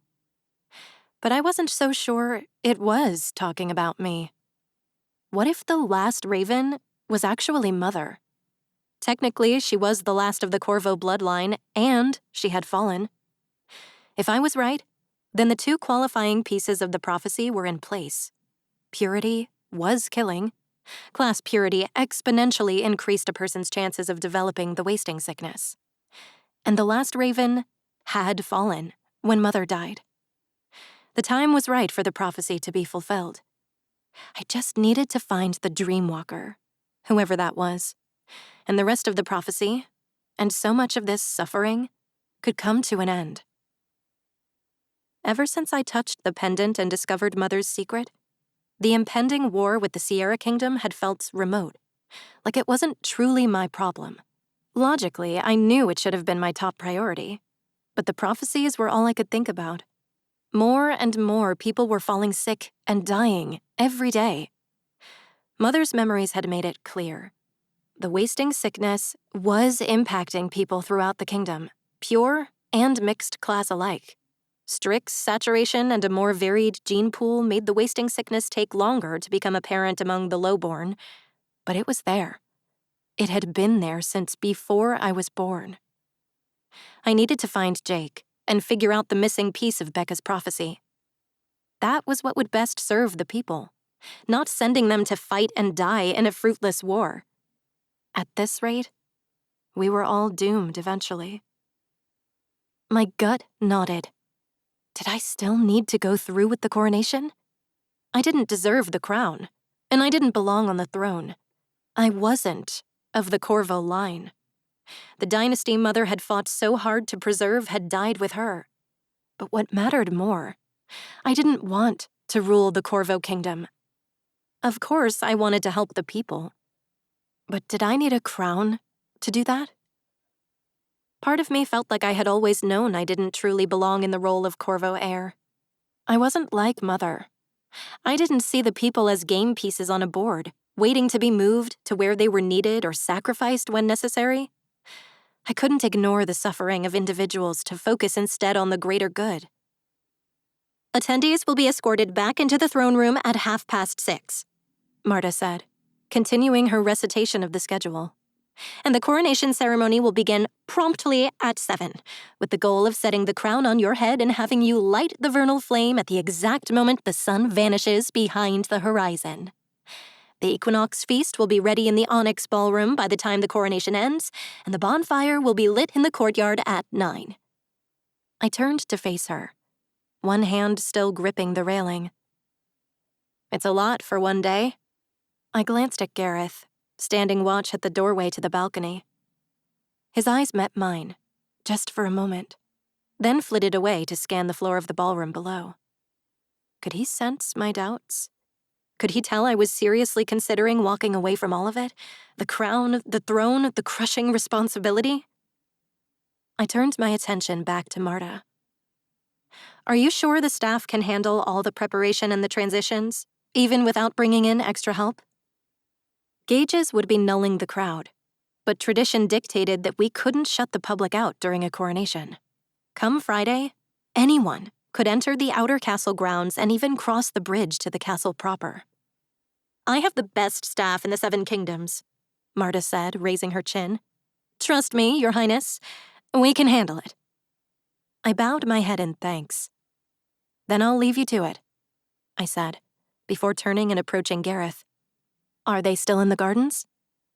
Finn and Liam had really hit it off during our picnic earlier, so I had given Liam the option to skip his usual afternoon lessons and stay with his father for a few more hours.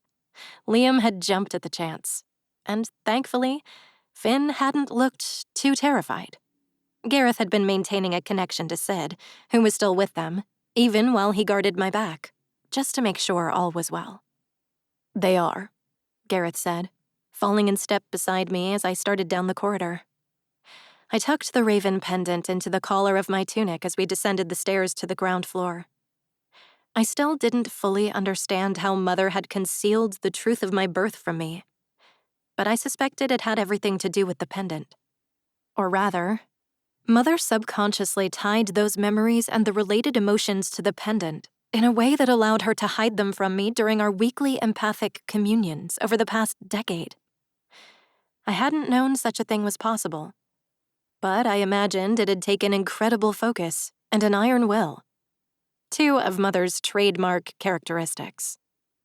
She had lived a long time, far longer than was natural for anyone but a healer, and I could only imagine all the empathic tricks she had learned. I wondered if she had intended for me to find out, or if she had truly wished to take this secret to the grave. She had known me well enough to guess how deeply this would shake me. She had to have known my discovery of the truth would threaten the entire kingdom. But she had also suggested I take Liam and run. Abandon the kingdom, the people, her legacy. Why? Because she didn't think I could handle it? Because she didn't think I deserved it?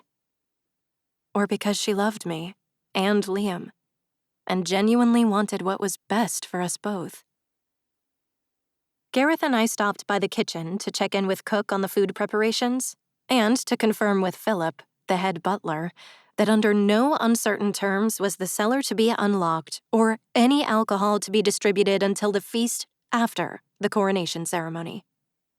I want to check in with Liam and Finn before we head out to the barracks, I told Gareth as we passed through the door to the kitchen garden.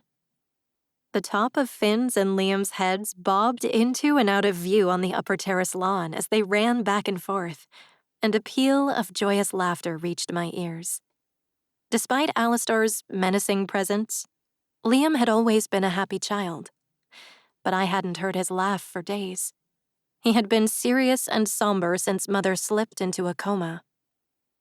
A faint smile curved my lips. I hurried up the stone steps to the upper terrace. Sid and Nick swooped above Liam and Finn in what appeared to be some form of team keep-away, with Liam and Nix making up one team while Sid and Finn made up the other. I spotted Callan sitting with Ada on the bench at the edge of the lawn, her poorly concealed grin and shaking shoulders telling me Callan was likely regaling her with some of the same tales he had entertained me with the previous afternoon. I stopped at the top of the steps and raised my hand to shield my eyes from the drooping afternoon sun while I caught my breath from the quick climb. My knees felt a little shaky, and suddenly, dark spots danced along the edges of my vision. "Whoa," Gareth said, gripping my elbow firmly as I swayed from side to side. "Why don't you sit for a few minutes?" He gestured to a nearby stone bench. I shook my head, my brow furrowing. "Hills is waiting for us, and—" "I'll let Hills know to expect us in an hour," Gareth said, guiding me toward the bench. "She'll understand." I leaned on him more and more with each step, so much so that I didn't argue further. Gratefully, I sank to the bench and released a relieved sigh as I relaxed against the hard backrest. Gareth stepped in front of me, fists on his hips, his broad form blocking the sun. "You didn't touch the food at the picnic. When was the last time you ate anything?" I shrugged weakly. "I don't know," I said, and I meant it. I honestly couldn't remember the last thing I ate. Maybe a scone at breakfast? Or had that been the previous morning? "Dell." Gareth reached out, tipping my chin upward with gentle fingers. "You spend so much time worrying about Liam and the kingdom. Everyone but yourself. You need to take care of yourself, too. Without you, there is no more Corvo Kingdom." My chest shook with a weak, defeated laugh. "That's not true. And you know it." "It is true," he countered. "You are the future of this kingdom. I know it to be true, as did your mother. Regardless of your bloodline, you are the queen we need right now." "And if you're wrong?" I asked, raising my eyebrows. Gareth pulled his hand back and flashed me a roguish smile. "I'm never wrong." Chapter 21. Finn. I dreamed of grit and sand and my hovel in the stones, of burnt orange sunrises and the arid desert wind that sent both a wave of heat and chills over my skin in a single gust. I dreamed of familiar faces. Some were smiling, some were streaked with tears, but all looked to my team to save them from the enemy, an army driven by a prophecy that, for all I knew, might be their doom. And just like most nights back home, I woke in a rush of anxious breaths and night sweats, my heart pounding and my head full of worry. I blinked into the dawn pouring through the windows onto my goose-down bed. Tick whimpered at my bedside, her head tilted as she watched me, waiting for the haze of night to drift away. "I'm all right," I rasped, scratching under her chin. My throat was as dry as the desert, and I took a sip from the water on my bedside table. "I'm all right," I murmured again. I gripped my forehead, exhaled a deep, grounding breath, and reminded myself where I was. The castle. Tick licked my hand reassuringly, and I sat up, the bed creaking under my weight, though it felt like I was lying on clouds. It was so foreign, I'd had a difficult time falling asleep. I peered around my guest room. It wasn't a suite like Callan and Lyra's, but it was grand all the same. A single room with a luxurious bed big enough for two, a hearth devoid of flame because it wasn't cold enough for a fire, and a stately, empty chest of drawers. I'd pulled off my clothes before bed and discarded them on the floor. I hadn't come to Corvo planning on staying as a guest in the castle. and I looked as out of place as I felt. As predictable as ever, the door to my room flung open and Callan strode in. "Oh, good," he sang. "Lyra said you were awake." I groaned and fell back against my pillow. "Don't you ever sleep?" I groaned and scrubbed my hands over my face. I've never slept like such a baby, actually," he mused, picking a grape from the fruit bowl on the table. He plopped it into his mouth. "And now I'm hungry, and you, sir, haven't eaten since your picnic yesterday, so it's time to get some breakfast in ya. Plus, I don't like to eat alone." "Since when?" "Since Lyra threw me out of our suite." He nodded to the rooms next door. "She said she refused to spend another morning alone with me and that I should come bother you." "Of course she did." Ever his chipper self, Callan smirked and tossed another grape into the air, catching it in his mouth. A servant hustled down the hall, which meant the castle was already awake. "Do I at least get some privacy?" I said, motioning to the open door. "That depends." The grape popped between his teeth. "Are you going back to sleep the moment I step outside and close the door?" Callan crossed his arms over his chest, his arms flexing as he settled in to wait for my answer. "As if that were an option," I muttered. Callan nodded. "Touché." Yawning, I sat up and ran my fingers through my mop of hair. "You need a woman, Cal," I said, flinging the covers back. And then it dawned on me. "That's why you're so awake." I bent down and snagged my pants from the floor. "What do you mean? I'm always like this in the morning." "Annoying? Yes, I know." The ground was cool under my feet as I tugged my trousers on. "No," he deadpanned. "It's called being chipper. But I know you're unfamiliar with the term. I'm sure Dell has a dictionary of some sort in this palace," he said, making a show of looking around for one. "I can look up the term and define it for you if you'd like." I ignored him and smiled. "You want to see Ada at breakfast," I drawled ruefully. "This has nothing to do with Ada." "Yes, it does," Lyra called, her voice drifting down the hallway. "I figured," I said with a chuckle, enjoying Callan's stuttering response as he tried to deny it.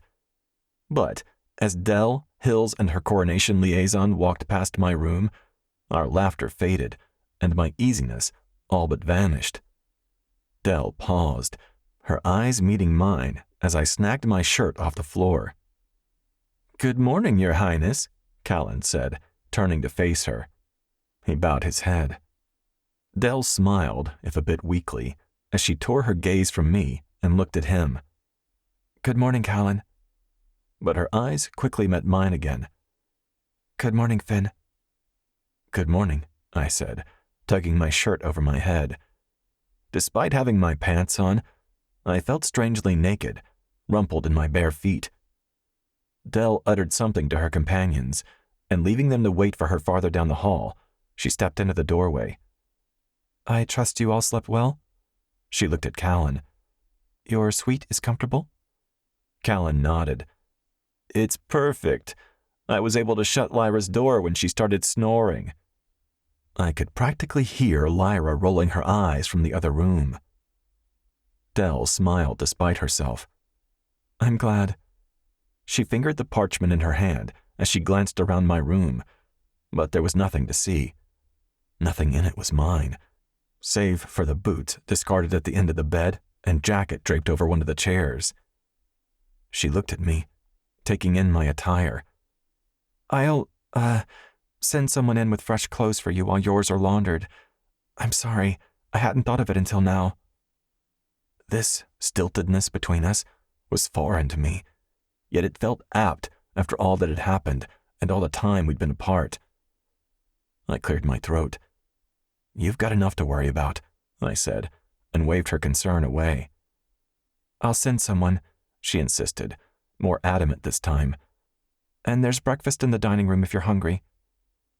With another tight-lipped smile, Dell turned to leave. Thank you, Your Highness, Callan said, with another slight bow. Dell glanced back at him, another look of uncertainty in her expression, before she joined her companions. Something was wrong, though it wasn't the time to ask. Nor was I certain it was my place. So I glared at Callan because it was easier. He shrugged. What? Why do you always make it weird? He blanched. Weird? How? She is the Queen Regent. She's being crowned tomorrow. I'm not about to get on her bad side. I rolled my eyes. Just give me a minute, would you? Palms up in surrender, Callan muttered his acquiescence and stepped outside. And close the door, I called. As you wish, sir, he called back, shutting the door behind him. I stared at it for the longest time. Is this how it would be between Dell and me? This uncomfortable tension between us? It felt like we were strangers, and yet we had a son together. The answer was yes. Of course it would be like this. In a day, she would be the queen of an entire kingdom. And who the hell was I? Getting a grip on myself, I washed my face and cleaned my teeth with what had been left for me at the wash bin. Then Tick and I joined Callan and Lyra in the Hall of Portraits. Though animal companions were allowed at most taverns because of telepaths like me, I never brought Tick into any town or establishment, too worried that if something happened to me, she'd be at someone else's mercy. But here in the castle, where Liam was an animal telepath, protected by the most well-honed ability wielders and trained guards in the kingdom, I hadn't thought twice about having Tick by my side. She trotted around, sniffing corners and exploring as we meandered one side of the grand hall.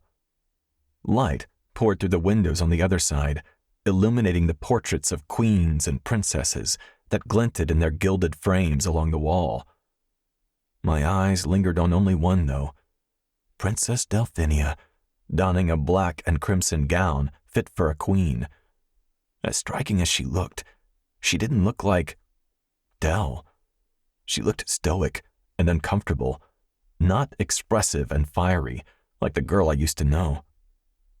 You'd think the royal family could have found something to smile about over the centuries, Callan muttered as we made our way through the room.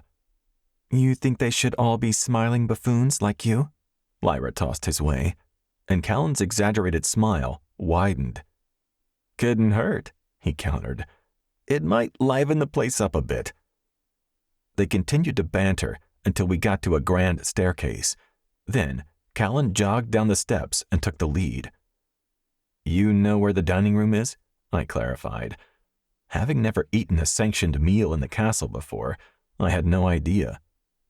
Callan winked. I already scoped the place out. Lyra and I looked at one another. His predictability was too entertaining not to hedge a slight smile.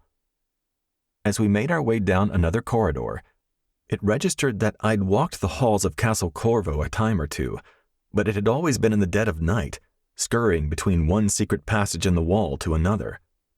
But in the castle in the daylight, without having to hide in the shadows, felt surreal, like even now I was doing something nefarious. Don't get used to it, I reminded myself, because I wasn't staying.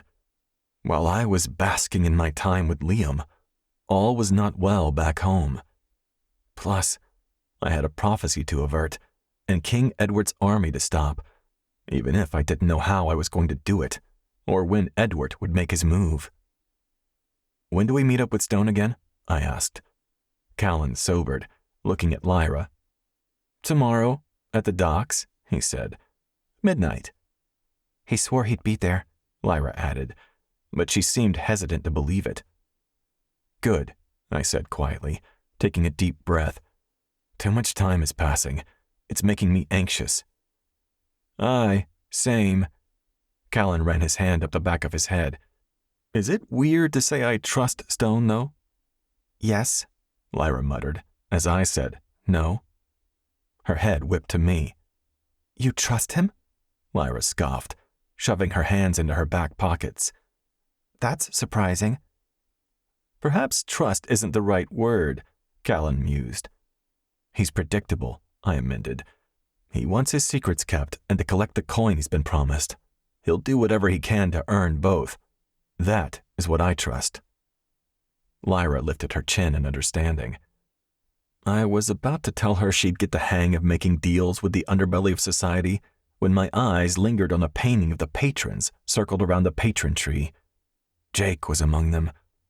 Though it was only his back, it was obviously him, holding hands with raven-haired Zoe. Lyra, Callan, and I exchanged an uneasy look. It's so weird seeing paintings of him around the castle, Lyra said. You have no idea, I muttered. And as we continued walking, I felt Liam's mind. Hearing his footsteps coming down the hall behind us, I looked over my shoulder to find he and Ada were heading to breakfast, too. I smiled. Good morning, I said, my voice carrying through the corridor. A smile lit Liam's face as he jogged closer, his raven ruffled as she bounced on his shoulder, but she was probably used to it. Liam's hair was damp, as if Ada had run a wet comb through it, and he was dressed in his princely clothes, a fresh, tailored tunic and pants, ready for the day. Morning, Liam answered, and fell into step beside me. Our fists pounded lightly in greeting. After our game of keep-away yesterday, it officially became our high-five, hello, and goodbye gesture. That it made Liam smile, chased any anxieties I'd woken up with away.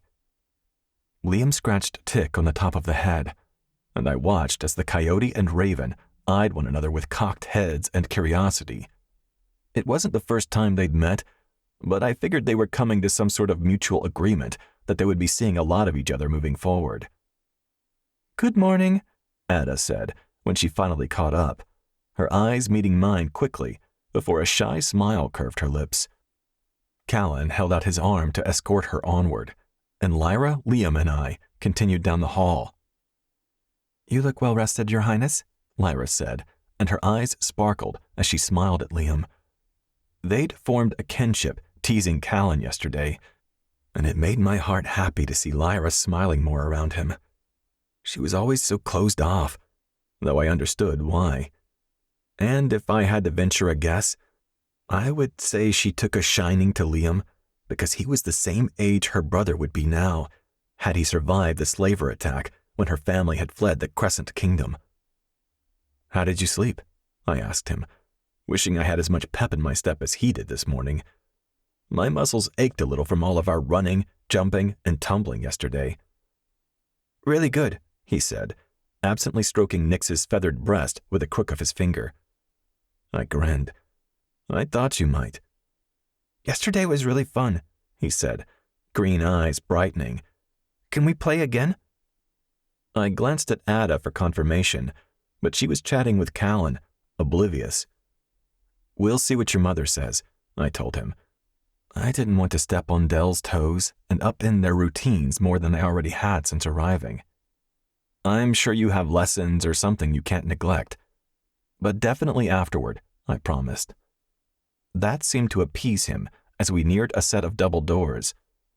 Are you coming this way for breakfast? I snorted a laugh. Of course. Callan would never let me hear the end of it if we missed a meal. Liam was familiar enough with Callan by now to know he was always hungry. Good. He leaned in conspiratorially. Don't eat the blood pudding, though, he told me. It's disgusting. Noted, I said with a chuckle. A bundle of barely restrained excitement, he leaped for the double doors and hauled one open. I grabbed the top to help him, and we stepped into the dining room. Oh, my patrons. I'm salivating, Callan said behind us as the scent of maple ham filled the air. I hear the blood pudding is delicious, I told him, giving Liam a wink. His shoulders shuddered with a laugh, and we shared a secret smile. Glancing around, the dining room was as I'd expected it would be. It was sumptuous, with mirrors and more gilt-framed paintings lining the walls. Wrought iron sconces were mounted between them to match the chandelier that must have held 36 bulbs hanging over the center of a long oak table. Dell stood at the coffee bar on the other side of the room, talking with Gareth as she poured them both a cup of tea from the pot. Is he ever not around? Callan whispered in my ear. I mean, he's nice enough to look at. But really, Finn, I'm beginning to think you have some competition here. I wanted to tell Callan it didn't matter. I wasn't here to woo Dell. Yet I couldn't deny the way my stomach fell a little whenever I saw them together. None of this is easy, I said instead. For any of us. As long as she's safe, that's all that matters. Aye, he agreed, and took a step back. But the sympathetic look on my friend's face lingered before he finally walked toward the buffet. I knew Callan was worried about me after all that had happened and all that I'd learned since returning, and I couldn't fault him for that. Down here, Liam called, pulling out a chair for me by his mother. You can sit with us. For now, there was nothing for Callan to worry about, unless it was my having to leave Liam behind one day soon, and the effect it would have on me, even if it was just temporarily. For today, though, I would relish my first official breakfast with my son. Chapter 22. Dell. I stood concealed by shadows in the doorway to the balcony and watched the throne room fill. My lungs strained against the constriction of my bodice, and the blood seemed to hum in my veins. My stomach had been tied in a perpetual knot for days. I didn't want this. I didn't want to be queen. Liam stood with Hills and Pythia Salma on the dais at the front of the throne room, Nyx perched on his shoulder. The head of the Oracle class had always been the highest religious authority in the Seven Kingdoms.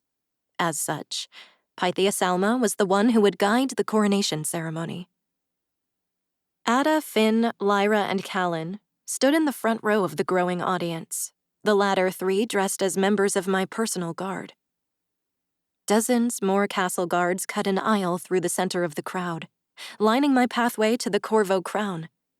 The wreath, of delicate silver branches and black diamonds resting on the seat of the throne. A gleaming silver raven stand stood to the right of the throne, and a polished black granite pillar was placed to the left, proudly displaying the multicolored vernal votive. Everything was in place. I smoothed down the front of my coronation gown. Tiny black feathers covered the entire dress, soft, against my fingertips. Sid rustled his wings on my shoulder, his talons clacking against the silver filigree decorating the black leather pauldrons. Ada had helped me tame my curls into an intricately braided knot at the base of my skull, leaving room for the Corvo crown atop my head. My fingers itched to yank out the pins and free my hair. Now that the coronation was imminent, I wanted nothing more than to tear off this gown and run. To take Liam from this place that had only ever offered either of us lies and torment disguised as luxury and power. It's time, Gareth said, his voice a hushed rumble in the dark corridor behind me. I stepped back from the doorway and turned to face him, wringing my hands. Is this a mistake? I asked, my brows bunching together as I studied his stony features, the angles of his face sharpened by the deep shadows. Gareth's expression softened. You already know what I think, he said, hesitating for a moment before adding, I pledged my life to you, Dell, not your position. So stay or go, rule or run, I will be at your side. I swallowed the rising emotion swelling up from my chest and nodded mutely. And then I stepped past him and started down the corridor, making my way toward the stairs that led to the arched doorway of the throne room. At least I could be certain no empaths could sense my unsteady emotions, my wavering resolve. Finn and Ada were just two of the many gauges stationed strategically throughout the castle to ensure a seamless nulling field suppressed the gifts of every attendee, regardless of class or strength. I felt as though I were floating through a dream as I glided toward the entrance to the throne room. Copper light from the setting sun poured in through the huge stained glass window, filling the top half of the wall behind the throne's dais. I stopped in the doorway, and a hush fell over the buzzing crowd. All eyes were on me. There was no turning back now. With a caw, Sid launched himself from my shoulder and swooped under the vaulted ceiling toward the empty raven stand awaiting him on the dais. As I took my first step into the room, a lone drum beat began. My fourth step, a second drum joined in. By my eighth, two more merged seamlessly into the processional beat, forming a primal rhythm. As I approached the dais, more drummers joined in, filling the throne room with their pulsing tempo. And as I ascended the 3 steps to the throne, the chorus of drums reached a crescendo. And then the drummers stopped. Silence ringing throughout the room. Breaths were held. Anticipation filled the space, the crowd generating palpable energy. My people, their expectation, excitement, and hope, all rested on my shoulders. I stood in front of Pythia Selma, my heart hammering, my knees unsteady. Pythia Selma reached out her hands, palms up. When I didn't move, she offered me a slight but encouraging smile. Taking a shaky breath, I placed my hands in hers. Her grip was cool and steady, reassuring, and her trained mind was a vault sealed shut against me. "Princess Delphinia," she said, her resonant voice echoing through the cavernous space. "You have come to ask the patron's blessing on your claim to the Corvo throne. Do you truly believe you are worthy to wear the crown?" Despite the verbiage being tradition, her question cut deep, and I hesitated before answering.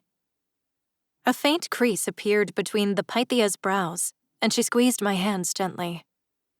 I cleared my throat and straightened my spine. "I do." "I do not," a familiar weaselly voice said from the far end of the throne room. The crowd gasped, and there was a rustle of clothing and shuffling feet as everyone, myself included, turned to see the man who had interrupted the ceremony. Malar stood in the doorway to the throne room, his pinched features more heavily lined than they had been when I last saw him a little over 9 years ago. But the cruel glint in his eyes was exactly the same. "Princess Delphinia is unfit to sit on the Corvo throne," Malar said, his heels clicking on the granite floor as he strode up the aisle. Mother had known his true nature. He was like a cancer to this kingdom. So long as there was breath in his body, he would always come back to wreak havoc within our borders. No wonder she had ordered the hit on him.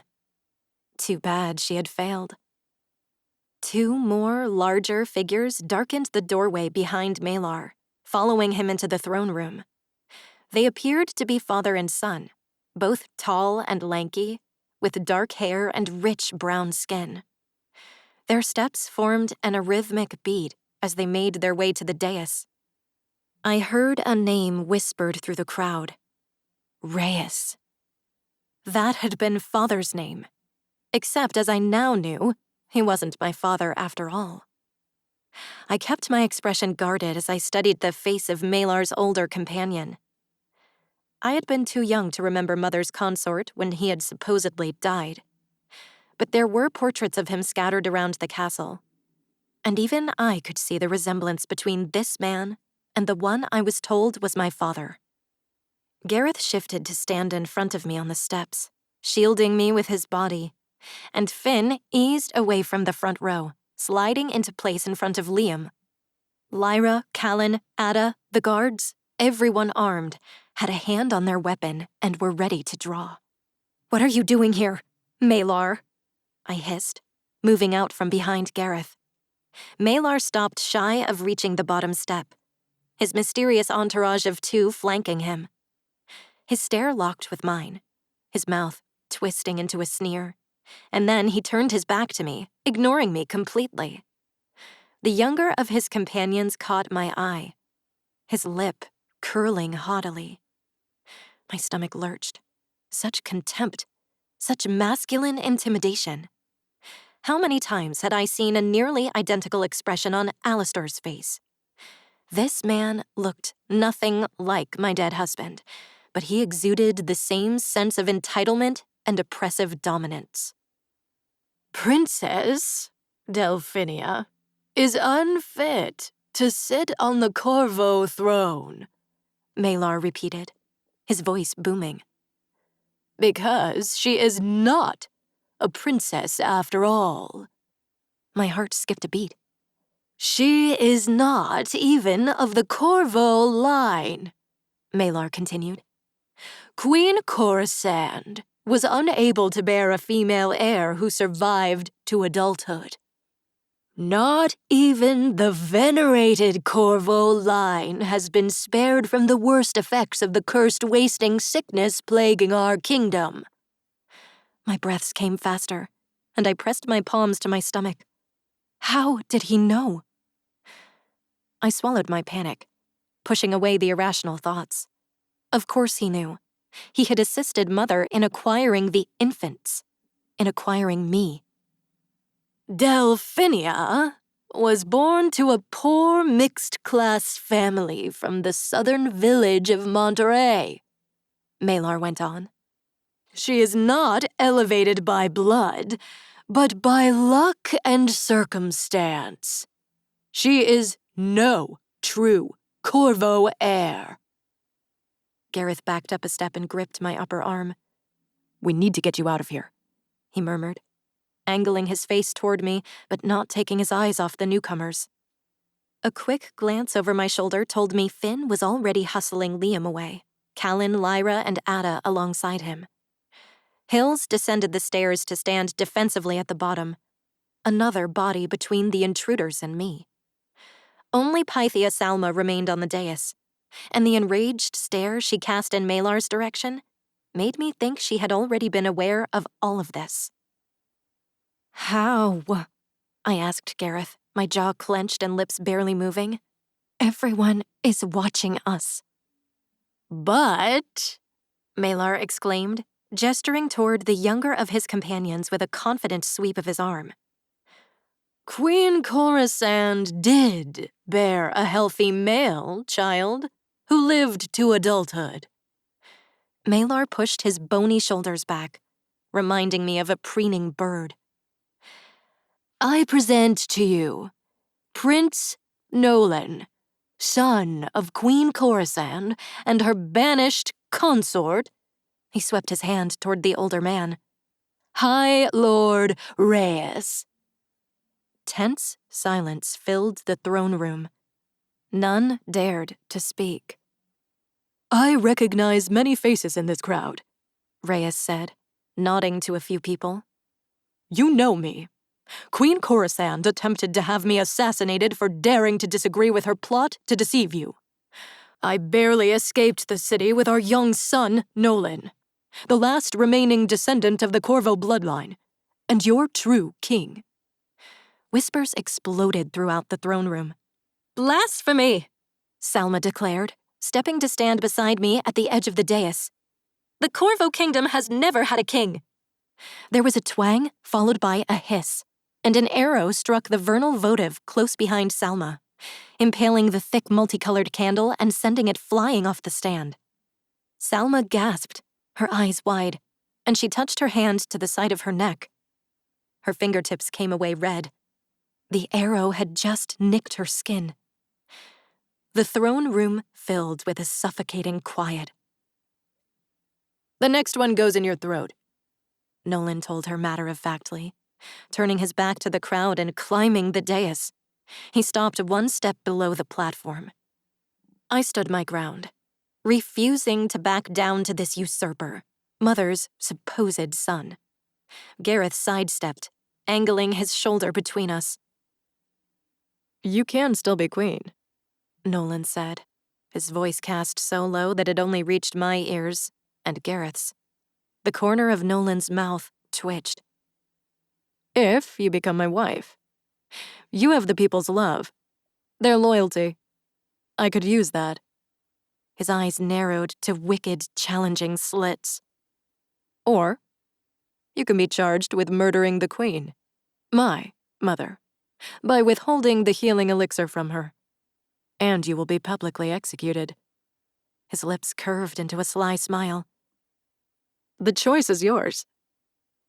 Throughout the audience, attendees shed their colorful equinox tunics and robes, revealing pale gray leather armor emblazoned with the crest of a black circle surrounding a single black feather, no doubt symbolizing the lone member of the Corvo royal bloodline. And he was the man standing before me, threatening to take my life. Malar and his pet heir had quietly packed the throne room with their supporters. They outnumbered my guards 2-1, at least. If they were here in the throne room, I had little doubt they had also infiltrated the rest of the castle, and were tracking down as many of the gauges as they could to bring down the nulling field, suppressing everyone's gifts. My mind raced, flipping through all the options. I could run, but then Malar and the usurper's clearly formidable manpower would be focused on a manhunt. They would likely track me down and capture me. They would capture Liam as well. I could surrender. I could let them imprison me. I could give up, comforted by the hope that Finn had escorted Liam out of the city, that he would take Liam far away from here, where he could live a full, free life. I might never get to see him grow up, but at least he would grow up. Or I could agree, for now, to be this man's queen. My chest clenched at the idea of willingly stepping back into the cage from which I had only just escaped, because there wasn't a doubt in my mind that Nolan was the same kind of man as Alastor. Intolerant, tyrannical, cruel. Between the wasting sickness and the increasing threat from the Sierra Kingdom, the Corvo people had already suffered so much. I wasn't fool enough to believe I would have any sway over the new Corvo king as his queen. I would be a prisoner, as surely as if I had been thrown in the Tower of Solitude. But the possibility that I could potentially influence policy, no matter how minutely, left me with no choice. I balled my hands into fists and held my head high. I will be your wife. Nolan's cheeks tensed with a smile that didn't touch his eyes. Command your people to stand down. I would hate to spoil this joyous occasion with bloodshed. I swallowed roughly and caught Gareth's eye. Take the guards and leave, I commanded. Gareth set his jaw, standing a little straighter. I will not. Take the guards and leave now, I repeated, my voice harder and razor-edged. His throat bobbed, his eyes filling with a plea to not make him do this, to not make him leave me. Finally, he turned and barked a command to the guards lining the aisle and posted around the edges of the throne room. They hesitated, only for a moment, but long enough to prove to all here that I truly held their loyalty. I hoped Gareth could get them across the moat and beyond the outer walls, before Malar realized his mistake in letting them live. I waited until Gareth and Hills followed the last guards out of the throne room. Gareth paused in the doorway, turning partway and holding my stare for a long moment, before continuing on his way. I returned my attention to Nolan. There, I said coolly. It is done.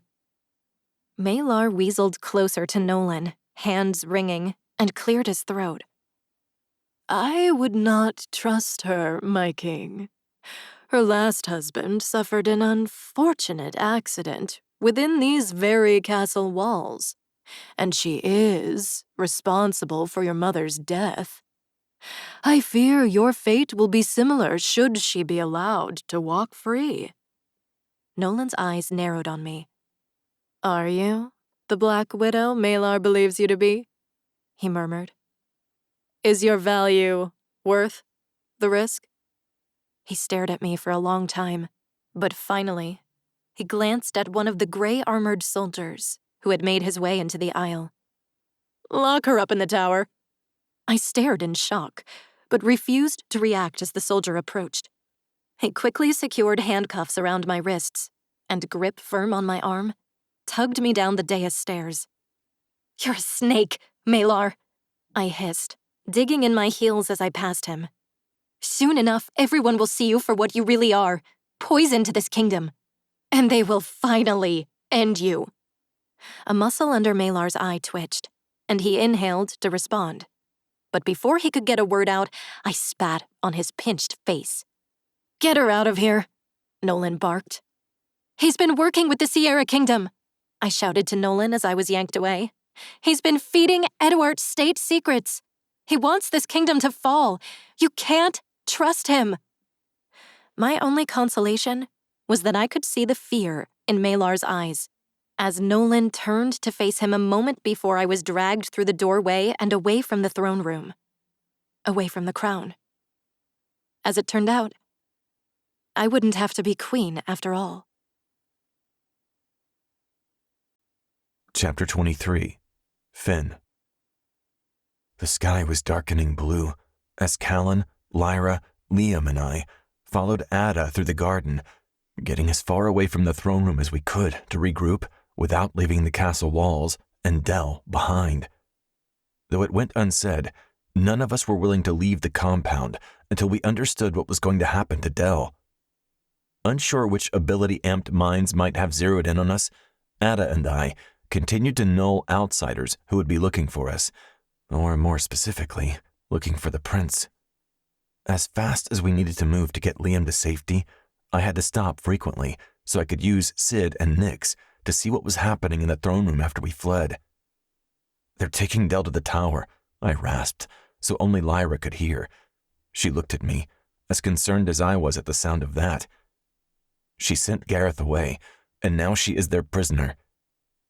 As the others disappeared through a dense wall of juniper, we ran to catch up.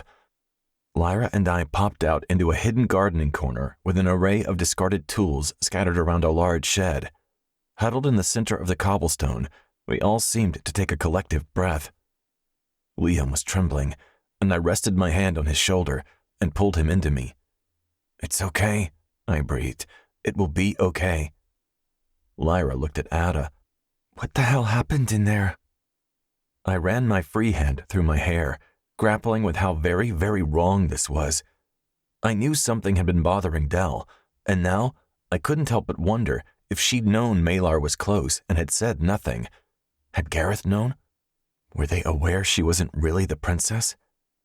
I had no idea if there was any truth to it, but my gut told me Dell wasn't completely surprised by Malar's claims. So Dell isn't the princess? Lyra clarified. Ada paced. I don't know, she said shakily. I knew she was as well trained to fight as Dell was, but dressed in her black and silver procession gown, Ada looked more like a maiden than a warrior. I mean, yes, Dell's the princess, but... She shook her head. I don't know what's happening. I should have stayed in there with Gareth and Hills. Why? Callan said softly, his eyes locking with hers. So you could be locked in the tower with her? He spoke quietly, his gaze shifting to Liam as he shook his head. You know Dell would want you to stay with the prince. The rising moon illuminated the tears in Liam's eyes. My mother will be fine, I promised, bending down to him.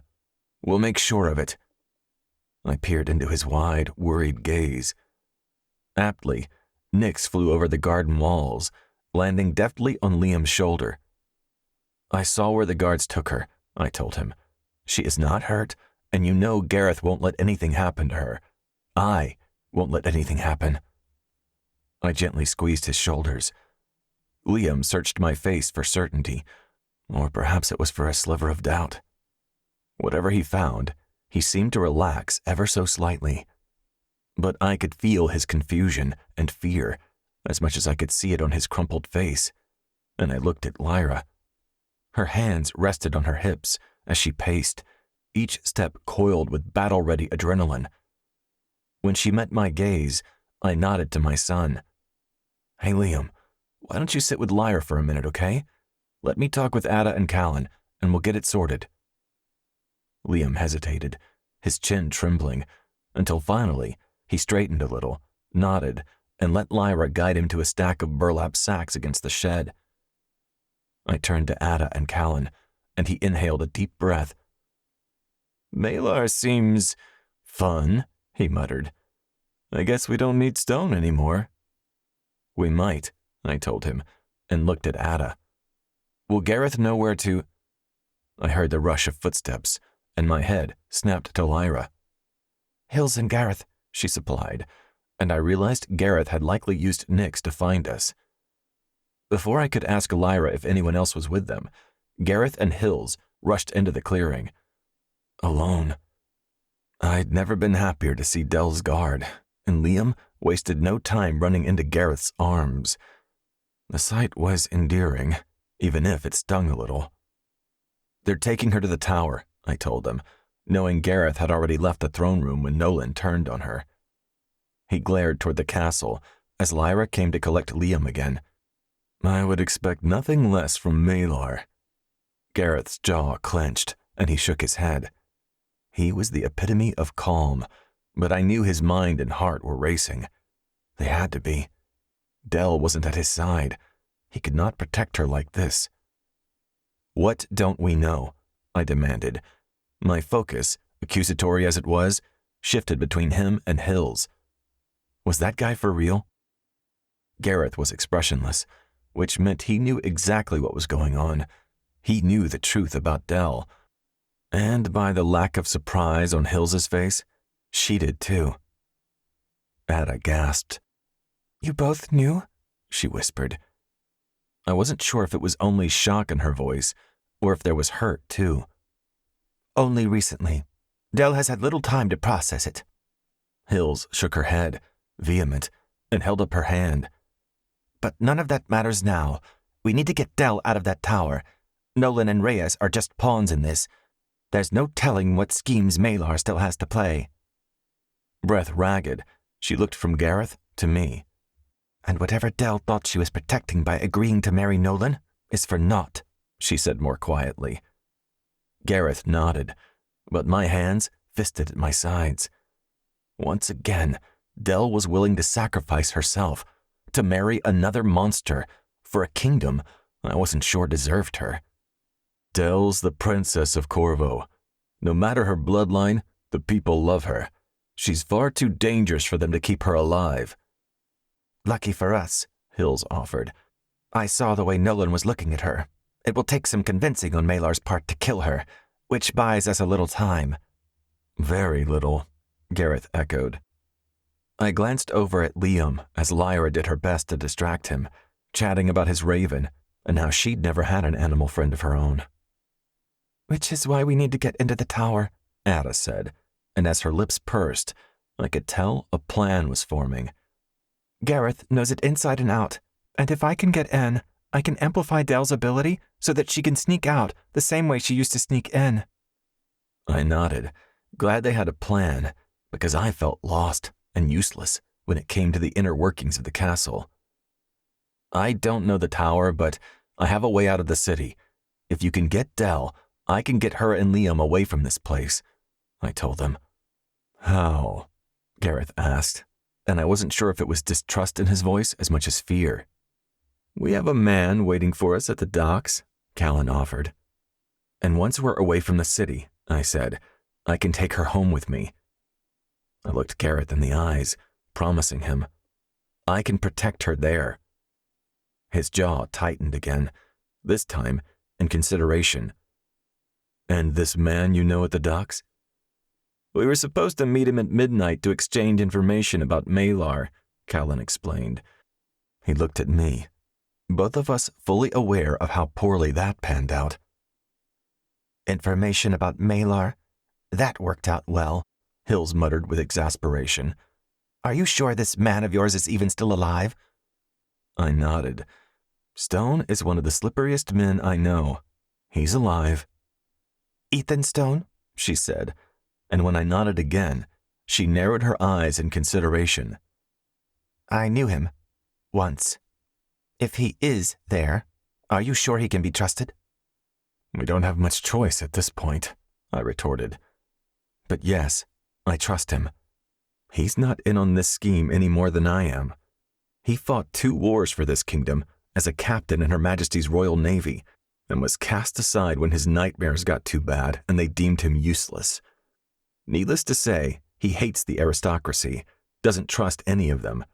He would never help Malar or those other 2.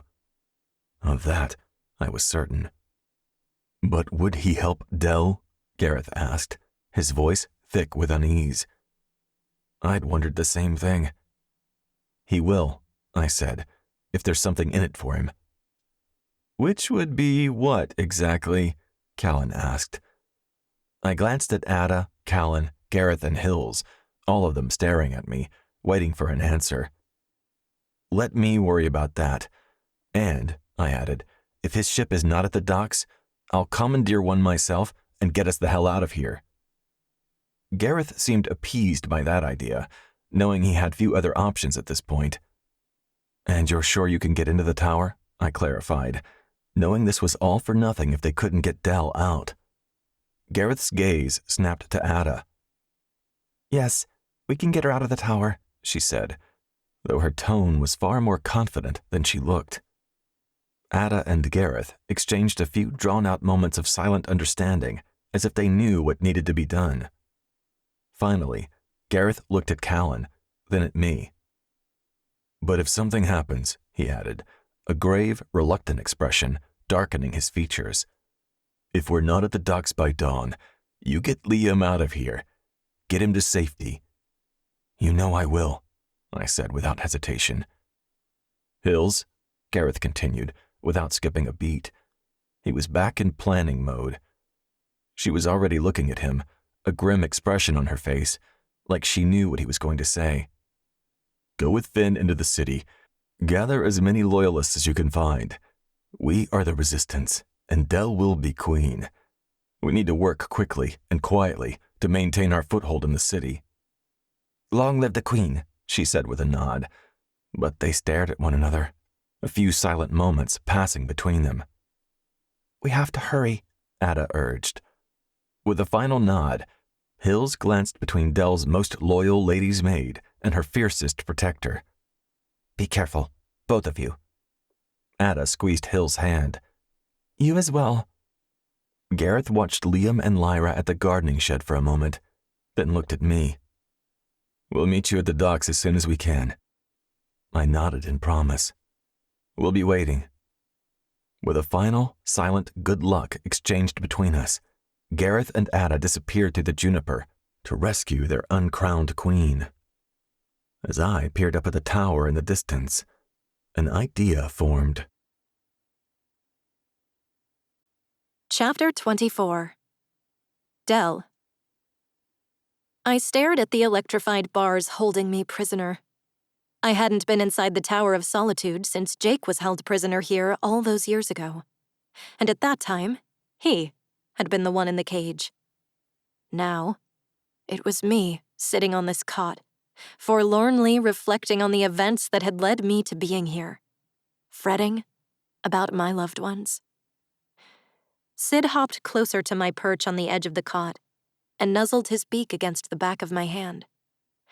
I raised my index finger, and he nipped gingerly at the back of my bent knuckle. "You don't have to stay with me," I murmured, knowing full well the Raven couldn't understand me, not like he would have been able to with Liam, Gareth, or Finn. Sid shook his head suddenly and rustled his wings, then cawed, "Crack, tough stuff." I pulled my hand away, cocked my head to the side, and narrowed my eyes. As a Raven, Sid could mimic human speech. I had taught him every word and phrase he knew, and I definitely hadn't taught him to say tough stuff. In fact, I hadn't heard anyone say that since Finn called me tough stuff during our adventures together a decade ago. It had been his nickname for me when he believed me to be merely a castle servant out running an errand for her masters. Finn? I breathed, glancing at the usurper's guard in pale green leathers standing at the glassless window beyond the electrified bars of my cell. The gap between the bars was just large enough for Sid to have threaded without frying his feathers. The guard was an elemental, his presence keeping the bars of my cage electrified. I wasn't sure what he found so fascinating about the view of the moonlit castle, but at the moment, I didn't really care, so long as his attention wasn't focused on me or Sid, and the man I suspected was attempting to communicate with me through the raven. I hunched my back, leaning closer to Sid, and searched his beady black eyes. Is that you, Finn? The raven cawed again, bobbing his beak up and down. The guard glanced my way. Tears welling in my eyes, I slid off the cot to kneel before Sid, Finn, the stiff, feathered skirt of my coronation gown mounding up around me. I touched my index finger to my lips, signaling for him to remain nonverbal, before folding my hands together on the cot like I was praying. Liam? I whispered. Is he with you? Did you all get out? Again, the raven's head bobbed, in what I assumed was assent, and he hopped back and forth on the edge of the cot. A sob burst from my chest, and I clapped my hands over my mouth. Oh, thank the patrons, I mouthed. I sucked in a shuddering breath and sniffled, hastily wiping under my eyes. Whatever happens to me, you have to protect him. I leaned in closer, and the raven cocked his head to the side, watching me through one eye. Promise me, Finn. Promise me you'll keep him safe.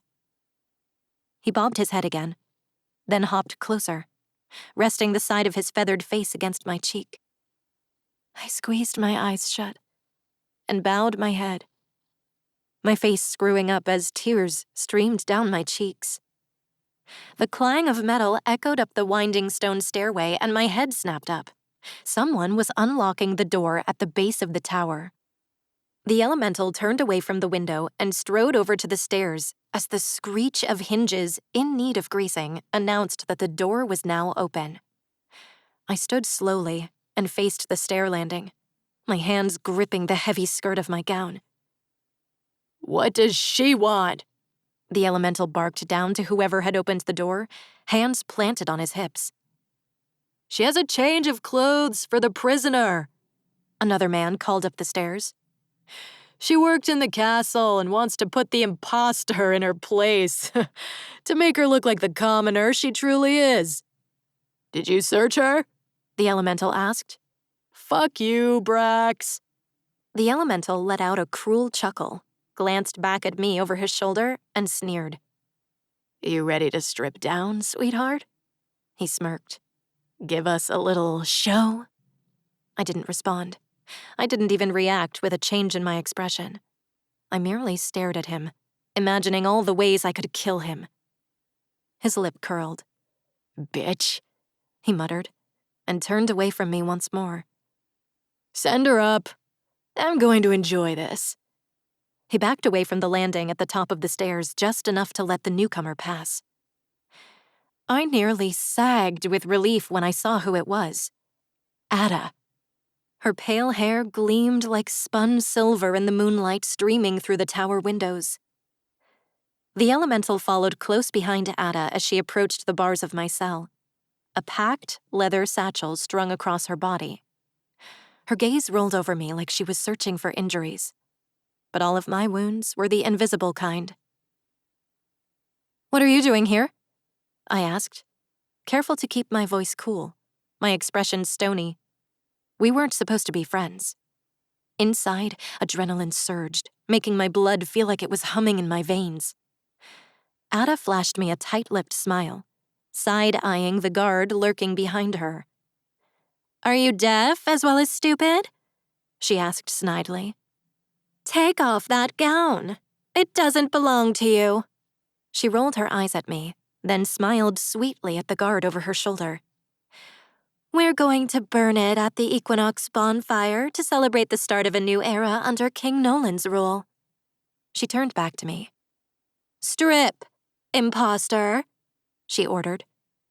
"I can't," I said, speaking the truth. But then, she knew that. She had been the one who had helped me into the impossible gown in the first place. "Strip," the guard said, repeating Ada's command. The corner of Ada's mouth tensed in a suppressed smile, like this was all playing out exactly how she wanted. Her smug expression finally tipped me off to her plan. "I can't get out of this dress on my own," I said, speaking the words as if the admission was being dragged out of me. The guard's low chuckle was like raw sewage sliding over my skin. "I think I can help with that." He stepped around Ada and approached the cell door. "Turn around, sweetheart," he said, fitting the key into the lock, not remotely hurt by the lethal current of electricity charging the cage. "I'll get you out of that dress in no time." Behind him, Ada mimed gagging. I stifled a highly inappropriate laugh and turned my back to the guard. My eyes locked with Sid's, and I wondered if Finn was still in the Raven's head, watching this all play out. Assuming he was, I flashed him a quick, reassuring smile, though it was more for myself than for him. If this didn't work, I would surely be killed. Ada, too. Which meant it had to work. I stood stiffly while the guard skimmed his fingers over my neck and shoulders, making my skin crawl. He took his time with the tiny buttons running in a line from my nape to my tailbone. I gritted my teeth, cringing every time he caressed the exposed skin of my upper back. He was almost to my hips when Ada finally struck.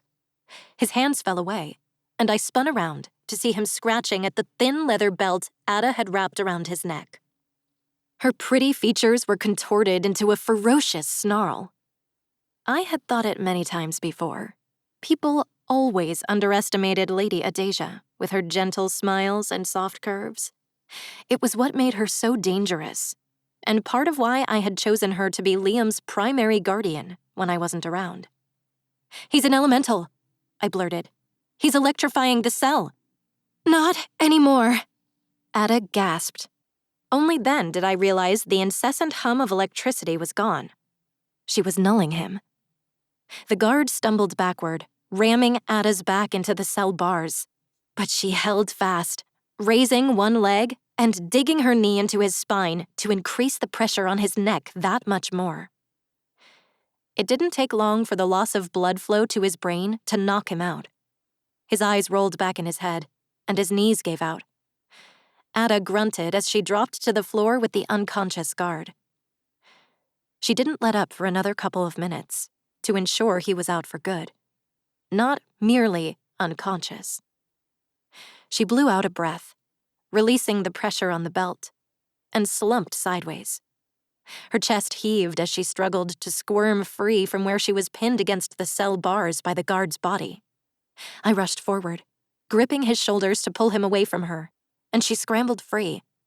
"Ugh, why are men so disgustingly predictable?"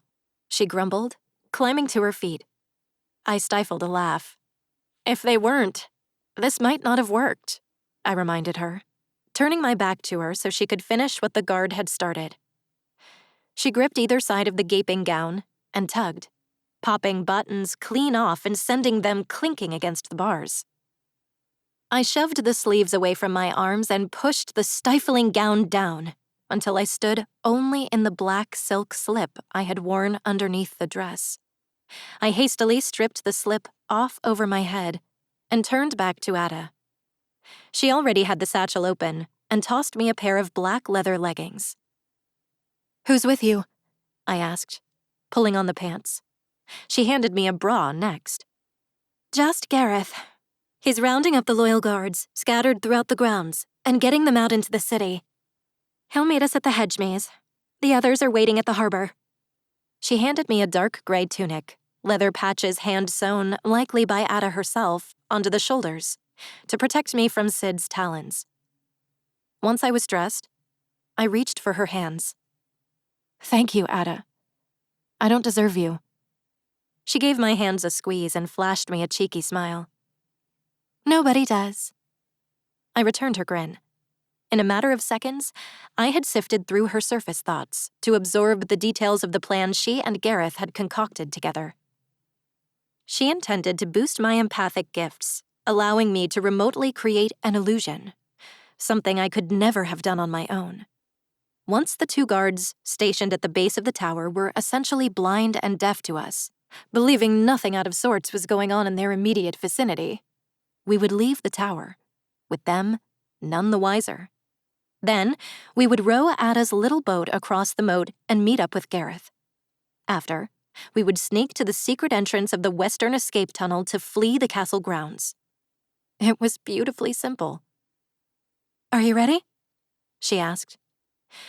I took a deep breath, then nodded and closed my eyes, focusing on constructing my illusion. I cast out the mental mirage like a net and held my breath. If it hadn't worked, if they noticed someone was tampering with their senses of perception, we would know in a matter of seconds when the other guards burst into the tower, or in a few minutes when we found a slew of them lining up for us on the outer edge of the moat. Nothing happened. No creak of rusty hinges. No clang of the lock. I blew out the breath and opened my eyes, smiling at Ada and shaking my head. "I cannot believe you did this." I pulled her in for a tight hug. Tears threatened again, but this was no time to fall apart. "Thank you, Ada. Truly."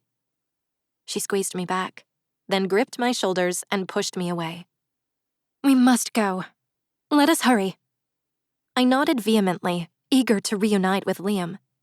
The blood rush on top of the massive effort I had expended in using my gifts to cast the illusion made my head spin and my limbs tremble. "Are you all right?"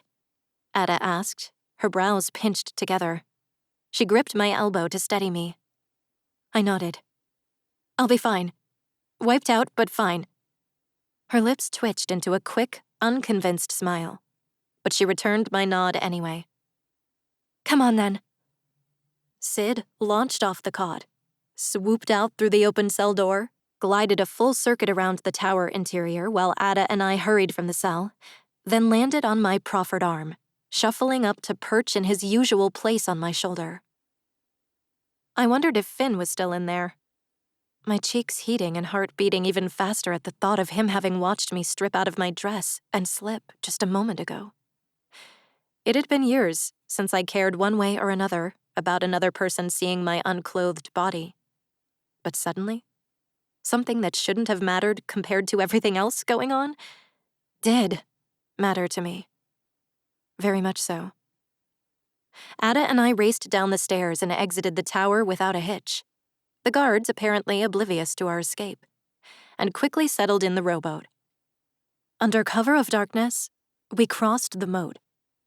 Ada rowed, sticking close to the shadows, cloaking the edges of the Tower of Solitude from the moonlight, until we reached the back end of the island, while I downed the bread and cheese she had stashed in a second smaller satchel in the boat. With the food, some of my energy returned. My empathy was still mostly spent, but at least the worst of the fatigue left my muscles, and the shaking ceased.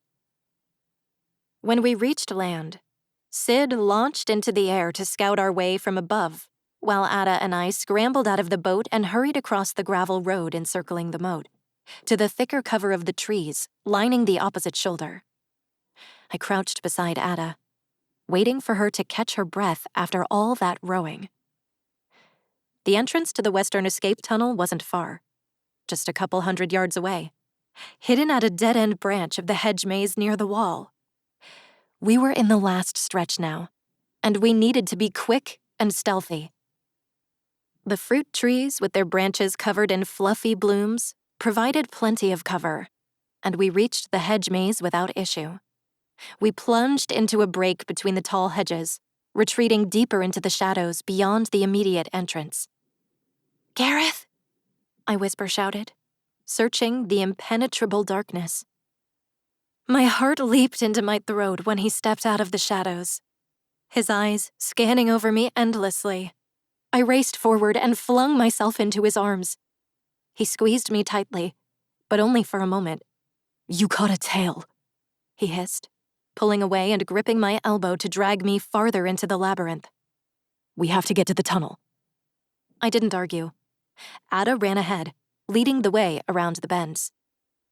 "Our guards?" I asked between panting breaths. In the distance, dogs barked, and people shouted. My stomach lurched. Gareth was right. We were being hunted. "Already out," Gareth said. "They'll be waiting for you on the other side." Ada reached the end of the maze first, where the hedge itself concealed the tunnel's entrance that only the Corvo queens, their heirs, and their most trusted guards and advisors had known about for nearly 2 centuries. As soon as she saw us barrel around the corner, she slipped into the hedge, vanishing completely. Gareth pushed me through the hedge ahead of him, following close behind me. The tunnel was narrow, the ceiling low enough that Gareth needed to duck, and the air carried the thick scent of mildew. But I could breathe easier knowing we were concealed. We were safe. Ada was a dozen paces ahead, an elemental-charged electric torch in hand to light the way. Gareth caught my wrist before I could delve deeper into the narrow tunnel. "Dell, wait." I turned back to him, my eyebrows raised. "You may not have been born the Corvo heir, but you are the Corvo queen," he said, his voice hushed, but his hurried words impassioned. He stepped closer to me, gripping my shoulders. "The kingdom needs you. The people need you. Promise me you'll remember that." "What are you talking about?" I asked, shaking my head as I searched his face in the electric torchlight. "What are you—" His words from a moment earlier finally registered. "They'll be waiting for you on the other side. They'll be waiting for you." My leaden heart sank into my stomach. "You're not coming?" I said, my voice thready. "They have dogs," Gareth said. "I can sense them closing in. I can sway some of them to turn on their masters, but most are loyal. They'll find the entrance to this tunnel, and they will follow us. They will track us to the harbor, and they will catch you, Dell. They will catch you and Liam, unless one of us stays behind to slow them down." "You can't." My chin trembled, and I shook my head more vehemently. "We might make it." "Might," he said, laughing hollowly. "Isn't good enough. You have to make it. For Liam. For the kingdom." "Gareth!" My voice broke, tears welling and spilling over instantly. "Please don't do this. Please don't leave me." He offered me a grim smile, but his shadowed eyes were filled with devotion. "I believe in you, Dell," he whispered, cradling my face in his hands. He leaned in, pressing his lips to my forehead, then pulled away and gave me a gentle push deeper into the tunnel. "Now go!" My stomach knotted, my rib cage constricting around my lungs. This couldn't be happening. Gareth had always been there, one of the few constants in my life. I couldn't do this without him. I stumbled backward until I reached Ada, who gripped my arm and dragged me deeper into the tunnel. Every few steps, I glanced over my shoulder, watching Gareth grow fainter and fainter in the distant shadows as he prepared to make his last stand. And then he was gone. And there was nothing but darkness behind and ahead. Ada's electric torch the only thing lighting our way. The first crack of gunfire echoed down the tunnel a moment before we emerged from the exit, stumbling through the mausoleum and out into the cemetery. "Highness," Sarah said, rushing forward to meet us. My feet felt leaden. My heart stuck at the other end of the tunnel where Gareth was giving his life so I could be free. My legs refused to move. I couldn't stop staring back at the mausoleum concealing the tunnel's exit. Sarah grabbed my arm and helped Ada drag me between and around grave markers. "Let's get you out of here," she said. More dark figures emerged from the shadows to guard the way ahead and behind. "The others are waiting." I dug in my heels as a burst of gunfire echoed out of the tunnel, followed by muffled shouting and growling dogs. A sharp slap to the side of my face made my ears ring. I blinked. surprised to see Ada's delicate features mere inches from mine. "Gareth's sacrifice is a gift, Dell. Do not waste it. We must go. Now." Too stunned to argue, I let Ada and Sarah lead me away. Chapter 25. Finn. My mind was a storm cloud, a chaotic churn of tumultuous emotion as images flicked through my head. Images of that guard's filthy hands on Dell, of that snake-like look in eyes I would have gladly removed from their sockets if I could have, and the irrefutable truth that Gareth had just given his life to save Dell. As Sid, I'd felt his familiar mind fade to nothing. "Finn?" Liam said, his voice quiet as it stirred me from a daze. I stopped absently stroking Tick's ear and blinked the bay back into focus. The whitecaps crested to the staccato of my heart. I pushed off the mast. "Yeah, bud?" I said, swallowing thickly. I looked down at him, into his big green eyes that housed far more worries than any 9-year-old should have to bear. How did I tell him Gareth was gone? That the man who'd been so loyally at his side his entire life, protecting him from shadows, was dead? Liam stroked Tick's head too, sensing she was afraid of the water. "Do you know when my mother's getting here?" Clearing my throat, I offered him a reassuring smile. "Soon. She'll be here soon." I feared what state she would arrive in, though. "Hey, Liam," Lyra said, calling him over to her with a wave. "Stone said you can help the crew ready the ship to set sail." That seemed to distract him enough for now, and he hurried over to her, his auburn hair catching the gleam of the swaying lantern light as he passed. The water was growing choppier by the minute. "What is it?" Callan said quietly. He came up beside me and crossed his arms over his chest, his stance widening as he prepared himself for whatever I had to report. I watched Lyra and Liam helping one of the crewmen untie some of the ropes. "Gareth is dead." On the other side of the ship, Lyra froze, hearing every word. Straightening, she quickly recovered and answered something Liam asked with a forced smile. "He held out as long as he could," I told them. "And Dell?" Callan said thickly. "And Ada?" I nodded, peering down the dock, hoping they were close.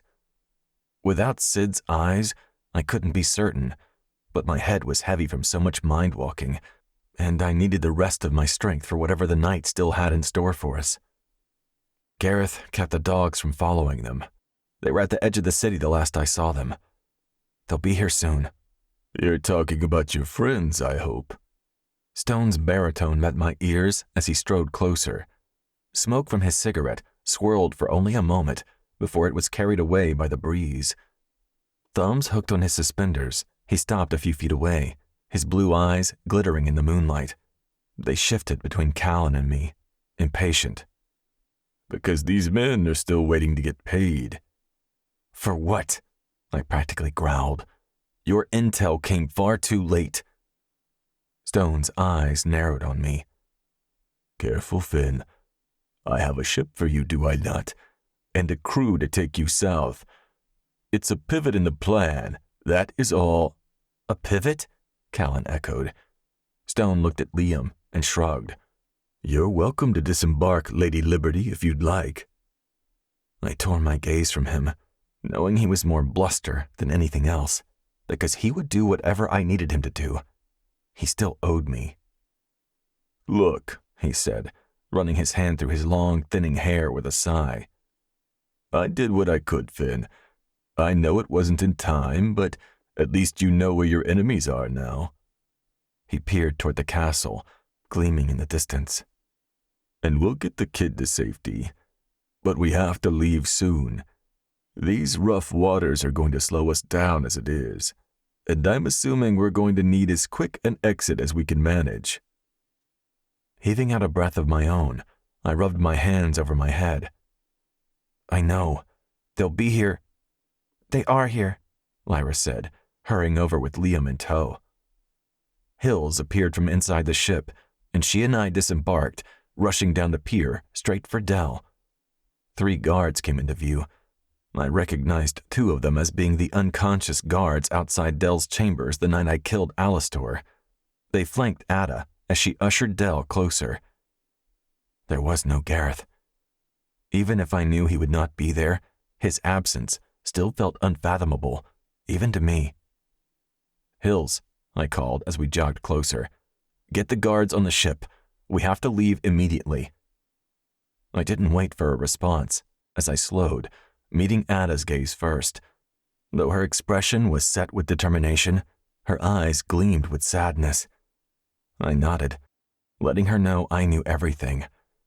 Or perhaps I was confirming it had happened. I couldn't be certain. She slowed in front of me, and Dell wavered, her chest heaving as they came to a stop. Her gaze was almost blank, and my heart tore open at the sight of her in utter ruin. "Dell," I said softly, leaning in to peer into her eyes. Hill's commands to the guards faded to nothing as I used the crook of my finger to tilt Dell's face up to look at me. "Hey, tough stuff," I softly urged. "Look at me." Her chin trembled. "He's gone, isn't he?" It wasn't a question, not really, but I dipped my head ever so slightly.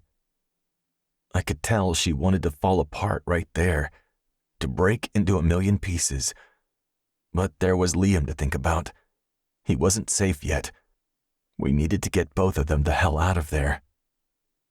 "I'm so sorry," I whispered, and while I wished I could comfort her more, assuming she even wanted me to, we didn't have time.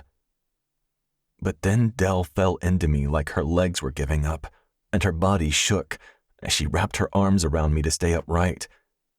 She didn't cry. It was worse. She kept it all bottled in. "Dell," I breathed, unable to stand it. Squeezing my eyes shut, I held on to her, barely able to keep my tears in check. "I know," I whispered, resting my cheek against the top of her head as she trembled, silently unhinged. I didn't tell Dell it would be okay, because I knew it wouldn't, not for a very long time. And I didn't repeat my sentiments from earlier and tell her I was sorry, because it helped nothing. Instead, I held her for as long as I dared, before I heard Callan in my mind. "Finn, we have to go." Nodding as if he could see, I lifted my head and gently pulled away from Dell. I helped her to stand, worried if I let go, she might fall again. "Come on, tough stuff," I whispered. "Liam is waiting for you." I gestured toward the ship, her attention snapping to our son instantly. "Liam," she breathed, wiping the silent tears from her cheeks. She took a deep, steady breath as best she could, and I watched as her determination and strength bolted back into place. "Does he know?" she whispered, eyes locked on him. I shook my head. Dell looked at me as she wiped a final escaping tear, and she reached for my face, cupping my cheek with her other hand. "Thank you for getting him here safely." "Of course," I breathed. "You don't have to thank me for that." "And for in the tower," she added, "with Sid." My frown eased, and with a tight-lipped smile, I nodded. "Of course," I repeated. Clearing her throat, Dell looked back toward an anxiously waiting, wide-eyed Liam, barely restrained on the boat with Ada and Hills. With a final deep breath, she hurried toward Lady Liberty, and Hills helped her climb aboard. I made my way back as Dell took Liam in her arms, the sound of the crewmen readying the ship suddenly blaring in the still night air. Instinctively, everyone gave them a wide berth, me included, and I went to ensure Stone's crew was ready. When I found Stone at the bow, his head was tilted in my direction, his expression narrowed. "You know I'm an addict, right? Not an idiot," he said coolly. The ember of his cigarette burned red in the night shadows, and he pointed toward Dell in her commoner clothes. "Your friend, right there, is the princess. The imposter. That is General Hills over there. And if I'm not mistaken, those three there are Corvo guards." I eyed Stone carefully, knowing full well he had no love for the royals. "Is that what you think? That Dell is an imposter?" Stone eyed me closely, no doubt dissecting my familiarity with her, and he shrugged. "I don't much care about court politics," he said. "I care about coin." Stone might have sounded careless, but I knew that wasn't entirely true. Coin was a crutch, just like his addiction, but at the core of it all was abandonment by the crown, and he was angry. "And coin you will have," I told him for the 100th time. "But that's not what I'm asking about. Is this going to be a problem for you and your crew?" Stone stared at Dell and Liam as she embraced him so tight I wondered if she would ever let go. Both of them cried, and it was all I could do to stand on the periphery, useless. "Interesting how he looks just like you," Stone mused aloud. I wasn't sure if that was an unspoken threat or him simply stating he knew more than I was letting on. When I finally met his knowing gaze, Stone shrugged again. "She looks like a palace servant to me," he said, and a plume of smoke filled the air between us. "Better get them inside. It's about to get a hell of a lot colder up here." And with that, Stone took another puff of his cigarette, glanced once more at Dell and Liam, and I felt the ship angle away from the pier. I watched the dock shrink as we sailed farther and farther away, praying Dusty and the other horses would make the journey back to the desert safely on their own, since we couldn't take them. Then I sighed with relief. By the afternoon, we'd be in Morrow City, far from this place. And Dell and Liam were here, and safe. For now. Chapter 26. Dell. Thunder rumbled in the distance, and choppy white caps filled the bay. A golden glow cut through the thinner parts of the cloud cover near the eastern horizon, periodically illuminated by streaks of lightning, as dawn gave way to sunrise, and my first day in a world without Gareth by my side. I sat with my back propped against the foremast. Liam snuggled in against my side, his cloak wrapped tightly around him, seeking refuge from the icy wind. We would have to go below deck soon, but I couldn't bring myself to stand just yet. Up here, I could fool myself into thinking that Gareth was still with us. But as soon as I went below deck with the others, his absence would feel all too real. I held Liam close, one arm curled around his lanky body, and my cheek resting atop his head. A deep ache had settled in my chest, and my face felt swollen from the constant threat of tears. Tears I had managed to hold in, for the most part, because I needed to be strong for my son. Liam whimpered, and I lifted my head to peer down at him. His eyes were shut. His hand twitched, and he let out another whimper. Asleep, finally, and dreaming. About Gareth? About Alistair? About the crashed Coronation and terrifying events that had followed? Because I felt certain all of those would haunt my dreams the next time I slept. I pressed a kiss to Liam's forehead. I was so tired of being strong, of holding in my pain. It was not a healthy way to cope with emotions, as Gareth had so often reminded me.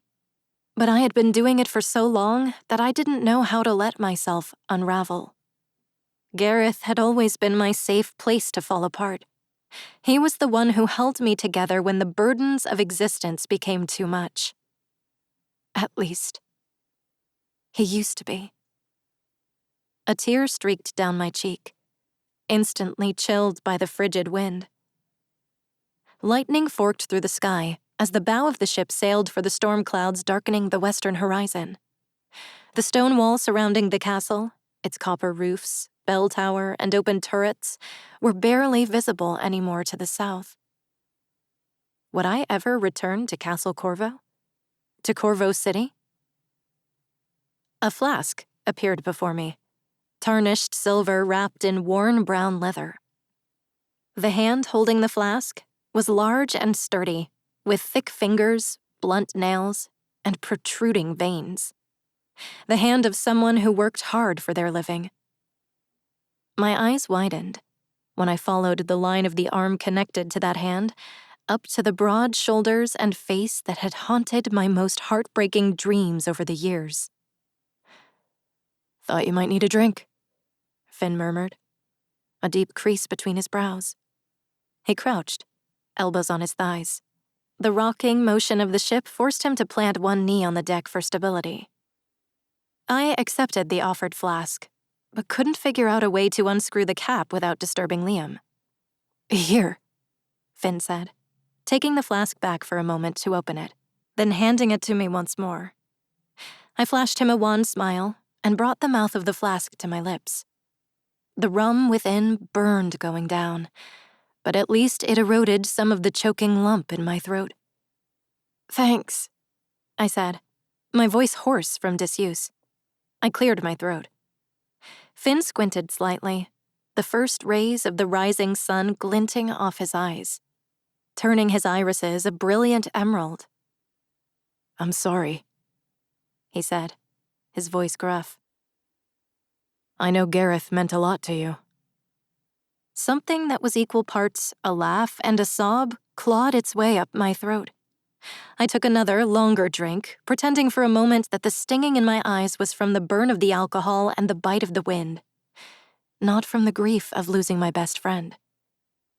I stared out at the roiling storm clouds. Another streak of lightning cut across the sky. We would have to get below deck soon. "You know, he wanted me to run away," I said, my voice hushed, so it didn't disturb Liam. I glanced at Finn just for a moment.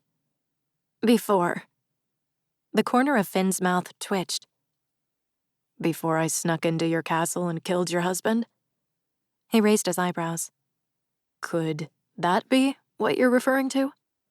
I let out a hollow laugh. Yeah, before that. Had it really only been a couple of weeks since that conversation with Gareth? Everything had changed since then. We all knew how much worse things would get with Alastor once Mother was gone and I was queen. Gareth kept badgering me to let him kill Alastor, even knowing he was the only thing keeping Edward from invading. I swallowed my rising grief, my overwhelming regret. I should have listened. Then Gareth might still have been alive. "He wanted me to take Liam out of Corvo City," I said remotely, lost in the memory. "To run away? With him?" Finn asked, the words seeming to have been dragged out of him. I knew why he was asking, and glanced at him sidelong. Gareth and I were close. Finn wouldn't have been the first person to assume there was more than friendship and loyalty between us. Maybe there could have been. But that possibility had vanished the moment Finn exploded back into my life. "To you," I told Finn, holding his stare for a long moment before returning to gaze out into the storm. Rain had broken free of the clouds in the open ocean farther out, blurring the view. The deluge would reach us soon. Or I supposed we would reach it.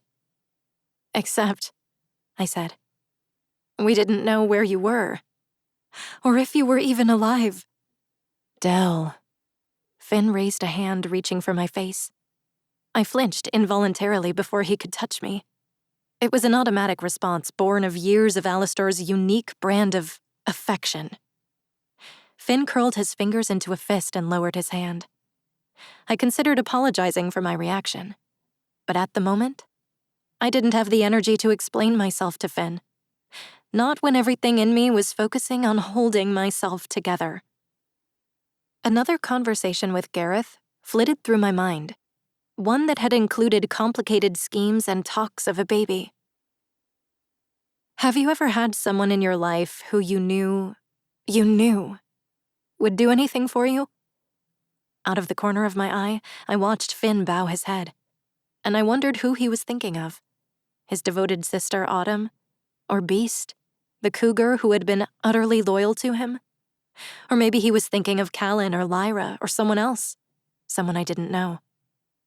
I could have reached out and touched him, straining my exhausted empathy to find out. But he deserved his privacy. Finn shifted to sit beside me, one knee raised and an arm wrapped around his leg to hold him steady against the rocking motion of the ship as it raced forward, cutting through the swells. I know it's not the same. I'm not him, Finn said. But I am here for you and Liam, both. Whatever you need. I flashed him a weak smile. You may come to regret those words. Finn shook his head. Never, he breathed.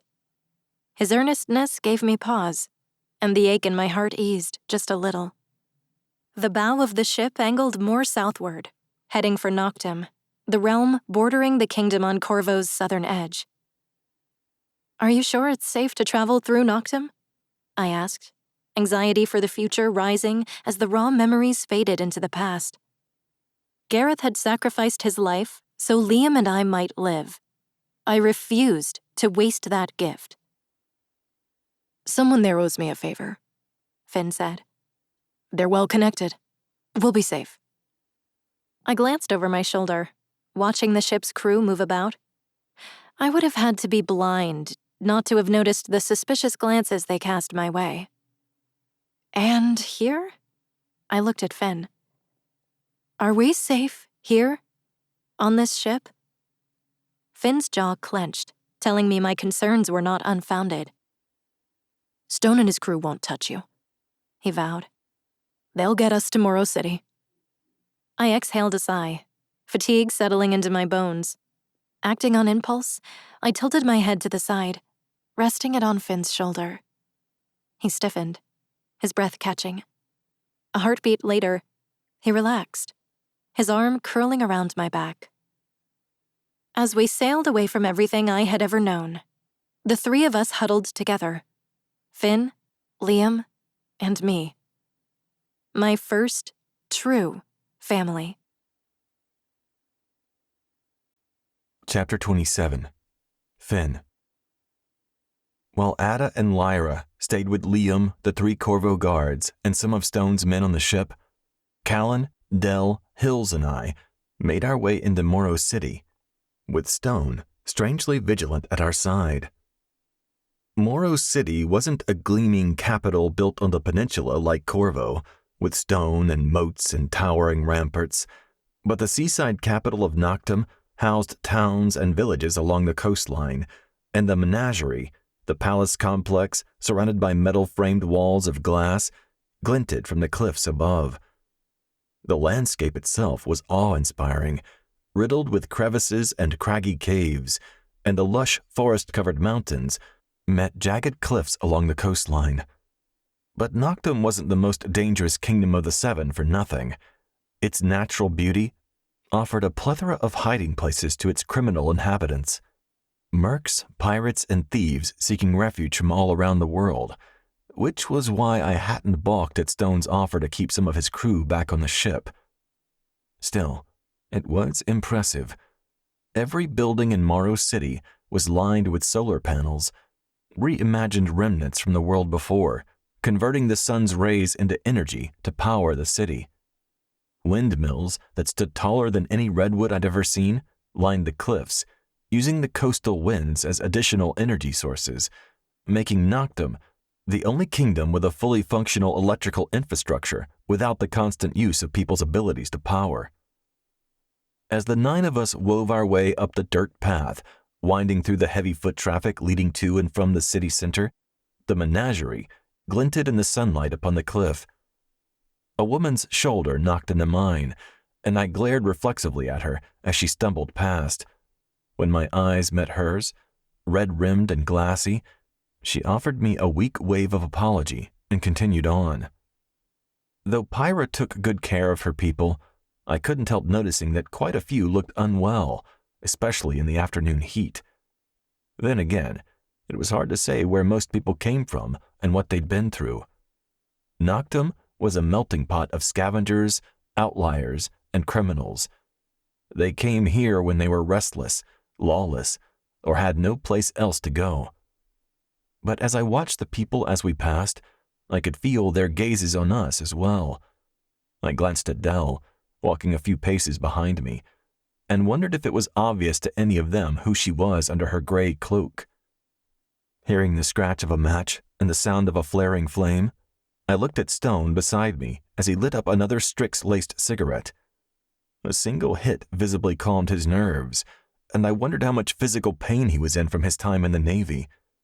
He'd been in ships blown to smithereens and lost countless men during the Santa Cruz siege, when Queen Coruscant's fleets fought to maintain control of her trading ports against the foreign kingdoms, years before I was born. Trading ports that made Corvo and Noctum the wealthiest kingdoms when it came to importing and commerce. Or was Stone's pain and restlessness only caused by the marks it left on his mind? I'd paid him when we'd arrived at the docks, just as I said I would. And while I'd expected him to scoot us along, glad to be rid of the hassle and danger Dell's very presence presented, Stone had surprised me by keeping some of his crew members on the ship to ensure Liam's safety with the others. That wasn't part of our deal, and I wasn't sure if Stone had business inside the menagerie or if there was another reason he was accompanying us, but I didn't ask questions about that either. Stone knew things I didn't about everyone and everything. No matter how fleeting his loyalty could be at times, he was a useful person to have around. Usually. "Is walking into the menagerie with you going to bite me in the ass?" I asked, giving him a sideways glance. Stone might have had connections everywhere, but that didn't mean they would all be welcoming. A blue plume of smoke wafted around him as he exhaled. "Calliope will see us if Pyra won't," he muttered, matching my stride. I stared at him, curious what he meant by that exactly, because Calliope would see me too, but I had a feeling it was for an entirely different reason. "Finn," Dell said, hurrying up behind me. She could barely take her eyes off the glinting glass archway we were about to walk through. "What's the plan?" It was easy to forget Dell hadn't been to many places. To the Sierra Kingdom with her husband, perhaps, but I doubted there were many reasons for her to explore any place else in the past 10 years. "Best case," I started, stepping through the giant entrance to the city. "We speak with Pyra and ask her to ally with us against King Edward."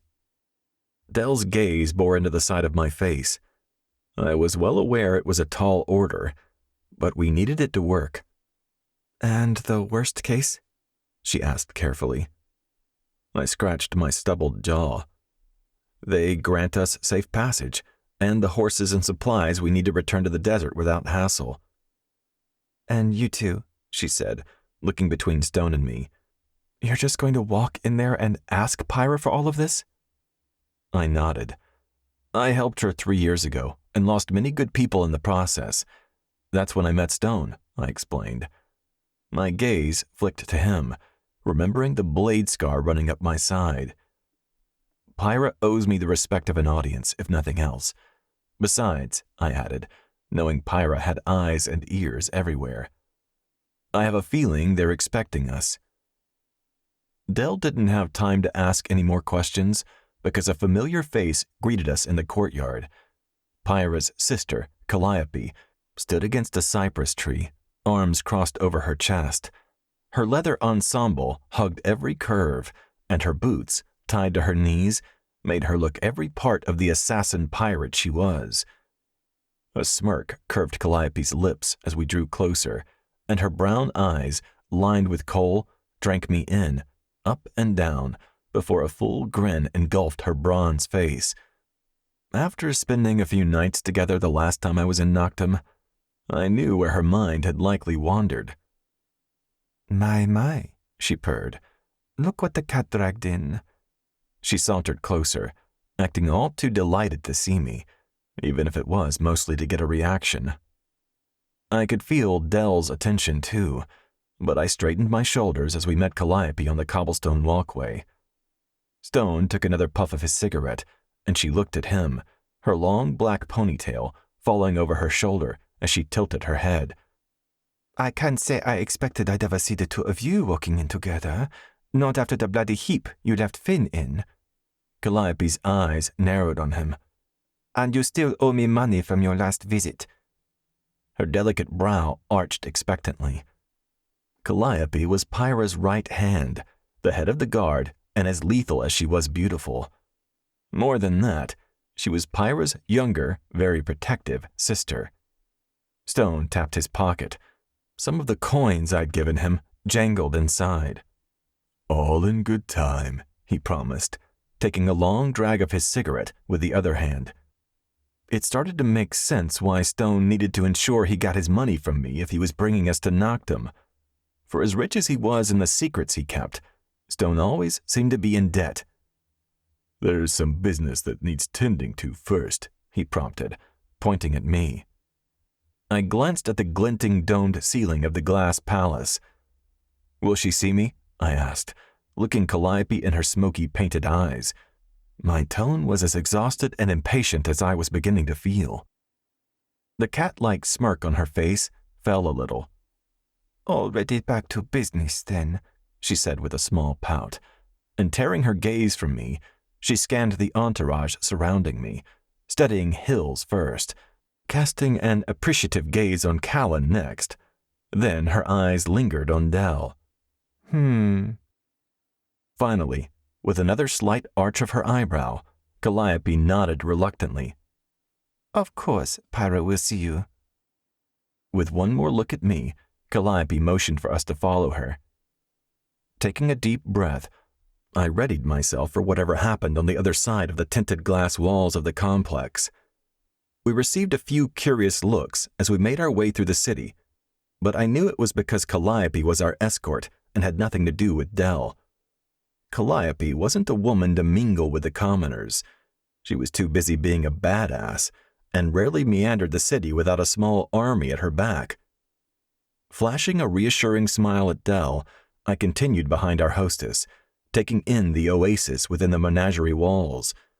Fruit and shade trees adorned the interior, as did ponds and flower gardens. Despite its ruffians and scallywags, Morrow City felt more like a refuge, and I knew Pyra was responsible for that. This was the hub where the city grew its food and tended to its community gardens, where the solar power generated electricity and kept the lights glowing at night so that abilities didn't have to. And it was where the walls kept the wind at bay and wells dredged water up through the purification centers to provide fresh water for the villages below. A set of glass doors opened with a flick of Calliope's wrist, revealing two guards standing sentry inside the glass palace, the glinting birdcage Pyra called home. They didn't look anything like the Corvo guards with regimented black leather armor, but what they lacked in uniform, they made up for in weapons.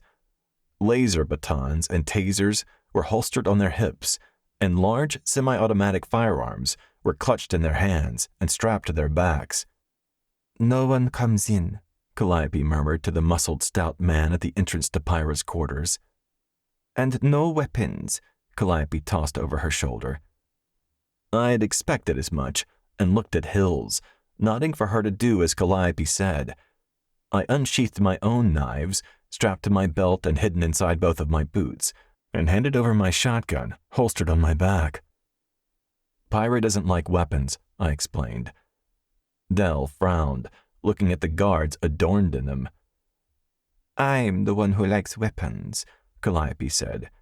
She winked at Dell. Dell handed over the pistol and knife she wore on the belt slung around her hips, and Hills went about disarming herself, which took a bit longer. Calliope watched the petite older woman with interest, and once she was satisfied we'd given up all our goods, she continued walking. The moment we stepped into Pyra's chambers, I heard a collective gasp behind me. I smiled at Dell and Hills. It isn't what you'd expected, is it? Both of them shook their heads, peering around the atrium. It was half greenhouse, half arboretum, and everything was lit with natural light pouring over the foliage that burst to life from every planter box and garden area. Water trickled somewhere off in the distance, and the chirping of birds and fluttering wings stirred as we made our way down the tiled walkway that cut in and around the garden beds. Dell gasped. "This place is dangerous," Calliope said over her shoulder, and glancing back at us, she smirked. "Careful of the bird shit."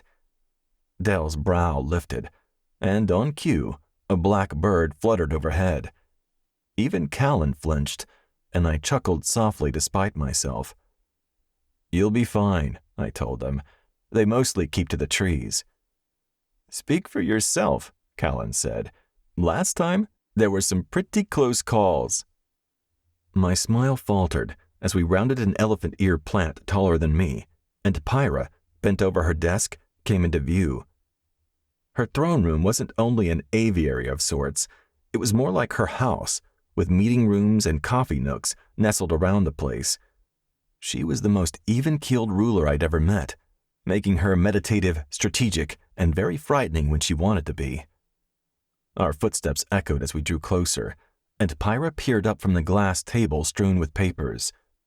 "Ah, Finn," she said, her voice almost melodic and her accent reminiscent of her home country. I leaned into Dell. "Hang back with the others for now," I whispered. Her big brown eyes met mine.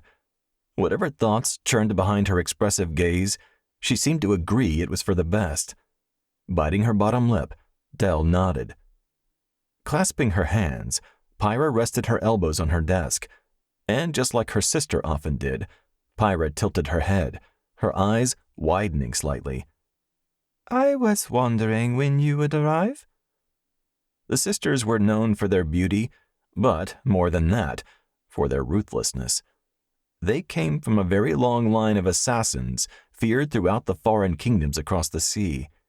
Here, they lived like queens. There, they lived like outlaws. And what better place to hide and rule than among others just like them? While Calliope could cut a man in half before he even realized she was in the room, Pyra had a coldness about her, a cunning callousness that instilled fear in the bravest warriors. "Pyra," I said, knowing she cared nothing for titles or pleasantries. She gestured for me to sit in a high-backed chair across from her desk. Stone stayed with the others, lingering behind. I exhaled as Pyra assessed me, just like I watched her. Both of us wondered who had the leg up and knew more. "I appreciate your seeing me," I said, earning me a beautiful smile, a dangerous smile. "Yes, well, I have heard the prophecy, and my little birds tell me you're smack dab in the middle of whatever Edward wants." I nodded. "Unfortunately, your little birds are right. But the prophecy, I'm not here about that exactly." Her eyebrow lifted with intrigue. "No?" I shook my head. "I've come to make you an offer." She leaned back in her chair. "This should be good. I'm not sure you have much I want at the moment, Finn." I shrugged, sitting back in my chair as well. "Perhaps, but I wouldn't be too hasty." Calliope went to stand beside her. Good. With them both present, we would come to an agreement much faster. "There's a Corvo usurper, and even if Edward isn't involved, which I highly doubt, we know his troops are mobilizing within Corvo as we speak, and I propose we stop Edward once and for all." Pyra smiled, glancing at my guests behind me. "Oh? Why would I do that? I have no love for the Corvo Kingdom. Edward can take it if he wants it." "So you say," I replied, "but I don't believe you are as indifferent as that." Pyra was smart. She knew as well as I did that Edward was a threat to everyone. Perhaps she knew it more than most. She just needed a bit more convincing. Now that Prince Alastor is dead, King Edward has no puppet in place to take what he's always wanted, the wealth of the Corvo Kingdom. The very harbor your own traders frequent and make pit stops at from all around the world, I reminded her. If Edward controls that harbor, you and I know your business here is screwed. You also know it's only a matter of time before he takes Noctum too, because King Edward is coming to the desert lands next. I've heard the city boasts as much, and if my people can't suppress his armies, they will take it, and you will be surrounded by 3 kingdoms controlled by the man you loathe most in this world. And you will lose your power, Pyra. You know you will. It's only a matter of time. And you are going to help me keep Edward at bay? She said, only mildly scoffing at the idea. What about this true son of the queen I hear is holed up in Castle Corvo? I know the princess has fled, Finn. Who will rule the Corvo Kingdom if we get rid of this new king? Because I know what civil unrest does to countries, and I will not incite a war for a ruined, falling kingdom like Corvo. For all I know, the princess is dead. Corvo will not ally with me, nor do I want them to. Calliope took the seat beside her sister, suddenly interested in our conversation.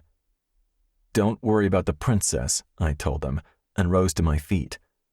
Their skeptical expressions sharpened. Why not? Calliope asked carefully. Because she is alive, I said, and I know where she is.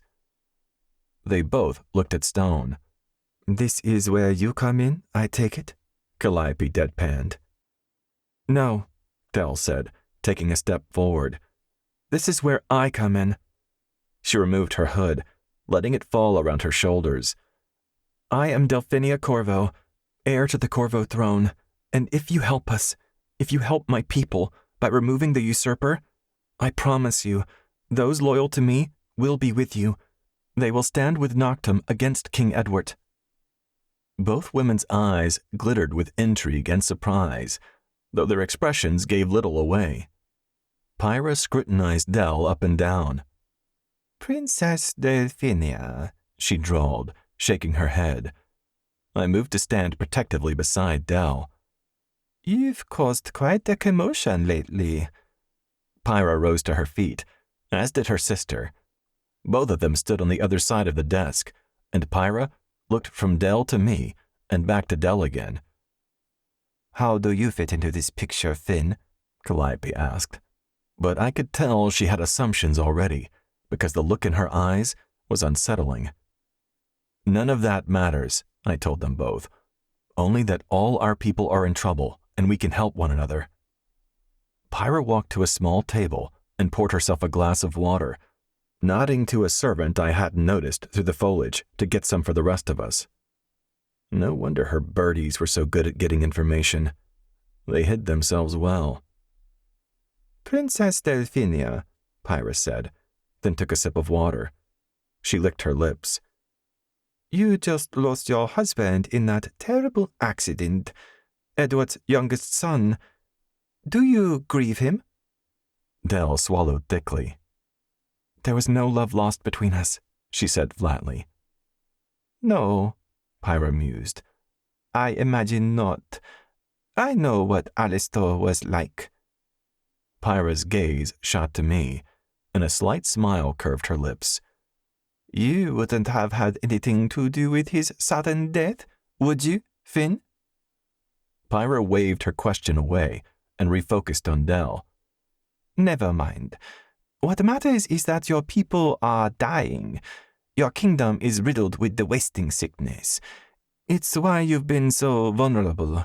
Your kingdom is falling to ruin, and I'm not convinced. There's a solution, Dell blurted. To the wasting sickness. I just need time to confirm it. A solution? Pyra parroted. To the wasting sickness? Yes, I'm so close to getting it figured out. I would have already only... Dell's voice trailed off, and I knew she was considering all that had happened in the past 2 weeks, even just in the past 2 days. My hand moved to her lower back, uncertain of what else to do other than offer her my strength. The motion didn't go unnoticed by Pyra or Calliope. I'm taking her to the desert, I told them, where she will be protected. But when the time comes... If the time comes, Calliope interjected. When? I said more firmly. Can we count on you, Pyra? I looked at Calliope. On both of you? It was Calliope I was more worried about. After a few pulse-pounding moments, Calliope looked at her sister and shrugged. I've been itching for a good fight, and I've been wanting to put King Edward in his place since the day we arrived on this continent. With a barely there smile, Pyra looked Dell in the eyes, ruler to ruler. You better hurry and find your solution, because time is the one thing we are grossly short of. Chapter 28. Dell.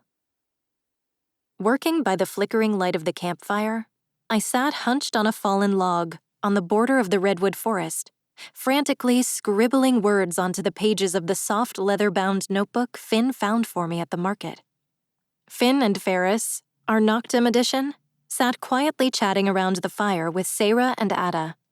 Liam was already asleep on the bedroll laid out beside mine, directly behind my perch. My gaze lingered on the Noctem emissary, Calliope's most powerful telepath, wondering why he had joined us this morning only to keep to himself, talking to us only when addressed directly. Otherwise, the spindly, blue-eyed, black-haired man remained quietly watchful, frequently moving to the periphery of our group. I shouldn't have been surprised Pyra's man was reclusive, just as I imagined Pyra was, spinning her web while she waited to strike. It wasn't that I didn't trust her, because I trusted that Finn would have warned me if there was something I needed to worry about with her. But I wasn't entirely comfortable in Ferris's presence. I couldn't shake the suspicion that he was really only with us to observe and report back to his mistress when we were finished with our journey.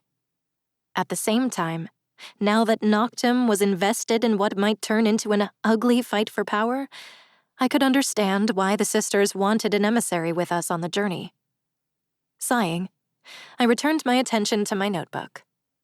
Unfortunately, the copy of Becca's Book of Foretellings found in the Glass Palace was just as fragmented as Mother's, which meant my quest to uncover the rest of the prophecy still hinged on finding Jake and learning whatever he knew about how and where Becca had recorded her prophecies. And now, the only chance I had to reclaim a crown many would argue I had no right to, that I wasn't even sure I wanted, was to prove to Pyra that the Corvo Kingdom was still strong by finding a cure for the wasting sickness. Why had I opened my mouth in the meeting with Pyra and Calliope? Why had I hinted at solutions I wasn't even sure existed? Prophecies from the distant past, vague references to a cure. For the first time in my life, I was out of the game, a game I had never wanted to play. So why was I scheming to get myself back in? Because of Gareth. Because of a promise I hadn't actually made, but that he had requested all the same. Because he had believed in me, and that belief had cost him his life. My pen scratched on the paper as I crossed out the last few lines. I had recalled and recreated the single page from Mother's prophecy index relating to our current situation and the associated prophecies perfectly. But I was second-guessing myself about everything else. What about the notes Mother had scrawled in the margins of the associated books of foretellings? What about all those file folders in the bottom drawer? Had I seen anything potentially relevant stored there? I turned the page in the notebook and started fresh, attempting to list the labels I had seen on the files. But there had been so many. For minutes, I stared at the blank page, but I couldn't recall anything specific. Ugh, I growled, snapping the notebook shut with the pen marking my page and tossing it onto the ground beside my log. This was useless. I rubbed my temples and dug my fingers into my hair. I was useless. And my skin was caked in salt from the sea spray, and my hair was tangled and greasy. Even tied back in a braid, it was driving me crazy. I hadn't bathed in days, since before donning my coronation dress, and I couldn't stand being filthy a moment longer.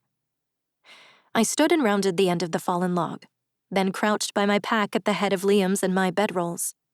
For a long moment, I stared at Liam, watching the steady rise and fall of his chest and taking in his relaxed features. So different from the masks of grief and fear he alternated between while awake.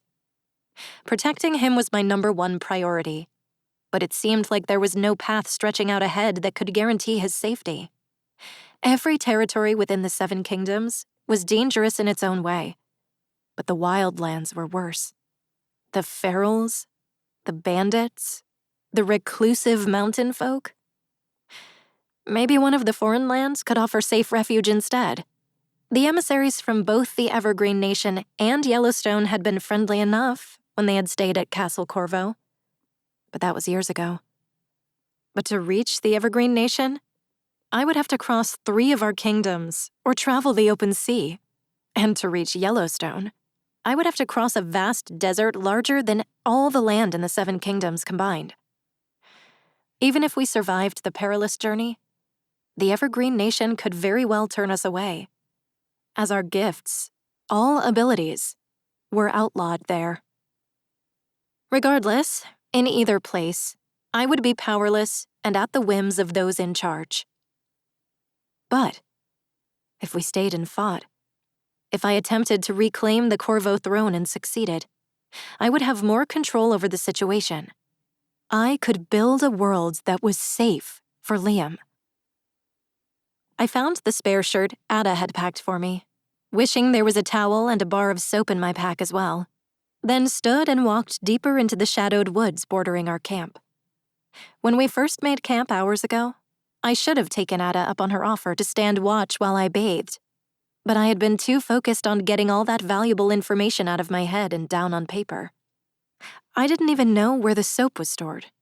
Not in my pack, that much was certain. A creek trickled nearby, and I spotted Hills standing watch on the outskirts of camp on my way down to the rocky bank. She glanced at me as I approached, her lips curving into a half-hearted smile. "Can't sleep?" I barked a laugh. "I haven't even tried," I admitted. I paused beside her and held up my folded shirt. "I just want to wash up.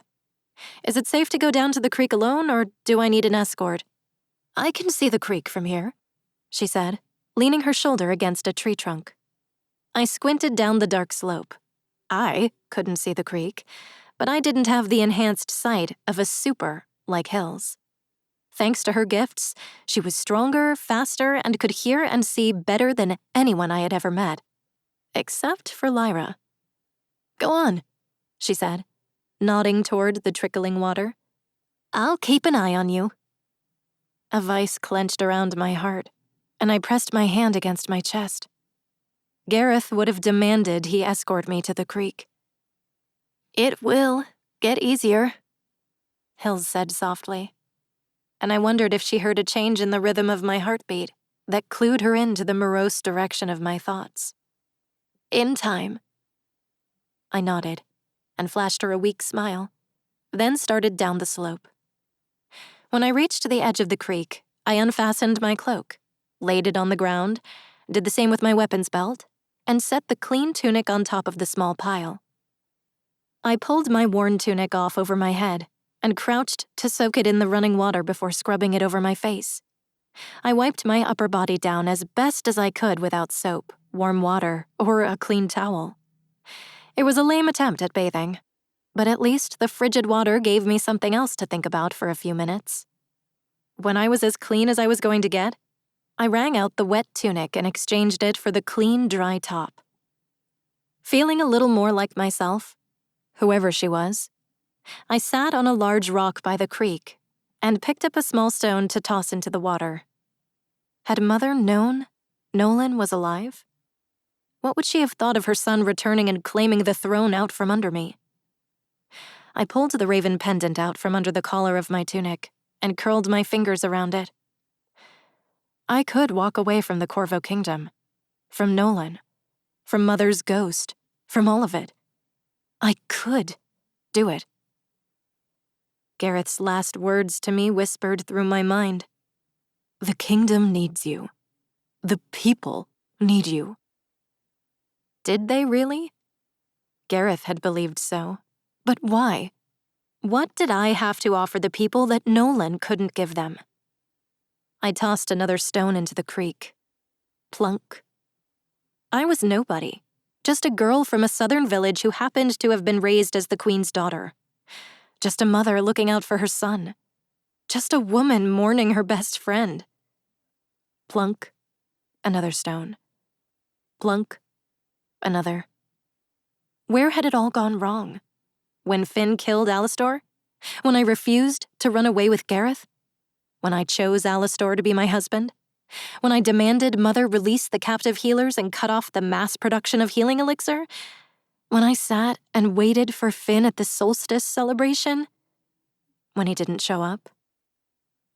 A twig snapped behind me, and I twisted on my rock, my heart suddenly hammering as I squinted up the dark hillside. Finn coalesced out of the darkness but paused, his hands raised defensively as he slowed his approach. Only then did I realize I was holding up a stone, as if I would throw it at him. "Why didn't you come to the solstice celebration?" I asked quietly, standing and turning to face him. I dropped the rock. Finn lowered his hands, but his explanation seemed to catch in his throat, just as his feet seemed to be rooted to the ground. "I waited for you." I took a step toward him. "I was going to tell you about the baby." Another step.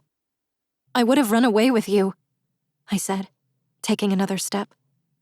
"We could have been a family, and everything would have been different." With another step, I reached him. My nostrils flared, and my chin trembled. "Everything would have been better." "You don't know that," Finn said, his voice hushed. My hands balled into fists, and I searched his shadowed features. "Why didn't you come?" Finn let out a bitter laugh and shouldered past me to approach the creek. "I wanted to," he said, his back to me. "I had planned on it, but when Jake and I returned to a slaughtered village, things changed." His voice broke, and he bowed his head. "I hadn't realized the attack was right before the solstice." "And you thought it was Mother who ordered the attack," I remembered aloud. My gut nodded. Had he thought I was in on it too? All these years, had I been pining after a man who believed me capable of such an atrocity? I had to know. Not merely hear him admit it, but to truly know if he had believed me to be a monster. I approached behind Finn and took his hand, but he snapped his head to the side and jerked his hand away before I could get a read on him. Pressing my lips together, I grabbed his hand again, gripping it in both of mine before he could pull away. He stared down at me. His eyes narrowed to a glare that conflicted with the tsunami of regret I sensed within him. In his mind, I saw him with his people in the desert. I saw Callan, Lyra, and so many others, all working together to survive in a place where the land itself seemed to want them dead. I saw his people looking to him for guidance and felt him brace against that heavy burden. I saw him fighting alongside his people against ferals and bandits and soldiers alike.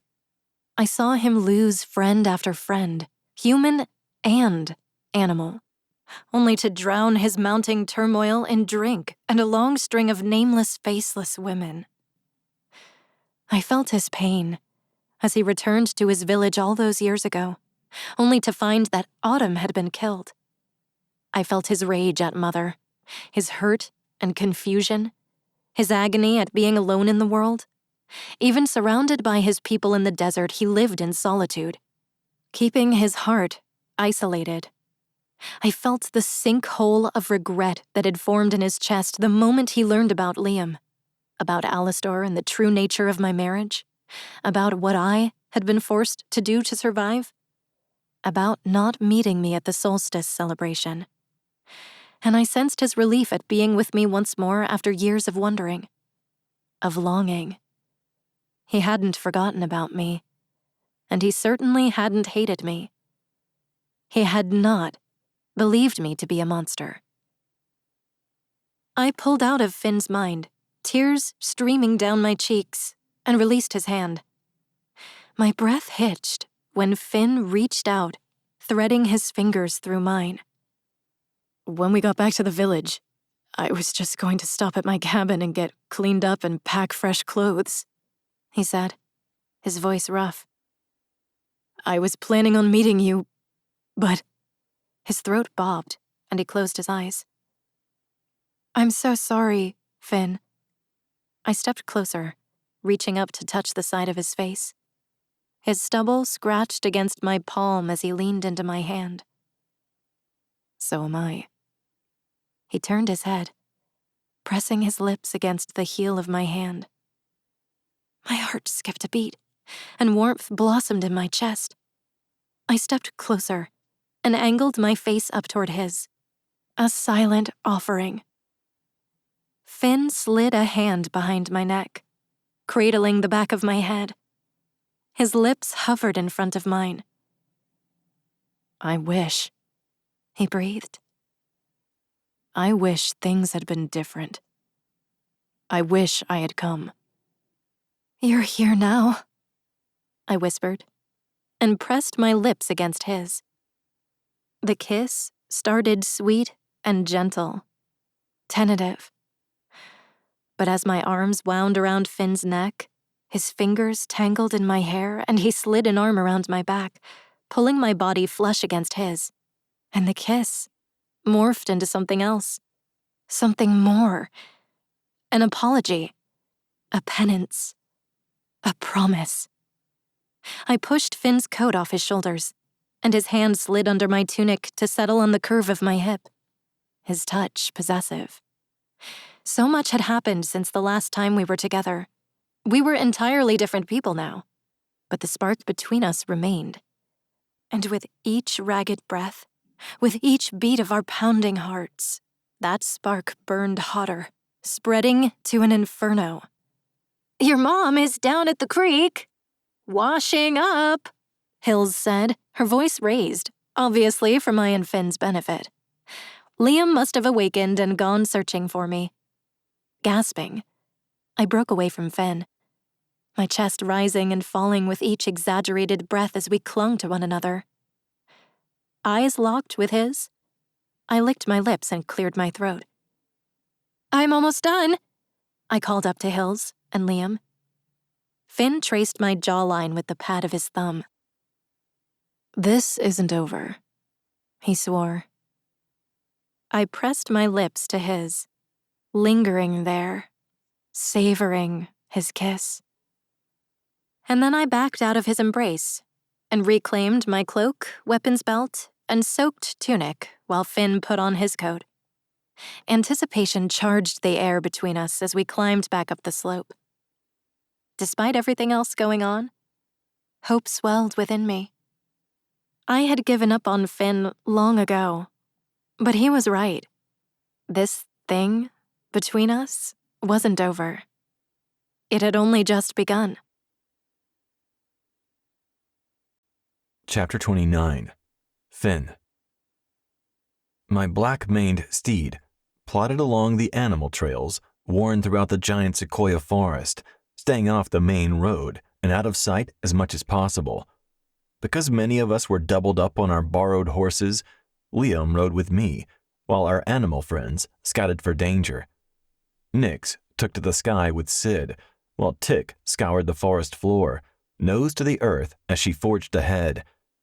Callan and Lyra led our procession through the trees, while Hills, the Corvo guards, and Ferris, ever quiet and watchful, brought up the rear.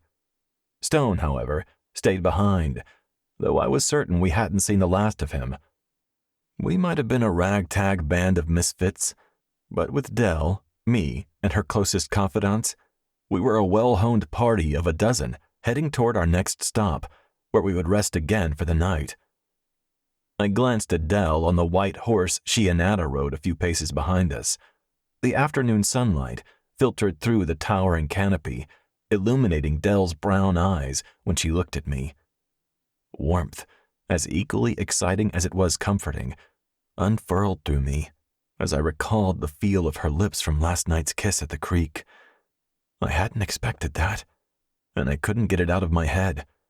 I couldn't get Dell out of my head. Then again, I'd never been able to before either. I was desperate to kiss her again, to prove to myself that it wasn't a dream.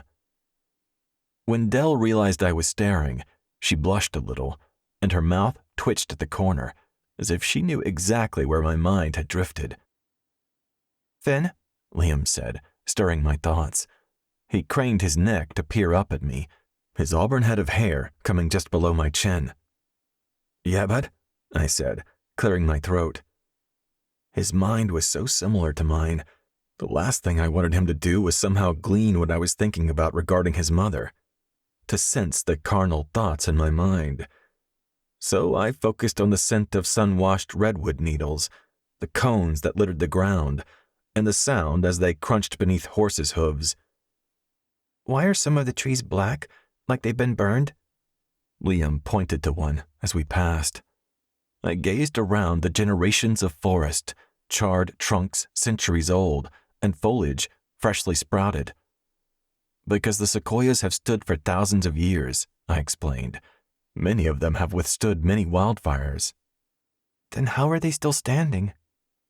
I thought of Jake and our many walks through this very forest over the years.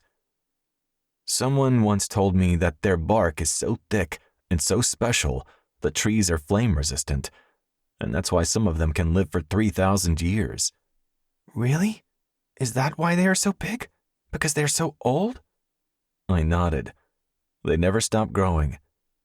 "They're the biggest trees I've ever seen," Liam said with awe in his voice. "You could live inside them." I remembered the first time I saw the forest of giants, and the exposed roots of the toppled trunks gnarled and reaching like giant monster fingers. "I slept inside one once," I told him. "You did?" I nodded, as my thoughts drifted to the storm Jake, Beast, and I were caught in once, years ago. I was young, and it was my first trip away from the village and my sister. The rain was pelting, unrelenting for nearly a day as we holed ourselves away. But it never felt scary, only like an adventure, one of my first and favorites. "Who taught you about the trees?" Liam asked. He idly picked at a seam in my tunic sleeve, wrapped around him where I gripped the reins. Having him this close, him fidgeting and his head constantly shifting around as he took in the world around him, was the most surreal experience. I had a son. He was right here with me, blood of my blood and flesh of my flesh, asking me questions. He didn't hate me. He didn't resent me for not being around. He was curious and beautiful and perfect. "Was it your father?" Liam prompted. "Who?" "That taught you about the trees." I smiled, if a little sadly. "You could call him that. His name is Jake." "The Jake? Patron of healers?" I grinned. "Yes, he raised me and taught me many things because he has lived for many, many years. He knows a little about everything. At least," I added, "he likes to think so anyway." Liam peered up at me again, his big green eyes blinking. "Will I get to meet him where we are going?" "Yeah, Liam," I said with another grin. I knew without a doubt my son would meet Jake, even if I wasn't sure when. I still had no idea where he was, or when he was coming back. "What else did Jake teach you?" Liam asked. "Let's see." I perused the random bits of knowledge I had. "Did you know that black bears can be brown? We might even see some while we're in the forest. Or that these trees are the tallest in the world." "Really?" "Yeah, really. And it's said that they are as old as the dinosaurs." I paused, realizing I had a very different upbringing, being raised with Jake, a man with hundreds of years of knowledge, to guide me and teach me things. "Do you even know what a dinosaur is?" I had no idea what other children were taught about the old world before. Liam shook his head. "No? Oh man, then I'll tell you all about them. I used to love hearing stories about dinosaurs when I was younger. Giant animals as big as these trees, roaming the earth. Imagine mind walking with one of those." Wow, Liam said, with a burst of laughter. That would be so cool. Yeah, it would. I chuckled as we lost ourselves in thoughts. I imagined Liam 5 years from now, 10 years, 15, and I tried to think of what sort of man he would be. A prince? A king? A ghost, living on the outskirts of society like I did, simply trying to survive this world? I told myself that would not be his fate. Whatever happened with Corvo and Dell and her place on the throne, I would do everything I could to give Liam a life worth living. Finn? His voice was soft in our silence. The horse's hooves clacked on the rocks as we maneuvered through a dried-up creek bed. Yeah, bud? When Mother gets her crown back, he began tentatively, are you going to leave again? I stopped breathing for the briefest moment. No, Liam, I said quickly, before he could feel the stutter and stomp of my heart. But I realized the instant I said it, that it wasn't a promise I could make to him. Even if we are separated for a while, I will always come back to see you, I amended. Always.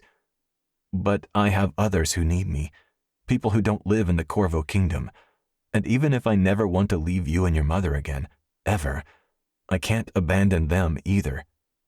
I leaned over to look into his eyes.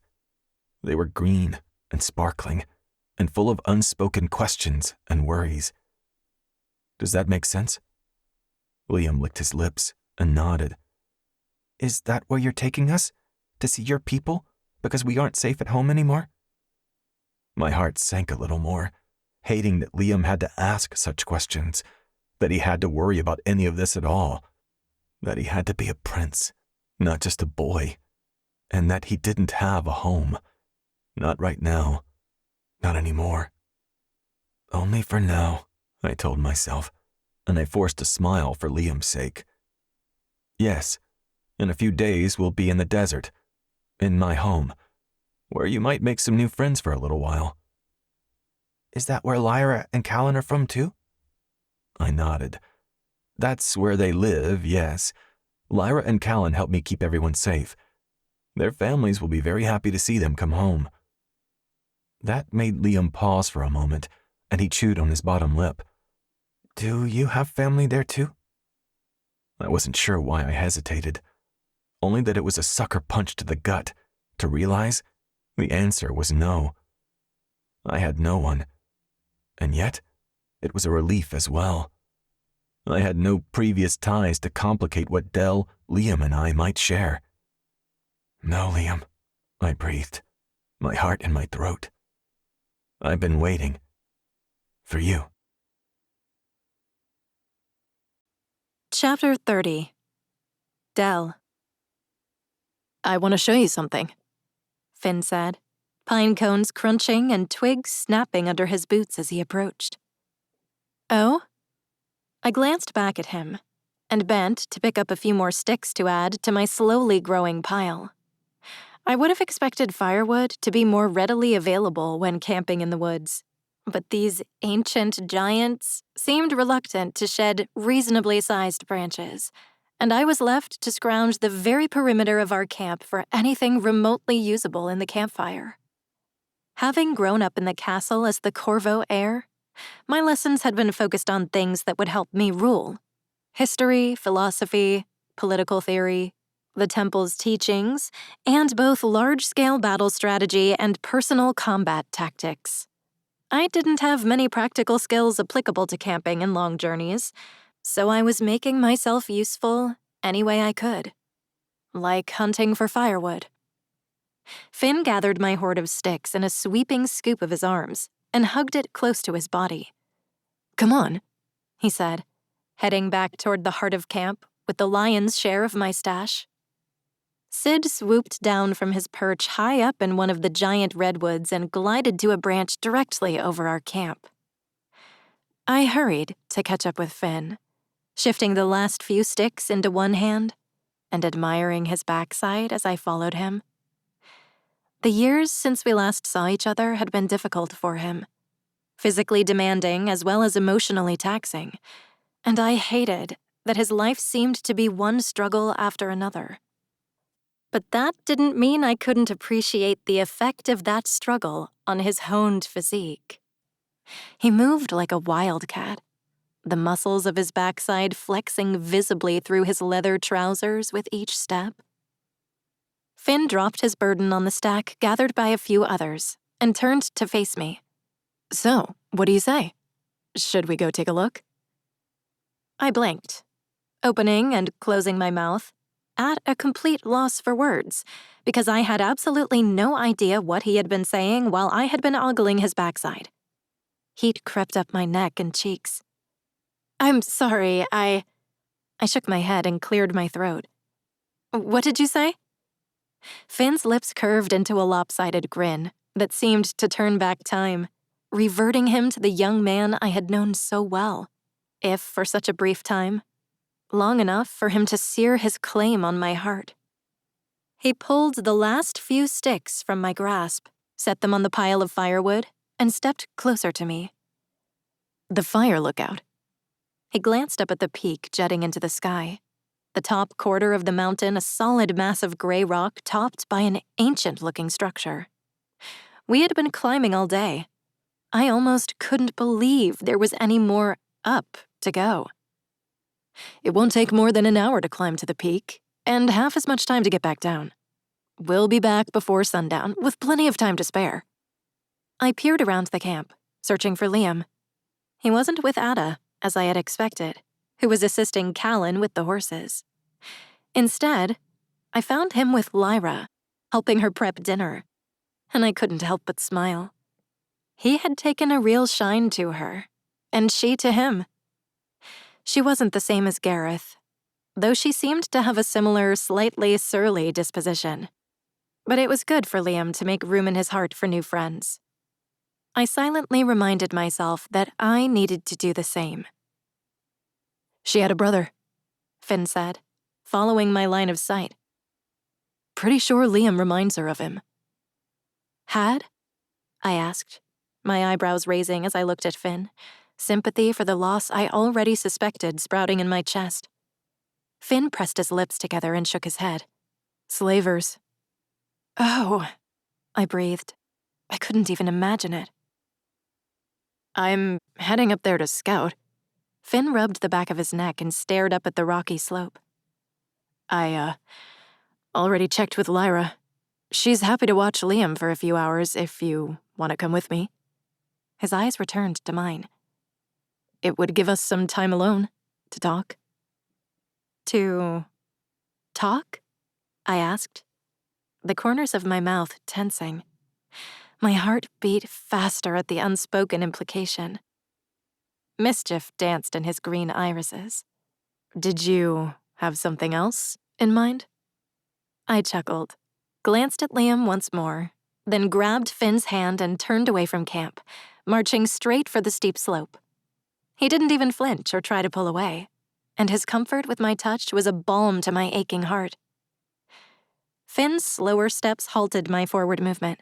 "Hang on, tough stuff," he said, amusement in his voice. He pulled his hand free and jogged to his bedroll to retrieve a small pack, then returned to me, reclaiming my hand and pulling me toward a different part of the slope. "The trailhead is this way." It felt so strange to hold Finn's hand while we walked. In recent memory, I had only ever held my son's hand.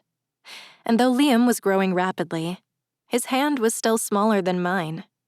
Finn's hand was the opposite. It engulfed mine.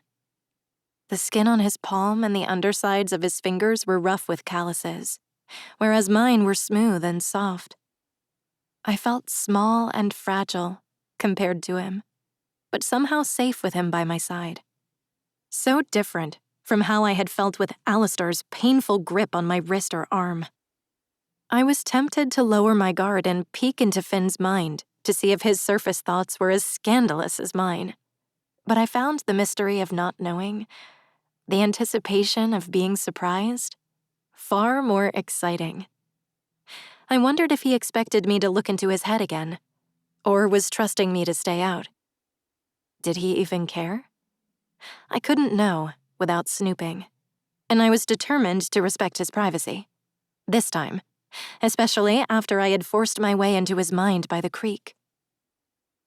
Finn released my hand when we reached the trailhead, hanging back so I could walk in front, since the trail was too narrow for us to walk side by side. "I take it you've been here before?" I asked him over my shoulder. "I have," he said. "There are lookouts all over these mountains. We have them all mapped out. Which ones are still safe, which ones are compromised." "By the Sierra Kingdom?" "And by bandits and ferals," he said. "This one used to be well outside Sierra's territory, but they've been slowly, quietly expanding east. We're right on the border now." "But," I frowned, "isn't the lookout theirs?" "Theirs? Didn't they build it?" I clarified. "No," Finn said. "It's left over from before the ending. The turn, I mean. They used towers like this one to watch for forest fires and monitor the danger they posed as they spread." Finn was filled with knowledge about the old world, the time of abundance and extravagance before the turn. His people had held that knowledge close, aided by Jake, one of the few people, possibly even the only person, left alive from those ancient times. I should know that. I shook my head, frustrated by the useless knowledge filling my head about made-up traditions, while the true history of the land and people who had made us into what and who we were remained unknown to me. "My people should know that." I laughed under my breath and grumbled.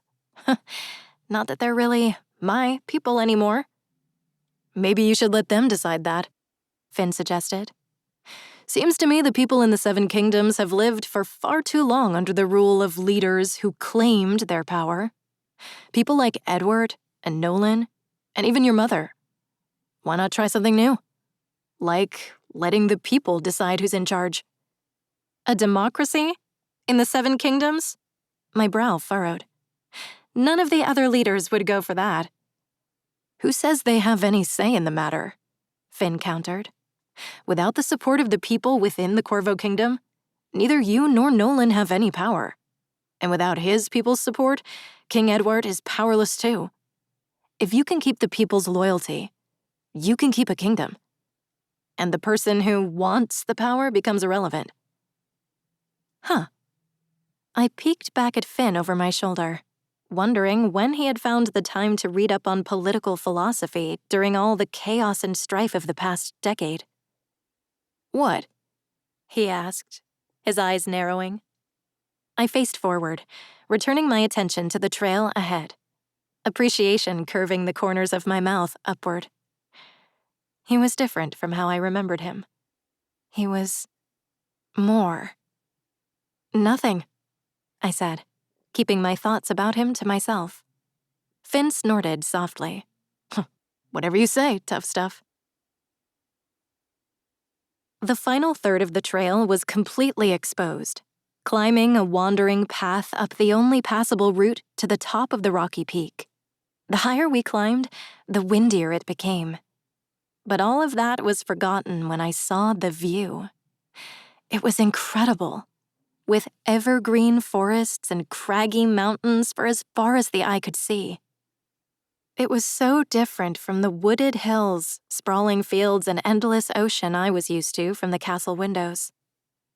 The lookout structure was a simple one-room hut perched on a raised platform about 30 feet above the top of the peak, with a decaying deck wrapping around the building. It was in surprisingly good shape for a 300-year-old building, likely thanks to the boarded-up windows and the patched roof. "Did your people do the repairs?" I asked Finn as we ascended the wooden stairs. The boards were sturdy and appeared relatively new. "A few years back, yeah," Finn said, from close behind me. "We travel this route a lot when trading with Noctum." He paused, then added, "At least, we used to." A narrow catwalk of newer boards laid atop the older rotted platforms allowed us to walk around the deck safely, and my breath caught at the staggering view. We were so high, and the sides of the peak were so sheer. I had never considered myself afraid of heights. But then, I had never been this high. Up here, with the wind tugging at my hair and pulling at my clothes, and with what appeared to be the entire world stretched out below, I seriously reconsidered my stance on heights. It's breathtaking. I inched backward, away from the unprotected edge, and closer to the hut's exterior wall. Except, it wasn't the wall that stopped me, but Finn's body. His hand settled on my hip, and his nose brushed against my ear. "It is," he whispered. I craned my neck to look at him, but his focus wasn't on the view. It was locked on me. His hair whipped wildly around his face as he leaned in, and my breath caught. "Do you want to see inside?" he asked, his lips grazing my cheek as he spoke. My heart hammered, and my voice lodged in my throat. I licked my lips and nodded. Finn claimed my hand and pulled me back the way we had come, to a boarded-up door on the same side of the lookout hut as the stairs. He wedged his knife between the wide board and the exterior wall. Nails creaked in the wood as he pried the board away. It was a smart, if rudimentary way to detect if anyone had disturbed the lookout in his people's absence. As soon as the board was free, Finn tossed it aside and tugged the door open. I followed him in, my pulse pounding in my ears, fear battling with excitement within me. The kiss the previous night had been one thing when unwieldy emotions had ruled me. But now, while my rational mind prevailed, memories of another man pushed their way to the forefront of my mind, a man whose touch had never been kind. The wind caught the door, slamming it shut, and Finn and I were ensconced in instant darkness, almost no light filtering in through the boarded-up windows. Finn was little more than a shadowy figure, his outline suddenly looming. It was so easy for my mind to play tricks on me, for me to believe he was someone else, someone who had only ever hurt me. "Finn?" I said, my voice high and tight. My chin trembled, my heart racing. I reached for him with shaking hands, and he pressed his lips to my palm. "Do you have a light?" "Yeah," he said, and lowering my hand, I heard him drop his pack onto the floor and remove his shotgun from his back holster. "Why? Are you afraid of the dark?" he teased. Finn unclipped his bag. "Will you still call me tough stuff if I say yes?" I was barely able to keep my voice steady as panic gripped my chest. He laughed softly. "Always," he said. A dozen tense heartbeats later, a light bloomed in a small solar-powered lantern, illuminating the space. There was nothing here but us, and a few large canvas packs set against one wall, which I assumed contained the supplies Finn's people kept stashed here. Finn stood, his focus latching onto the lone tear that streaked down my cheek. His brows bunched together, and he searched my eyes. I didn't realize," he shook his head, raising one hand to brush away the tear with the pad of his thumb. "I didn't mean to laugh at you." I closed my eyes and swallowed roughly. "He preferred the dark," I said, hoping Finn wouldn't need any more of an explanation than that. Even saying that much about Alistair dredged horrible memories closer to the surface, and I didn't want even that much of him here with us. "Dell, we don't have to." My eyelids flew open. "I want to," I said, speaking over Finn. "I need to." I inhaled shakily, attempting to steady my breathing on my exhale, even as tears welled anew. "Will you help me remember what it feels like to be loved?" Finn's jaw clenched, and his nostrils flared. Rage burned in his eyes. But then his expression softened. "Dell." He leaned in, pressing his forehead against mine. "You have always been loved," he whispered. "You have no idea how much." And then, His lips were on mine, and I was drowning in his kiss. In him. It was a slow but desperate kiss, passionate but gentle, a kiss that roused every fiber of my being. Parts of myself I hadn't acknowledged in years were suddenly brimming with need. "Finn," I breathed, the ghosts of my past all but forgotten. "Hmm?" His lips were featherlight against the sensitive skin beneath my ear, and his fingertips trailed down the column of my neck, brushing a loose curl from my face. "More," I breathed. "Please." Finn stilled long enough to pull back and meet my gaze in the lantern light. His eyes danced like mischievous green flames, and he was all too happy to hear the plea in my voice. But his smirk faded as he stared into my eyes. Maybe, like me, he couldn't believe we were here, that this was us, together, finally. This time, when Finn's lips touched mine, his kiss wasn't gentle. It was ravenous. It was 10 years of wanting and waiting. His lips and hands were greedy, sending us both into an impassioned frenzy as he backed me against the wall. Without breaking the kiss, I pushed his coat off his shoulders, letting it fall to the floor, and he did the same with mine. He tugged at my tunic, but it was trapped under the weapons belt slung around my hips. I hastily unfastened the buckle and dropped the belt with its pistol and knife to the floor. Unhindered, Finn drew my tunic up my torso, and I broke the kiss just long enough for him to drag it over my head. I twisted my arms behind me to unfasten my bra while he pulled off his own shirt, and those clothing items quickly joined the rest of our discarded things on the floor. Finn trailed the lightest of kisses down my neck and along my collarbone as his fingers teased the laces at the waist of my leather leggings. His lips blazed a path down the center line of my body, moving between my breasts, which rose and fell with each shaky breath, and down my belly. I leaned back against the wall, my legs suddenly unsteady. I wondered if he could feel the stretch marks etched into my skin from my pregnancy with Liam. They had faded a little over the years, and I had at first found them ugly. But over time, I had come to love them. They were the only marks Finn had ever left on my body, however inadvertently. Scars of love, rather than those Alastor had branded into my skin. My heart skittered when Finn hooked his thumbs into the waistline of my pants, and my breath hitched as he dragged them down over my hips, pulling my underwear along with them. He unlaced and pulled off my boots, then guided my leggings down over first one of my feet, then the other, and tossed the rest of my clothing away.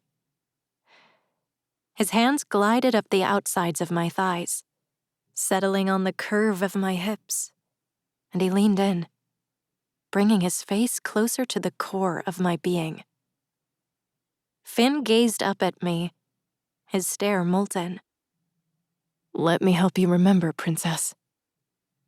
He trailed the pads of his thumbs along the crease at the tops of my thighs, using gentle pressure when he reached my sex, opening me up for him. I didn't stop him when he leaned in the rest of the way. My fingers tangled in his hair, and I gasped at the first touch of his lips against my most sensitive flesh, at the first sweep of his tongue. Blissful warmth flooded through me, soothing all the aching parts of me. I couldn't remember ever feeling anything so wickedly delightful.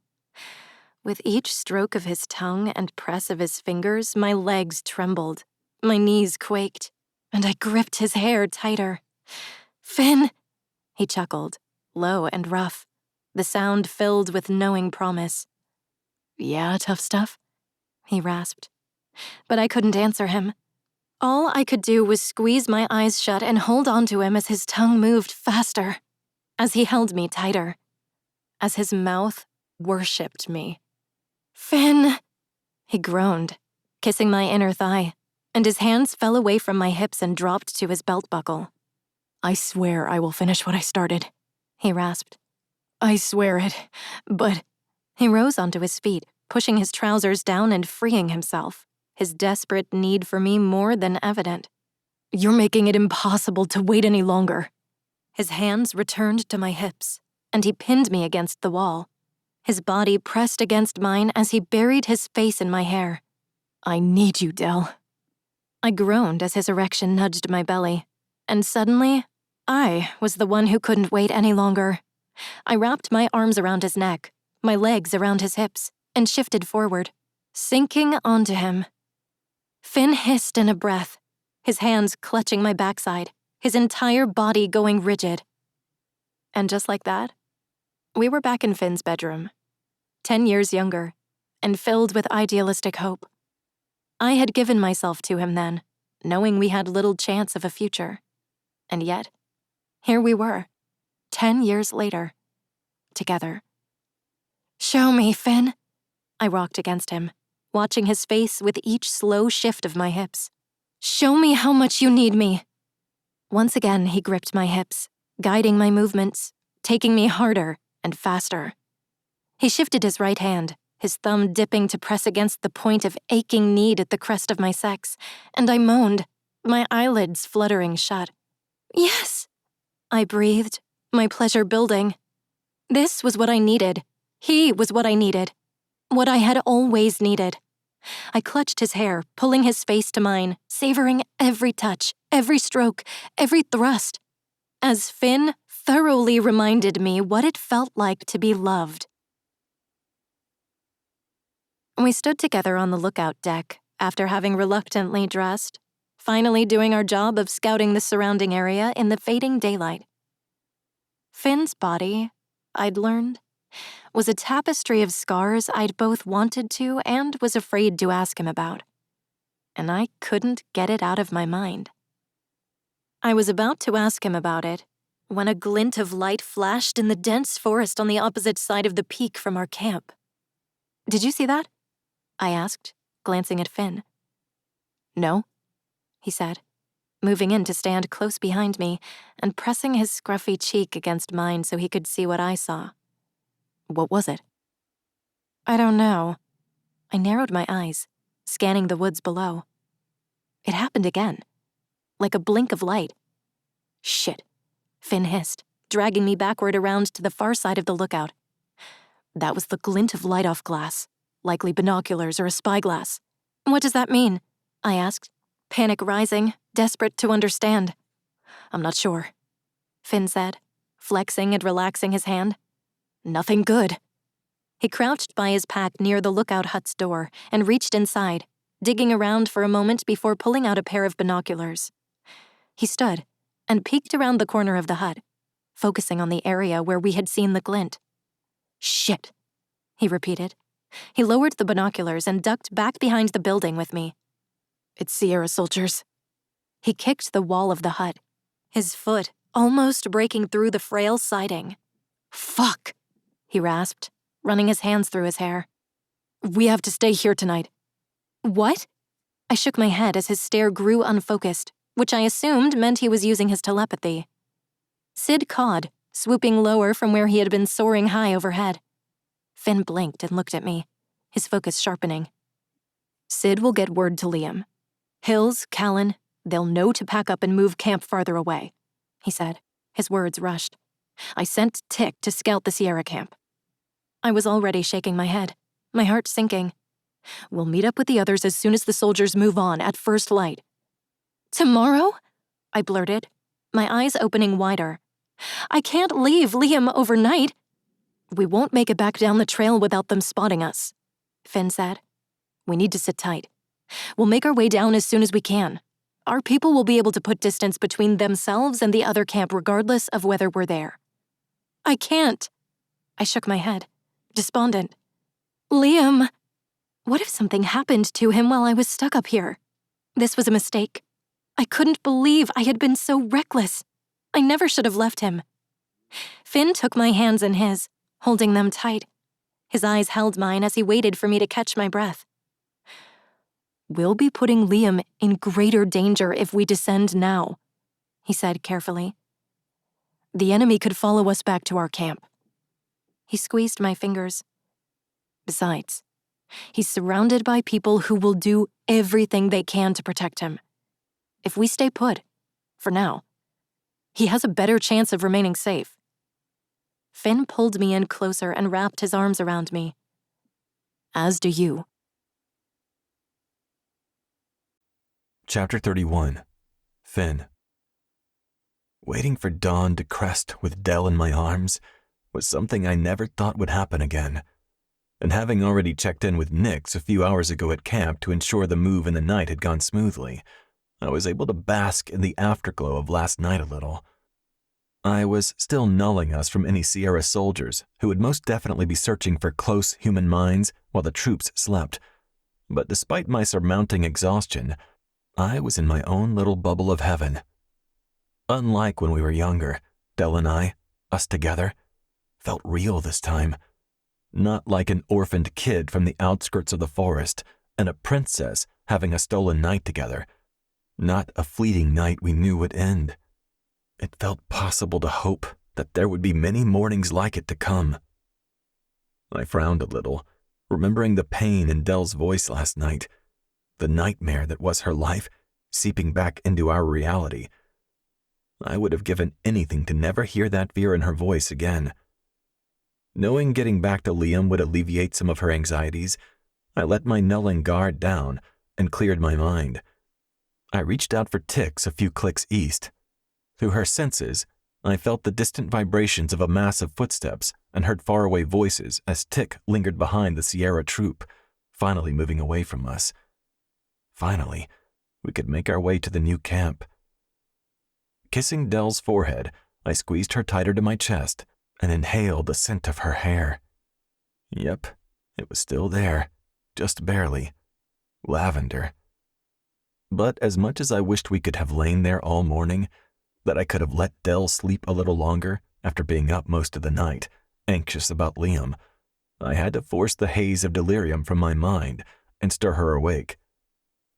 "Dell," I whispered, pressing my lips to her forehead. Sid stirred from sleep on his perch near the window ledge. His feathers ruffled as he stretched his leg. Slowly, Dell's lashes flitted open, her gaze darting around a little before she seemed to realize where she was. Then her big brown eyes landed on me. She sat up, and her cheeks reddened a little. "Good morning, beautiful," I whispered, unable to help my smirk as I tamed her hair, a little unruly from sleep. "Morning." Her voice was hoarse from disuse. "I finally fell asleep." "Yeah, you did." I grinned, tucking a final wayward strand behind her ear. "Have you been up all this time?" I nodded. "I didn't want to give our location away to any curious minds below," I explained. "And don't worry, the troops are finally heading the opposite way. And I already checked in with Nix, and everything is fine at the new camp." "That's a relief," Dell breathed, and I watched the tension leave her body. That made me happy, and sitting up, I rubbed my hand over my face and through my hair, only for it to flop into my eye again. "Shall I get our provisions for the morning so we can get on our way then?" I climbed to my feet, and after a euphoric stretch, I walked to the door and opened it to let in some fresh air. Sid flapped his wings eagerly, and with a squawk, he launched out the door to enjoy the morning. "Provisions, huh?" Dell blinked around the decrepit watchtower, her eyes adjusting to the muted pre-dawn pouring in through the open doorway. I reached down by my feet to grab my pack. Jerky for breakfast, followed by a sprig of mint to freshen up after. Dell smiled, her head tilting slightly. "And you just happen to have all of this with you?" she asked skeptically. I handed her a piece of jerky. "I always have both in my pack," I explained. "You never know if something like last night might happen." When Dell was quiet, I looked at her. "Something like last night? Which part exactly?" There was humor in her voice, but it was forced, and I could feel the air in the room shift with her discomfort. I knew what Dell had likely seen in my mind the other day when she dove into my memories. The women among many things, and I could only imagine what she was thinking of me right now. Getting stuck in situations like this, I told her honestly. Stuck. Alone, I added. It's happened more times than I can count, so I've learned to be prepared. But, I added with a grin, I would be lying if I said I didn't ensure I had some in my pack this time before leaving camp. I shrugged. Just in case. That got me a cute curve of an easy smile, and to see Dell's face brighten, especially after last night, when she'd been so desperate to erase the shadows of her past, was a gift I hadn't expected.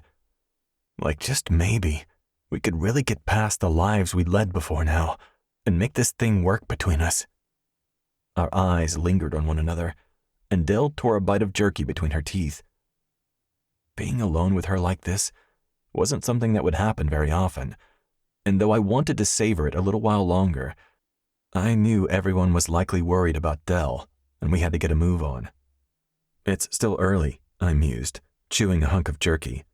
With any luck, we'll reach the new camp before Liam even wakes. Smiling at the idea, Dell rose to her feet. She inhaled the morning air, long and deep, and sighed as she peered out at the soft gray glow of the forest. "It's beautiful here," she whispered. At least for now, it seemed Dell had forgotten about the prophecies and her kingdom. She was at peace. I wrapped my arm around her waist, pulling her into my side. "I'm glad you like it." I kissed her temple. "Come on. I know you're anxious to get back. Let's go." Dell nodded, flashing a grateful, relieved smile, and I stepped inside to grab my pack. Within the hour, we would be back at camp with the others, packing up to head out again into the desert lands. I felt nervous for some inexplicable reason, bringing Dell and Liam into my part of the world. I didn't know what they would think of our settlement outside Shoshone, but it was all I could offer them right now. "Finn," Dell murmured as I slung my pack over my shoulder. When I turned around, she was leaning against the doorframe, her eyes glittering in the early morning light. I handed her a bit of mint and put a leaf into my mouth. "If you're going to ask if I always look this radiant in the morning, the answer is yes. Yes, I do," I said, and winked at her. That earned me a cute little laugh. Sincerity filled her eyes. "Thank you for this. For last night," she said. "For making me feel special again." My pulse leapt, my heart dropped, and I shook my head as I stepped closer. "You've always been special, Dell," I said, willing her to understand. Taking her chin between my fingers, I pressed a kiss to her lips, long and lingering. "You will always be special." I couldn't help it. I grinned. "But when you need another reminder, I'm happy to oblige." She smacked my arm, laughing as she pulled me in for another quick kiss. "Come on." She shook her head, a knowing look glinting in her eyes. "Let's go see our son." Butterflies took flight in my chest, and I stepped out onto the platform with her. "I'm not sure I'll ever get used to hearing you say things like that." "Just wait," Dell started, and her eyes flicked to me. "Soon Liam will start talking about girls, or wanting to go off on his own." "Hey now, I just learned I have a son. Let's not rush it." She chuckled softly in reply.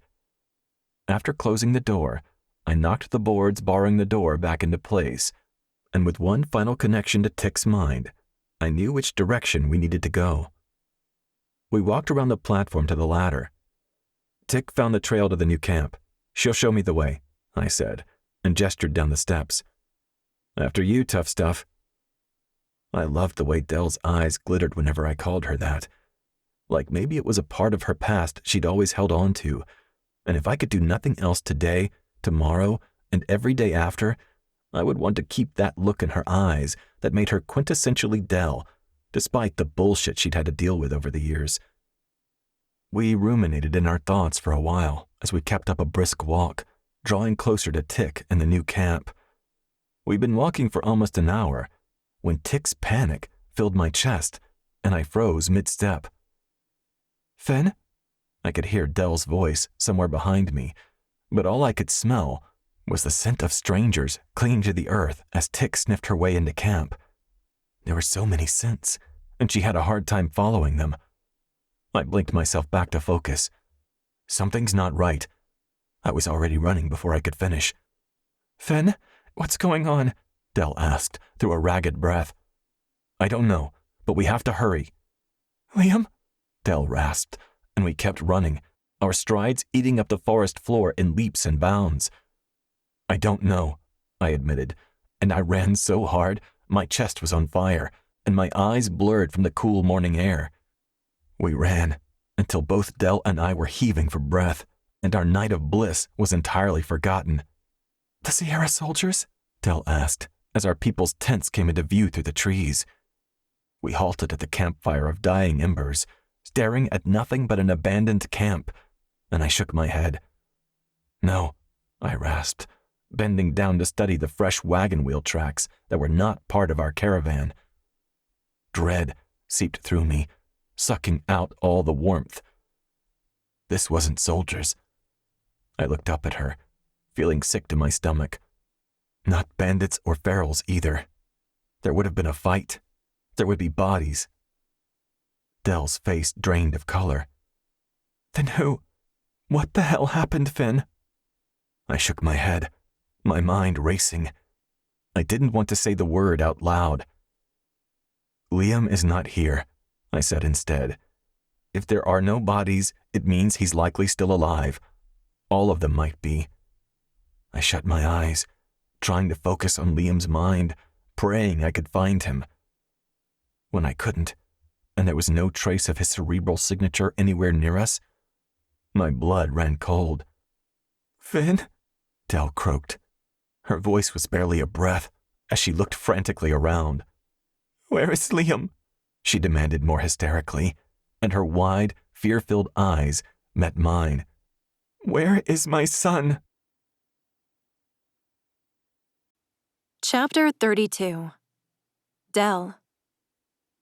Numbly, I walked around the deserted camp. Sid circled above, crying out for Nix, while Finn and Tick searched the perimeter for clues. Everyone was gone. The horses and Tack, too. It was as though our people had just picked up and ridden away without any of their things. Like they had simply vanished. My feet dragged as I approached Liam's abandoned bedroll. The tangle of knots in my gut tightened, and each beat of my heart whooshed in my ears. My awareness tunneled to my son's discarded blanket, to his pack, to his boots, set neatly at the foot of his sleeping mat. My ribcage constricted, and my breaths came faster. I pressed one hand against my chest, the other against my belly, and fought for air. A guttural moan clawed up my throat and leaked from between my lips. I dropped to my knees and gathered Liam's blanket, hugging it to my chest. Where was he? Where was my boy? My baby? I closed my eyes, focusing on the blanket, seeking a resonance to help me understand what had happened and where he had gone. But there was nothing, only the faint scent of my son on the wool. I hugged the blanket tighter, breathing him in as tears streamed down my cheeks.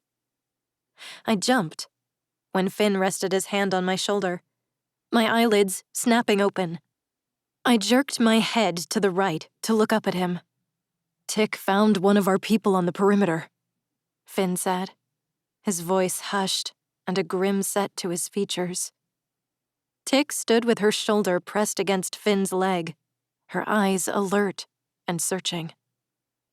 "It's Macy," Finn added. Her throat was cut. My heart dropped into my stomach, and images of Liam with his throat slit flitted through my mind's eye. But even through the dread and panic, an idea formed in my head. The minds of the dead might not be completely out of my reach. I had never tried to skim the mind of a dead person, not even Mother when I had visited her in the catacombs. I didn't even know if it was possible, but I had to try. I gripped Finn's wrist. "Show me," I said, the 2 words a command, and used his arm for leverage to pull myself to my feet. Finn lowered his chin in silent assent. I dropped the blanket and followed Finn and Tick to the edge of camp, where Macy lay sprawled on the ground, the forest floor beneath her saturated with her blood. My senses of the world muffled as I knelt beside my guard and gathered her cool hand in both of mine. I hadn't known her well, but I had genuinely liked her, and Gareth had trusted her. "May you find peace in the next life," I murmured, bowing my head. I closed my eyes, focusing on the wispy threads of something I felt with Macy. A chaotic jumble of images ghosted through my mind, but everything was warped and fractured, tainted by the last remnants of her desperation to live. I couldn't make sense of any of it. Pressing my lips together, I released Macy's hand. If she had seen who attacked our camp, she took that information to the grave. Blowing out a breath in frustration, I sat back on my heels and scrubbed my hands over my face. "Come on," Finn said, gripping my elbow. "Let's get to cover, so I can search telepathically." I glared as I rose to my feet. "You haven't done that already?" I snapped. Finn narrowed his eyes right back at me. "I searched for Liam when we first arrived, but I can't protect you if my focus is elsewhere." "I don't care about myself." I stared at him, dumbfounded that I had to explain this. "I care about Liam. We have to find him." Finn pulled me closer, his grip on my arm tightening. "And how are you going to find him if you're dead, Dell? Tell me that." My mouth opened, but the retort caught in my throat. My chin trembled, my rage evaporating. "He must have been so scared," I said, choking on a sob. "And I wasn't here." The tears flowed freely, guilt consuming me from the inside, and I sucked in a shaky breath. "He needed me, and I wasn't here." "Shh," Finn murmured, pulling me close to his body and engulfing me in his unyielding embrace. "We'll find him." Finn pulled back enough that he could see my face and meet my eyes. "We will find him. I promise," he repeated, speaking the words with such conviction that I had to believe him. It was that, or give up right now. Just collapse onto the ground and lose my will to go on. Finn blinked, his focus shifting to the trees. He released me and claimed my hand, pulling me back into the heart of the abandoned camp. Tick stood near the dying campfire, her hackles raised, and a low growl rumbling within her as she stared at something on the ground. It looked like a small metal can. "Stay here." Finn released my hand and jogged ahead, crouching near the object but not touching it. I sniffled, hugging my middle. "What is it?" "A gas grenade." Finn narrowed his eyes and scanned the camp again. "I knew it," he muttered. "Slavers use them to incapacitate their targets so they can take captives with minimal loss of life." I covered my mouth with one hand. "Slavers?" "This is a good thing," Finn said, standing. "Better than ferals or bandits." I shook my head, my brow furrowing. "How?" I squeaked. The single word was all I could manage while holding in the sobs. Finishing his scan of the camp, Finn turned his face to me, his expression grim. "Slavers are predictable. Without living captives, they have nothing to sell. Their priority is to capture. Their second priority is to keep their merchandise alive." He reclaimed my hand, his hold gentle, and bent his neck to bring his face closer to my eye level. "We will find him," he said again, and pointed to the wagon wheel tracks in the earth. "We have their trail." My thoughts spun, spiraling out of control. Images of Liam in a cage, of him hurt and dying flashed through my mind. Dell. My breaths came faster, my heart suddenly racing. In my mind, I could hear Liam calling out for me, crying, screaming.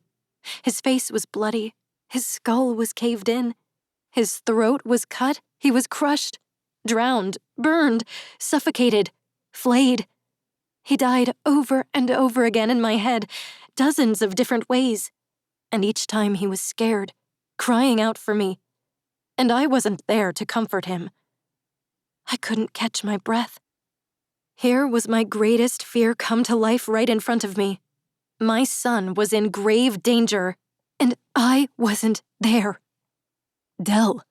Finn cradled my jaw in his hands, his face filling my vision. You need to take deep breaths, or you're going to pass out. I can't, I gasped, clutching my chest like I might tear my rib cage open and relieve the crushing pressure. Spots glittered around the edges of my awareness. I can't breathe. Finn's eyes were wild, the green so vivid it appeared electrified. He crushed his lips against mine, and I froze, momentarily stunned. He broke away, leaving me breathless, but in an entirely different way than before. Stunned, rather than panicked. My chest heaved as I stared at him. Thanks, I gasped, my lungs still pulling in deep breaths but slower than before. Finn kissed me again, quickly, gently, then pulled away. Anytime. He slid a hand down my arm, threading our fingers. Let's get out of the open. I need to do a more thorough telepathic search of the area to see what else we can discover. And we need to take stock of what we have. Then, we'll go after him. I nodded and followed him, my stomach twisting with regret. I'm sorry, I said as we made our way to the denser woods at the edge of camp. I shouldn't have lashed out at you like that before. It wasn't fair, and I'm sorry. You're scared, he said, giving my hand a squeeze. You're not the only one. I get it. I am too. And I'm sorry. Don't, I said, tugging him to a halt. This isn't your fault. Finn nodded but said nothing, dragging his gaze away from me as he ran his hand over his face. We crouched in a hollow formed of two giant redwoods, settling side by side against a massive gnarled root rising from the ground. Tick laid down like a sphinx at the mouth of the hollow, blocking the opening to the rest of the woods. Guns out, tough stuff, Finn said, glancing down at the holster belted at my hip. If something happens, if someone finds us, I might not hear it. I licked my lips and nodded, drawing my pistol. I understood exactly what Finn meant. I had seen Liam fully immerse himself into animal minds before, leaving him completely unresponsive to what was happening around him. Finn inhaled deeply, closing his eyes before slowly releasing the breath. He went completely still, the shallow rise and fall of his chest the only movement of his body. I watched him, listening for all I was worth to the surrounding forest. Minutes passed. Tick perked up a few times, trotting off to investigate this or that, but she never stayed away for longer than a minute. Finally, Finn sucked in a deep breath and opened his eyes. Callan and Ada are coming. I clutched his forearm. But did you sense Liam? Finn's brow furrowed, and he shook his head. It doesn't mean anything, though, he said quickly. Just that the slavers have surrounded themselves with a defensive nulling field. It's clever, actually. He tilted his head to the side, a reluctant nod of respect. Combining a sedative gas with a nulling field would minimize struggle and loss of life on both sides during a capture. So you're saying smart slavers have captured our son, I said. That doesn't make me feel any better. Finn glanced at me sidelong. Better to know what we're walking into, right? I huffed out a humorless laugh. I suppose so. Tick perked up again, trotting deeper into the woods. Not long after, the faint sound of footsteps crunching through the underbrush reached my ears. "It's Callan," Finn said, standing. He reached down a hand to pull me up. Callan appeared between the thick trunks of a couple of redwoods a dozen paces away. Ada trailing behind him, her skirt gathered up and draped over one arm to keep it from snagging on the shrubbery. I rushed forward to meet Ada, overtaking Finn and brushing past Callan. I threw my arms around her, and she clutched me tightly. "You're all right. Thank the patrons." I pulled back, scanning her features. "How did you escape?" Ada averted her gaze, a rosy blush creeping up her cheeks. She cleared her throat. "We went for a walk." I glanced over my shoulder at Callan, who had his hands stuffed into his pockets and was staring at the ground. "A walk?" I repeated back to her. "At dawn?" Her blush burned redder. "By the time we realized what was happening, it was too late for us to do anything but hide," Callan said, coming to Ada's defense. He moved closer to stand at her side. "I tried to reach you, Finn." Finn threw his arms up. "I've been hiding us from a Sierra regiment." He ran his hands through his hair, exasperated. "None of that matters now," Ada cut in. "They had a device. It created the most potent nulling field I have ever felt." My eyebrows rose. "An artificial nulling field?" I looked at Finn. "Have you encountered such a thing before?" Finn shook his head. "Not in person, but I've heard of people selling them in the Shadow District before." Finn took a steadying breath, focusing on Callan. "Please tell me you at least saw how many slavers there are, so we know what we're up against, so we can get Liam back." Callan took a step back, raising his hands in placation. "We can do you one better," he said, his expression serious for once. "We followed their tracks until we caught up with them." Ada nodded. "And I think I figured out how the nulling field generator works." Chapter 33. Finn. The four of us followed two sets of wagon tracks through the forest, using Tick's senses and Sid's aerial view whenever there was confusion in the path so we could keep up. Time was against us because the slavers were a solid 2 hours ahead. Dell and Ada's footsteps crunched loudly behind Callan and me. I would have been worried about the tracks we were leaving in our haste, but I was too focused on finding Liam, on not berating myself for leaving camp when I knew there were dangers, because there were always dangers. I hooked my thumbs in my pack straps and tried to concentrate, to be strong for Dell. She was unhinged on the inside and far too quiet. I knew she was trying to rein herself in as best she could. So I stayed vigilant, keeping my senses open for as long as I could. I kept looking toward the sky, hoping to find Nyx up there, like maybe she might be looking for us. But only Sid flew ahead, in and out of sight, through the towering trees. We assumed Nyx was keeping close to Liam, since I couldn't sense her mind either, shrouded by the nulling field. Eventually, the wagon path led us out of the dense forest and onto an old concrete road that weaved its way out of the trees. A paved road meant we were headed toward an old town, likely overgrown and left in ruins. Still, I knew it would be someplace in the open, where the forest could no longer protect us, and without the cover of trees, there would be fewer places to hide. If this device really does null via an electromagnetic field, Callan wondered aloud. It does, Ada said. It must. Well, Callan continued, it couldn't possibly be selective enough to tell the difference between who the prisoners are and the slavers, so everyone should be nulled, right? If they have such an intricate contraption, Dell started, and I could hear the fear in her voice as the wheels turned. Couldn't they also have blockers or something, so the device doesn't affect them? I thought about that too, and hoped the slavers weren't that smart. I doubt it, Ada said, or they would have known we were following them earlier. There were a dozen slavers, probably some mercs too, which means someone's ability would have sensed us. We all looked at each other and seemed to visibly relax, but only minutely. If Ada was right, that was one less thing we had to worry about.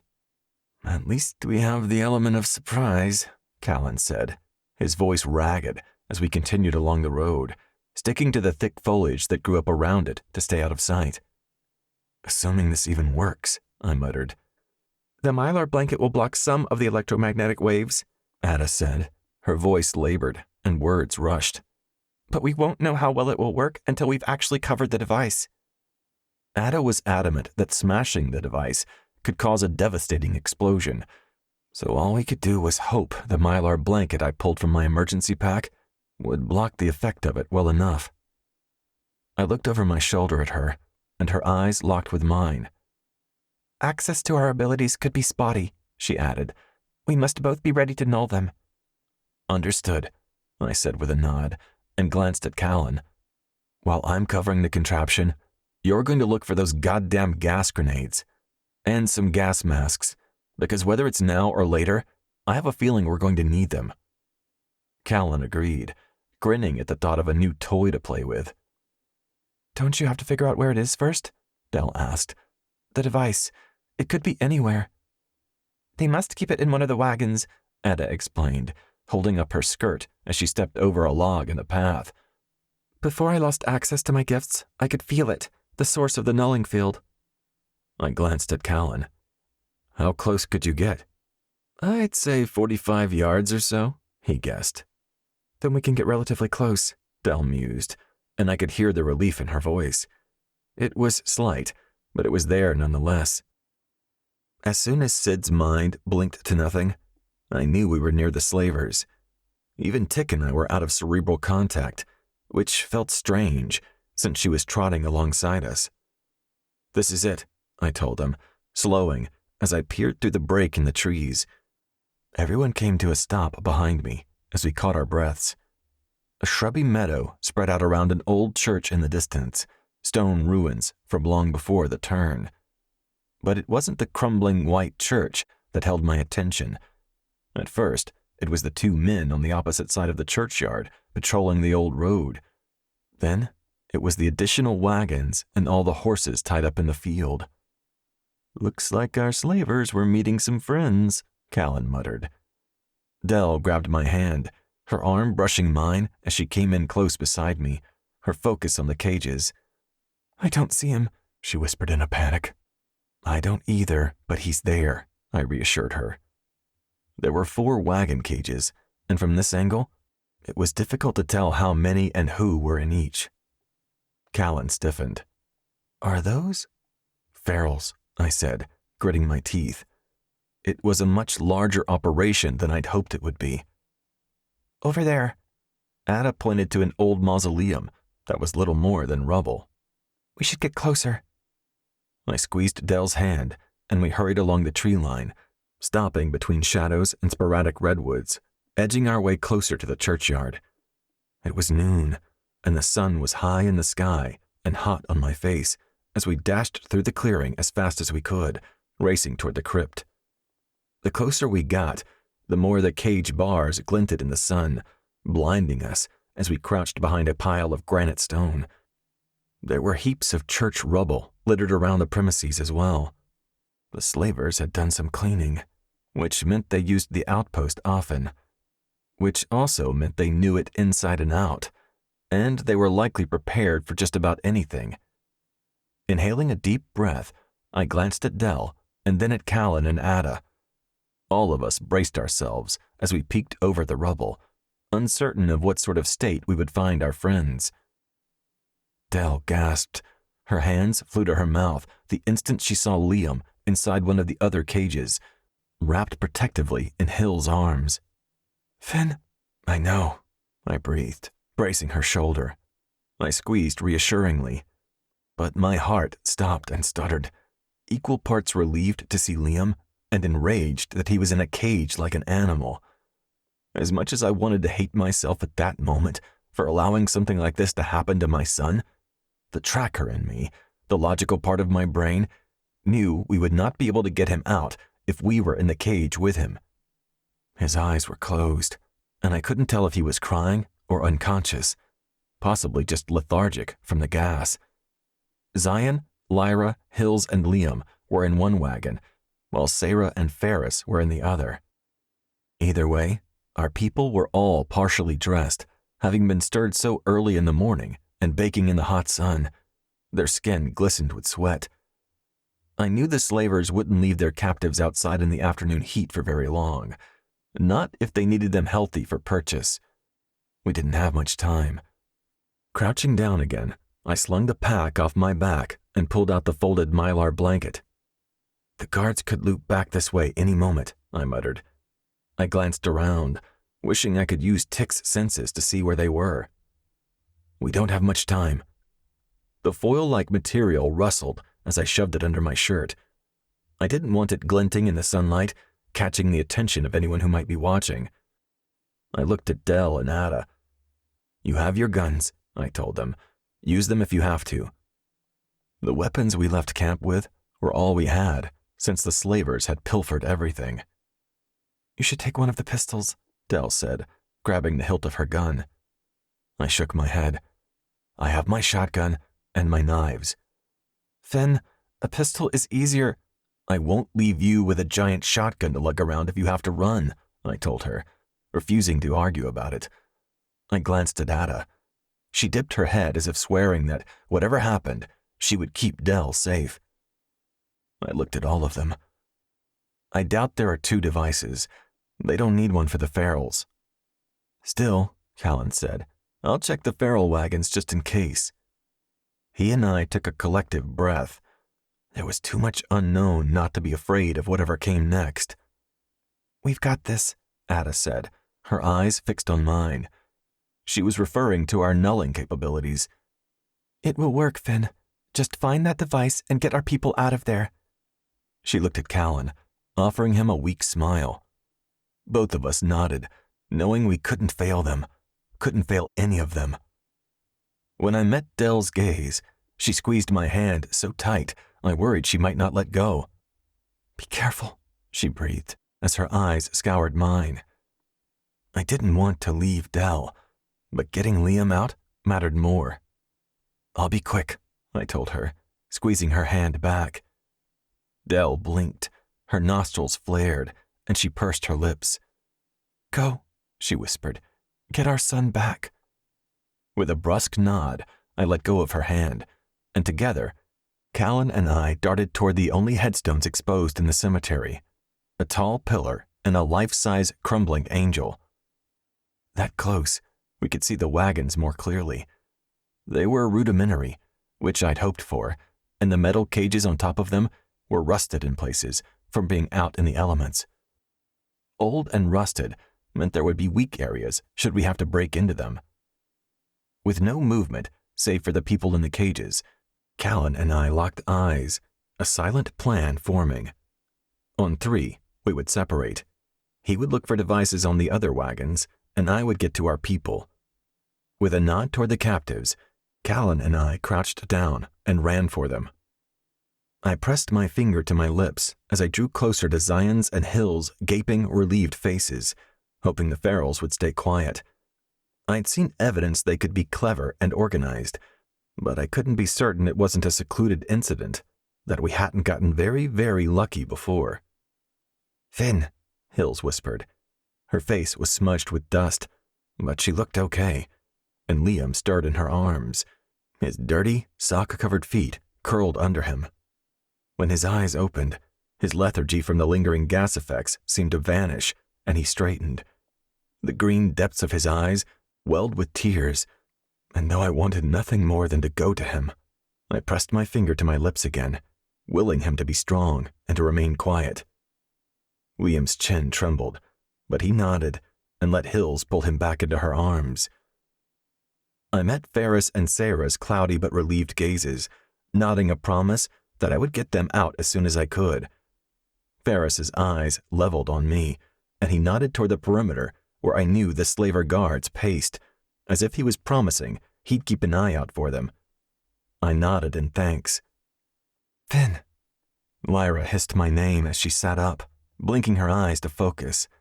Like Hills and Liam, she looked sweaty and tousled, likely from being dragged or falling from the gas, but she was not beaten or harmed in any other way I could see. "The device," she started, her voice hoarse as she beckoned me closer. She nodded to the driver's bench of the other wagon, caging Sarah and Ferris. "It's under the seat," she whispered.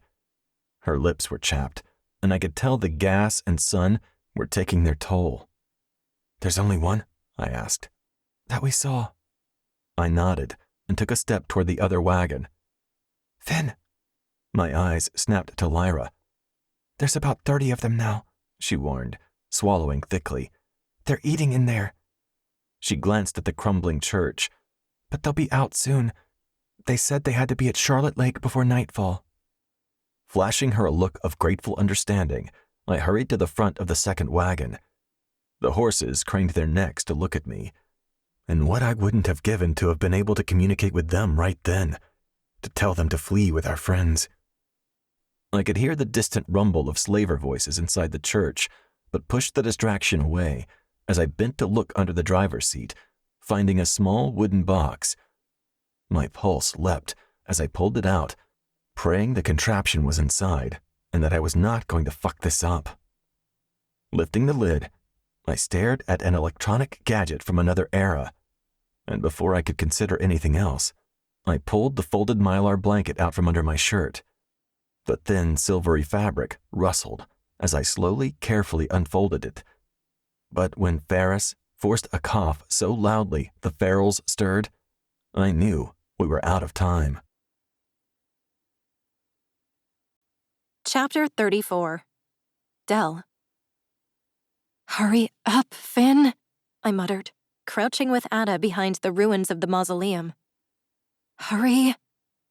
Finn paused beside the wagon containing Liam, Hills, Lyra, and Zion to exchange hushed words with our people. Beyond the cluster of cages on wheels, Callan searched the supply crates stacked along the pitted stone wall of what had once been an old-world church, but now appeared to be some sort of outpost for a collective of slavers. Finn snuck along the side of the wagon and crossed to the other, the cage containing Sarah and Ferris. But he didn't pause to speak with them at all. He headed straight to the front of the wagon and searched under the driving bench. "Dell!" Ada hissed, gripping my forearm. "Look!" She pointed toward the line of horses at the far side of the churchyard clearing, beyond the cluster of wagon cages, our stolen mounts among them. Alarm widened my eyes. One of the slavers who had been standing guard around the perimeter of the wagons was approaching Finn's location.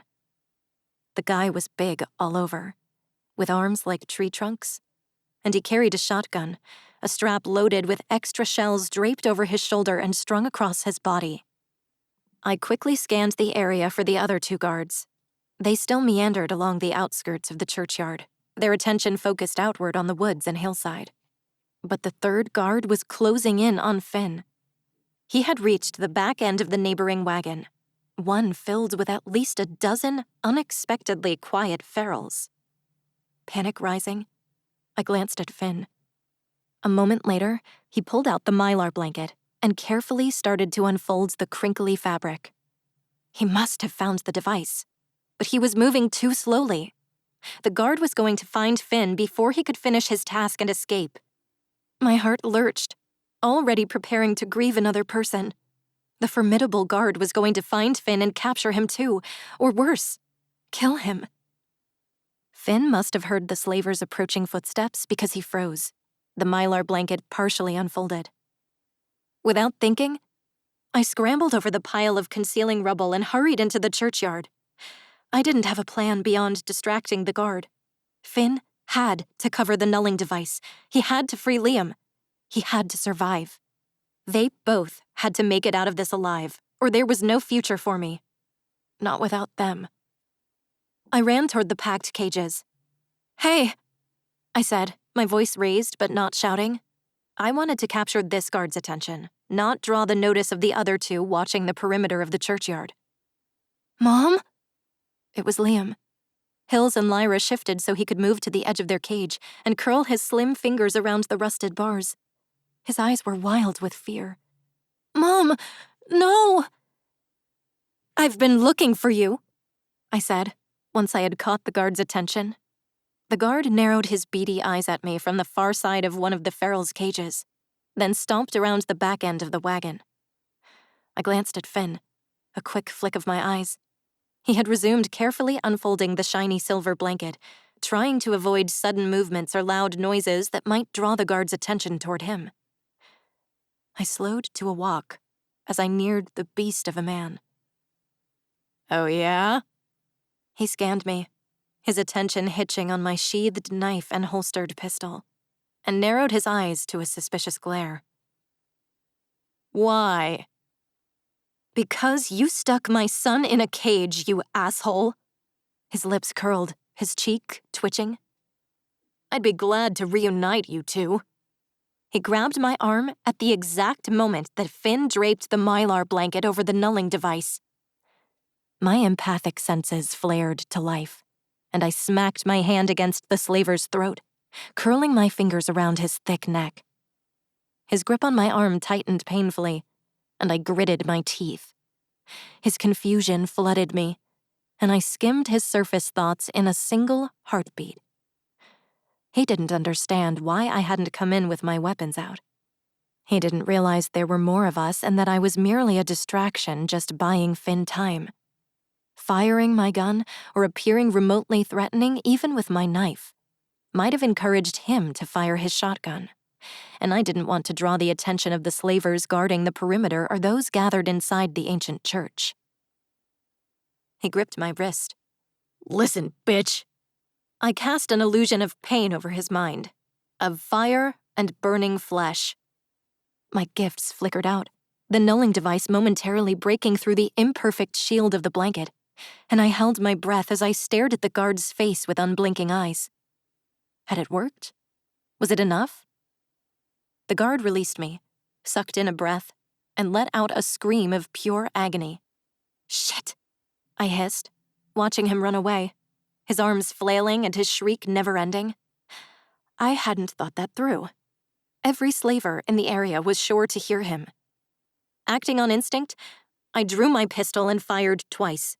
The first shot only grazed his shoulder, but the second struck him through the chest, and he dropped, his scream fading to a wet gurgle. I ducked down, slinking toward one of the cage wagons filled with eerily quiet ferals, and looked toward the former church. The commotion was bound to draw the attention of the slavers within, no matter how ruckus the gathering. I spotted Callan rushing toward the double doors at the front, a shovel in hand. If I could get back to Ada, she could boost my gifts to make me strong enough to cast an illusion over this entire cesspool. I heard hurried, crunching footsteps and spun around. It was one of the other guards who had been patrolling the perimeter. He stomped toward the cluster of cage wagons, a rifle at the ready, searching for the source of the gunshots. I crept around the wagon to get out of his line of sight. When I straightened enough to peer over the wooden lip surrounding the cage, I found myself staring directly into the vivid blue eyes of a middle-aged feral woman. I gulped and raised my index finger to my lips, silently begging her, and the others with her, to remain quiet. She stared back, no acknowledgement that she understood. But she didn't make a sound to alert the guard either. I spotted the small silver canister tucked into a loop on the guard's gun belt at the same moment as he found his dying companion. It looked like one of the gas grenades that knocked out our people back at our camp. The guard stopped and turned in a slow circle, scanning the area with his eyes and the nozzle of his rifle. I glanced at the church. It was an enclosed space, and most of the doors and windows were boarded up. Callan had slid the shovel through the front door handles, effectively locking the slavers packed in there inside, for now. People banged on the doors from within. The shovel's wooden handle wouldn't hold forever. Emboldened by desperation, I darted out from my hiding spot and rushed the guard while his back was to me. I unsnapped the leather loop holding the grenade canister and backed away. But not fast enough. He spun toward me with his rifle, and I dropped the gas grenade, catching the barrel of his rifle in both hands and shoving it over my head a fraction of a second before he pulled the trigger. The explosive shot made my ears ring. He released the rifle and reached for my neck. Finn crashed into the guard, tackling him to the ground. I stumbled backward, scrambling for the gas grenade and clutching it to my chest. For several heartbeats, all I could do was watch Finn pummel the guy he held pinned beneath him on the ground. "Mom!" Liam shouted, his voice knocking me back to my senses. We may have gained the upper hand for the moment, but that would evaporate the instant the slavers broke through the church doors. I spun around and sprinted toward one of the boarded-up windows on the side of the church, this one missing one of the lower boards. I fumbled with the grenade's pin as I closed the final few steps to the side of the building. I had a narrow view of abandoned tables topped with playing cards, dice, bowls of stew, and bottles of booze. People were scattered, searching for another exit, or clustered toward the front of the former church trying to get out. If they focused their efforts, they would be able to break through. I finally pulled the grenade's pin free and tossed it into the church through the narrow opening. Then I backed away toward the wagons behind me. Wisps of cloudy white gas escaped through the opening in the window boards, but thankfully, that was the only thing that got out. I yelped when hands gripped my arms and bucked against the restraining hold. "It's me," Finn said, gathering me into his arms. "It's just me." I let out a sob of relief and relaxed against him. The shouts and banging from within the church were quieting, the gas making quick work of the captive slavers. "I'll go check the door I barred in the back," Callan said, rushing around the corner of the church, and I felt Finn nod. I turned around. Finn's face was smeared with crimson, and my brows bunched as I searched every part of him I could see for an injury. "It's not my blood," he told me. "Mostly." My chin quivered, and I pressed trembling fingers to his scruffy cheek. "I thought I was going to lose you." His eyes sparked defiantly. "Never," he said, pressing a hard kiss to my lips. "You're stuck with me now." Chapter 35. Finn. "The third guard," Lyra warned from inside the cage. Dell and I spun around just as he lifted his pistol, aiming at us from across the clearing. He didn't get a chance to pull the trigger, though. A rifle fired. The horses spooked and tugged at their ties, and a bullet went straight through the guard's head. He blinked, dropped his unfired pistol, and fell to his knees before careening face first into the dirt. Callan lowered his rifle from where he stood at one of the hitching posts. His shoulders hunched and his chest heaved with relief. "That was close," he said, dripping with exhaustion. "Too close," I told him. "Thank you." I stared into my best friend's eyes. It wasn't the first time he'd saved my life. Ada rushed out from behind the mausoleum to Callan to ensure he was okay, placing a hand on his arm as their eyes met. The horses nickered anxiously, and Dell and I let out a collective sigh as the wagons shifted with anxious bodies. "Liam," Dell breathed. "Mom," he croaked. She ran to the cage our son was locked in. Though it tore at me to watch Liam reach through iron bars to grasp hold of Dell, I exhaled my relief now that he was safe and ran my hand through my hair. "I'll figure out how to turn the device off," Ada offered. "Don't destroy it," I said, turning to her. "We might need it." She agreed, but hearing quiet whimpers, I turned back to Dell. "It's all right," she promised Liam.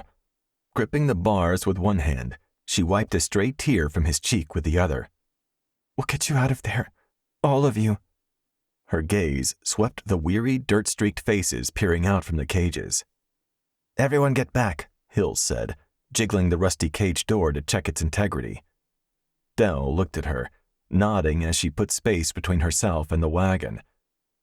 Liam, Lyra, and Zion crowded to the back, and the entire wagon shook with Hill's unbound strength now that she was no longer subdued. In one swift kick, the gate smashed open, torn from its hinges, and the iron clattered to the ground. Since everyone who had been gassed was a bit unsteady on their feet, Callan and Ada helped them climb out of the cage. They murmured with anxious relief as they stretched and reveled in their sudden freedom. Hills made her way to the second cage with Ferris and Sarah, and I went to my son. "You are so brave," Dell murmured, holding him tight against her. She squeezed her eyes shut, likely thanking her patrons that, once again, Liam was safe. I wasn't sure how much more of this Dell could take, how much I could. First Alastor and King Edward, then Malar and the Usurper, now this? Liam peered up at me with a different sort of fear in his eyes. "I saw them," he said, his voice reedy, "when they snuck into camp, but it was too late. I tried to send Nix, but I couldn't." "Hey," I told him, crouching to take his hand. The disappointment in Liam's voice was soul-crushing. "There was nothing you could have done. That device of theirs made certain you couldn't have." I held my son's shoulders, staring into his eyes, praying he saw the pride I felt for him. "You were very brave, Liam. Much braver than I was when I was captured." His brow furrowed. Even Dell seemed to stiffen hearing that. And Liam licked his lips, his head tilting slightly. "You were caught by slavers?"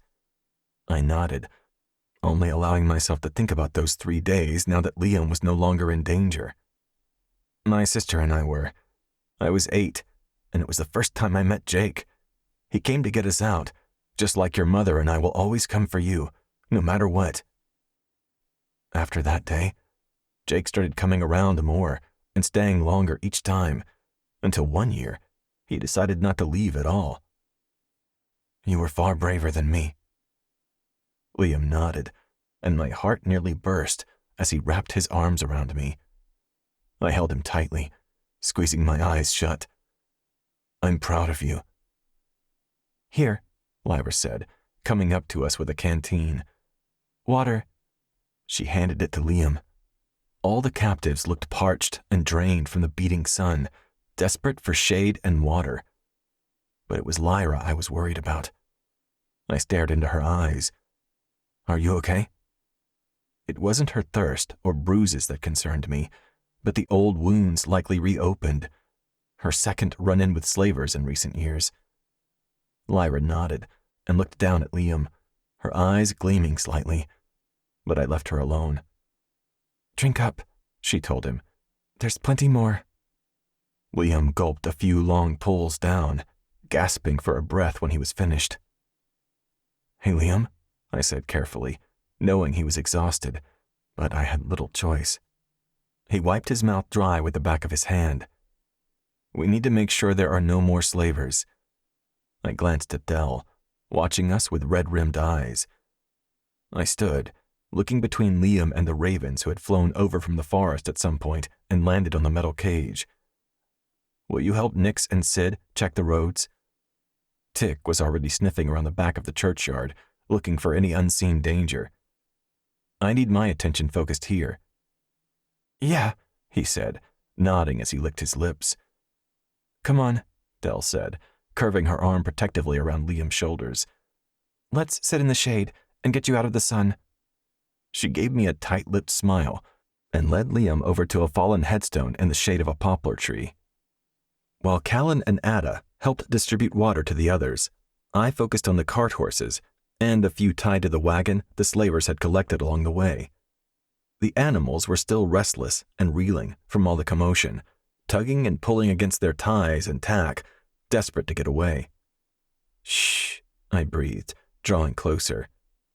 Callan was busy retrieving gas grenades from where they had been stashed under the benches in each of the wagons, but I hardly noticed as I tried to soothe all the horses, my mind extending to theirs in supplication. Slowly, I reached out to the closest one and pressed my palm to his face as I closed my eyes. "Friends." There was a moment when I felt the shift, a moment when not only the horse understood, but I felt a calm overcome me as well, and the adrenaline coursing through me subsided enough to feel the ground under my feet, the breeze against my skin, and the air in my lungs as I drew a breath in and out. I felt grounded again. Rarely had I been completely cut off from my powers, and it was a strange sensation, like part of me was missing. I breathed with the horse, relishing the feeling of connection again. There was something else on the periphery of my mind, a tingling sensation that I'd felt before but couldn't quite place, and I nudged it, uncertain what it was. "Finn," Callan said quietly at my side. My eyes popped open, refocused, and I looked at him. He nodded behind him to where the others sat under the shade of an old oak tree, hydrating as they tried to gather themselves after such a taxing ordeal. They weren't looking at me, but at the caged ferals. I scanned the ferals' faces, just as brow-beaten and slicked with sweat as our people were.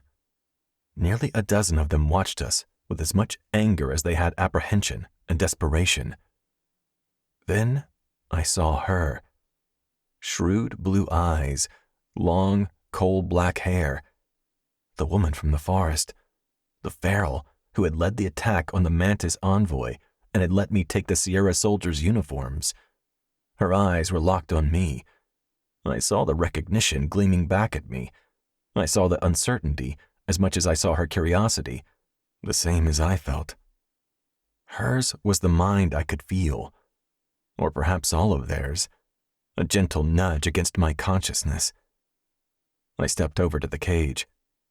"Finn," Callan warned, but I couldn't hear him. Not really. I was lost in the feral woman's eyes, unable to stop reaching for her mind. Ferals running, being corralled and bludgeoned, children screaming and running to get away. The gas, the shooting. I saw flickers of their home in the hills somewhere to the south. I saw crude dwellings and campfires. I saw her on her horse, the horse I'd just calmed. For all the memories the woman showed me, all I could offer her were the images of the feral slaves I'd seen digging in Death Valley. And I knew when she'd felt them, because I sensed her rage like it was my own. I sensed the loss of someone dear to her. I sensed her fear. Slavers, bodies in the church. It was the only consolation I could give her, other than her freedom. "Let them out," I told Hills, her quickly recovering super strength, allowing her to shed the effects of the gas much faster than the others. "I don't think—" I looked at her. I said, "Let them out. Please." Hills stared at me, her expression hard. The ferals glanced anxiously between all of us, permanent scowls on their faces. They didn't trust our people, the same as mine lacked trust in them. "They have helped us before," I explained, trying to keep my voice steady. "Let them out." Hills looked at Dell, who must have nodded because Hills finally relented. Though Hills clearly didn't like the idea, she went to the cage, attention fixed on the keen-eyed feral woman. The other ferals looked at one another, bracing themselves and readying to lunge at Hills if needed. I flexed my hand, readying myself, just in case. Their leader hummed something. It was almost inaudible, but the sound commanded the attention of everyone in the cage with her. Their focus locked on her, waiting for another command, but the woman's gaze remained on me. Reluctantly, and after a heavy sigh, Hills tore the cage door off. The ferals grumbled, and finally, their leader looked at them, dipping her head before she said what sounded a lot like, "Friends." My eyes widened. For centuries, the ferals had been consumed by their most primal instincts, a side effect of the turn that no one truly understood. The more I saw them, and the more I interacted, the more I realized they were so much more than we believed. "Nobody hurts them," I warned, eyes shifting over Hills and the Corvo guards. Slowly, the ferals climbed out, skittish and ready to pounce at the slightest threat. Hills pulled the last cage open, moving aside as the rest stepped out into freedom. "Let them take what they want," I told everyone. "We take the device, weapons, and only what the slavers took from us. The rest is theirs." "What about the slavers?" Callan asked, his voice wary as he nodded toward the church.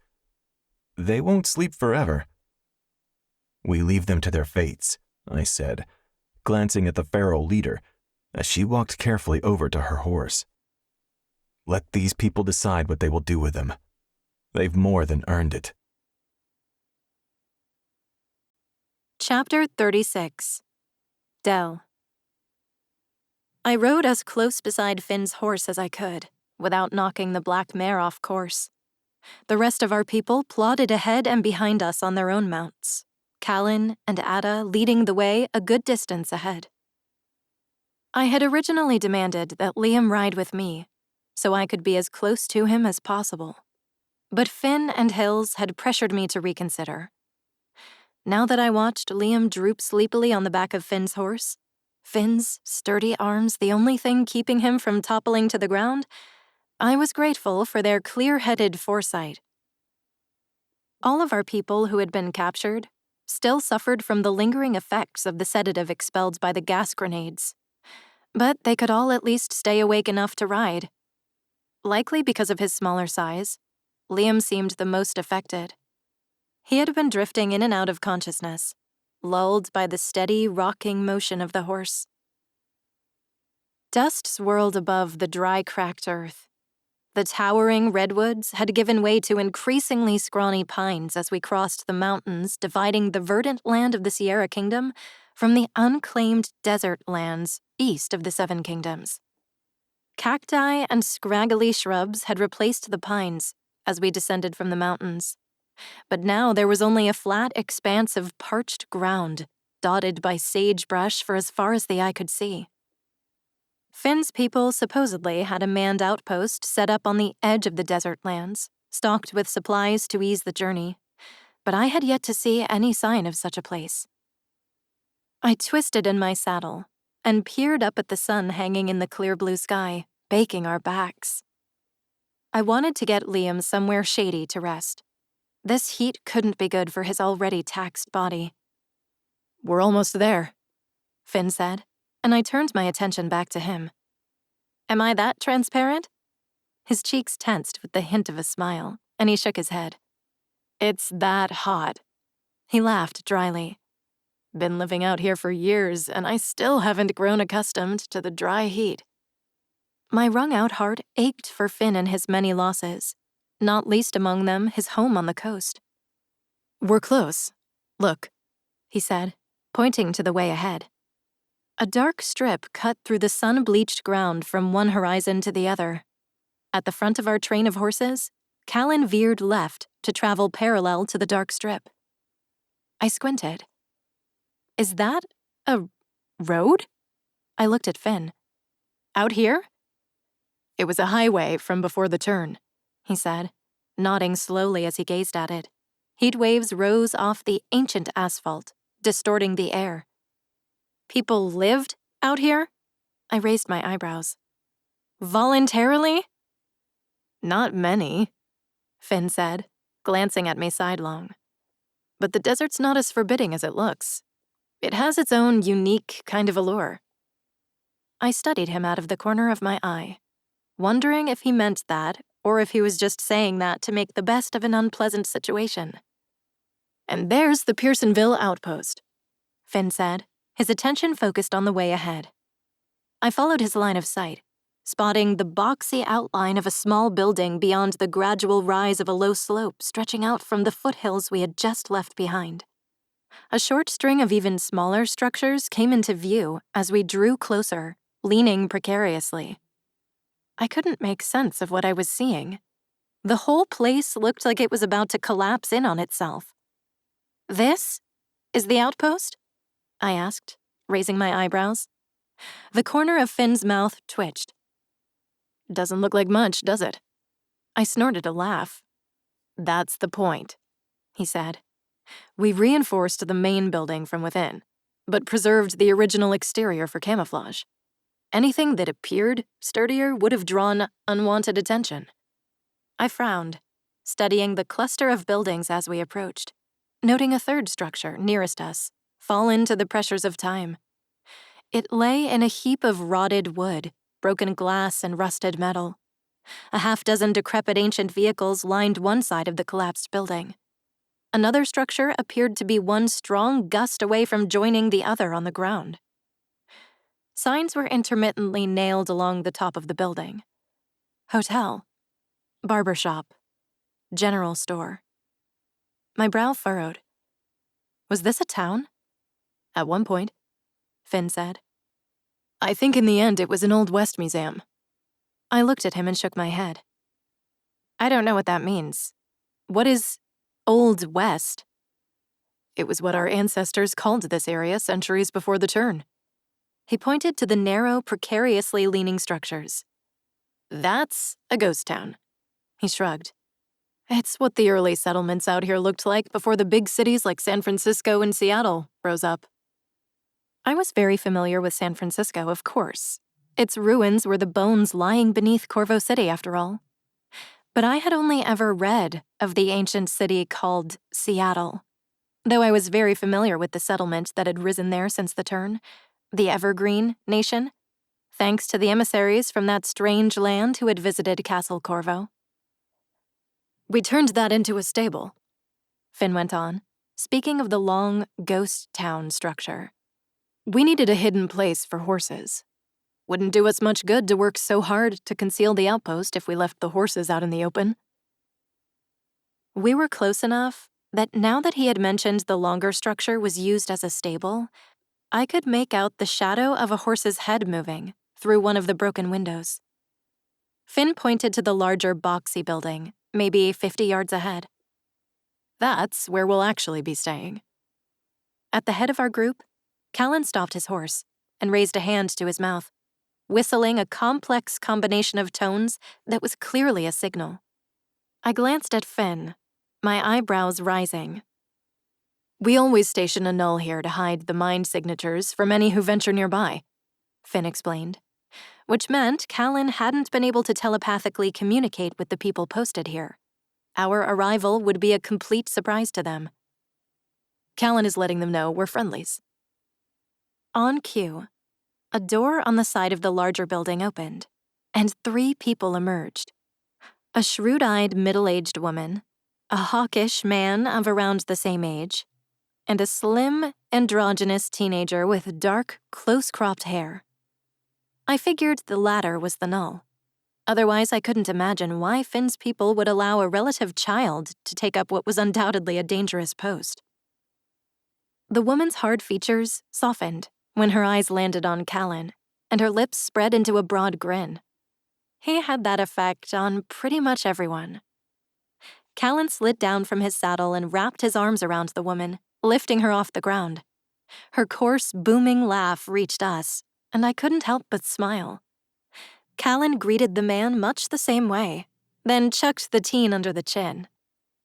Hills, Lyra, Sarah, and Zion dismounted. Everyone but Hills sagging against their horses. Hills seemed to have recovered the quickest from the lingering effects of the sedative gas. Ferris stayed atop his mount, peering around as Hills approached Finn's horse and helped Liam down from the saddle. Liam blinked and peered around groggily.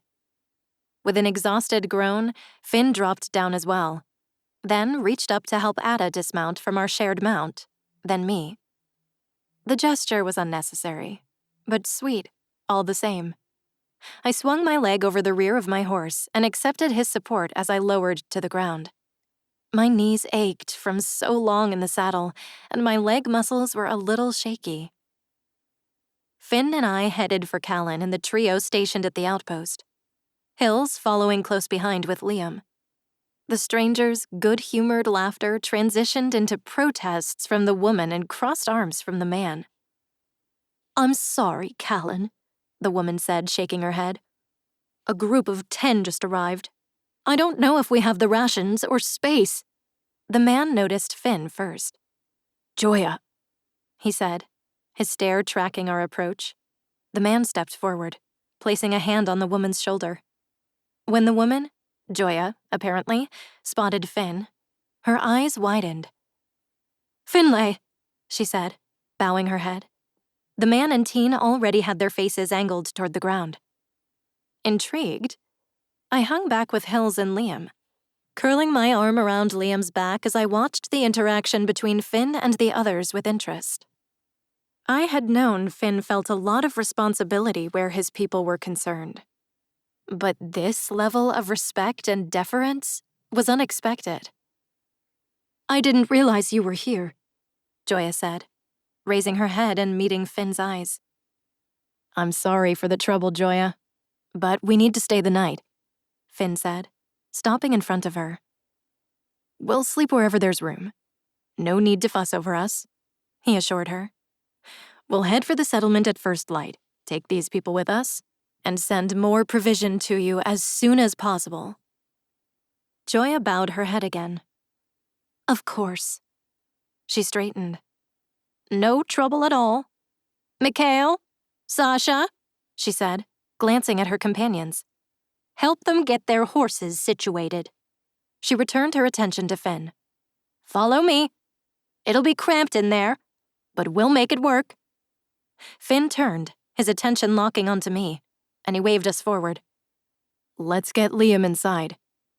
Hills, Liam, and I followed Joya and Finn to the larger building, the others trailing behind us, feet dragging, while Callan and Ada hung back with Ferris to unload the horses. Joya pushed the back door open and towed a wooden wedge underneath it to keep it from shutting. "Are these people unwell?" she asked, scanning our group.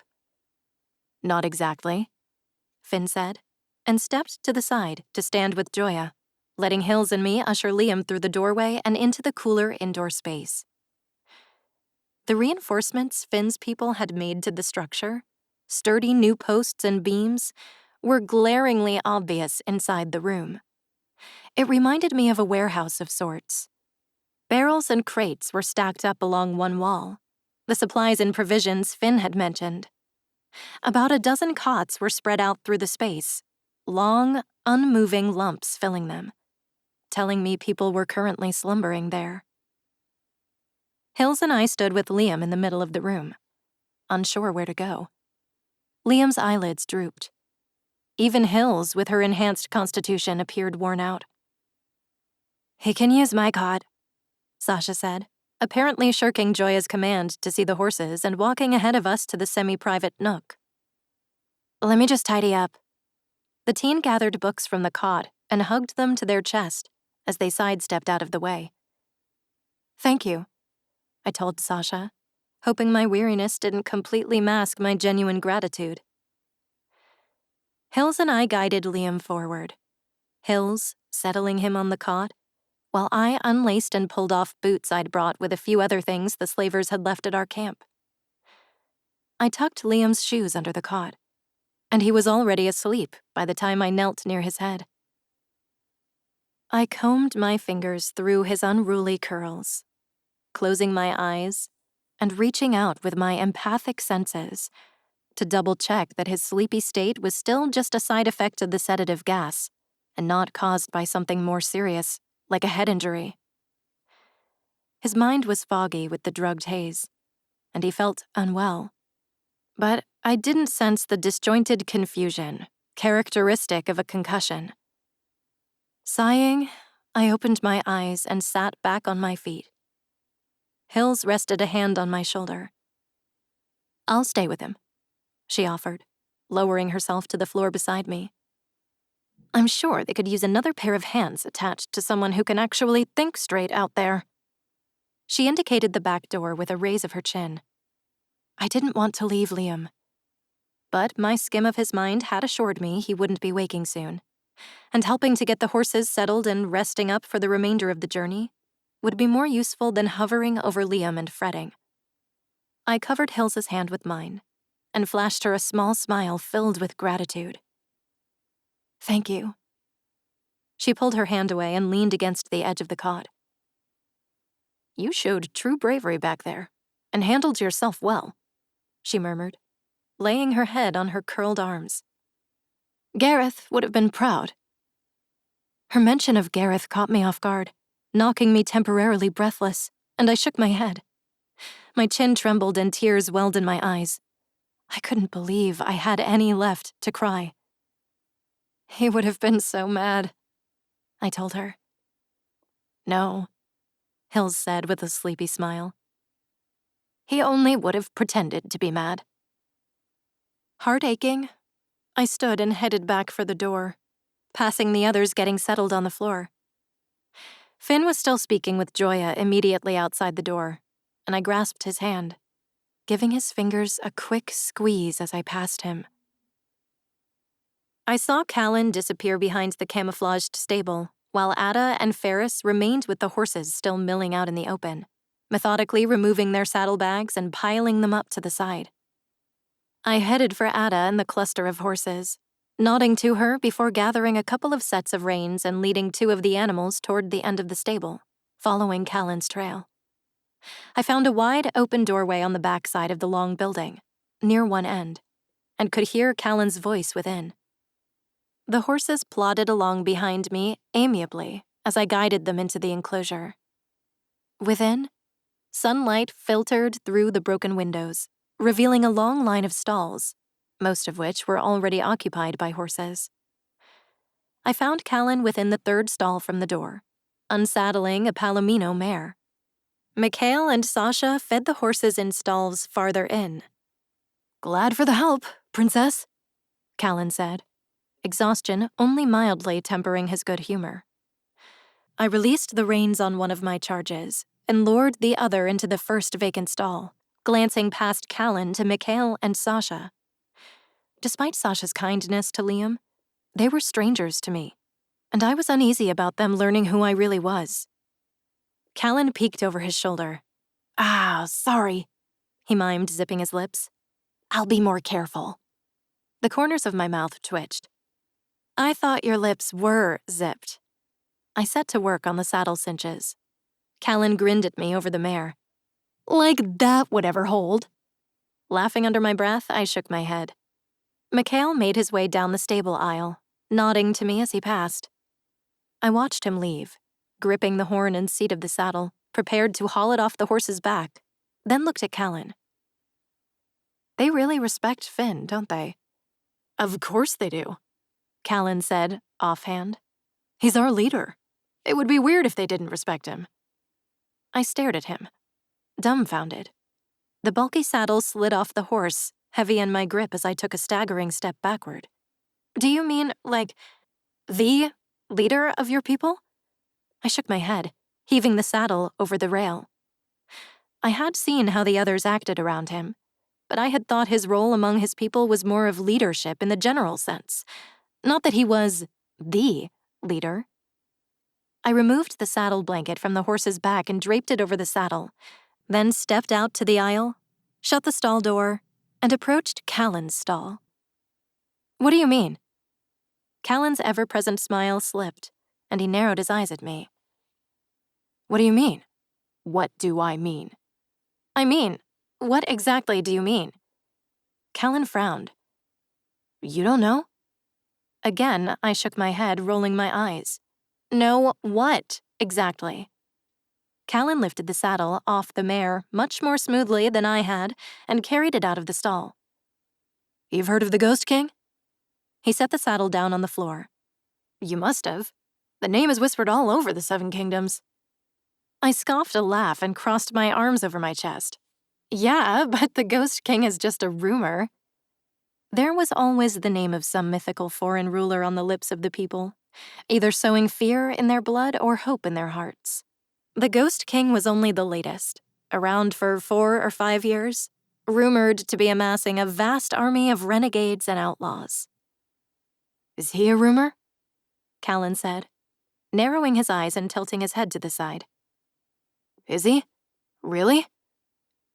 I studied Callan's features, reading his implied meaning.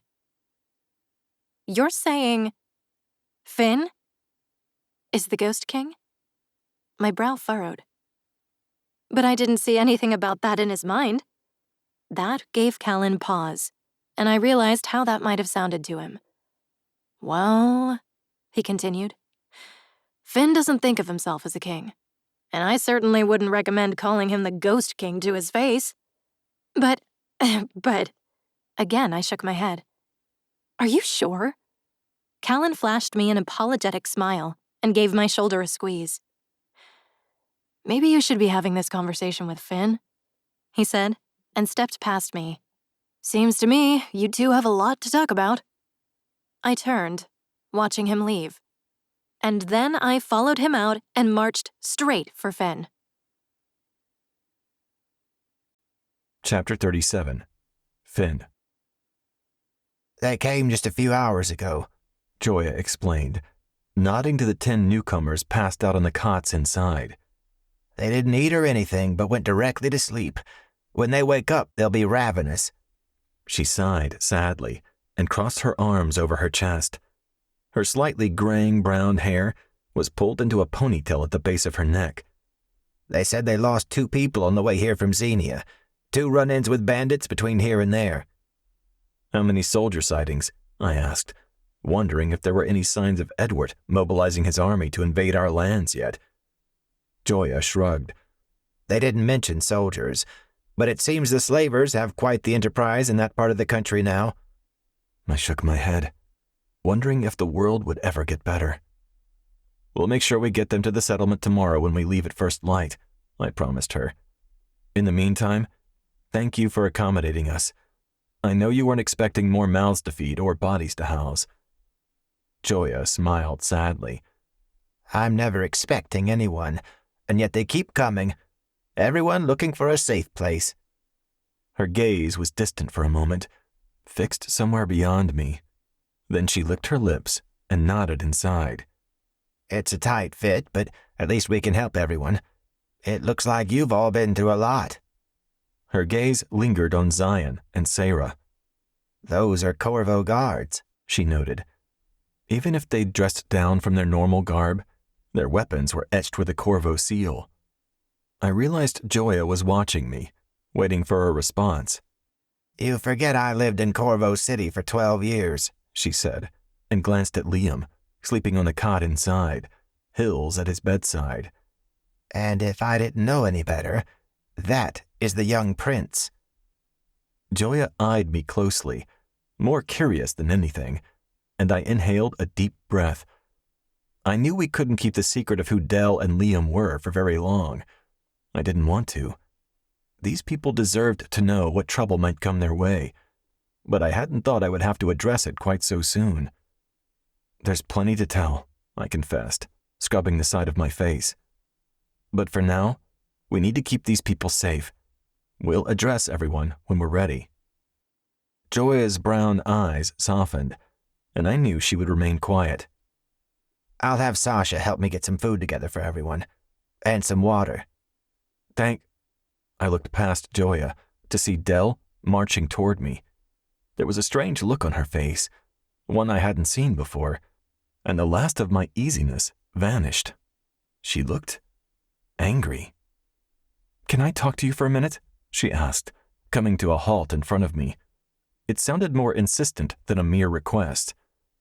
Joya's gaze shifted between Dell and me, and if I didn't know better, I would have said she looked rather intrigued. I cleared my throat.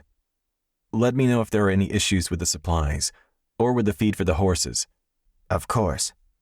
Joya bowed her head, which I had told her a dozen times to stop doing, and she left me alone with a fierce-eyed Dell. I was almost afraid to speak, but I turned to face her, bracing myself. What's wrong? Dell clenched her hands on her hips and tilted her head quizzically. It's funny how in all our conversations over the past week, you failed to mention that you are the Ghost King, she said in a rushed whisper, and my cheeks flushed red. I glanced around to ensure we weren't the center of attention, then took Dell's hand. I led her toward the shade of the old general store that wasn't much more than boards hardly standing. First of all, I started, it's not like we've had a ton of time to talk. I wasn't sure why I was feeling defensive, or maybe it was that I didn't like talking about this kingly business. Ever. Second, it's just a name. Just a name? Dell gaped at me. I've been receiving weekly reports on the rumored Ghost King and his supposed amassed army for years, and you're telling me it's you? It's been you this whole time?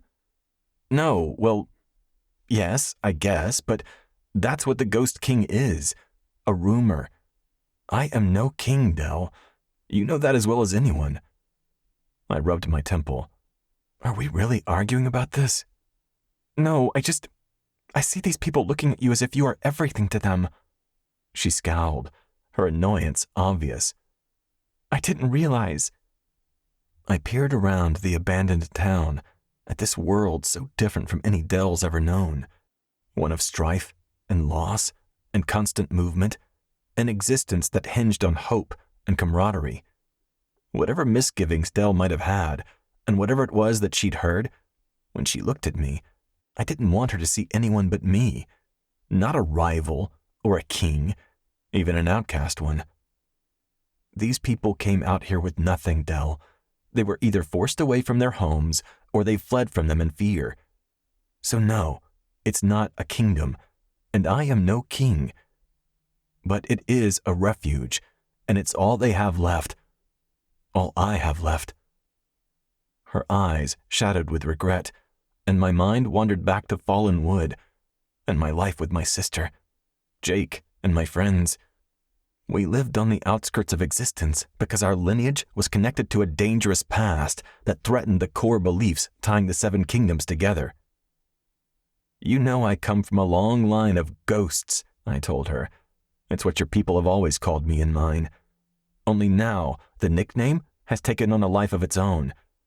As the raids and displacement worsen, people use the name to rally survivors together, to bring them here. I took Dell's hands, peering into her thoughtful brown eyes as she absorbed words I'd never spoken, not to anyone. I'm not amassing a vast army, and we don't want to fight. Many already have just to be here, with us. But my people will fight if they have to. So will I. I guess it makes sense now, she muttered, and huffed an exasperated laugh. What does? All the people you know? I mean, you were granted an immediate audience with the assassin twins of all people. I chuckled at the moniker and lifted Dell's hand. I guess there are perks to being a nomadic outlaw, I teased, and brushed my lips across her knuckles. My eyes didn't leave hers as I said, I rescued a princess along the way. Dell smiled, a real, heart-stopping smile, and the uneasiness or shock she had was gone for now. And, I continued, she's had my heart ever since. She practically snorted and rolled her eyes. Wow, what a line. It's the truth, I promised, neither of our smiles wavering. Dell took her hand back and lifted an expectant brow. Yeah? I bet you say things like that to all the ladies. No lines. Why? Because you're so suave that you don't need them? Women swoon the second you step into a room? Though I knew Dell was teasing, there was a hint of something more in her voice that I didn't like, and I shook my head. I wanted to tell Dell that no one compared to her, that no one else had ever mattered, because it was always her. But she would think it was another line. So, I took her hand instead. I placed it on my chest, splaying my fingers over hers. My heart was pounding as I opened my mind to her. Whatever she saw, if she wanted to glean anything at all, she couldn't unsee. But it would be worth it if she finally knew how much she meant to me, truly knew it, and felt it in her bones the way I did. It's only ever been you, Dell, I told her. And the moment she realized what I was offering her brow furrowed with uncertainty. Her touch was so intimate and terrifying, yet I'd never wanted Dell to see me more than I did standing there with her, in that moment. I lifted my other hand and stroked the side of her face. Dell's eyes flitted shut, and I showered her with the memories that had kept me up each night and had absorbed me for the past 10 years. I held nothing back, because I wanted her to see me, to feel what I felt for her with every memory, no matter how much they changed throughout the years. I wanted Dell to know Finn, the man, not the boy. I wanted her to feel and see it all. The seconds passed painstakingly slowly, and my heart continued to race as I considered how very dangerous this might be. But still, I waited. When Dell's eyes finally opened, the amber flecks in those brown depths glowed in the dying sunlight, and it wasn't discomfort or misery or regret shining back at me. It was something indescribable, something that made me feel as if every unspeakable thing we'd gone through over the years had been worth it, had brought us to this moment. "I've missed you too," she breathed, and seeing the relief in Dell's eyes, I couldn't help myself. In the heat of the setting sun, I wrapped my arms around Dell and kissed her for what felt like the first time in days. It was only as I heard Callan clear his throat that I begrudgingly opened my eyes and broke our kiss. Callan grinned as he passed, his arms stacked with blankets to shield our people against the cool desert night. Glancing around, I realized we did have a few onlookers, some curious, others confused and intrigued. I cleared my throat. "I should be helping them," I said, but when I looked at Dell, at her kiss-swollen lips and flushed cheeks, I knew so much would change when we reached Shoshone, and I wasn't ready for that yet. "Can I show you something?" I asked. Dell huffed a laugh and tucked a loose strand of hair behind her ear. "Last time you said that, things didn't end well." That was a sucker punch to the gut, but I knew she was only teasing. "We don't even have to leave camp," I promised. She smiled, a soft, pretty curve of her lips that awakened every male part of me. "Of course you can show me." "Hey, Callan," I called, and he looked over his shoulder. I beckoned him to me, and he took a few steps backward. "We'll be on Birdie if you need anything." I jogged over and snagged one of the blankets off the stack in his arms. He nodded with a trademark grin. "Have fun." Dell grinned as I jogged back to her. "We'll be on Birdie?" she clarified. "She's my favorite." "Your favorite what?" Dell asked, as I led her over to the rusted semi-truck trailer I'd spent many nights on over the years. "Should I be scared?" "Not at all." I winked and helped Dell climb to the top. "What are we doing up here exactly?" "The sun is about to set," I told her, and plopped down on the roof. "The desert is famous for its sunset." "Oh, really?" She smiled and sat down beside me, easily leaning back into my arms. I pulled her against my chest and reveled in the moment. There was something about having Dell out in the desert I now called home, with the people I trusted, that made everything feel strangely right, and I wanted to show her every secret, special thing about this place. "You know what else the desert is known for?" I asked, voice low in her ear. Dell craned her neck to look at me. "What's that?" "It's sunrise." A knowing smirk curved her perfect lips. "Oh?" Her eyes sparkled in the setting sun, and I wanted more than anything to have Dell by my side forever. But if for now was all I got, I would take it 1,000 times over. "And what is there to do out here until sunrise?" she asked, with a smile in her voice. I brushed my lips against her ear. "I can think of a few things." Dell giggled, my breath tickling her neck, and leaning in, I kissed her like tomorrow didn't matter, like she was just Dell, and I was just Finn, and there were no kingdoms and no prophecies. I kissed her the way a man worships the woman he loves, with every breath and brush of my lips, because Dell was the part of me I'd lost for so long, and I finally had her back. Chapter 38. Dell. The slog across the desert took 2 days and was hard and exhausting. Now that we had the refugees from the outpost with us, Callan, Lyra, and Finn seemed to fall into a different rhythm, more serious and attentive. I imagined that's how they were out here, in the desert they called home, where they were responsible for others. Still, as well adapted as Finn and his friends seemed, I didn't understand how anyone could live out in this barren wasteland, where the world was painted in shades of muted brown. We stopped near a hidden freshwater spring to make camp for one night, moving on at first light. Now that we were so close, Finn was eager to return to his people.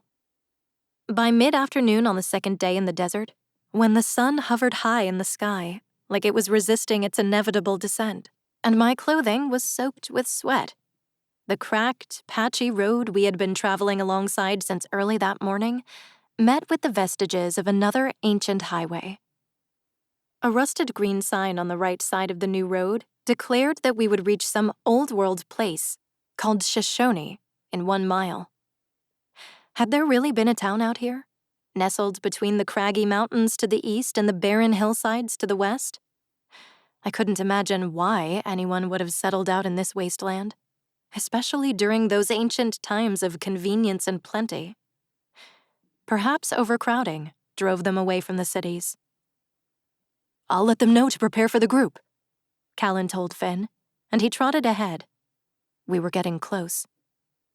Perhaps Finn and his people had settled atop the ancient ruins of this Shoshone. I glanced at Finn, riding on my left at the front of our group, but he seemed deep in thought and didn't notice my attention. On my right, Liam had the glazed look of someone who had spent hours upon hours on horseback. As we veered south, following the new highway, spots of vibrant green appeared here and there on either side of the road. At first, there were just a few bushy shrubs, larger and of a more vibrant green than the scraggly sagebrush that littered the desert floor. But soon, patches of tall grass swayed in the warm breeze. Those patches gradually merged, becoming a legitimate field. "Look, Mom," Liam said from his mount beside me, as we passed through a gap in the highway cut into a low slope in the hillside. He pointed farther up the road. "Palm trees!" My eyes widened.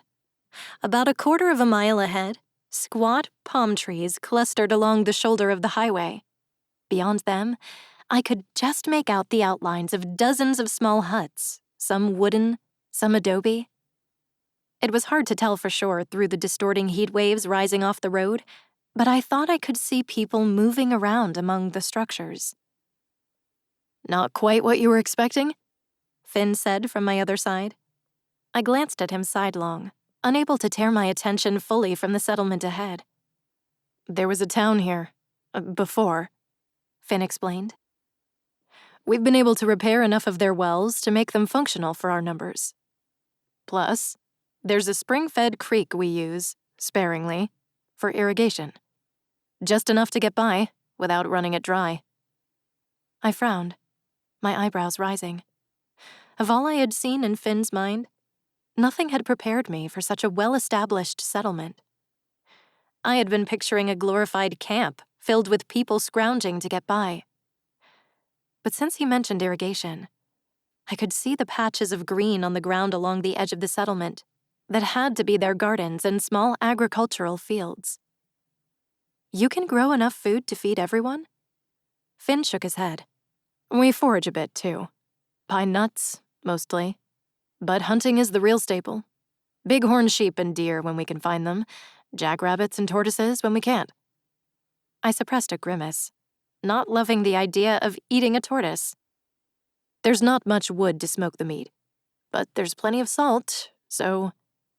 As we drew closer to the settlement, I attempted to count the dwellings, but gave up when I passed 25. There had to be well over 100 huts, with tents scattered around the outskirts of the more permanent structures. "How many people do you have out here?" I asked, looking at Finn fully. "We had just past 1,000 before I left." He lifted one shoulder. "But new people are always trickling in. More and more of late, as you have seen." He nodded to the new folks riding on horseback behind us. What with the unrest in the 7 kingdoms? He clenched and unclenched his jaw. I imagine we'll see a big influx soon from the Corvo Kingdom, now that you're no longer in power. I pressed my lips together, not so sure. You don't think your people care who rules them? I shrugged. I didn't think they cared if I ruled them. I was nobody special, and now the world knew. My people knew. Finn let out a dry chuckle. You're wrong, Dell. Unsure how to respond, I flashed him a half-hearted smile. You're wrong, he repeated. You'll see. At the sound of approaching hoofbeats, we looked up to see a figure on horseback galloping toward us from the settlement. I recognized the paint horse as Callan's, but the rider was someone else entirely. Someone I hadn't seen in over a decade. The very same man I needed to find. Jake. He's back, Finn whispered. He nudged his horse ahead at a trot. Finn met Jake 100 yards ahead, both stopping and reaching out from atop their horses to grasp hands in greeting. They exchanged a few words, and Finn glanced back at us. Jake's stare weighed 1,000 pounds as it settled on me. Finn wheeled his mount around and trotted back toward me, Jake following alongside him. My mare slowed, then stopped as the pair approached, either by choice or at Finn's telepathic request. Princess, Jake said, nodding his head in my direction. His borrowed mount came to a stop beside Finn's horse, and his focus shifted to Liam. He scanned my son's face, almost certainly looking for physical similarities to Finn, then bowed his head to Liam as well, and his attention returned to me. A lot has changed since I last saw you. I laughed under my breath. Like the fact that I'm no longer a princess? Leadership has little to do with bloodlines. Just look at Finn here. Jake glanced at Finn, pride shining in his eyes. I was sorry to hear about the unrest in Corvo City, but I'm glad to see you escaped. When did you hear? Finn asked. I'm surprised the news has already reached all the way out here. I heard when I was in the mountains, and brought the news here myself. Jake flushed Finn a half-hearted grin. I figured you would want to rescue Dell, and came to offer help. But I see you've already done that. Next thing I know, you'll be putting me out to pasture. Finn smirked, but the shadows in Jake's eyes made me wonder if there was something more behind the statement. Something darker. Let's keep moving, Finn said. I want to get Dell and the others settled in, and I promised Joya we'd send her provisions. There'll be plenty of time for catching up this evening. Finn guided his horse to turn around again, and Jake's mount fell in step beside Finn's as they led us into their settlement. It was even more impressive up close. The fields of crops were lush, if compact. The tents were large, sturdy canvas and leather structures, and I mentally upgraded the huts to cabins. A cluster of larger adobe structures with obvious purposes, blacksmith, tanner, butcher, bakery, trading post, formed something of a town center at the heart of the settlement. Callan and a few others joined us in the pseudo-town square, and Finn dismounted to greet them. His quiet confidence shone brighter when he was around the people who looked to him for guidance. I had seen the sparks of his knack for leadership back at the outpost, but watching him delegate so deftly, I couldn't help but admire him. He was a natural, born to lead. I glanced at Jake, understanding what he had meant about bloodlines. Sorry about that, Finn said after dispatching the last of his people to help our group settle in. I know you're exhausted. He approached my horse and gathered up Liam's and my reins, guiding us on our mounts away from the others toward a break in the buildings. We're just through here. It took me a moment to make sense of what I was seeing behind the adobe structures. Sturdy wooden doors, set about 10 feet apart, rested against the face of a low cliff that curved around the backside of the buildings. I squinted, studying the doors. They weren't resting against the cliff face. They were set into the cliff. Doors to something dug into the cliff. The words of the first prophecy whispered through my mind, the same prophecy being used as propaganda all over the Sierra Kingdom to unite the people and bulk up their army, to rile them up. Uncover and destroy the destructive force hidden under the earth in Death Valley. Patrons, preserve me, I breathed. Finn? I think I know what the first prophecy is about. He glanced back at me as we approached the centermost door. Oh yeah? It's you, I said, my voice barely audible. Your people, your settlement. The destructive force Edward is so desperate to get his hands on is you. Chapter 39. Finn. It's you, Dell said breathily. Your people, your settlement. The destructive force King Edward is so desperate to get his hands on is you. I stared at Dell, my stomach churning at the implications of that. If you're right, then they were digging up the land, searching for something they would never find. Dell blinked at me. They don't know, she added. They're searching blind. They have no idea what they're looking for.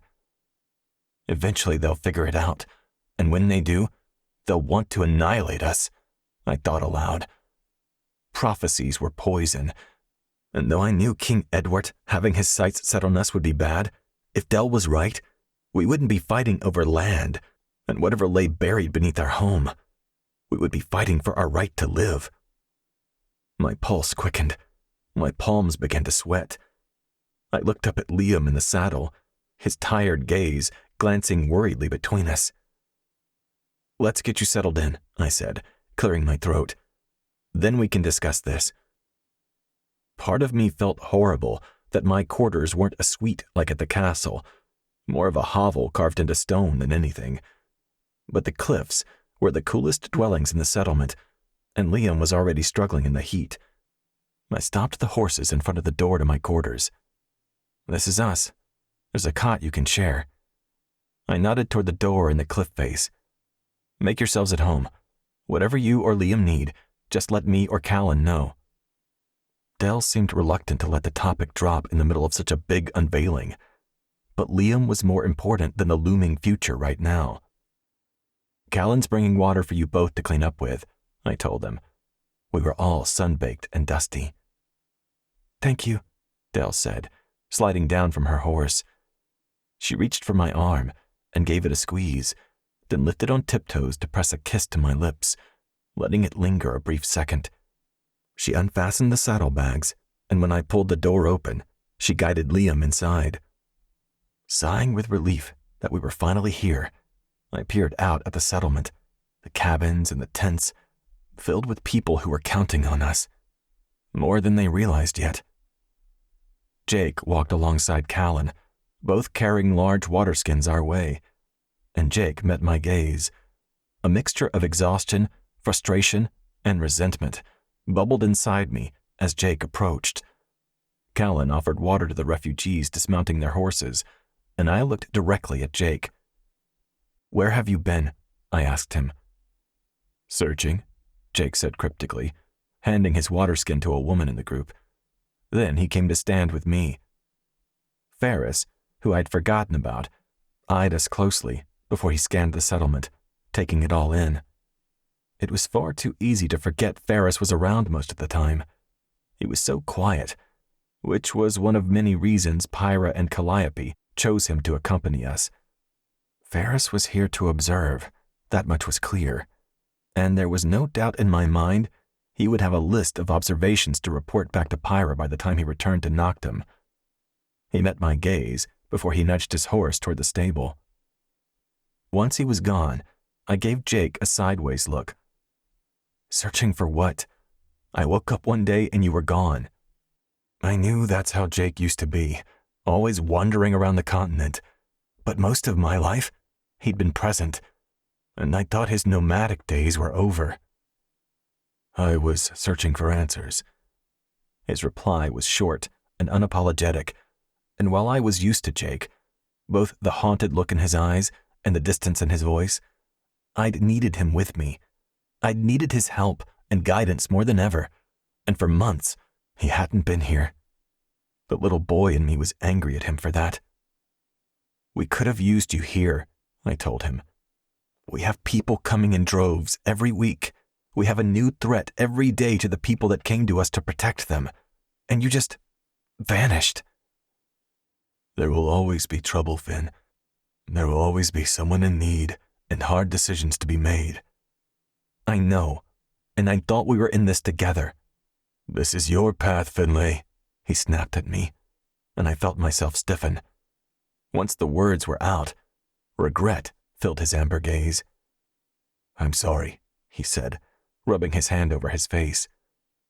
Like you, I've just arrived, and I'm exhausted. He placed his hand on my borrowed horse's face, his thumb brushing her nose absently. It wasn't my intention to abandon you, especially now with so much unrest. But this is what leadership is, he said. You will always be up against something. There will always be a fight or a war to be waged. It is the way people are. He peered out at the horizon, like it had a beauty only he could see after so many centuries walking toward it. I wanted to know where his heart was, because it wasn't here with us, not like before. I might not always be here. Knowing Jake's regenerative ability would not let him die, I wondered what he was implying exactly. Are you leaving again? I asked, my heart inching its way into my throat. All issues with King Edward faded away as I watched Jake. He stared at me with those emotion-filled eyes that held lifetimes of unrest. I was beginning to feel the toll even one lifetime took. I could barely fathom centuries of them. A little dust tornado whipped by, sending my hair blowing into my face. Look, Jake, I know you don't like to talk about what troubles you, I told him, lowering my voice. And I didn't mean to project my shortcomings onto you. It's been a long couple weeks, and every time I wanted to ask for your guidance, you weren't there. Jake turned to me, resting his hand on my shoulder. And yet here you are, he said, with a proud smile. You saved the princess and have come home to us, to your people. Whatever your adventures have been this time, Finn, you are a leader now. You lead these people, not because of me, but because it is who you are. It's you they are drawn to. I'm just... Jake shrugged with a soft chuckle. I'm just the crazy uncle everyone knows about, but no one understands. I laughed at that. You are an uncle now, you know? Tick trotted up, her tongue lolling from her mouth and her tail wagging, as if she couldn't be happier to be home. Jake looked to the doorway as Callan emerged. Dell and Liam stood inside, wiping off the dust from the journey. Or, I amended, maybe a grandfather? I shrugged. I guess you get to pick. It was a strange reality to consider, given he looked no more than 40 years old at most. Jake's eyebrows popped up. Grandfather? He mused. I haven't been one of those in a very long time. Another memory from long ago clouded his gaze. Painful, if the sudden lines around his eyes were any indication. But also pleasant, as his mouth quirked slightly. But Liam? I grinned at the thought of him. He would make Jake smile, despite himself. I scratched Tick's head a final time before she meandered her way back into the square, soliciting all the attention she could get now that there were so many people to lavish her with it. Would you like to formally meet my son? I asked Jake. He had seen Liam when we arrived, but they hadn't truly met. I wasn't sure why, but I held my breath, waiting for disappointment or censure to cross Jake's face from my reckless boyhood decisions. But none ever came. Instead, Jake tilted his head ever so slightly, and his eyes began to shimmer. I would be honored. I exhaled, relief creeping between my lips as I smiled and waved Jake to follow me. "Hey, Liam," I said, leaning outside the doorway. Liam and Dell both stopped scrubbing their arms clean and looked at us. "Remember the old man I told you about? The one who thinks he knows everything?" Jake chuckled behind me, and I felt a little lighter at the sound. Liam nodded with gusto. "The Jake?" "Yes. This," I said, glancing at the only father figure I'd really ever known, "is the Jake." Dell whispered something to Liam, and he trundled over, his eyes wide with excitement, even though exhaustion weighed heavy on him. "You're a patron," he started, and studied Jake carefully as he looked him up and down. "I've been called worse, I guess," Jake muttered. "And really old," Liam mused. "But how old exactly?"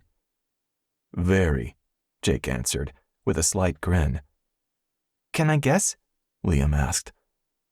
"Do you think you can beat Finn's record of guesses?"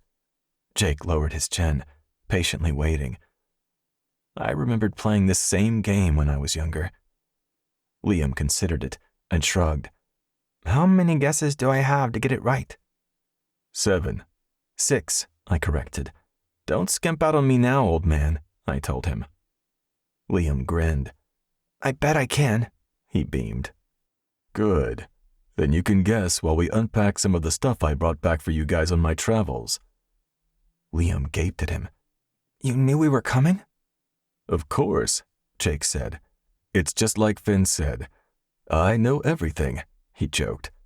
And Liam fell into step beside the Jake as they made their way to his cliff quarters 2 doors down.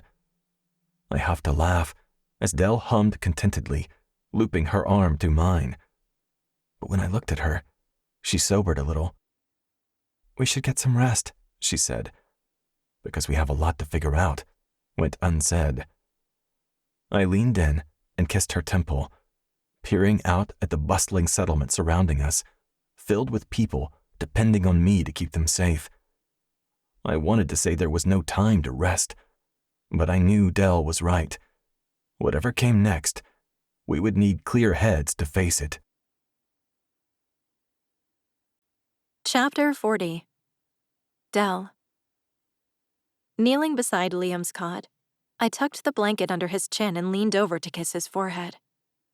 "I'll be in shortly," I murmured. "Where are you going?" he asked, the hint of a whine in his voice. He didn't whine much anymore, but after all we had been through in the past few weeks, he was hesitant to let me out of his sight. Outside, just on the other side of that door. I glanced at the heavy wood door, which was cracked open, letting the deep murmur of Finn and Jake's voices drift into the cave. They had stepped out after Jake returned with Liam, so I could get Liam settled into bed. I need to talk to Finn and Jake about something. I won't be long. My jaw cracked with a yawn. "I'm as eager to rest as you are." Liam nodded, putting on a brave face, but worry still shadowed his eyes. He inhaled to respond, but coughed instead. He had been weak and complained of being lightheaded several times throughout the day, but he had seemed well enough when we arrived. I pressed my hand to his forehead and frowned, wondering if he truly felt warm or if it was all in my head. It was impossible not to think of the wasting sickness when it was present at the forefront of my mind so much recently. But this was likely just a cold. Some bug Liam picked up during the journey. I tried and failed not to consider any lasting effects the gas might have had on him. Even so, the need for a wasting sickness cure felt more urgent now than ever. I removed my hand and pressed another kiss to Liam's forehead. "I'll only be a moment," I reassured him, and stood, gathering my notebook off the floor. I turned to the door, the notebook hugged to my chest. The muted voices grew clearer as I approached. "Heard about the digging?" Jake asked. Heat slammed into me the instant I pulled the door open. It was amazing how much cooler the temperature was in this man-made cavern dug into the cliffside than it was outside. Based on the aged appearance of the door, the dwelling had been here a while. I wondered just how long. Finn nodded, glancing at me as I crossed the threshold. That's originally why I left. I wanted to find out what they were looking for, to see if we needed to be worried. I pulled the door shut to block our voices from reaching Liam and quietly moved closer to Finn. Did you find any answers? Jake asked. Not exactly, Finn said. There's a prophecy that seems to be at the root of the excavations. It's being used as some sort of propaganda by Edward. I can't remember the exact wording. He shook his head and peered over his shoulder at me. You have it memorized, don't you? Oh, I cleared my throat. Uncover and destroy the destructive force hidden under the earth in Death Valley, I recited. I'm pretty sure it's talking about you guys. Your people. I glanced back at the door to the man-made cavern. Since Finn here is technically living underground. Could be. Jake grumbled and blew out his breath. Damn prophecies. Vague and cryptic, as usual. Speaking of that prophecy, I said, relaxing my hold on the notebook so I could open it to the page listing the prophecies I had scrawled from memory. I turned the book around to face Jake. I think there's more to it. I stumbled across these when I was going through my mother's desk. Jake clenched his jaw at the mention of Mother. Not surprising, considering all the physical and mental torture she had put him through. She's gone. Dead, I told him, hoping that knowledge would ease his mind some, even if it troubled mine. I hastily pushed onward, tapping the tip of my index finger against the page listing the 3 prophecies verbatim, starting with the one about the destructive force that had to be Finn's people. Jake's eyes moved from side to side as he read the lines. Uncover and destroy the destructive force hidden under the earth in Death Valley. One by one, the 7 will fall until only one remains. When purity kills and the last raven falls, look to the Dreamwalker for guidance. The cure will... When Jake reached the end, he looked at me. Very ominous, he said, his voice a low rumble. Why are you showing me this? The 3rd prophecy is attributed to Becca, I explained, and the same fragment appears in every copy I've seen of her Book of Foretellings. I met Jake's cautious stare. I think we need the original. Then you're out of luck, Jake said, shaking his head. There is no original. Becca didn't record most of her own prophecies, especially not near the end. He cleared his throat, his focus drifting past me. She wasn't well. His throat bobbed. Zoe recorded what she could. The corner of his mouth twitched, and again he shook his head. But then she wrote down everything. She always had multiple notebooks going. They were stashed all over the farm, so she would always have one close at hand when she needed it. He was talking about the patron's original homestead in Hope Valley. Jake blinked and refocused on me. That's probably why Becca's Book of Foretellings is so spotty. We had bookshelves filled with Zoe's notebooks at one point, but if you ask me, they should all have been burned. My eyes widened with terror. Did you burn them? Jake looked at me and rubbed the back of his neck as he reluctantly shook his head. No, Zoe wouldn't let me. But we couldn't bring them all when we abandoned the farm, either. We hid what we could, but I'm sure we missed a few. The fragmented prophecies that have been reprinted are probably from the notebooks we left behind. I searched his eyes, my heart beating faster. Does that mean you know where the rest of Zoe's notebooks are? The ones you hid? Jake narrowed his eyes. Assuming they're still there, yeah. Where? I asked, closing the book and once again hugging it to my chest. Jake glanced at Finn, then returned his attention to me. How badly do you need this prophecy? I laughed half-heartedly, my shoulders hitching higher. The wasting sickness is destroying my kingdom, and every attempt to create a synthetic healing elixir fails. These prophecies are the only hope we have of a cure." "That's not entirely true, is it?"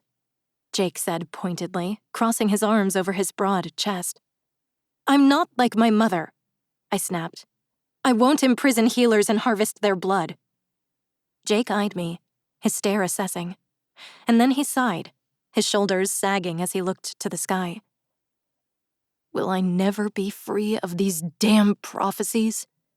he asked nobody in particular. I reached out, resting my hand on Jake's forearm. "Where are the notebooks?" I asked, hoping to skim the location from his mind. But there was nothing concrete. No images of places or flashes of memory. His mind was a vault, sealed tighter than ever. I did, however, sense a hint of something dark. He was so weary.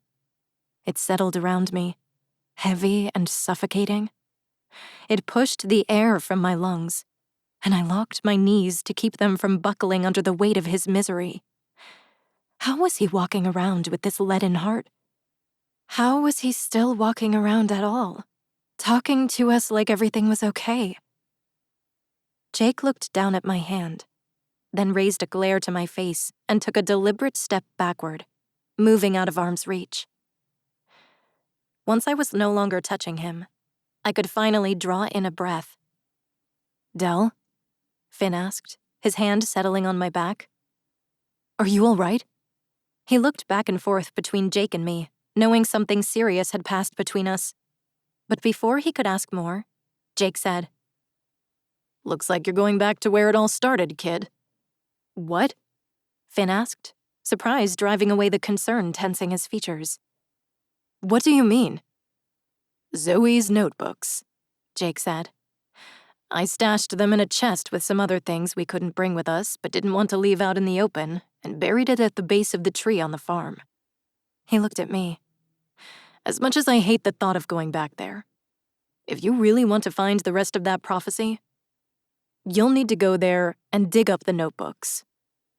It was clear that all the talk of Becca's prophecies scared Jake. How could it not?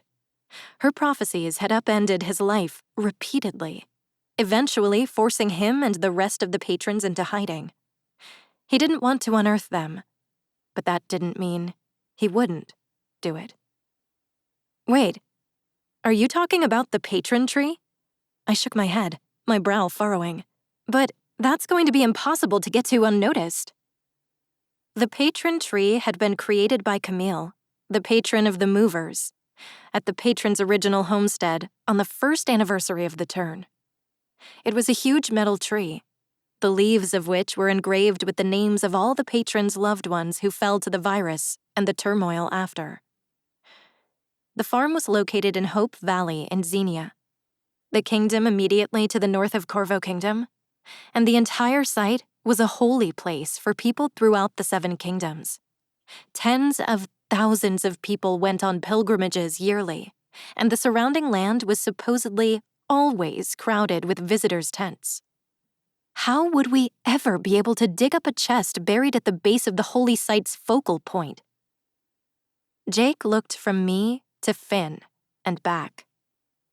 "I've lived long enough to know that nothing is impossible." Chapter 41. Finn. Leave for Hope Valley. Now? I frowned and led Jake and Dell farther away from the door to my quarters, not wanting to disturb Liam's rest. For the first time since reuniting with Dell, I felt the future I dared not hope for with her wavering around me like it could crumble at any moment.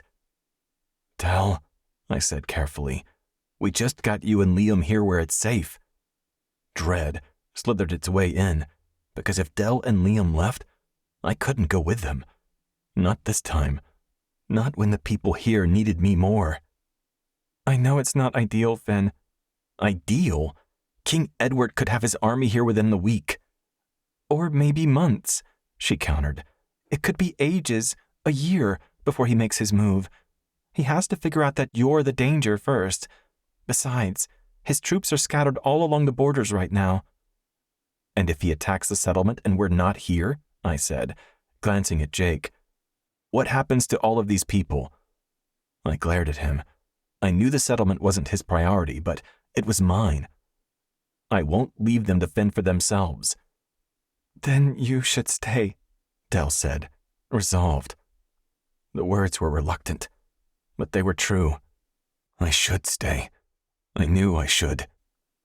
Hills and Ada, she continued. They'll go with Liam and me. Jake, too. She glanced at him, waiting. He nodded reluctantly. We'll figure it out with Jake's help, and you can stay here and prepare for what comes next. But this is important to the Corvo Kingdom. Yeah, I get that. But those aren't my people. Corvo and the rest of the kingdoms turned their backs on me and everyone else here. I won't do the same to these people. Look, I took Dell's hands in mine, willing her to understand what a risk she'd be taking. I know you don't want your people to suffer the same fate as your mother, but right now, you aren't even their princess. You aren't their queen. You'd be risking your life to find a cure for people who stood by while you were imprisoned.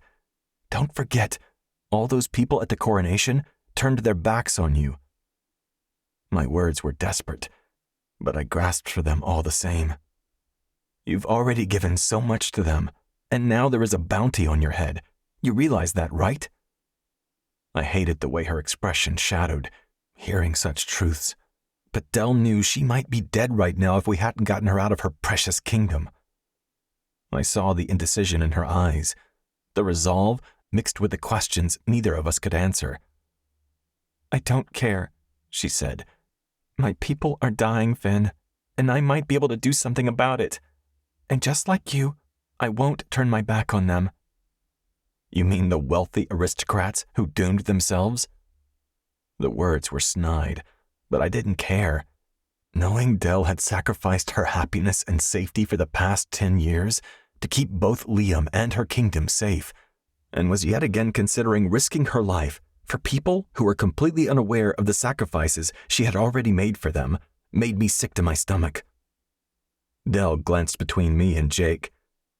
I know you both resent the nobles of Corvo Kingdom for what was done to the healers, but that was all Mother and Malar, and it's no longer only the purebred nobility who are getting sick.